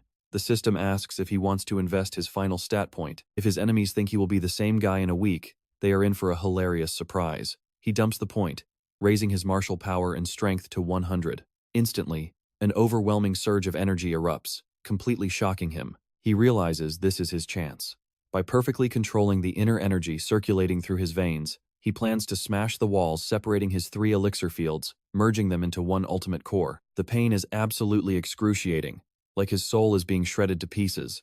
But there is no turning back now. Gritting his teeth, he breaks the barriers, successfully unifying his core and unlocking a massive power spike. Collapsing to his knees, the system alerts confirm his success. His martial power and strength fuse together, and he unlocks the legendary star skill, Martial Soul. Reading the details, he wonders if this overpowered skill is actually way better than any simple stat boost. Honestly, he is just thrilled he did not explode. But before he can celebrate, a massive cosmic hand descends from the sky and snatches him up, dragging Jihan into a void. A system alert reveals the Martial Soul skill has summoned him to the wandering martial god. It has been a minute since that creepy deity tried to rob him of his powers. Jihan wakes up in an alien space, looking up in awe at countless weapons floating in the dark sky like glittering constellations. He tries to figure out what this weird dimension is, but his status screen confirms the wandering martial god hauled him here. He mutters that the timing is pretty awful, since his unified core has barely stabilized. Suddenly, a mysterious voice behind him remarks that it has been a very long time since they last had a guest. Jihan whips around in shock, asking if this is the actual god. The old man chuckles, explaining that Jihan's level is way too low to survive a direct face-to-face meeting with a supreme deity. Looking at him would instantly vaporize him, so this messenger came instead. He claims to be the god's loyal subordinate, boasting a lifespan of 180,000 years. The old man introduces himself as Dongfang Shuo. Jihan immediately remembers that broken legendary brush he found earlier. This is definitely the god's right-hand man. Dongfang says there is no time to waste, so he demands Jihan surrender his martial soul skill and become a servant. As Jihan hesitates, the immortal explains that the martial soul is a rare cosmic power that only one single living being per planet can possess. If he insists on keeping it suddenly, multiple swords fly straight at Jihan, stopping inches from his face. Dongfang warns him that once he levels up too high, the god will show up to execute him. But if he surrenders the skill and serves, he gets eternal life as an immortal lackey. Now, the choice is entirely up to him. Jihan begins calculating his options. If only one person per planet gets the martial soul, it means the wandering martial god himself might be an ancient human. But that is a puzzle for later. Right now, he has a very simple ultimatum: slavery or death. Yet, Jihan has a strong feeling they will not actually murder him on the spot if he says no. Dongfang easily reads his stubborn face. Dongfang offers some friendly advice because he hates to see youth wasted. He points to the graveyard of weapons floating around them, explaining they all belong to mighty cosmic legends who dared to challenge the god and failed miserably. He warns Jihan not to throw his life away in a hopeless battle. What good is pride if you are dead? Jihan falls silent, quietly admitting that the old man has a point. Dongfang smiles, thinking the kid is giving up, but Jihan firmly says no. He refuses to be anyone's slave. He plans to use his martial soul to overthrow the god, protecting his family and his entire world. He will never bow to another master. That bold declaration catches Dongfang completely off guard, making the old man grin. He remarks that Jihan possesses the true spirit of a god. He respects that insane level of confidence. But without giving Jihan a chance to breathe, Dongfang suddenly lunges forward. A devastating strike sends him crashing backward, though he barely manages to stay on his feet. Dongfang coldly reminds him of the golden rule of the universe: only the strong survive. The raw power of the martial soul alone will not be enough to save his life. If he seriously hopes to challenge the creator of this space, he needs real god-level strength. Dongfang summons another sword and fires a massive shockwave. The terrifying pressure of the incoming strike leaves Jihan completely paralyzed with shock. Dongfang commands him to endure it. Jihan stares at the blinding wall of light, wondering how on earth he is supposed to block something so overpowered. Suddenly, a booming voice commands them to freeze. An immense shadow of the wandering martial god materializes, prompting Dong the Hang to instantly drop to his knees. Jihan feels the pure, crushing aura of a supreme deity, shaking his very soul. The god amusedly asks if this puny mortal actually plans to defeat him before even reaching divinity. He laughs and says it is fine, promising that he will be waiting for him. Battered and bruised, Jihan starts to fade out. The god tells him he looks forward to their eventual rematch, and kicks him out of the dimension. Jihan gasps back to reality, realizing everyone is staring at him on the floor. Jihan's head feels like it is splitting open from a hammer blow. Just looking at that entity caused this much damage. He can only wonder if this is the massive gap between him and the martial god. Before he can even process the pain, a crowd spots him and swarms around. They start throwing questions asking where he disappeared to, and if he threw in the towel on the national team test. Jihan has absolutely no clue what they are talking about. Just then, a voice calls out from behind asking where her uncle has been. Completely baffled, he asks what is going on here. Sia asks if he is serious, pointing out that he was gone for an entire week. Just meeting that monster nearly broke his mind, so facing him would be suicide. Before Jihan can process this, a voice screams out his name. Ga Young tells him to get in the car immediately. The second he hops in, she slams the gas and leaves the crowd in the dust, demanding to know where he disappeared to during this chaotic week. Even with the police searching, there was zero trace of him, and Sia was worried sick. But Jihan barely hears her. He is completely fixated on one insane detail. Did his brief meeting with Dongfang and the martial god really take a whole week? He quickly pulls up his status window and asks about the national selection. Wasn't the big test scheduled for today? Ga Young explains that things are still completely up in the air and they have no clear update. Meanwhile, a horde of reporters outside the BattleNet headquarters corners Dong Wu, asking if the public duel is still on. Dong Wu sneers, claiming it will happen as long as Jihan actually shows his face.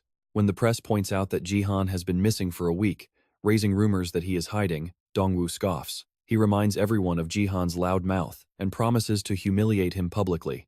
It is time for the kid to accept his loss. As for the rookie's current location, Dongwoo claims he could not care less. He just wants him held accountable, though deep down, he is secretly praying Jihan never returns so he can take the easy win. But then, like a literal bolt of lightning, Jihan suddenly appears right behind the crowd. He casually mentions he just arrived, leaving everyone completely speechless at his grand entrance. The media floods him with questions, asking where he went and if the duel is still on.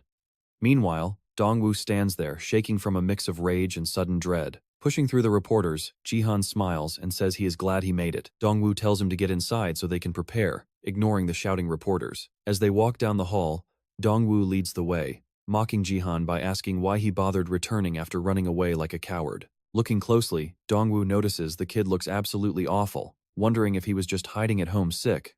But Jihan is entirely checked out. He is still suffering from the mental blow dealt by Dongfang and the martial god. Worse, he has a new martial soul stat with zero instruction manual. This match might get incredibly messy, and the air between them grows heavy. They finally step out into the massive coliseum under thousands of watchful eyes. The officials mutter in disbelief. The match is actually happening, even though the challenger barely made it by the skin of his teeth. The announcers declare that the official selection match to choose the new national representative is officially underway. It is the highly anticipated duel between Dongwoo and Jihan. The battle begins, and the online stream chat instantly explodes. Viewers are still spamming questions about Jihan's sudden return. On the field, Dongwoo warns him that he won't be holding back, making it clear that his pre-match warnings are definitely not out of concern. Dongwoo barks that he does not care if Jihan is sick, he just refuses to hear any excuses once he wipes the floor with him. He lunges forward with a lethal slash, but Jihan effortlessly slips away. Jihan is slightly impressed, acknowledging that this is indeed the standard of a national team player. But as Dongwoo strikes again, Jihan realizes his opponent's speed is lacking. Overcommitting like that only leaves him wide open. Jihan unleashes a bolt of lightning, but Dongwoo deflects it with a slick sword twist. He slips out of sight, only to reappear behind his opponent, bringing down a hard strike right at the back of Dongwoo's neck. Dongwoo spins around in shock, asking what kind of cheap trick that was. He catches Jihan's hand and sneers, those moves are far too obvious. That is when we get a proper display of Dongwoo's S-class gift, precognition. It doesn't give him a full vision of the future, but it lets him read his opponent's immediate next step. In theory, as long as his physical stats can keep up, he can effortlessly dodge any attack coming his way. Jihan starts putting on heavy pressure, but Dongwoo keeps dancing around every strike and countering perfectly. Forced onto the defensive while blocking the blade, Jihan's arm gets sliced. He realizes his absolute territory domain is completely failing to activate. Dongwoo is absolutely loving this. He thinks Jihan is a total idiot for trying to fight him face to face without a weapon or magic. With punches that incredibly obvious, Jihan will never land a single hit. Dongwoo relentlessly drives his attack forward, fully intent on ending his life as massive clouds of dust explode around them. The longer the clash lasts, the more thrilled Dongwoo becomes. But when he finally emerges from the dust cloud, blood is actively streaming down his chest. The watching executives gasp in shock, unable to see what just happened. As the haze finally settles, everyone gets a clear view of the arena. Standing right in front of Jihan, Dongwoo suddenly lets go of his blade, desperately trying to throw a punch, but something is terribly wrong. Jihan watches in surprise. Dongwoo's hand is completely mangled, looking as if it literally imploded from the inside out. A moment later, the arena echoes with Dongwoo's agonizing scream. Dongwoo shrieks, demanding to know what happened to his mangled arm. Right then, Jihan realizes this must be the secret behind his new ability, and his dark aura begins to rise like a geyser. Dongwoo stumbles back, terrified and confused about how he got hurt. Jihan actually thanks his opponent, watching him scurry around like a cornered rat, finally made the power click. Panicking, Dongwoo draws his blade again, desperately trying to steady his shaking breath. He uses his gift to predict Jihan's next straight right. He successfully dodges the fist, but Jihan's explosive aura suddenly expands. Dongwoo gets blasted by the residual force anyway, sending him flying across the ring. With his face completely battered, Dongwoo is in utter disbelief because he knows for a fact he dodged. How did Jihan still connect? Jihan charges forward once more, completely enveloped in his newly awakened martial soul. This technique blends martial power with raw force. The martial energy supercharges his physical vessel, while the condensed force wraps around him like an impenetrable set of armor. Used correctly, it makes him completely untouchable. It acts as both the perfect shield and the ultimate weapon. Jihan drives a devastating blow directly into Dongwoo's midsection, blasting him across the stadium. The crowd goes silent. Jihan is absolutely dominant. As Dongwoo crashes down, bruised and bloodied, Jihan notices he is still conscious.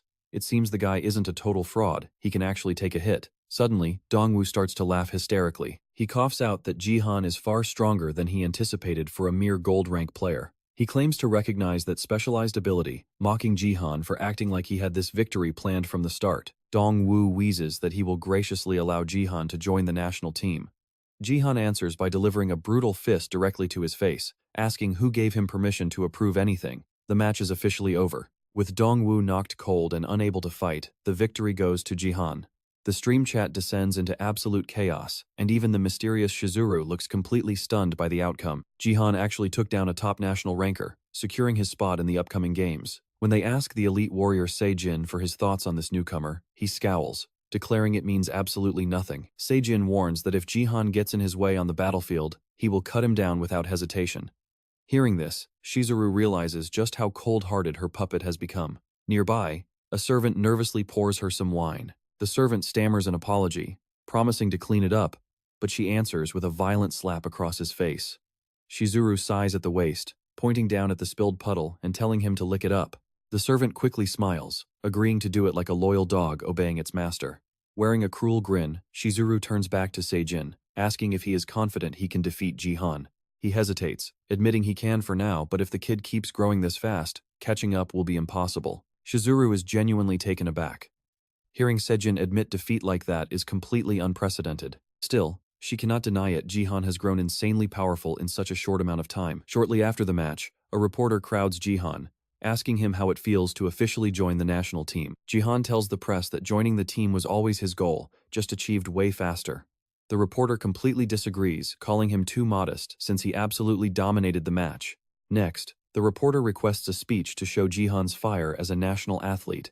Jihan pauses silently, wondering if his sister, Seong Jihan, is actually watching him stream right now. Facing the camera, he tells the viewers that he knows they are worried about South Korea's terrible track record, but they can finally relax because under his watch, they will never lose again. Sure, Jihan admits he might seem like an unproven rookie to some, but as the crowd starts tearing up at his passion, he makes a savage vow the next time Korea plays Japan, he will personally slice off the traitorous Yosai Jin's head. Hearing this brutal promise, Yosai is utterly shaken. Jihan simply vows to present that head to every citizen wanting revenge. Later, Lee Haeyeon gathers the guild members for a congratulatory toast. Lee Haeyeon praises his insane performance, and Jihan casually thanks her.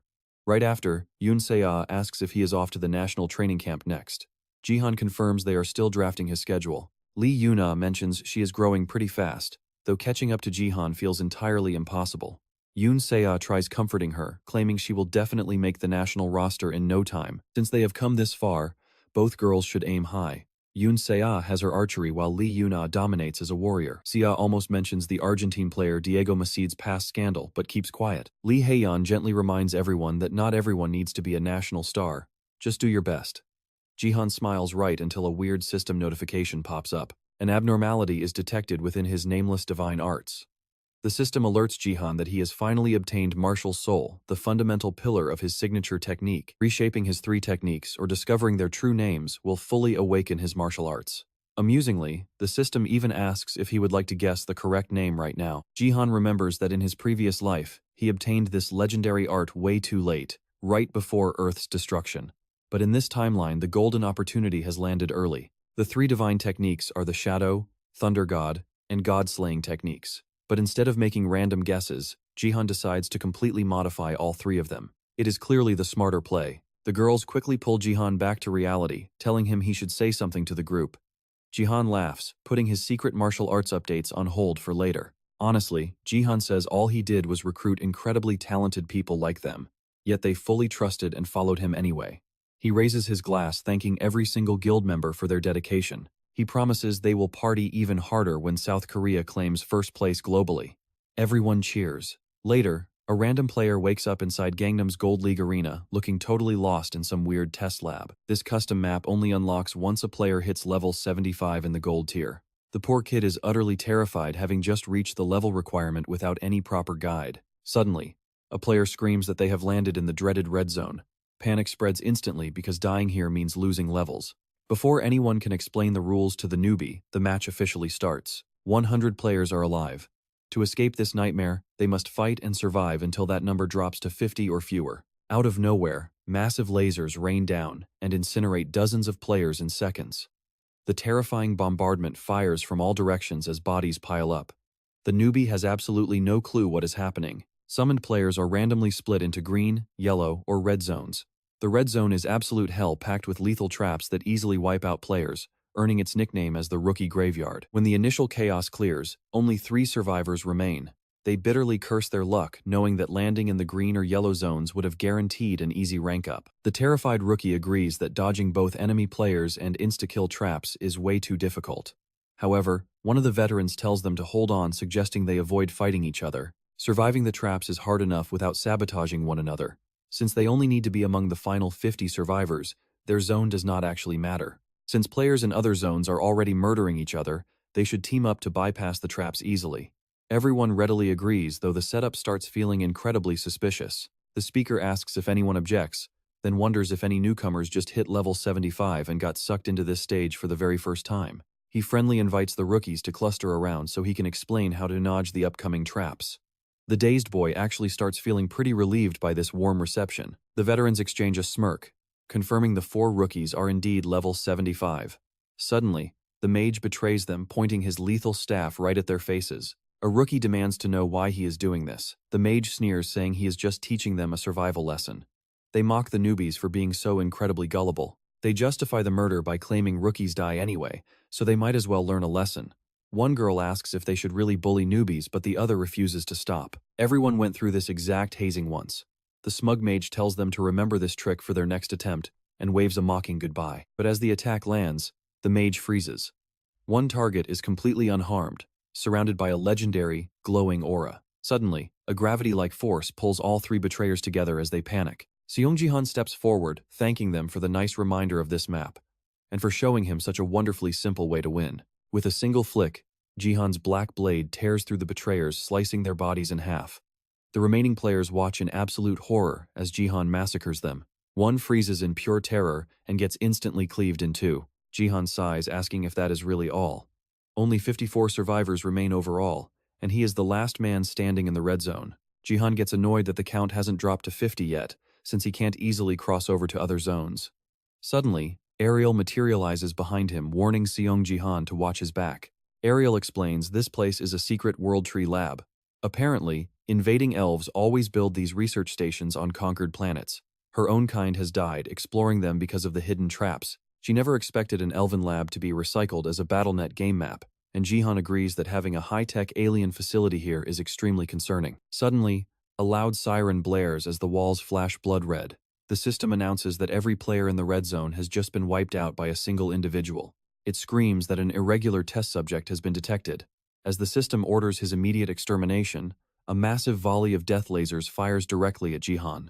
Jihan is baffled, wondering if wiping the zone was some hidden trap. In the stream chat, viewers are completely losing it, joking that he should have read a basic guide first. The incoming barrage is so dense, it looks absolutely impossible to dodge. Fortunately, Ariel shouts at Seong Jihan, telling him to sprint directly toward the central metal door. She remembers that the active trap creates a brief escape path there. Jihan notes it looks like a solid wall, but Ariel screams for him to run immediately. Trusting her word, Jihan bursts forward like a bolt of lightning, hoping she is right. He phases right through the metal barrier and gasps as he finds himself inside a massive, lush garden. Looking around the mysterious sanctuary, Jihan asks Ariel for answers, but even she is left speechless. Suddenly, a system alert pops up, confirming he escaped the red zone and unlocked an epic quest. Tracking down the test subject, Jihan senses this mission feels different and questions the true purpose of these experiments. That is when a woman suddenly blocks his path, demanding to know his identity. She is shocked that a test subject managed to escape, while Jihan quickly realizes she is an elf. Ariel confirms this is indeed a high elf and warns him to stay sharp, though Jihan is already well aware. Recalling Ariel's warning about this being a World Tree Lab, Jihan deduces that the elf must run the experimental zone. Meanwhile, she seems highly amused that a mere subject has made it this far. Finding the situation amusing, she offers him some tea, claiming it is afternoon tea time. Jihan wants to take her down and extract information, but since her true strength is a total mystery, he decides not to rush in. Deciding to play along, Jihan follows the elf and sits down to join her. She pours him a cup and slides it over, but he immediately suspects that this peaceful drink might be laced with deadly poison. Ariel complains that this elf is highly suspicious and urges him to just strike her down, but Jihan tells her to hold back. Since they are still in the tutorial, he needs to play it safe and avoid reckless risks. Thanking the elf, Jihan notices her, staring with a very bizarre look. He asks what this place is and what they are trying to achieve here. Noting that she is far from a normal player, he asks who she is and why she is inside this experimental zone. The elf laughs, calling Jihan a highly curious child and telling him to slow down and take it one question at a time. She claims this place is merely a private garden she enjoys tending to, and unlike him, she is not here to play the tutorial. Her actual duty is to analyze every single person passing through. Realizing she is surprisingly talkative, Jihan hopes to squeeze out answers easily. He asks why they need this analysis, and she replies that the reason is incredibly simple. With a cruel smile, she reveals they want to enslave Earth's special test subjects. Wait, is she really trying to poison Jihan? He freezes, realizing the tea was indeed laced with something. Slumping to the floor semi-conscious, he finds himself completely paralyzed. The elf grins, enjoying her success, and remarks that it must be incredibly difficult for him to move his body right now. Mockingly telling him not to worry, she says his breathing and pulse will soon steady. She then yanks Jihan up by his hair, whispering that his mind will soon crave nothing but becoming her loyal servant. As Jihan actually begins slipping into a deep trance, a viewer in the chat sends 10,000 days, asking what is wrong with Jihan since he suddenly started acting so strange. Instantly, a system window flashes between them, forcing the elf to let go of him. Annoyed, she complains that he wandered in while those powerful beings were actively watching him. With only 50 survivors remaining, the system announces 26 left in the green zone, 23 in yellow, and 0 in red, meaning the game is ending. The elf is shocked by the speed, calling the deceased players pathetic weaklings. Dismissing the rush, she notes she has already successfully planted her leaf and will wait for her next chance. Treating Jihan as a servant, she commands him to find his master the next time he enters a match. With that, she teleports Jihan back to his room. The second he materializes, Ariel starts calling out in panic, frantically asking if her master is doing okay. Regretting her silence, she admits she never expected that dumb elf to target a player before the tutorial finished. She then confirms that the mark left behind is definitely a world tree leaf. Ariel desperately shakes Jihan, urging him to snap out of it and not let that cursed guy fool him, since the elf was actually a man. She repeatedly smacks him until Jihan grabs her hand, asking who would ever fall for some pointy ears. Ariel stands stunned when the door suddenly bursts open. Seah rushes in, yelling about him almost ruining their family line after getting brainwashed by his brother-in-law's girlfriend. To make things worse, he is now enslaved by an elf who fed him herbal tea and demanded obedience. She asks if he is all right, but freezes upon finding Jihan and a random girl wrestling on the floor. He asks if Ariel is his new master, making her scream no. Afterward, Jihan explains everything as they review what happened. Jihan asks if the elf really planted a world tree leaf inside his body, and Ariel confirms it. She explains that while the leaf cures abnormal statuses, it also grants complete control, which even elite warriors cannot resist. Jihan is surprised a single leaf has such power, and Seah wonders why he is fine. She notes he also resisted Shizuru's seduction, suggesting that might be the reason. Ariel answers that Shizuru's powers cannot compare to the world tree. Jihan believes his resistance is due to his martial spirit, which gives him absolute control over his own physical body. While the initial shock caught him off guard, He quickly suppressed the foreign energy invading his mind.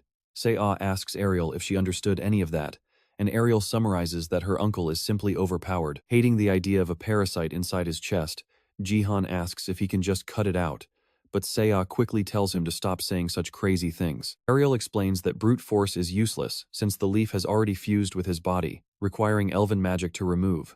Jihan realizes this means he will inevitably have to face that elf again. This makes Se-ah deeply uneasy, and she asks why they cannot just leave it alone if it is harmless. She adds that she would be completely devastated if anything bad happened to him because of that elf. Reassuring Se-ah, Jihan asks if she trusts him. He apologizes for making her worry, but explains that confronting the elf is necessary for his plans, especially since he already controls a portion of the leaf's power. Days later, Jihan is sharply dressed, heading out with a security detail. Se-ah calls to ask if he has arrived at the department yet, and he says yes. She notes his massive escort, teasing that he looks like a superstar. Honestly, he really is the most famous person attending the event. Jihan explains that joining the national team has completely taken over his schedule. He admits it is awkward training alongside the very person he previously thrashed in public, but the sessions are strictly mandatory. Se-ah asks if he really must stay in the dorms. Jihan hates the idea too, but has no choice, adding that today was just for scheduling while training starts next week. Hearing this, Se-ah complains that she will be incredibly lonely at home. Jihan playfully offers to bring her along to train, though she does not buy his claim of not being overprotective. Jihan jokes she would starve without him. Se-ah claims she is cooking, says goodbye, and hangs up, unaware that a creepy stalker is watching her from a distance. Seeing Jihan is away and Se-ah is left completely unguarded, this creepy intruder decides to strike quickly, but watch closely because Ariel suddenly materializes, announcing that they have a little rat trying to sneak in. Aiming her black swords at the stalker, Ariel demands to know who he is. Completely surrounded, the intruder instantly freezes in place. He wonders if this creature is a summon protecting Se-ah and how it detected him so fast. As he searches for an escape, Se-ah hears Ariel and asks who she is speaking to, catching the intruder off guard. Ariel reveals that a sneaky human has been trailing her for quite some time. Before Se-ah can process this, the hidden assassin suddenly lunges at her, but Ariel swiftly steps in to block the strike. Ariel's blade launches the attacker upward, but she vanishes instantly into a mere shadow. Surprised, Ariel yells for Se-ah to move, just as a second ambush is deflected by Se-ah's protective lightning barrier. Left stunned by the electric shock, the assassin is cornered by Ariel's blades once more. However, she narrowly slips away, warning the shadow spirit not to try that trick again. Ariel simply retorts that she has her cornered now, summoning a barrage of dark swords to rain down.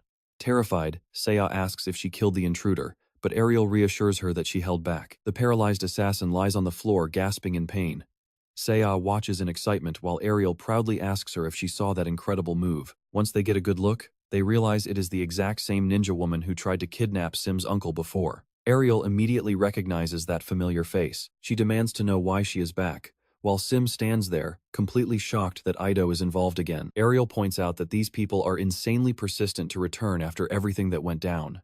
This whole mess triggers a memory for the assassin, taking her back to when she begged Ido for mercy. Back then, she admitted she never expected a mere Silver League player to be so ridiculously strong. She apologized repeatedly, but Ido just shrugged it off, telling her they would find another way to capture Song. The assassin hesitated, prompting Ido to call someone else into the room.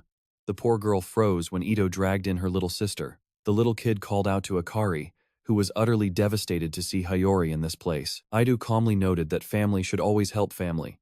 He slowly slid behind the little girl, asking if her name was Hayori. Then he whispered that the plan failed only because her sister, Akari, was completely useless. That is when Ido planted a dark suggestion in her mind. He asked if she would lend her body to fix this mistake. Back in the present, the assassin Akari pleads that she only did it on orders. She claims they only wanted to use her to lure Song and never planned to hurt her. But Sim snaps back, saying they cannot just play nice and pretend none of this ever happened. This is about everyone's safety now. Sim insists they need to talk to Song first before they even think about calling the cops. Meanwhile, the assassin is still on the floor, secretly reaching for her dagger. While Sim is distracted talking to her uncle, the assassin suddenly breaks free and lunges forward, slicing Ariel right in half. Sim screeches in horror while Song is left asking what just happened. Ariel, somehow still talking, complains that she acted sad, hoping the girl would forgive her. Turns out, this assassin is colder than she expected. This brings back that grim memory of her begging Ido to spare her little sister. She had offered up her own physical vessel instead. Ido loved that option, and just like that, Akari signed over her body. She confronts Ido about using her as clone bait, a move that would wipe Akari's mind out of existence. And now, the soul inside that girl is Ido herself, joking that this is no way to treat your future stepmother. She basically pulled a body swap just to make a duplicate. Sia immediately recognizes the face. It is definitely Ido. Over on the call, Kak is completely clueless and keeps asking what is happening. Ito slams the girl's phone to pieces, steps right up to her face, and demands her undivided attention. Grabbing Akari by the neck as she struggles, she forces her to submit, asking why she can't just hang up and talk. Sito panics as the phone slips and clatters straight to the floor. Seong stares at the disconnected call, instantly knowing something is horribly wrong. Sito asks if this is the same dark power that almost killed her uncle. She is certain this monster stole her father away, but suddenly, everything shifts. Sia's lightning sparks to life, blasting Ito away. That glowing mark blocks the mental corruption, completely shattering the mind control. Baffled, Ito demands to know how yet another person resisted her. Sia is equally stunned, staring at the mark on her hand. She snaps at the old hag to never touch her again, and Ito absolutely hates being called old. Ito screeches that Sia needs to respect her elders and charges right back in. But wait, Sia completely vanishes. Dumbfounded, Ito demands to know where she went, suspecting some stealth skill as she screams for her to show herself. She cannot understand how Sia shook off the mind control. First Sikshong, and now his niece too? To make matters worse, Ariel suddenly appears right behind Ido, asking what the hell she is. Ariel asks if Ido possessed the ninja's body, throwing Ido for a complete loop. Staring at the giant, Ido finds it pretty interesting that Ariel suddenly grew, guessing this might be her actual size. She steps forward, grabs Ariel's head, and snaps that Ariel must know all about Seo. Forcing direct contact, she unleashes her power and demands the truth. Ariel burst out laughing. The system literally blocks her gift because their stat gap is just too massive. Ariel finds the whole thing hilarious. Did Ido seriously expect trash-tier mind control to work on a queen? Talk about a reality check. She just realized she messed with a total monster. Out of nowhere, the queen's giant hand slams Ido straight into the dirt. Splat! Ariel mocks her, asking if stealing a body by force makes her this slow. Ariel goes for the kill, but a sudden barrier stops her cold. Major buzzkill. Ido sighs in relief, glad her expensive, single-use, S-rank, absolute defense talisman actually worked. Crawling back up, Ariel straight up calls her a cockroach. Barbarial chimes in, pointing out she is just using cheat items to hide her trash skills. Ido tells them not to worry. Her endless simps always gift her the best gear. Still, she knows her master plan is completely ruined. She never expected Summon to crash her party. Now her only choice is to kidnap Set and run. But where is she? Set is actually nearby, hiding under her invisibility cloak. Safe and invisible, Set realizes this legendary cloak actually works. Neither Ido nor Ariel can see her at all. She silently thanks her uncle for this lifesaver. She never expected to use this cheat item so soon, but hiding is definitely her safest option right now. Suddenly, a scary system warning blares. She has entered the void domain. A massive storm brews behind her, warning her to tread carefully. Talk about worst timing ever. While Set panics, Ido chucks daggers at Ariel. Ariel effortlessly dodges and counters, but Ido keeps blocking everything with her S-rank shield. Ido laughs, boasting that basic attacks can't touch her. But then, pop! Set suddenly materializes right behind them and collapses. Ido is completely stunned that she returned. Set trembles on the floor, crying that if she hadn't taken the cloak off in time, that void storm would have eaten her alive. Ido finds this bizarre, but she quickly realizes this is her golden opportunity. She will eliminate the summon and finish her job. Suddenly, Ariel senses a terrifying pressure. She whispers that it finally happened. Ido is confused, but Ariel simply smiles. The angel of death is here. Boom! Song makes his grand entrance. He summons a massive hand over Ido and swats her away like an annoying fly. She smashes into the wall, realizing the main character is finally here. He asks Set if she is alright, and she nods. Then he slowly turns to Ido, telling her he clearly did not beat her hard enough last time if she has the audacity to crawl back. Ariel chimes in, explaining that is not the same girl. She has become a malicious soul, occupying a hijacked body. Hearing this, Ido forces a smile, but internally, she is crying tears of blood. Since her plan is ruined, she at least wants to rescue Godari's body, because she still thinks it is incredibly valuable. She readily admits her defeat. She honestly cannot handle Song. They share a brief stare down before she mumbles a quick apology and says she is leaving. She disappears into smoke, but the protagonist moves instantly. Song intercepts her mid-escape, grabs her by the throat, and asks what she was thinking. Did she really expect him to just let her walk away? Then the face smashing begins. Getting absolutely pummeled, She simply cannot understand how he grabbed her the exact moment she activated spiritualization. She cannot break free at all. This clone was her ultimate masterpiece, which only makes her angrier as her body starts to glow under his fists. Looking right at Song, she warns him that their next meeting will not end so easily. As her body begins to dissolve, the protagonist simply responds with a smug grin. He agrees next time, she is not escaping alive. He will track down her real body and wipe her off the map. He tosses her remains to the floor, leaving her screaming that he is insane. Glancing back, she keeps a close eye on the real Ido. Frustrated, she lets out a heavy, annoyed sigh. He notices her pale face and asks if something is bothering her. She claims it is nothing, but Cyan is not buying it. He tells Ito Shizuru to stop hiding things, offering a shoulder since he truly cares. Leaning against him, she sighs that her perfect plan fell flat. Recruiting Seong Jihan to Japan would have been flawless. He would have been a massive asset. Plus, they could have brought his daughter along to keep their family complete. She laments that nobody understands her, which drives her crazy. Cyan stays silent. Then, he tells Ito Shizuru not to sweat it. He calls her kind, saying if she cannot reach their hearts, nobody can. She acts sweet and innocent beside Cyan talk about two-faced, right? But then, a notification from Baron Williams pops up, catching Ito Shizuru completely off guard. Seong Jihan suddenly started a live stream. Ito Shizuru smugly assumes he is going to talk about that day without any real proof. She asks Cyan if she can tune in, and he agrees. She gets ready for his speech. But the moment the stream opens, things feel incredibly wrong. The girl greeting viewers worldwide is none other than Akari herself. Introducing herself as Akari, a former servant of Ito Shizuru, she reveals she survived that evil woman's mind control. Ito Shizuru starts to panic. Akari promises to expose every single horror she witnessed firsthand. Ito Shizuru blurts out in panic. Biting her nails, she desperately wonders how on earth Akari is still alive. As Akari starts speaking, she vows to expose every crime committed by Ito Shizuru. Ito Shizuru continues to lose her mind. How did the girl survive? What is she doing there? Rewinding to a few hours earlier, Jin-hyuk spots a mysterious golden light in the distance. Suddenly, Akari appears, screaming in agony as massive surges of electricity course through her entire body. The system alerts them that Ito Shizuru's clone body is disintegrating due to spiritual separation. Yet, player Akari's iron will is fighting to prevent her physical form from collapsing. Her agonizing screams even catch Jin-hyuk off guard. Then, the destruction abruptly halts. After one final cry, both of them stare in disbelief, and he asks Ariel what is going on. Ariel is not entirely sure either, but explains the girl's energy has shifted completely. She suspects the original owner has returned, though Akari remains unconscious and in critical condition. Leaving her like this means certain death. Jin-hyuk is forced to act. He rushes over and grabs Akari, knowing he must save her life if he wants to get any real answers. He uses high-level healing to stabilize her. Later at his base, Akari slowly opens her eyes. Jin-hyuk watches her closely, asking if she is finally awake. When she looks up, Jin-hyuk's expression is completely cold. He demands she spill everything she knows about Ito Shizuru, asking how one of her trusted allies ended up as a mere clone. Did Ito Shizuru abandon her, or was she executing someone else's command? Akari listens in silence. Then, something clicks, unlocking her memories. She remembers the system's notification. Her body was being harvested as raw material to create a clone. Ito Shizuru found the whole cruel process absolutely flawless. Ito Shizuru had successfully hijacked Akari's body to complete her brand new clone.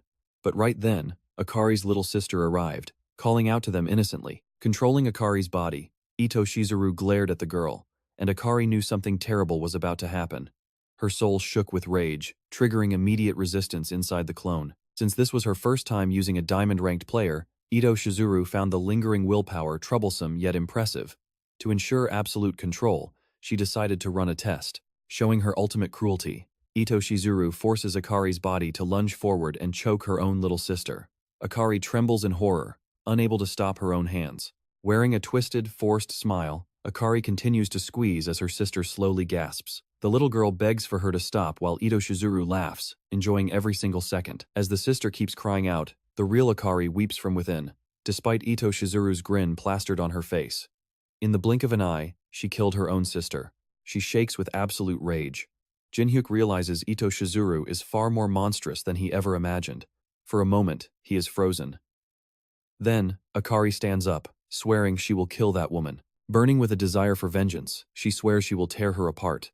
But as she tries to leave, Jin-hyuk stops her. Who said she was allowed to go anywhere? Jinhyuk asks if she honestly believes she can track down Ito Shizuru, let alone defeat her. Rushing in blindly will not get her revenge. It will only get her killed. He reminds her she is incredibly lucky to even have her body back. Going after Ito Shizuru now is walking straight into a slaughterhouse. Akari trembles, knowing he is right. Desperate, Akari asks what she is supposed to do when Ito Shizuru stole everything, her body, her life, and her family. Dropping to her knees, she breaks down sobbing. Watching her breakdown, Jinhyuk tells her there is a much better way than throwing her life away. If she is truly ready to risk everything, she should team up with him. After all, Ito Shizuru still has a massive debt to pay, and Jinhyuk's words spark hope. The first step is simple. She must reveal this horror to the entire world. On the stream, Akari finishes sharing her tragic story, exposing how Ito Shizuru completely hijacked her body. Needless to say, the entire audience is left utterly stunned. Viewers quickly realize this nightmare goes far beyond simple player theft. Suddenly, people are calling for an urgent reform of BattleNet's international hunter laws. Akari reveals that Ito Shizuru hypnotized targets, stole bodies, and committed cold-blooded murder. And that is only a fraction of what she witnessed while serving her. Ito Shizuru used her dark influence to lure politicians and ultra-rich elites to Japan. All of this was to cover up her atrocities. Akari admits she was forced to do much of that dirty work. She breaks down completely. Stepping in, Jinhyuk tells her to take a deep breath. He will take it from here. He laments how tragic it is to deal with such horrors right before the highly anticipated Asian League. Yet, he knows this danger cannot be kept quiet. Players across the globe need to watch their backs, especially those preparing to enter the arena for the upcoming league. He urges everyone to save and share the stream, warning them to block Ito Shizuru if she tries to approach them. Above all, he warns them not to betray their nation like the brainwashed Sword King. Every competitor heading into the tournament is paying close attention. Hearing this, Ito Shizuru completely loses her temper and smashes her teacup onto the floor. She desperately plots to eliminate Akari, absolutely baffled as to how the girl survived. Are diamond ranks truly that resilient? Beside her, the brainwashed Sword King gently urges Ito Shizuru to calm down. She snaps right back, screaming how she can possibly remain calm when Akari just branded her a heinous criminal despite everything she sacrificed for her nation. She knows her co-conspirators will quickly abandon ship to save themselves.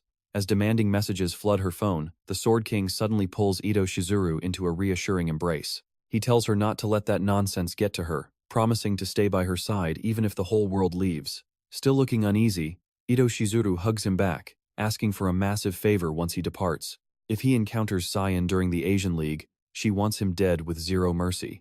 Meanwhile, in a lab, an elf conducting experiments is surprised to hear his name, whispering that it is actually very good. He plans to finally put his precious test subject to work. Thinking of Jinhyuk, he gazes at a leaf from the world tree. Suddenly, we cut to pure chaos as Sayada faces down the legendary Sword Emperor. Sia watches him close the distance. Just as he goes in for the kill, Akari and Yuri jump in to help. They rush him together, but the Sword King swings both blades and brushes them off like it is nothing. Sia tries to back them up, only to realize she is out of flashes. The Sword King lunges to grab her, but she vanishes into thin air right before his hand closes. The Sword King is thrown off for a second. Akari instantly teleports behind him to strike, but he deflects her blade the moment they clash. She keeps pushing, letting Yuri flank from the side, but he casually knocks both of her daggers away. He moves in to finish it, but Sia suddenly appears, dropping her invisibility cloak to fire 3 flashes straight at him. Fired at point-blank range, there is absolutely no way he can dodge this.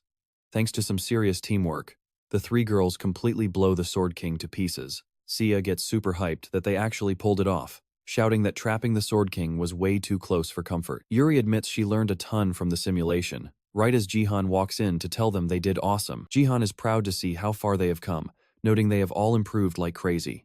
Diego, on the other hand, complains that the system is totally rigged since it always deletes him first. Someone reminds him that he is a squishy, long-range damage dealer. So obviously he is target number 1. Jihan points out that even though it is just a simulator, it still packs 80% of the Sword King's actual power. Just standing against that is already impressive.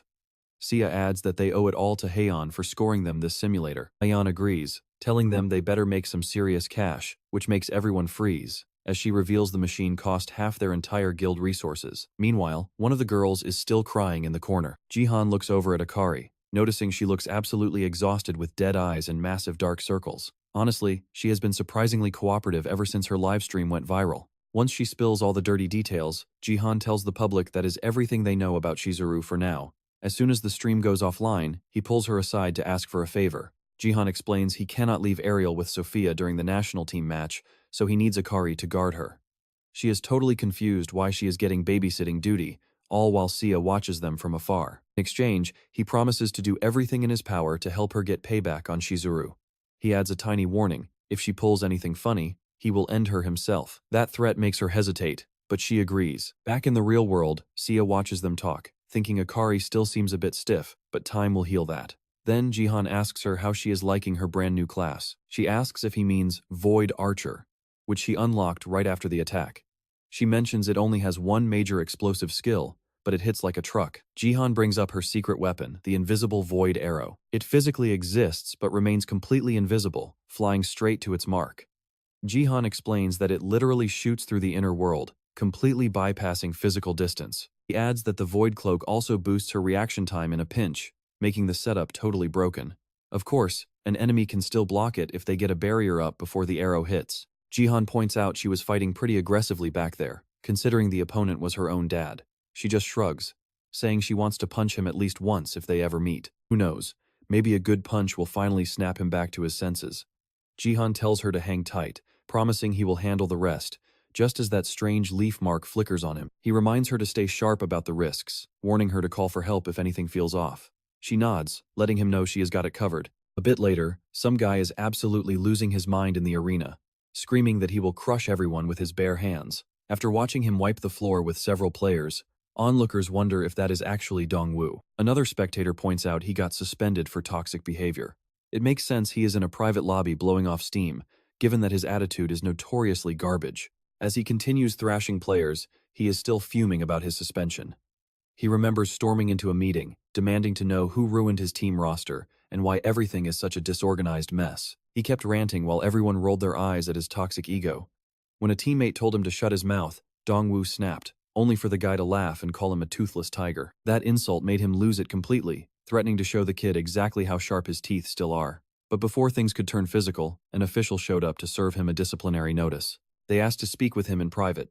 Flash forward to the present, and he is still throwing a tantrum over his 2-round suspension. He laughs, wanting to see them fail without him, when a massive shadow looms. Vladimir asks if he is the clown causing all this drama in the private server. Dongwoo glares back, demanding to know who this giant is and reminding him he is still on the national team. Vladimir scoffs, saying the team clearly does not care about him if they benched him that fast. Dongwoo loses his temper and throws a wild punch, but Vladimir barely even flinches. He laughs, calling Dongwoo weak as water before gearing up to strike back. Dongwoo instantly freezes in terror as the man begins to grow, recognizing that terrifying red aura immediately. The giant slams a brutal fist right into Dongwoo's head, mocking that if this is Korea's best, the match will be a joke. Say hello to Vladimir Pontino, Russia's rank 6 warrior. With only 7 days left before Korea takes on the powerhouse Russian team, this monster is slated to be Jihan's next opponent. Naturally, the news of Dongwoo getting absolutely destroyed goes viral. It is a total national embarrassment. A star representative, knocked out cold in under a second, lived for the whole world to witness. People are calling him a bully who got exactly what he deserved. While fans freak out over Vladimir's absurd strength, the threat of relegation looms heavy. Under massive pressure, the remaining Korean team members keep training hard while dodging a relentless swarm of paparazzi. One desperate fan screams that their lives are in the team's hands, begging them not to finish last. With Dongwoo out of the picture, everyone is betting on Jihan to save their sinking ship. Without even waiting for an official announcement, the management schedules his very first team training session. Watching the madness unfold, Jihan thinks Dongwoo got exactly what he deserved for being a toxic clown. He shrugs it off and walks past the fans, praying he will save them from relegation. Honestly, he has bigger plans. Suddenly, a voice calls out, asking why they do not just crush the Sword King and reach the Champions League right away. Jihan stops, genuinely surprised by the bold suggestion. She notes he is the legendary player who openly declared war on the Sword King, smiling as she formally greets him. Jihan instantly recognizes her, realizing this is his first time meeting the superstar in person. This is Yeonju, the humble but incredibly deadly captain of the national team who wields the overpowered S-rank gift, Precise Shot. She says she is thrilled to be working with him for the upcoming match, but once the practice match starts, Jihan completely dominates the entire field. Forced to gang up just to slow him down, the captain calls for the turtle formation, telling everyone to treat him like Vladimir. The team locks in, She fires multiple curved shots while their mage moves into position behind them, sending her arrows high into the sky. The arrows curve downward, but Jihan easily spots the incoming threat. Utilizing his lightning steps, he sweeps through the blind spots without taking a single scratch, right as a massive, giant-handed warrior charges in to flatten him. Simultaneously, a defender locks him down with a heavy shield push. Jihan just smiles, deciding to test exactly how much they have grown through their nameless soul evolution. He grips his spear, swinging with enough force to shatter the defender's shield and send both frontliners flying. He immediately transitions into a celestial charge, only to spot something unexpected hiding right behind them. Yeonju aims an arrow right at him. Even from far away, Jihan sees the shot coming straight for his head. She releases a critical arrow aimed right at his eye. Instead of dodging, Jihan calmly watches it and starts focusing his power. He explains that his martial soul uses absolute territory, making the attack point small but far more effective than raw force. When he catches the arrow with just 2 fingers, Yeonju is stunned. He shut down her ultimate attack way too easily. Then he leaps over the mage, rushing straight at a completely frozen Akira. He thrusts his spear straight at her head, paralyzing her with pure fear. But instead of striking, he just taps her forehead to humiliate them. He has already wiped out the entire team. As they slump to the ground and admit defeat, Jihan feels disappointed. This group is still way too weak. The Sword King is a one-man army, and at this rate, his plan won't work. Then, someone outside starts screaming like a total fangirl, leaving Jihan utterly confused. A pink-haired girl shouts her love for him, screaming that Jihan is absolutely the best. She is fully fangirling out.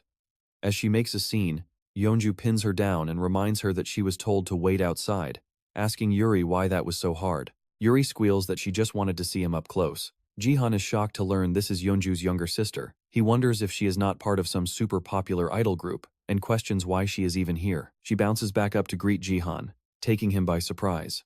She proudly introduces herself as Ha Yuri, vice president of his fan club, who also happens to work as a professional singer. So she really is a top idol. Jihan says it is nice to meet her, still surprised by her fandom, while she eagerly nods along. She explains that since she could not watch his streams, she used some family connections to meet him. Yuri has been a dedicated fan since his first broadcast at the Sword Palace when he crushed the twin swords. She starts freaking out, telling her racing heart to calm down. Meanwhile, her sister Yeonju is dying of absolute embarrassment, telling her to just take the photo and get out. Since her guild visit was pre-approved, Yuri practically faints, dramatic as always, saying she can die happy. Seeing her drop, Jihan catches her with his telekinetic power. She wonders if she is literally floating to heaven on pure bliss. Yuri realizes his invisible force is keeping her afloat. Jihan asks if she is okay, and Yeonju explains she is just tired from her busy overseas schedule. Yuri gets all starry-eyed, saying feeling Jihan's energy firsthand is a dream reporters worldwide would die for. She then begs her older sister to let her join the guild so she can see Jihan every single day. But Yeonju asks what professional guild would ever recruit a C-rank talent. Watching them bicker, Jihan realizes now is not the time. Yeonju tells her sister to be grateful for her idol career after all her hard work. Yuri fires back that she should leave the stage while the applause is still loud. Jihan reflects that while he can use absolute annihilation, this weak team will never buy him enough time to cast it. As they argue, Yeonju suggests Yuri's support gift might fit a support team, but Yuri complains about the salary difference. Then she declares that being close to Jihan is worth more than any paycheck. Yeonju refuses, calling Yuri's gift way too unreliable. Meanwhile, the other members watch from afar, which Jihan quickly notices. He asks why they are not training. Even the manager is staring, and everyone is just whispering about how Yuri looks even prettier in real life. Then Yuri asks what is supposedly so wrong with her analysis gift. Hearing that, Jihan is stunned and asks her to repeat herself, knowing an analysis ability could be incredibly valuable. Yeonju wonders how Yuri would ever survive with a C-rank gift. Annoyed that her double S-rank sister looks down on her, Yuri pouts, until Jihan cuts in to ask if her gift is really analysis. Just hearing his voice makes her heart skip a beat. She happily confirms her C-rank status, and when Jihan asks if he can see her status window, she eagerly agrees. She displays her C-rank analysis, explaining that she can perceive a target's essence, reveal hidden item traits, and view player stats. Jihan realizes her power is the real deal. He believed no player in the country possessed such a rare gift. But looking closely, Jihan realizes she could be useful in more ways than one, especially with everyone already obsessed with her. Turning to Yuri with his maximum charm, he asks if she would do him a favor. Oh, she instantly melts, already planning to quit her idol career just to join his guild. She eagerly promises she will do absolutely anything for him. He thanks her politely, then calmly warns her that he is about to attack, locking her in a cage to force the rest of the team to save her. So that was his master plan. If they could not contribute, they would serve as bait. Using her to force them to fight seriously is brutal, but Jihan was already highly dissatisfied with them. After having Yuri analyze the entire roster, Jihan saw their stats were a total mess, leaving him deeply disappointed. Once her analysis is complete, he remarks that their only saving grace is having room to grow. He warns that at this rate, defeating Russia is impossible, and if Vladimir unleashes his ultimate form, they are finished. Knowing he must resort to extreme measures, Jihan thanks the team for cooperating with the analysis. He announces that he has designed a customized training program tailored specifically to their results. He invites them to hit the training grounds immediately, suggesting Yuri tag along. She happily agrees, only to find herself suddenly locked in a cage, standing there with a confused smile. Jihan explains, the rules are simple. They must protect Yuri. When they ask who they are protecting her from, he calmly replies from him. The training will not end until they can survive against him for 5 straight minutes. He charges at them for real, fully prepared to beat down both the team and Yuri. By match day, everyone is fired up. Hopeful fans believe Korea might finally climb out of last place, and the cheering crowds are deafening. The host announces that the moment they have all waited for is finally here. The Northeast BattleNet League is underway as the arena gates open. Aiming for the top spot, the Russian team is called out. Vladimir leads a squad of giant warriors all built like heavy tanks. Vladimir is a rank 6 warrior, blessed with the double S-rank Berserker gift. The commentators note that the entire Russian roster consists of heavy warriors. Vladimir is thrilled to finally face Seong Jihan. Fighting to avoid relegation, Team Korea enters the field, fully fired up behind Jihan as the desperate crowd begs their star player to pull off an upset. The host wonders who will conquer this match. As the battle begins, Jihan charges forward instantly, while the Russian warriors advance as a unit, leaving Vladimir behind. Seeing them advance, Jihan decides to test their defense. Gripping his spear, he unleashes fury of 1,000 warriors and slashes the front lines. They tank the hit, confirming his expectations. Before Jihan can react, Vladimir is suddenly right in his face. Meeting him head-on, Vladimir looks him dead in the eye, saying he cannot wait to taste his blood. He swings both massive axes, smashing into Jihan's spear and forcing him to block with everything. Yet, Jihan still mocks him, saying if he wants more power, he will have to bleed first. That is how a berserker functions, and Vladimir actually loves the taunt. He attacks again, the two trading ferocious blows, but slowly, Jihan's precise strikes cut through, drawing first blood. This triggers his berserker state. His bloody fury trait activates, boosting his speed and attack as his health drops by 3/10. His body swells to twice its normal size as he prepares to strike. When the blow falls, Jihan does not block, he easily slips to the side. Seong Jihan vaults off his spear, delivering a massive kick right to the Russian's chin. Vladimir's head snaps back. Even with his berserker mode active, the giant is forced backward. It's early, but Vladimir decides to pull his trump card. He calls out to his squad, demanding their power. They quickly look back, knowing what they must sacrifice for Mother Russia. They agree. Using the single-use sacrifice nail, they grant Vladimir a massive 3-minute power buff at the cost of their own lives. Jihan immediately reads their game. He shouts to his squad, "Stop them right now!" Hearing the command, Yeonju springs into action and draws her bow, firing multiple curved arrows across the field at the Russian team. Every single one of them gets shot before they can even touch the nail. Vladimir is furious. His entire plan is falling apart, and he can do absolutely nothing. Their sacrifice strategy is totally shut down. Vladimir begins to panic if this keeps up. His team will die, and he will be trapped. Meanwhile, Jihan keeps hammering him from the front. Then, one of the Russian players completely snaps, screaming that a few arrows won't stop real warriors. Despite his body being full of arrows, he stabs the nail into himself. The others do the same. They use the sacrifice nails, pouring their remaining strength into Vladimir. The moment all nails are driven in, a massive bolt of lightning strikes him. The sacrifice buff is officially active. He tells Jihan he finally gets it. He's even stronger than the rumors claimed. Jihan instantly goes on high alert. Vladimir is lightning fast now, appearing right behind him ready to strike. Declaring his comrades' sacrifices won't go to waste, Vladimir sends Jihan flying with a heavy punch. As Jihan is thrown back, he realizes this is exactly what worried him in his past life. Russia had used this exact same sacrifice nail tactic to pressure the Sword King back then.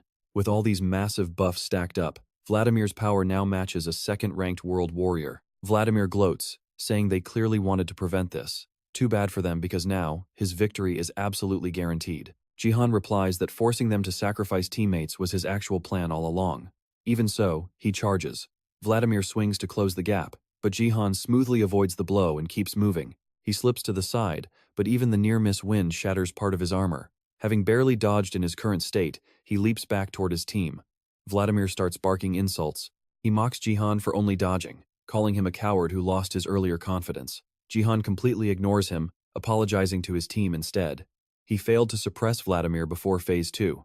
It's time. He draws his shadow sword. Everyone gets ready as Jihan announces they're switching to Plan B. Vladimir keeps shouting, asking how a real warrior can shamelessly hide behind his teammates like a coward. But Jihan simply orders his team to surround him exactly as they practiced. Meanwhile, Vladimir continues to mock them as tiny worms. From the backline, Jihan watches with his sword drawn and spear raised. He needs a little time to activate Plan B. That's why they did that special training to toughen up the team. He remembers a training day when a giant teammate swung to hit him. Jihan simply blasted him away with his spear. Immediately after, their shield user stepped in to rush him. Jihan slammed his spear into the shield, warning that a fully buffed Vladimir would hit much harder. As the shield user pushed forward, Yeonju fired an arrow while the mage applied buffs. Jihan urged them to keep attacking. They just needed to buy time. Back in the match, Yeonju's arrow flies so close to Vladimir's head that it nearly clips him. That only makes the Russian giant rage harder. Meanwhile, Jihan starts his setup, drawing a massive cross under his feet. Vladimir demands to know what that is. Light spreads from the cross, passing through everyone toward him with Jihan at the absolute center. Jihan thanks everyone for buying the time he requested. He drives his spear deep into the ground, activating the Nameless Divine Arts God-slaying technique, Blood and Iron Cross. With that, he activates instant death. The effect sweeps across the field, heading straight for its target. A system notification pops up. Human detected, resistance test failed. Vladimir stares in disbelief, screaming that this is insane as light erupts under his feet. Even Jihan's team is completely shocked by the instant death move before everyone receives the notice of their demise. Team Korea ends the match with 4 players dead, while Russia is completely wiped out. Korea takes the first round. Jihan is the sole survivor, and nobody understands how. After all, he just killed 4 of his own teammates too. He explains that the third branch of Nameless Divine Arts, completely separate from light and shadow, is the God-slaying technique. It contains 5 martial skills tied to the 5 elements, and he just used the metal type. Blood and Iron Cross begins by drawing a cross on the ground before the formation expands. Once it hits its limit and the center is pierced, every human inside dies instantly. For anyone facing this move for the first time, death is completely unavoidable. But once you experience it, you generally have only 2 options: escape the range as fast as possible, or stop the formation completely. So, in the second round, Vladimir charges Jihan right away. Jihan asks if he really thinks he can win without his team buffs. Vladimir confidently claims he doesn't need them, adding that no buffs are required to beat a coward. The entire battlefield erupts. While the two trade heavy blows, the announcer yells that the second round has begun. Unlike before, this has split into intense one-on-one fights. The crowd remains stunned by the instant death skill. One viewer asks if they are even playing the same game, saying if they were on Russia's side, they would quit. This is not just unbalanced, it's straight-up hacking. Commentators even joke that they died in the stands too, since the skill targets allies and enemies alike. Meanwhile, Jihan agilely slips away from Vladimir's heavy punch. Retreating from the brute, Jihan realizes the pace is entirely different from round 1. Vladimir keeps charging after him. Jihan figures Russia is in a total panic because this is a best of 3. Even so, he remembers his promise to see that a dangerous dungeon will soon appear in Korea. If it comes down to determination, nobody beats him. With Korea near relegation, he charges his spear with lightning. The moment Vladimir sees that, he starts to panic. Jihan knows he cannot let C live in a world plagued by dungeons, so he fires a massive thunder shock straight at him. The high-voltage strike heads right for Vladimir's face, but he blocks it with his massive axe. With a grunt of effort, he knocks the lightning upward with all his strength. While that deflects his balance, Jihan leaps clean over him to strike again, declaring he'll end this now. Using Sage's footwork, 10 rapid strikes crash onto Vladimir. He blocks with his axes, growing even angrier. He unleashes his bloody claws, locks onto Jihan, and charges in hard. Jihan realizes that, while he always drew the cross on the ground before, nothing says that is the only way. The first condition of the art is a vertical bloodline, linking heaven and earth. As Vladimir attacks, Jihan counters, slamming his spear butt into Vladimir's eye and cutting it wide open. Next is the second step, a horizontal iron line crossing the target. Jihan draws the line across him with his sword. Just like that, the entire setup is complete. Now, he just needs to pierce the center. Vladimir's own body becomes the anchor for the blood and iron cross. When Jihan completes the final step, instant death triggers immediately. Vladimir has zero resistance, dying on the spot again. Jihan says that in his past life, he treated this as just a simple skill. Back then, he never noticed its real potential, but analyzing it as martial arts proves the god-slaying technique has endless possibilities. The entire crowd and the announcer sit completely stunned, wondering what just happened. Russia surrenders, handily giving South Korea a clean 2-0 victory. Elsewhere, in a bizarre world overflowing with weapons, someone demands to know who dared copy and steal his accomplishments. He looms right behind the man watching the broadcast, radiating so much rage that his presence alone splits a mountain. An elder asks if he woke up on his own, or if that human boy was the one who woke him. The angry warrior approaches with his weapon, looking absolutely furious. The elder calmly addresses him as Longinus, the true god-slaying spear. Longinus demands to know who dared replicate and steal his great feats. Someone other than his master is using his signature technique. The elder explains the boy holds the nameless soul. This shocks Longinus, since that human was chosen by their master, but the elder clarifies that master already reclaimed his power. Even without it, the boy is growing stronger just by training in martial arts alone. Still, the elder warns Longinus not to act recklessly, since master is watching everything. Longinus backs down instantly and says he understands. The elder muses that maybe this boy is actually the one destined to slay the martial god. Later on, Ha Yeonju flops onto a couch, completely wiped out. She asks Ga Young for a drink, and Ga Young gladly agrees. Ha Yeonju is still completely drained, so when a glass arrives, she remarks on how fast it was only to see Jihan bringing her the water. He asks what is wrong and playfully teases if she lost money betting again. Shocked to see him there, she asks why he is not attending the celebration party. Denying any losses, Ha Yeonju listens as Jihan explains that Yuna is visiting with a guest. She congratulates him on today's win, and Jihan explains the guest helped with preparation and wanted a guild tour as payment. Ha Yeonju nods, then asks why Jihan is sitting alone. He explains Yuna is showing the guest around, then asks about her own day. He reveals she just returned from a matchmaking date, surprising Jihan, who wonders if she is getting married. Ha Yeonju quickly dismisses it. Why marry now when the guild is finally growing? Jihan still fins it all. Did she not plan to marry a noble candidate? Ha Yeonju grumbles that she still has one more meeting this month and 2 next month, questioning why he even brought the topic up. She only attends due to parental pressure, but every candidate is weird enough to drive her crazy. One guy was bizarrely bald, and another claimed to be great with kids, so great that he actually brought 2 children to their date. She points out that even if she found a decent partner, marriage would disrupt her work at the guild. Because of that, she plans to delay the whole process for as long as possible. Jihan agrees since they cannot afford any issues with guild operations. He suggests she put the dates on hold, but she sighs that it is easy for him to say when it is not his life. Still, she starts wondering what would actually happen if she tied the knot.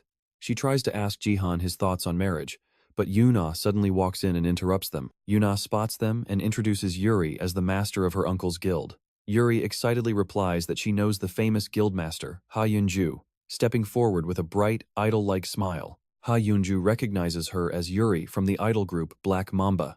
Jihan confirms she is the guest, adding that Yuri is actually a huge fan of theirs. Yuna notes that Yuri even manages her uncle's fan club, which is incredibly cool. Ha Yeonju is stunned to learn Yuri is related to Dongfang Shuo.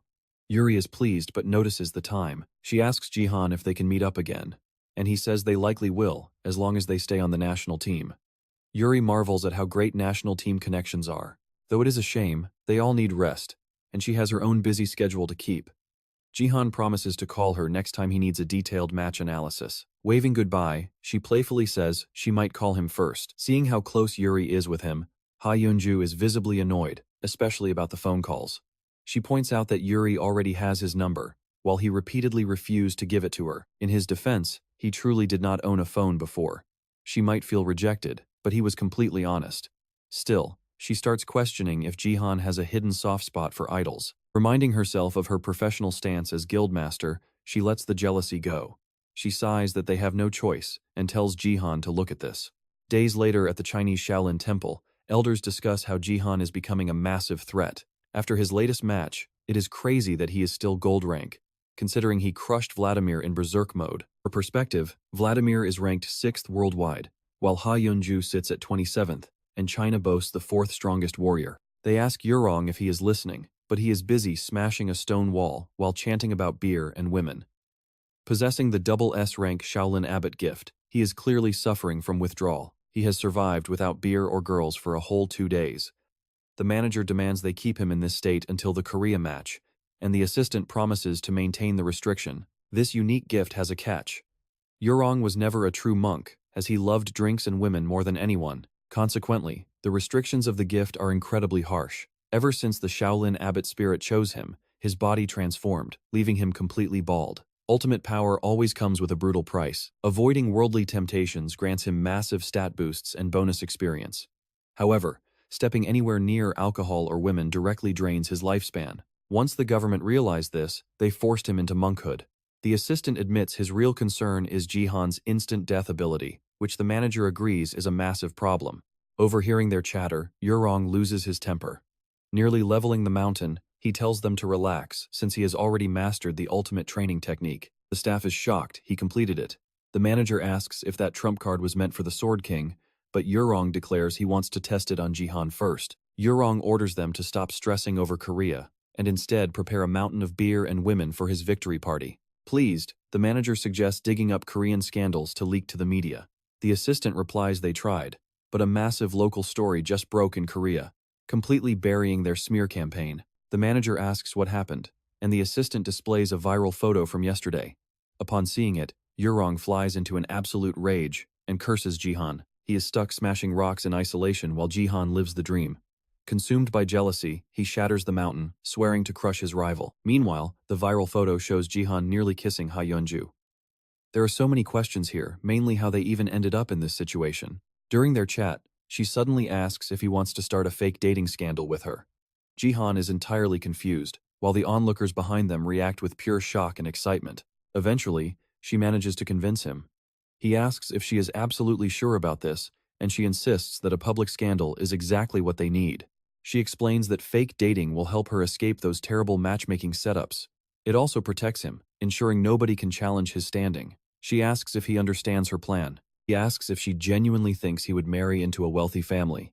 She confidently agrees, but Yuna calls her out, teasing that she recruited him first and now wants extra marriage insurance. Ha Yeonju retorts that she makes it sound like seduction, though secretly she is annoyed because her brother said the exact same thing. She recalls her brother teasing that her excuses about needing Jihan's gift were just because she liked him. Since they have come this far, she must stay close and win him over. That is why she is incredibly embarrassed, but she forces herself to focus. If this works, she can escape her father and save her guild. Jihan agrees to help, asking what his role in this plan actually is. Soon, they are in front of the camera trying to act natural under watchful eyes. Sia checks the shots, complaining that Jihan looks stiff and practically AI generated, so she demands they redo the entire thing. The fake couple moves closer together, but Sia keeps telling them to try one more time as she pushes them even tighter. Sia asks Akari for her input, who pops out from behind a tree, suggesting that secret candid photos would look much more realistic. They are told to try again, and Haeyeon realizes everyone is getting way too comfortable. Sia insists the shot must look incredibly real, but then she takes it a step further. She suddenly demands they actually kiss on camera to lock in the absolute believability. Haeyeon immediately panics, arguing that a real kiss for a fake scandal is crossing the line. While Jihan remains perfectly calm, she desperately begs him to speak up and save her from this madness. Sia warns her that if the scandal looks fake, her father will drag her straight back to arranged marriage meetings. Hearing that, a highly stressed Haeyeon reluctantly gives in to the pressure. Looking down, Jihan notices how incredibly stiff she is, despite her fierce determination. Deciding to take charge, he gently tells Haeyeon to relax. She apologizes, feeling bad for dragging him into her personal drama. Suddenly, he wraps an arm behind her waist and tilts her chin up, catching her completely off guard as he brings his face incredibly close. Sia cheers, saying the dynamic looks absolutely perfect. Haeyeon panics, wondering if they are seriously going to kiss as Jihan leans in until their lips almost touch. Fortunately, Sia calls a halt, declaring the shot. Haeyeon's face turns bright red as she stands beside Jihan. Opening her tense eyes, she listens as he says he looks forward to working together in the guild. She is too stunned to reply. Jihan asks if they are finished since he needs to head out. She nods, telling him to rest after his exhausting match. Meanwhile, Haeyeon is blushing so hard her ears turn completely pink. She wonders what is wrong with her as her heart beats at a crazy pace. But before she can think, their picture spreads like wildfire online. Suddenly, the fake couple, Haeyeon and Jihan, becomes front-page news. People are losing their minds, and jealous fangirls complain about how betrayed they feel by Jihan. Even Yuri calls the CIA directly to demand if the rumors are actually true. At the same time, the director threatens to fly straight to Korea if the agency keeps hiding the truth. The CIA staff nearly goes crazy as phones ring off the hook with shocked reactions. Even Diego Messi starts delivering letters to Jihan, and they are all death threats from angry Guild fans. The chaotic butterfly effect is officially in motion. To protect the first lie, they have to keep playing along. Completely exhausted by the drama, Jihan asks how long they have to maintain this fake relationship. Hyeon apologizes, admitting she never expected the public scandal to blow up like this. As they drop the act and walk toward the car, a hidden photographer watches them closely. Jihan suddenly senses a dark, murderous intent, wondering if it's one of Haeyeon's crazy stalkers. Just as Diego Messi warned, an angry fan rushes forward with a wild punch, but Jihan easily blocks the sudden attack. Hyeyeon asks what is happening while Jihan tells her to get inside the vehicle. The lunatic lunges again, but Jihan easily dodges a high kick. Then, Jihan fires back with a swift kick straight to the stalker's face, sending his cap flying and leaving him dazed. Hyeyeon frantically asks if he is all right, but Jihan dryly reminds her that he can protect himself easily. She is actually worried about the attacker being a helpless civilian. Right then, a mysterious voice commands them to freeze, calling out to Jihan and praising his incredible strength. That diamond rank attacker was the strongest fighter in his entire guild, yet Jihan handled him without breaking a sweat. As a confused Hyeyeon demands an explanation, the newcomer reveals he is her brother. He apologizes for the rude test, introducing himself as Yosai Jin and asking Jihan for a brief chat. Jihan is completely shocked to meet Hyeyeon's brother, wondering why Yosai Jin wants to talk. Yosai Jin explains that the guild leader Ray is their father, and he wants to meet his daughter's new boyfriend, Jian. Instantly, both of them realize this fake dating scheme has gone way too far. With Hyeyeon's brother delivering the sudden summons from their powerful father, the fake couple panics. Yet, before they can even process the mess, they find themselves sitting directly across from her intimidating dad. Both of them look absolutely miserable, while Jian quietly observes the older man. Swirling a wine glass like a true showman, the powerful CEO of the Divergent Group welcomes Jian with a sharp smile. Jian introduces himself politely as Li Jian, thanking him for the grand dinner invitation. But when Jian addresses him as Sir, the powerful corporate mogul chuckles, telling him to drop the stiff formalities. Jian nervously asks how he should address him instead. While Hyeyeon practically dies of absolute embarrassment inside, her father smugly suggests calling him Dad, since they will be family soon anyway. Hearing those words, Hyeyeon blushes completely red. She frantically tells her dad that they only recently started dating, so he needs to stop rushing things. Meanwhile, Jihan is just suffering through a total disaster that isn't even his fault. Since they had zero time to prep a fake story before rushing over, he decides to just roll with the punches. He awkwardly tells her father that they do like each other, but marriage is definitely not on the table yet. Hyeyeon quickly plays along, telling her father to stop pressuring him. Lee Sung actually agrees, noting that it is always smart to be cautious with these big life decisions. Lee Sung explains that while his daughter is grown up, she's still pretty immature, asking Jihan to be patient with her. But Jihan immediately steps in defending Hyeyeon and saying she's actually incredibly reliable. That completely throws her father off, making him wonder if Jihan is missing some key details. He exposes his own daughter, revealing she has a massive gambling addiction and used to blow through every single cent she owned. Blushing red, Hyeyeon begs her father to shut up, but Jihan steps in saying he already knows, and besides, she made a ton of cash betting on him. Lee Sung just laughs, saying of course she did. After all, betting on your own partner is just a smart business move. Jihan smoothly adds that since he plans to win every single match anyway, betting on anyone else is pointless. That leaves Hyeyeon completely silent, since she usually bets against him and loses. Still, she steals a quick glance at Jihan. She expected him to be totally uncomfortable, but he is handling the awkward interrogation like an absolute champ.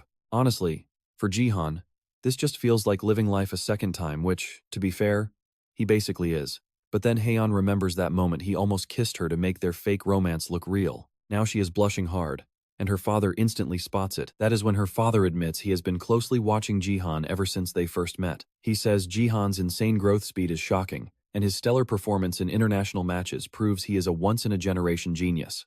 So, if they are seriously planning a future together, why not just merge their guilds? That massive curveball catches both of them completely off guard. Hyeyeon immediately asks her father what on earth he is talking about. He calmly explains that marriage is about joining families, not just two people, making this a huge golden opportunity for both of them. That is when she realizes she totally let her guard down.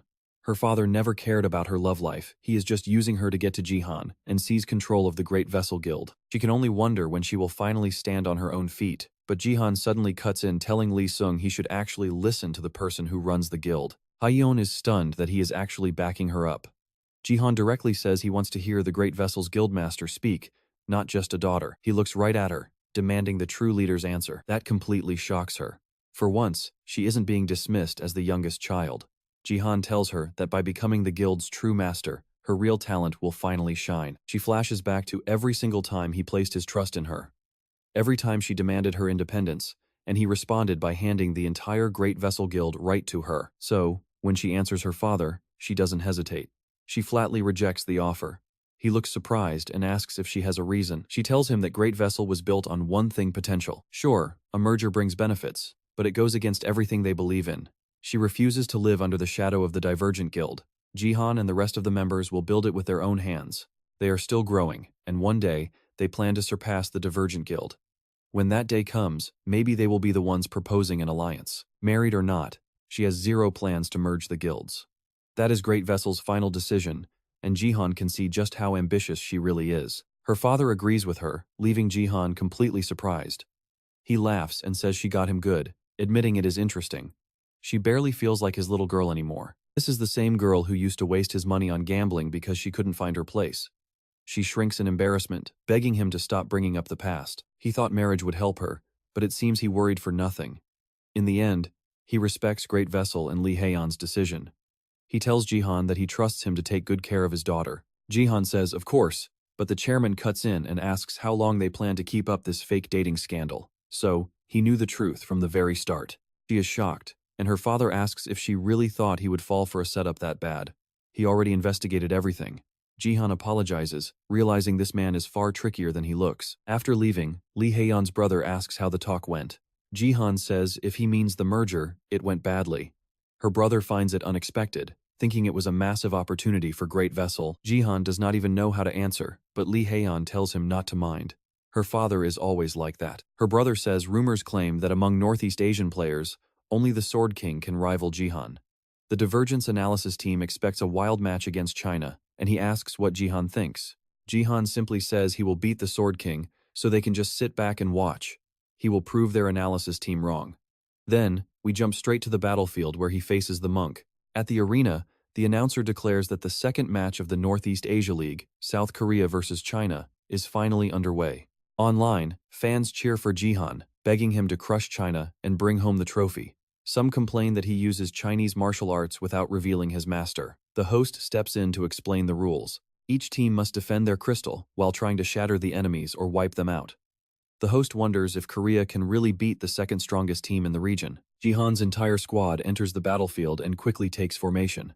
The commentators highlight Jihan, the monster who brought down Russia with a single instant kill skill. On the other side stands Li Long. He is the titan who overpowered a fully buffed Vladimir with sheer physical strength. Everyone wonders who will triumph, and the match begins. Right away, they notice the enemy team is out of reach of the Iron Blood Cross. Jihan realizes this fight won't be a cakewalk, so he calls lightning from the heavens, channeling it into his spear. Li Long sees the lightning crackling through the sky and is caught off guard. Jihan unleashes the Nameless Divine Arts, the Thunder God's divine technique, Judgment Day. A massive bolt of lightning tears across the bridge, slamming into the Chinese team. But Li Long summons a giant shield barrier, instantly annoying our main character. It is a barrier cast by a mage with a double S-rank gift. The mage says that since Korea greeted them, they should return the favor. He introduces himself as Li Hyong, China's 8th rank mage. He promises to answer with his Bagua accumulation, spinning a roulette-like pattern. This unique gift massively boosts a mage's destructive power. It randomly selects one of 8 trigrams to combine with his spell, amplifying it. The flame he gathers transforms into a blazing bow, boasting up to 10 times its normal power. But the massive arrow suddenly dissolves into smoke. The skill carries a major risk: opposite elements can accidentally merge, and he just drew a water trigram. Li Hyong curses in fury at the bad roll, while the crowd laughs at his self-sabotage. He then calls Jihan patron, which completely throws our hero off. Li Hyong claims Korea is facing a dangerous portal soon, calling Jihan's dating rumors disgraceful. But let's be real, it's glaringly obvious the guy is just jealous. He warns that if beating Vladimir made Jihan arrogant, he will teach him a lesson. Jihan tells his team they must cross this bridge, ordering them to defend the base while he charges ahead. The squad agrees, and Jihan bolts forward. Like a streak of lightning, he closes the distance before Li Long can react and strikes. Yet Li Long is still ranting about Jihan's dating life, calling him a man of lust. When they clash, Jihan's strike barely misses the monk's face, only shattering his prayer beads. Li Long slips aside and swings, but Jihan easily dodges the follow-up. Summoning his dark sword, Jihan nearly severs the monk's hand, forcing Li Long to leap back in a panic. Jihan realizes the monk is faster than expected. Suddenly, a spear flies toward Jihan, but Li Long deflects it, complaining that outside support is completely unfair. Jihan has no idea where it came from, but looking back, he sees his female teammates. The archer claims she calculated the shot perfectly. Li Long warns that no one will interfere with his lesson. He summons a giant projection behind him, declaring they are going elsewhere. Jihan has no clue what is happening, but golden monks materialize around him to drag him away for a test. Jihan is completely lost. Li Long invokes the Supreme Shaolin, and countless golden copies manifest all around our hero. This is the legendary 108 Arhats formation. Li Long boasts that Shaolin is the absolute peak of martial arts, and Jihan realizes he has been dragged into an isolated dimension. A system alert confirms he has entered the 108 Arhats formation, stripping 10 points from all stats, and another 10 from his martial arts attributes. Jihan realizes his crippled stats prevent him from using his god-slaying technique, making this a massive crisis. Li Long laughs, stating that Jihan cannot return until he beats him. He commands the 108 monks to launch a 1,000-hand strike. Weird name aside, a tidal wave of blows rains down, leaving Jihan with almost no room to breathe. On the outside, the archer desperately tries to puncture the barrier. The enemy mage blocks the shots, admitting he expected an easy win without Jihan, though their struggle still surprises him. The constant arrows annoy him, but he knows they will break through soon without Jihan's defense. Someone suggests cutting the bridge ropes, but she flatly refuses the idea. It cuts off their own path, and Jihan needs that bridge. The mage doubts his return, but she is certain he will make it. Holding the line with just 2 people is brutal, but they will survive until Jihan returns. They must prove he is not the only asset. The mage teases that her speech got his blood pumping. She groans that his teasing is too cringe to let her aim. The mage notes that only Jihan is built for long-range assaults, while the rest are essentially bodyguards. It is dangerous, but manageable. What he does not expect is Sukyuan unleashing an earth technique the 8 trigrams overlap. Massive boulders rise from the ground, hurtling right toward them. Talk about an absolute jump scare. A massive boulder flies straight at them way too fast to dodge, making Sukan pretty annoyed that everyone else looks so relieved. Hey, earth magic combined with the 8 trigrams is an absolute cheat code. Sukan declares the tower destroyed and orders his team to charge and wipe out the survivors. Everyone wonders if those two just kicked the bucket, but before the monks can get close, another attack flies until a clutch barrier blocks it just in time. The mage finally shows up, and the tank frantically asks if he is okay and where their captain went. He admits he barely escaped himself. Another ally yells to stay focused, so the captain did not die for nothing. Meanwhile, those monks keep charging like mindless beasts. Suan laughs at their defensive stance, knowing it is only a matter of minutes before they get absolutely shredded. He vows to crush them with pure, overwhelming force, launching another stone attack and telling Li to bring the fire. Li promises a one-shot meteor, but Su-hyun looks up and completely freezes. Hovering right above him is the female archer, pointing her massive ballista straight down. Everyone is shocked she is still breathing, but the mage smugly points out he never said she died. The second she fires, Su-hyun cancels his magic to throw up a desperate shield. Only now does he remember ignoring the warnings about a deadly sniper. He actually laughed at it. Even the monk warned him about Lee Hyun-jo, the dangerous substitute leader of the Korean team. He finally realizes this is that legendary sniper. But seriously, what kind of archer jumps straight into the front lines like a madman? She coolly replies that to hunt a tiger, you have to walk right into its den. As everyone cheers, we cut back to Jihan inside that golden dimension, still fighting 108 monks. They keep rushing him, and though he slices them down left and right, it is getting exhausting. No matter how many he defeats, they just respawn instantly. This is a literal nightmare. Thanks to a nasty debuff, his skills only take down 1 or 2 enemies at a time. Luckily, their levels from beating Vladimir are keeping the team alive outside. Looking at the clones, Jihan spots the real issue. His nameless soul stat is simply too low, so he asks his summon Ariel to cover his back. She happily agrees, joking that Yilong's ultra-shiny bald head was starting to hurt her eyes. She immediately begins crushing the monks next to him. Yilong is shocked that the kid actually has a summon, but he still laughs it off, claiming Jihan will never escape this place alive. Ariel is put in absolute work, shredding a whole line of clones only for them to respawn. But as Jihan watches her closely, he notices something weird. The formation isn't weakening Ariel at all. He wonders if it is because she does not use martial arts. But she reveals her stats got debuffed too, leaving him stunned. How is she still hit this hard? She has no clue either. Maybe since she is not from a lower race, this is just natural power she has always possessed. Jihan is amazed, but it gets him thinking. His nameless divine art cannot just be a carried, system-given skill anymore. He got lazy. Relying on his overpowered nameless soul stat meant he just threw power around blindly. Besides, that stat never actually boosted his martial arts anyway. Back to the absolute basics. Jihan focuses on pure technique now. After all, stats are just numbers anyway. He begins channeling every single type of energy inside his body. Yilong asks why he is standing there like a complete idiot, warning him that surrendering won't save him. Jihan replies that humanity is the ultimate bridge between heaven and earth. Once he masters the martial arts of the three powers, even the skies cannot contain him, and Mount Tai will bow beneath his feet. A true martial warrior is born. Using the nameless divine art, he finally surpasses Mount Tai. With that, he unleashes a monstrous slash that destroys Mount Tai, vaporizing countless clones and literally tearing the dimension apart. Yilong is terrified as the entire reality begins to crumble. Jihan thanks Ariel, saying her help allowed him to reach a completely new realm of power, which leaves her totally speechless. He boasts that this is true martial arts, while Yilong furiously screams that he still won't escape. Jihan fires back, mocking Yilong for talking so big while hiding behind clones. There is a limit, so does he really think stalling wins?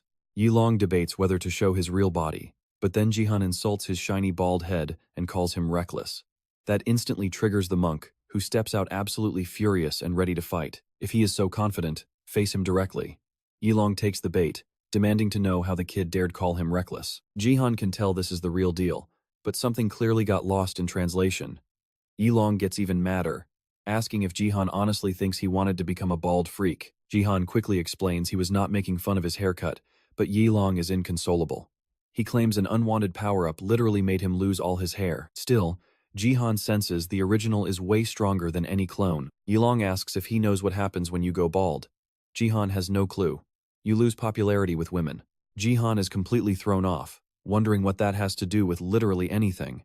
He quickly channels Ariel's power to deflect the incoming strike and jump back. Yilong calls him petty for targeting a man's deep hair insecurities. Ariel asks what this guy's issue is, and Jihan admits he might have pressed the wrong button. Suddenly, the clones merge around Yilong. Time for lesson number 1: defeat. A giant Buddha statue rises behind him. Yilong tells him to prepare for the massive divine Buddha palm.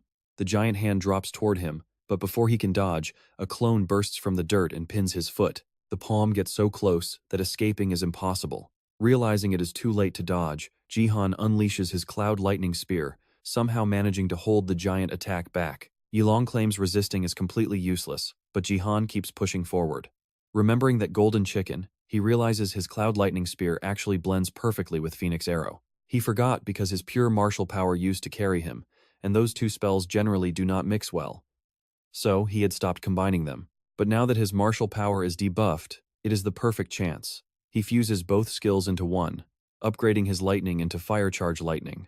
The Thunder God technique and Phoenix Flames combine into a brand new skill. He fires a merged Cloud Lightning Spear and Phoenix Flame, unleashing the burning red thunder. Next, he uses his nameless divine art, Heavenly Thunder Flames, to clash head-on with Yilong's giant Buddha. He even brings out the red thunder cannon, fully stopping the massive attack in its tracks. Both sides push with everything they have, locking the Phoenix and Buddha in a massive clash like two giant megazords. Outside, the fierce battle is still going strong. Both teams keep trading blows and trying to shatter each other's shields. Haxan desperately wants to help, but she is completely stuck. This fight simply will not end. Zoran is shocked by the scene, but his skills still can't reach her. Suddenly, a portal rips open beside them, tied directly to Yilong's 108 Arhats formation. Leaving Jihan is about to emerge, the girl lights up with hope. But the first figure stepping out of the portal isn't Jihan, it is Yilong, looking completely beaten and miserable. Zook thinks they won, but Yilong suddenly collapses in pure agony.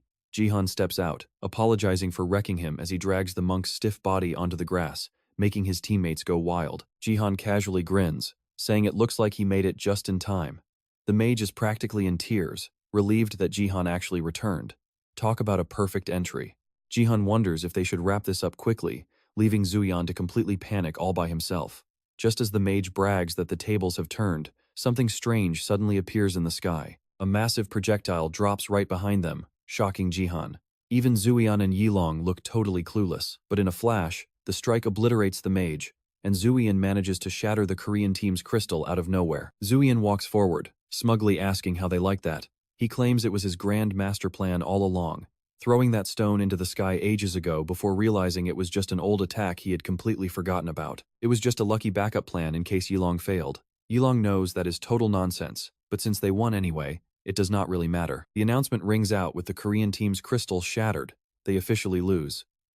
Jihan admits he handled the bad matchup and learned a lot, but letting his guard down at the end cost them the game. Shrugging off the bitter defeat, Jihan heads right back to the battlefield. The second match kicks off immediately, and they charge straight at the opposing team without hesitation. Everyone thinks that if Jihan can defeat Yilong just a bit faster, they might force a third match. Meanwhile, inside the Golden World, Yilong continues to unleash relentless attacks on Jihan, but this time, Jihan already knows exactly how to counter him. Even so, one terrifying variable still looms over the entire match. Suhan is dropping a literal meteor strike straight toward their crystal. If Suhan's 83-layer overlap attack actually lands, the match is over before Jihan can even return. That would push Korea straight to the brink of elimination. Naturally, the internet goes wild, spamming hate comments and blaming Jihan for not delivering the actual results he promised. People complain that he hyped himself up to beat the Sword King, only to fail miserably. The keyboard warrior spearheading these toxic comments is absolutely loving the chaos as the public turns on Jihan. Jihan goes completely off the grid for 3 whole days after the match against China. It has also been 3 days since Seiya last saw her uncle, and she is starting to worry. His phone is dead, and he is definitely not the type to hide just from a single loss. Her anxiety spikes as an abyss gate, a terrifying portal that spawns in defeated countries, looms closer. Years ago, when a portal in the north threatened to swallow the entire peninsula, Seiya's parents were the very first to rush into danger. Thanks to her mother's ultimate sacrifice, they sealed the portal, but it completely shattered her family. Now, Seiya fears history is about to repeat itself. She tries to shake off the dark thoughts, but she cannot help but panic with her uncle suddenly vanishing. Deciding she needs a distraction, Seiya heads out for some fresh air. Outside, she decides to swing by the guild office, but the place is in absolute chaos. She tries to slip in unnoticed, but Diego spots her and immediately asks if Jihan has returned yet. Seiya sighs, explaining he is not answering any of his calls. Diego understands, but warns her that everyone is swamped right now, and even the guildmaster and Gaeon are completely out of pocket. Startled, she asks what is happening. He mentions that the online backlash in BattleNet is getting intense. Seiya offers to leave to avoid causing trouble, but Diego quickly stops her. He warns her not to step outside. Why? Because the Sword King clan is staging a massive protest right outside their building. They are screaming for Jihan, demanding he take responsibility. They are furious that a low ranker was allowed on the national team, claiming his incompetence is dragging the country straight into the abyss. The mob keeps shouting that the traitors ruining Korea's future are hiding inside the Sword Palace, and they loudly demand that the Sword King be brought back immediately. As the shouting intensifies, Gaeon and Leon do their best to guard the entrance. Inside is a total mess too, with the guildmaster desperately trying to de-escalate the entire situation. Meanwhile, some random blonde guy online is actually talking sense, asking if any of this outrage is logical. A single low ranker literally saved them from last place, and now they want to crucify him over one loss. He was their savior, but the toxic comments accuse him of being paid off by Jihan. As the debate rages, Diego tells Seiya to check the live stream, where she watches the guild staff fiercely defending her uncle. Seiya wonders how she can help, realizing she has to do something. She promises to do her best, but wonders if the protesters really belong to the Sword King clan. Diego thinks they are, but Seiya feels like something is seriously off about this mob. Meanwhile, on a nearby rooftop, a bystander mutters, "What the hell is going on down there?" He complains that they are making way too much noise in front of someone else's building, especially since Korea did incredibly well against China. Does nobody down there have a brain? But as he tries to make sense of things, a shady figure creeps up from behind. Before the bystander can even turn around, the attacker knocks him out cold. The attacker mutters about wiping out disgusting Jihan defenders as he drops another unconscious body. Just then, Jihan's hater arrives, scolding him for doing things that would draw unwanted attention. He scoffs, asking since when crushing bugs counts as standing out. She snaps back, warning him that being careful and patient is vital to completing their plan. They must slowly tighten the noose until their revenge is complete. This girl is Kim Ko Taeyong's granddaughter, Hisu, and she is holding a major grudge. Down below, The brainwashed crowd continues demanding Jihan take responsibility. They shout that Korea will not fall as long as the Sword King is around. Hisu watches from above, smirking at their manufactured outrage. Those keyboard warriors really know how to yell, proving why money is so useful. With the bait set, all she needs now is for Seiya to appear. Her plan is to let the mob attack Seiya, baiting Jihan into retaliating against civilians so they look like monsters on the news. But her partner points out that Jihan has been MIA for 3 days, doubting he will show. He calls her plan sloppy, but she snaps back that it does not matter if Jihan shows up. Their main goal is to completely ruin Seiya, and she is getting impatient. Meanwhile, Seiya browses the forums, suspecting these protesters are just a handful of extremists from the Sword King clan. But since the actual clan would never act this brainless, Seiya quickly realizes a puppet master is pulling the strings. Sneaking out the back to investigate, she keeps a low profile until a few hostile eyes spot her. Knowing she cannot get cornered out in the open, Seiya bolts toward a nearby construction site. But as she runs in, she finds herself cornered by her pursuers. When Seiya demands to know if they are with the Sword King clan, they sneer at her quick wit. They immediately start cursing her, blaming her for living with Jihan and causing the Sword King to flee. Now they want both her and Jihan dead. As they close in, Seiya desperately explains that Ito Shizuru hypnotized her father into leaving. One thug laughs, asking if she really thinks the legendary Sword King is that easily brainwashed. The others mock her, claiming she is just making up stories to protect her and Jihan's scheme to steal that Sword Palace apartment. Seiya sighs, realizing they must have watched Akari's stream. Clearly, these brainwashed fools will only believe whatever fits their bias. The thugs scream that they will take their anger out on her before the portal even opens and charge. But Mikunai suddenly intercepts them. Akari steps in too, warning them that if they take another step, they are going home in body bags. That shocks the attackers. They demand to know why she is here, wondering if she still works for the traitors after that live stream. Akari asks if they have completely lost their minds. Jihan notes that Korea has plenty of hidden trash, then asks if Akari recorded everything. She says yes, and the men instantly panic, demanding to know what video she means. She tells them she recorded every single thing from the Sword Palace all the way here.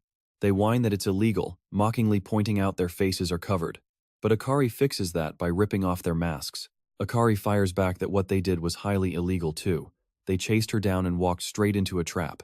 As the 3 thugs go quiet, she offers them a single choice: spill who hired them, or the police get the tape. She acts cool, but her heart is absolutely racing.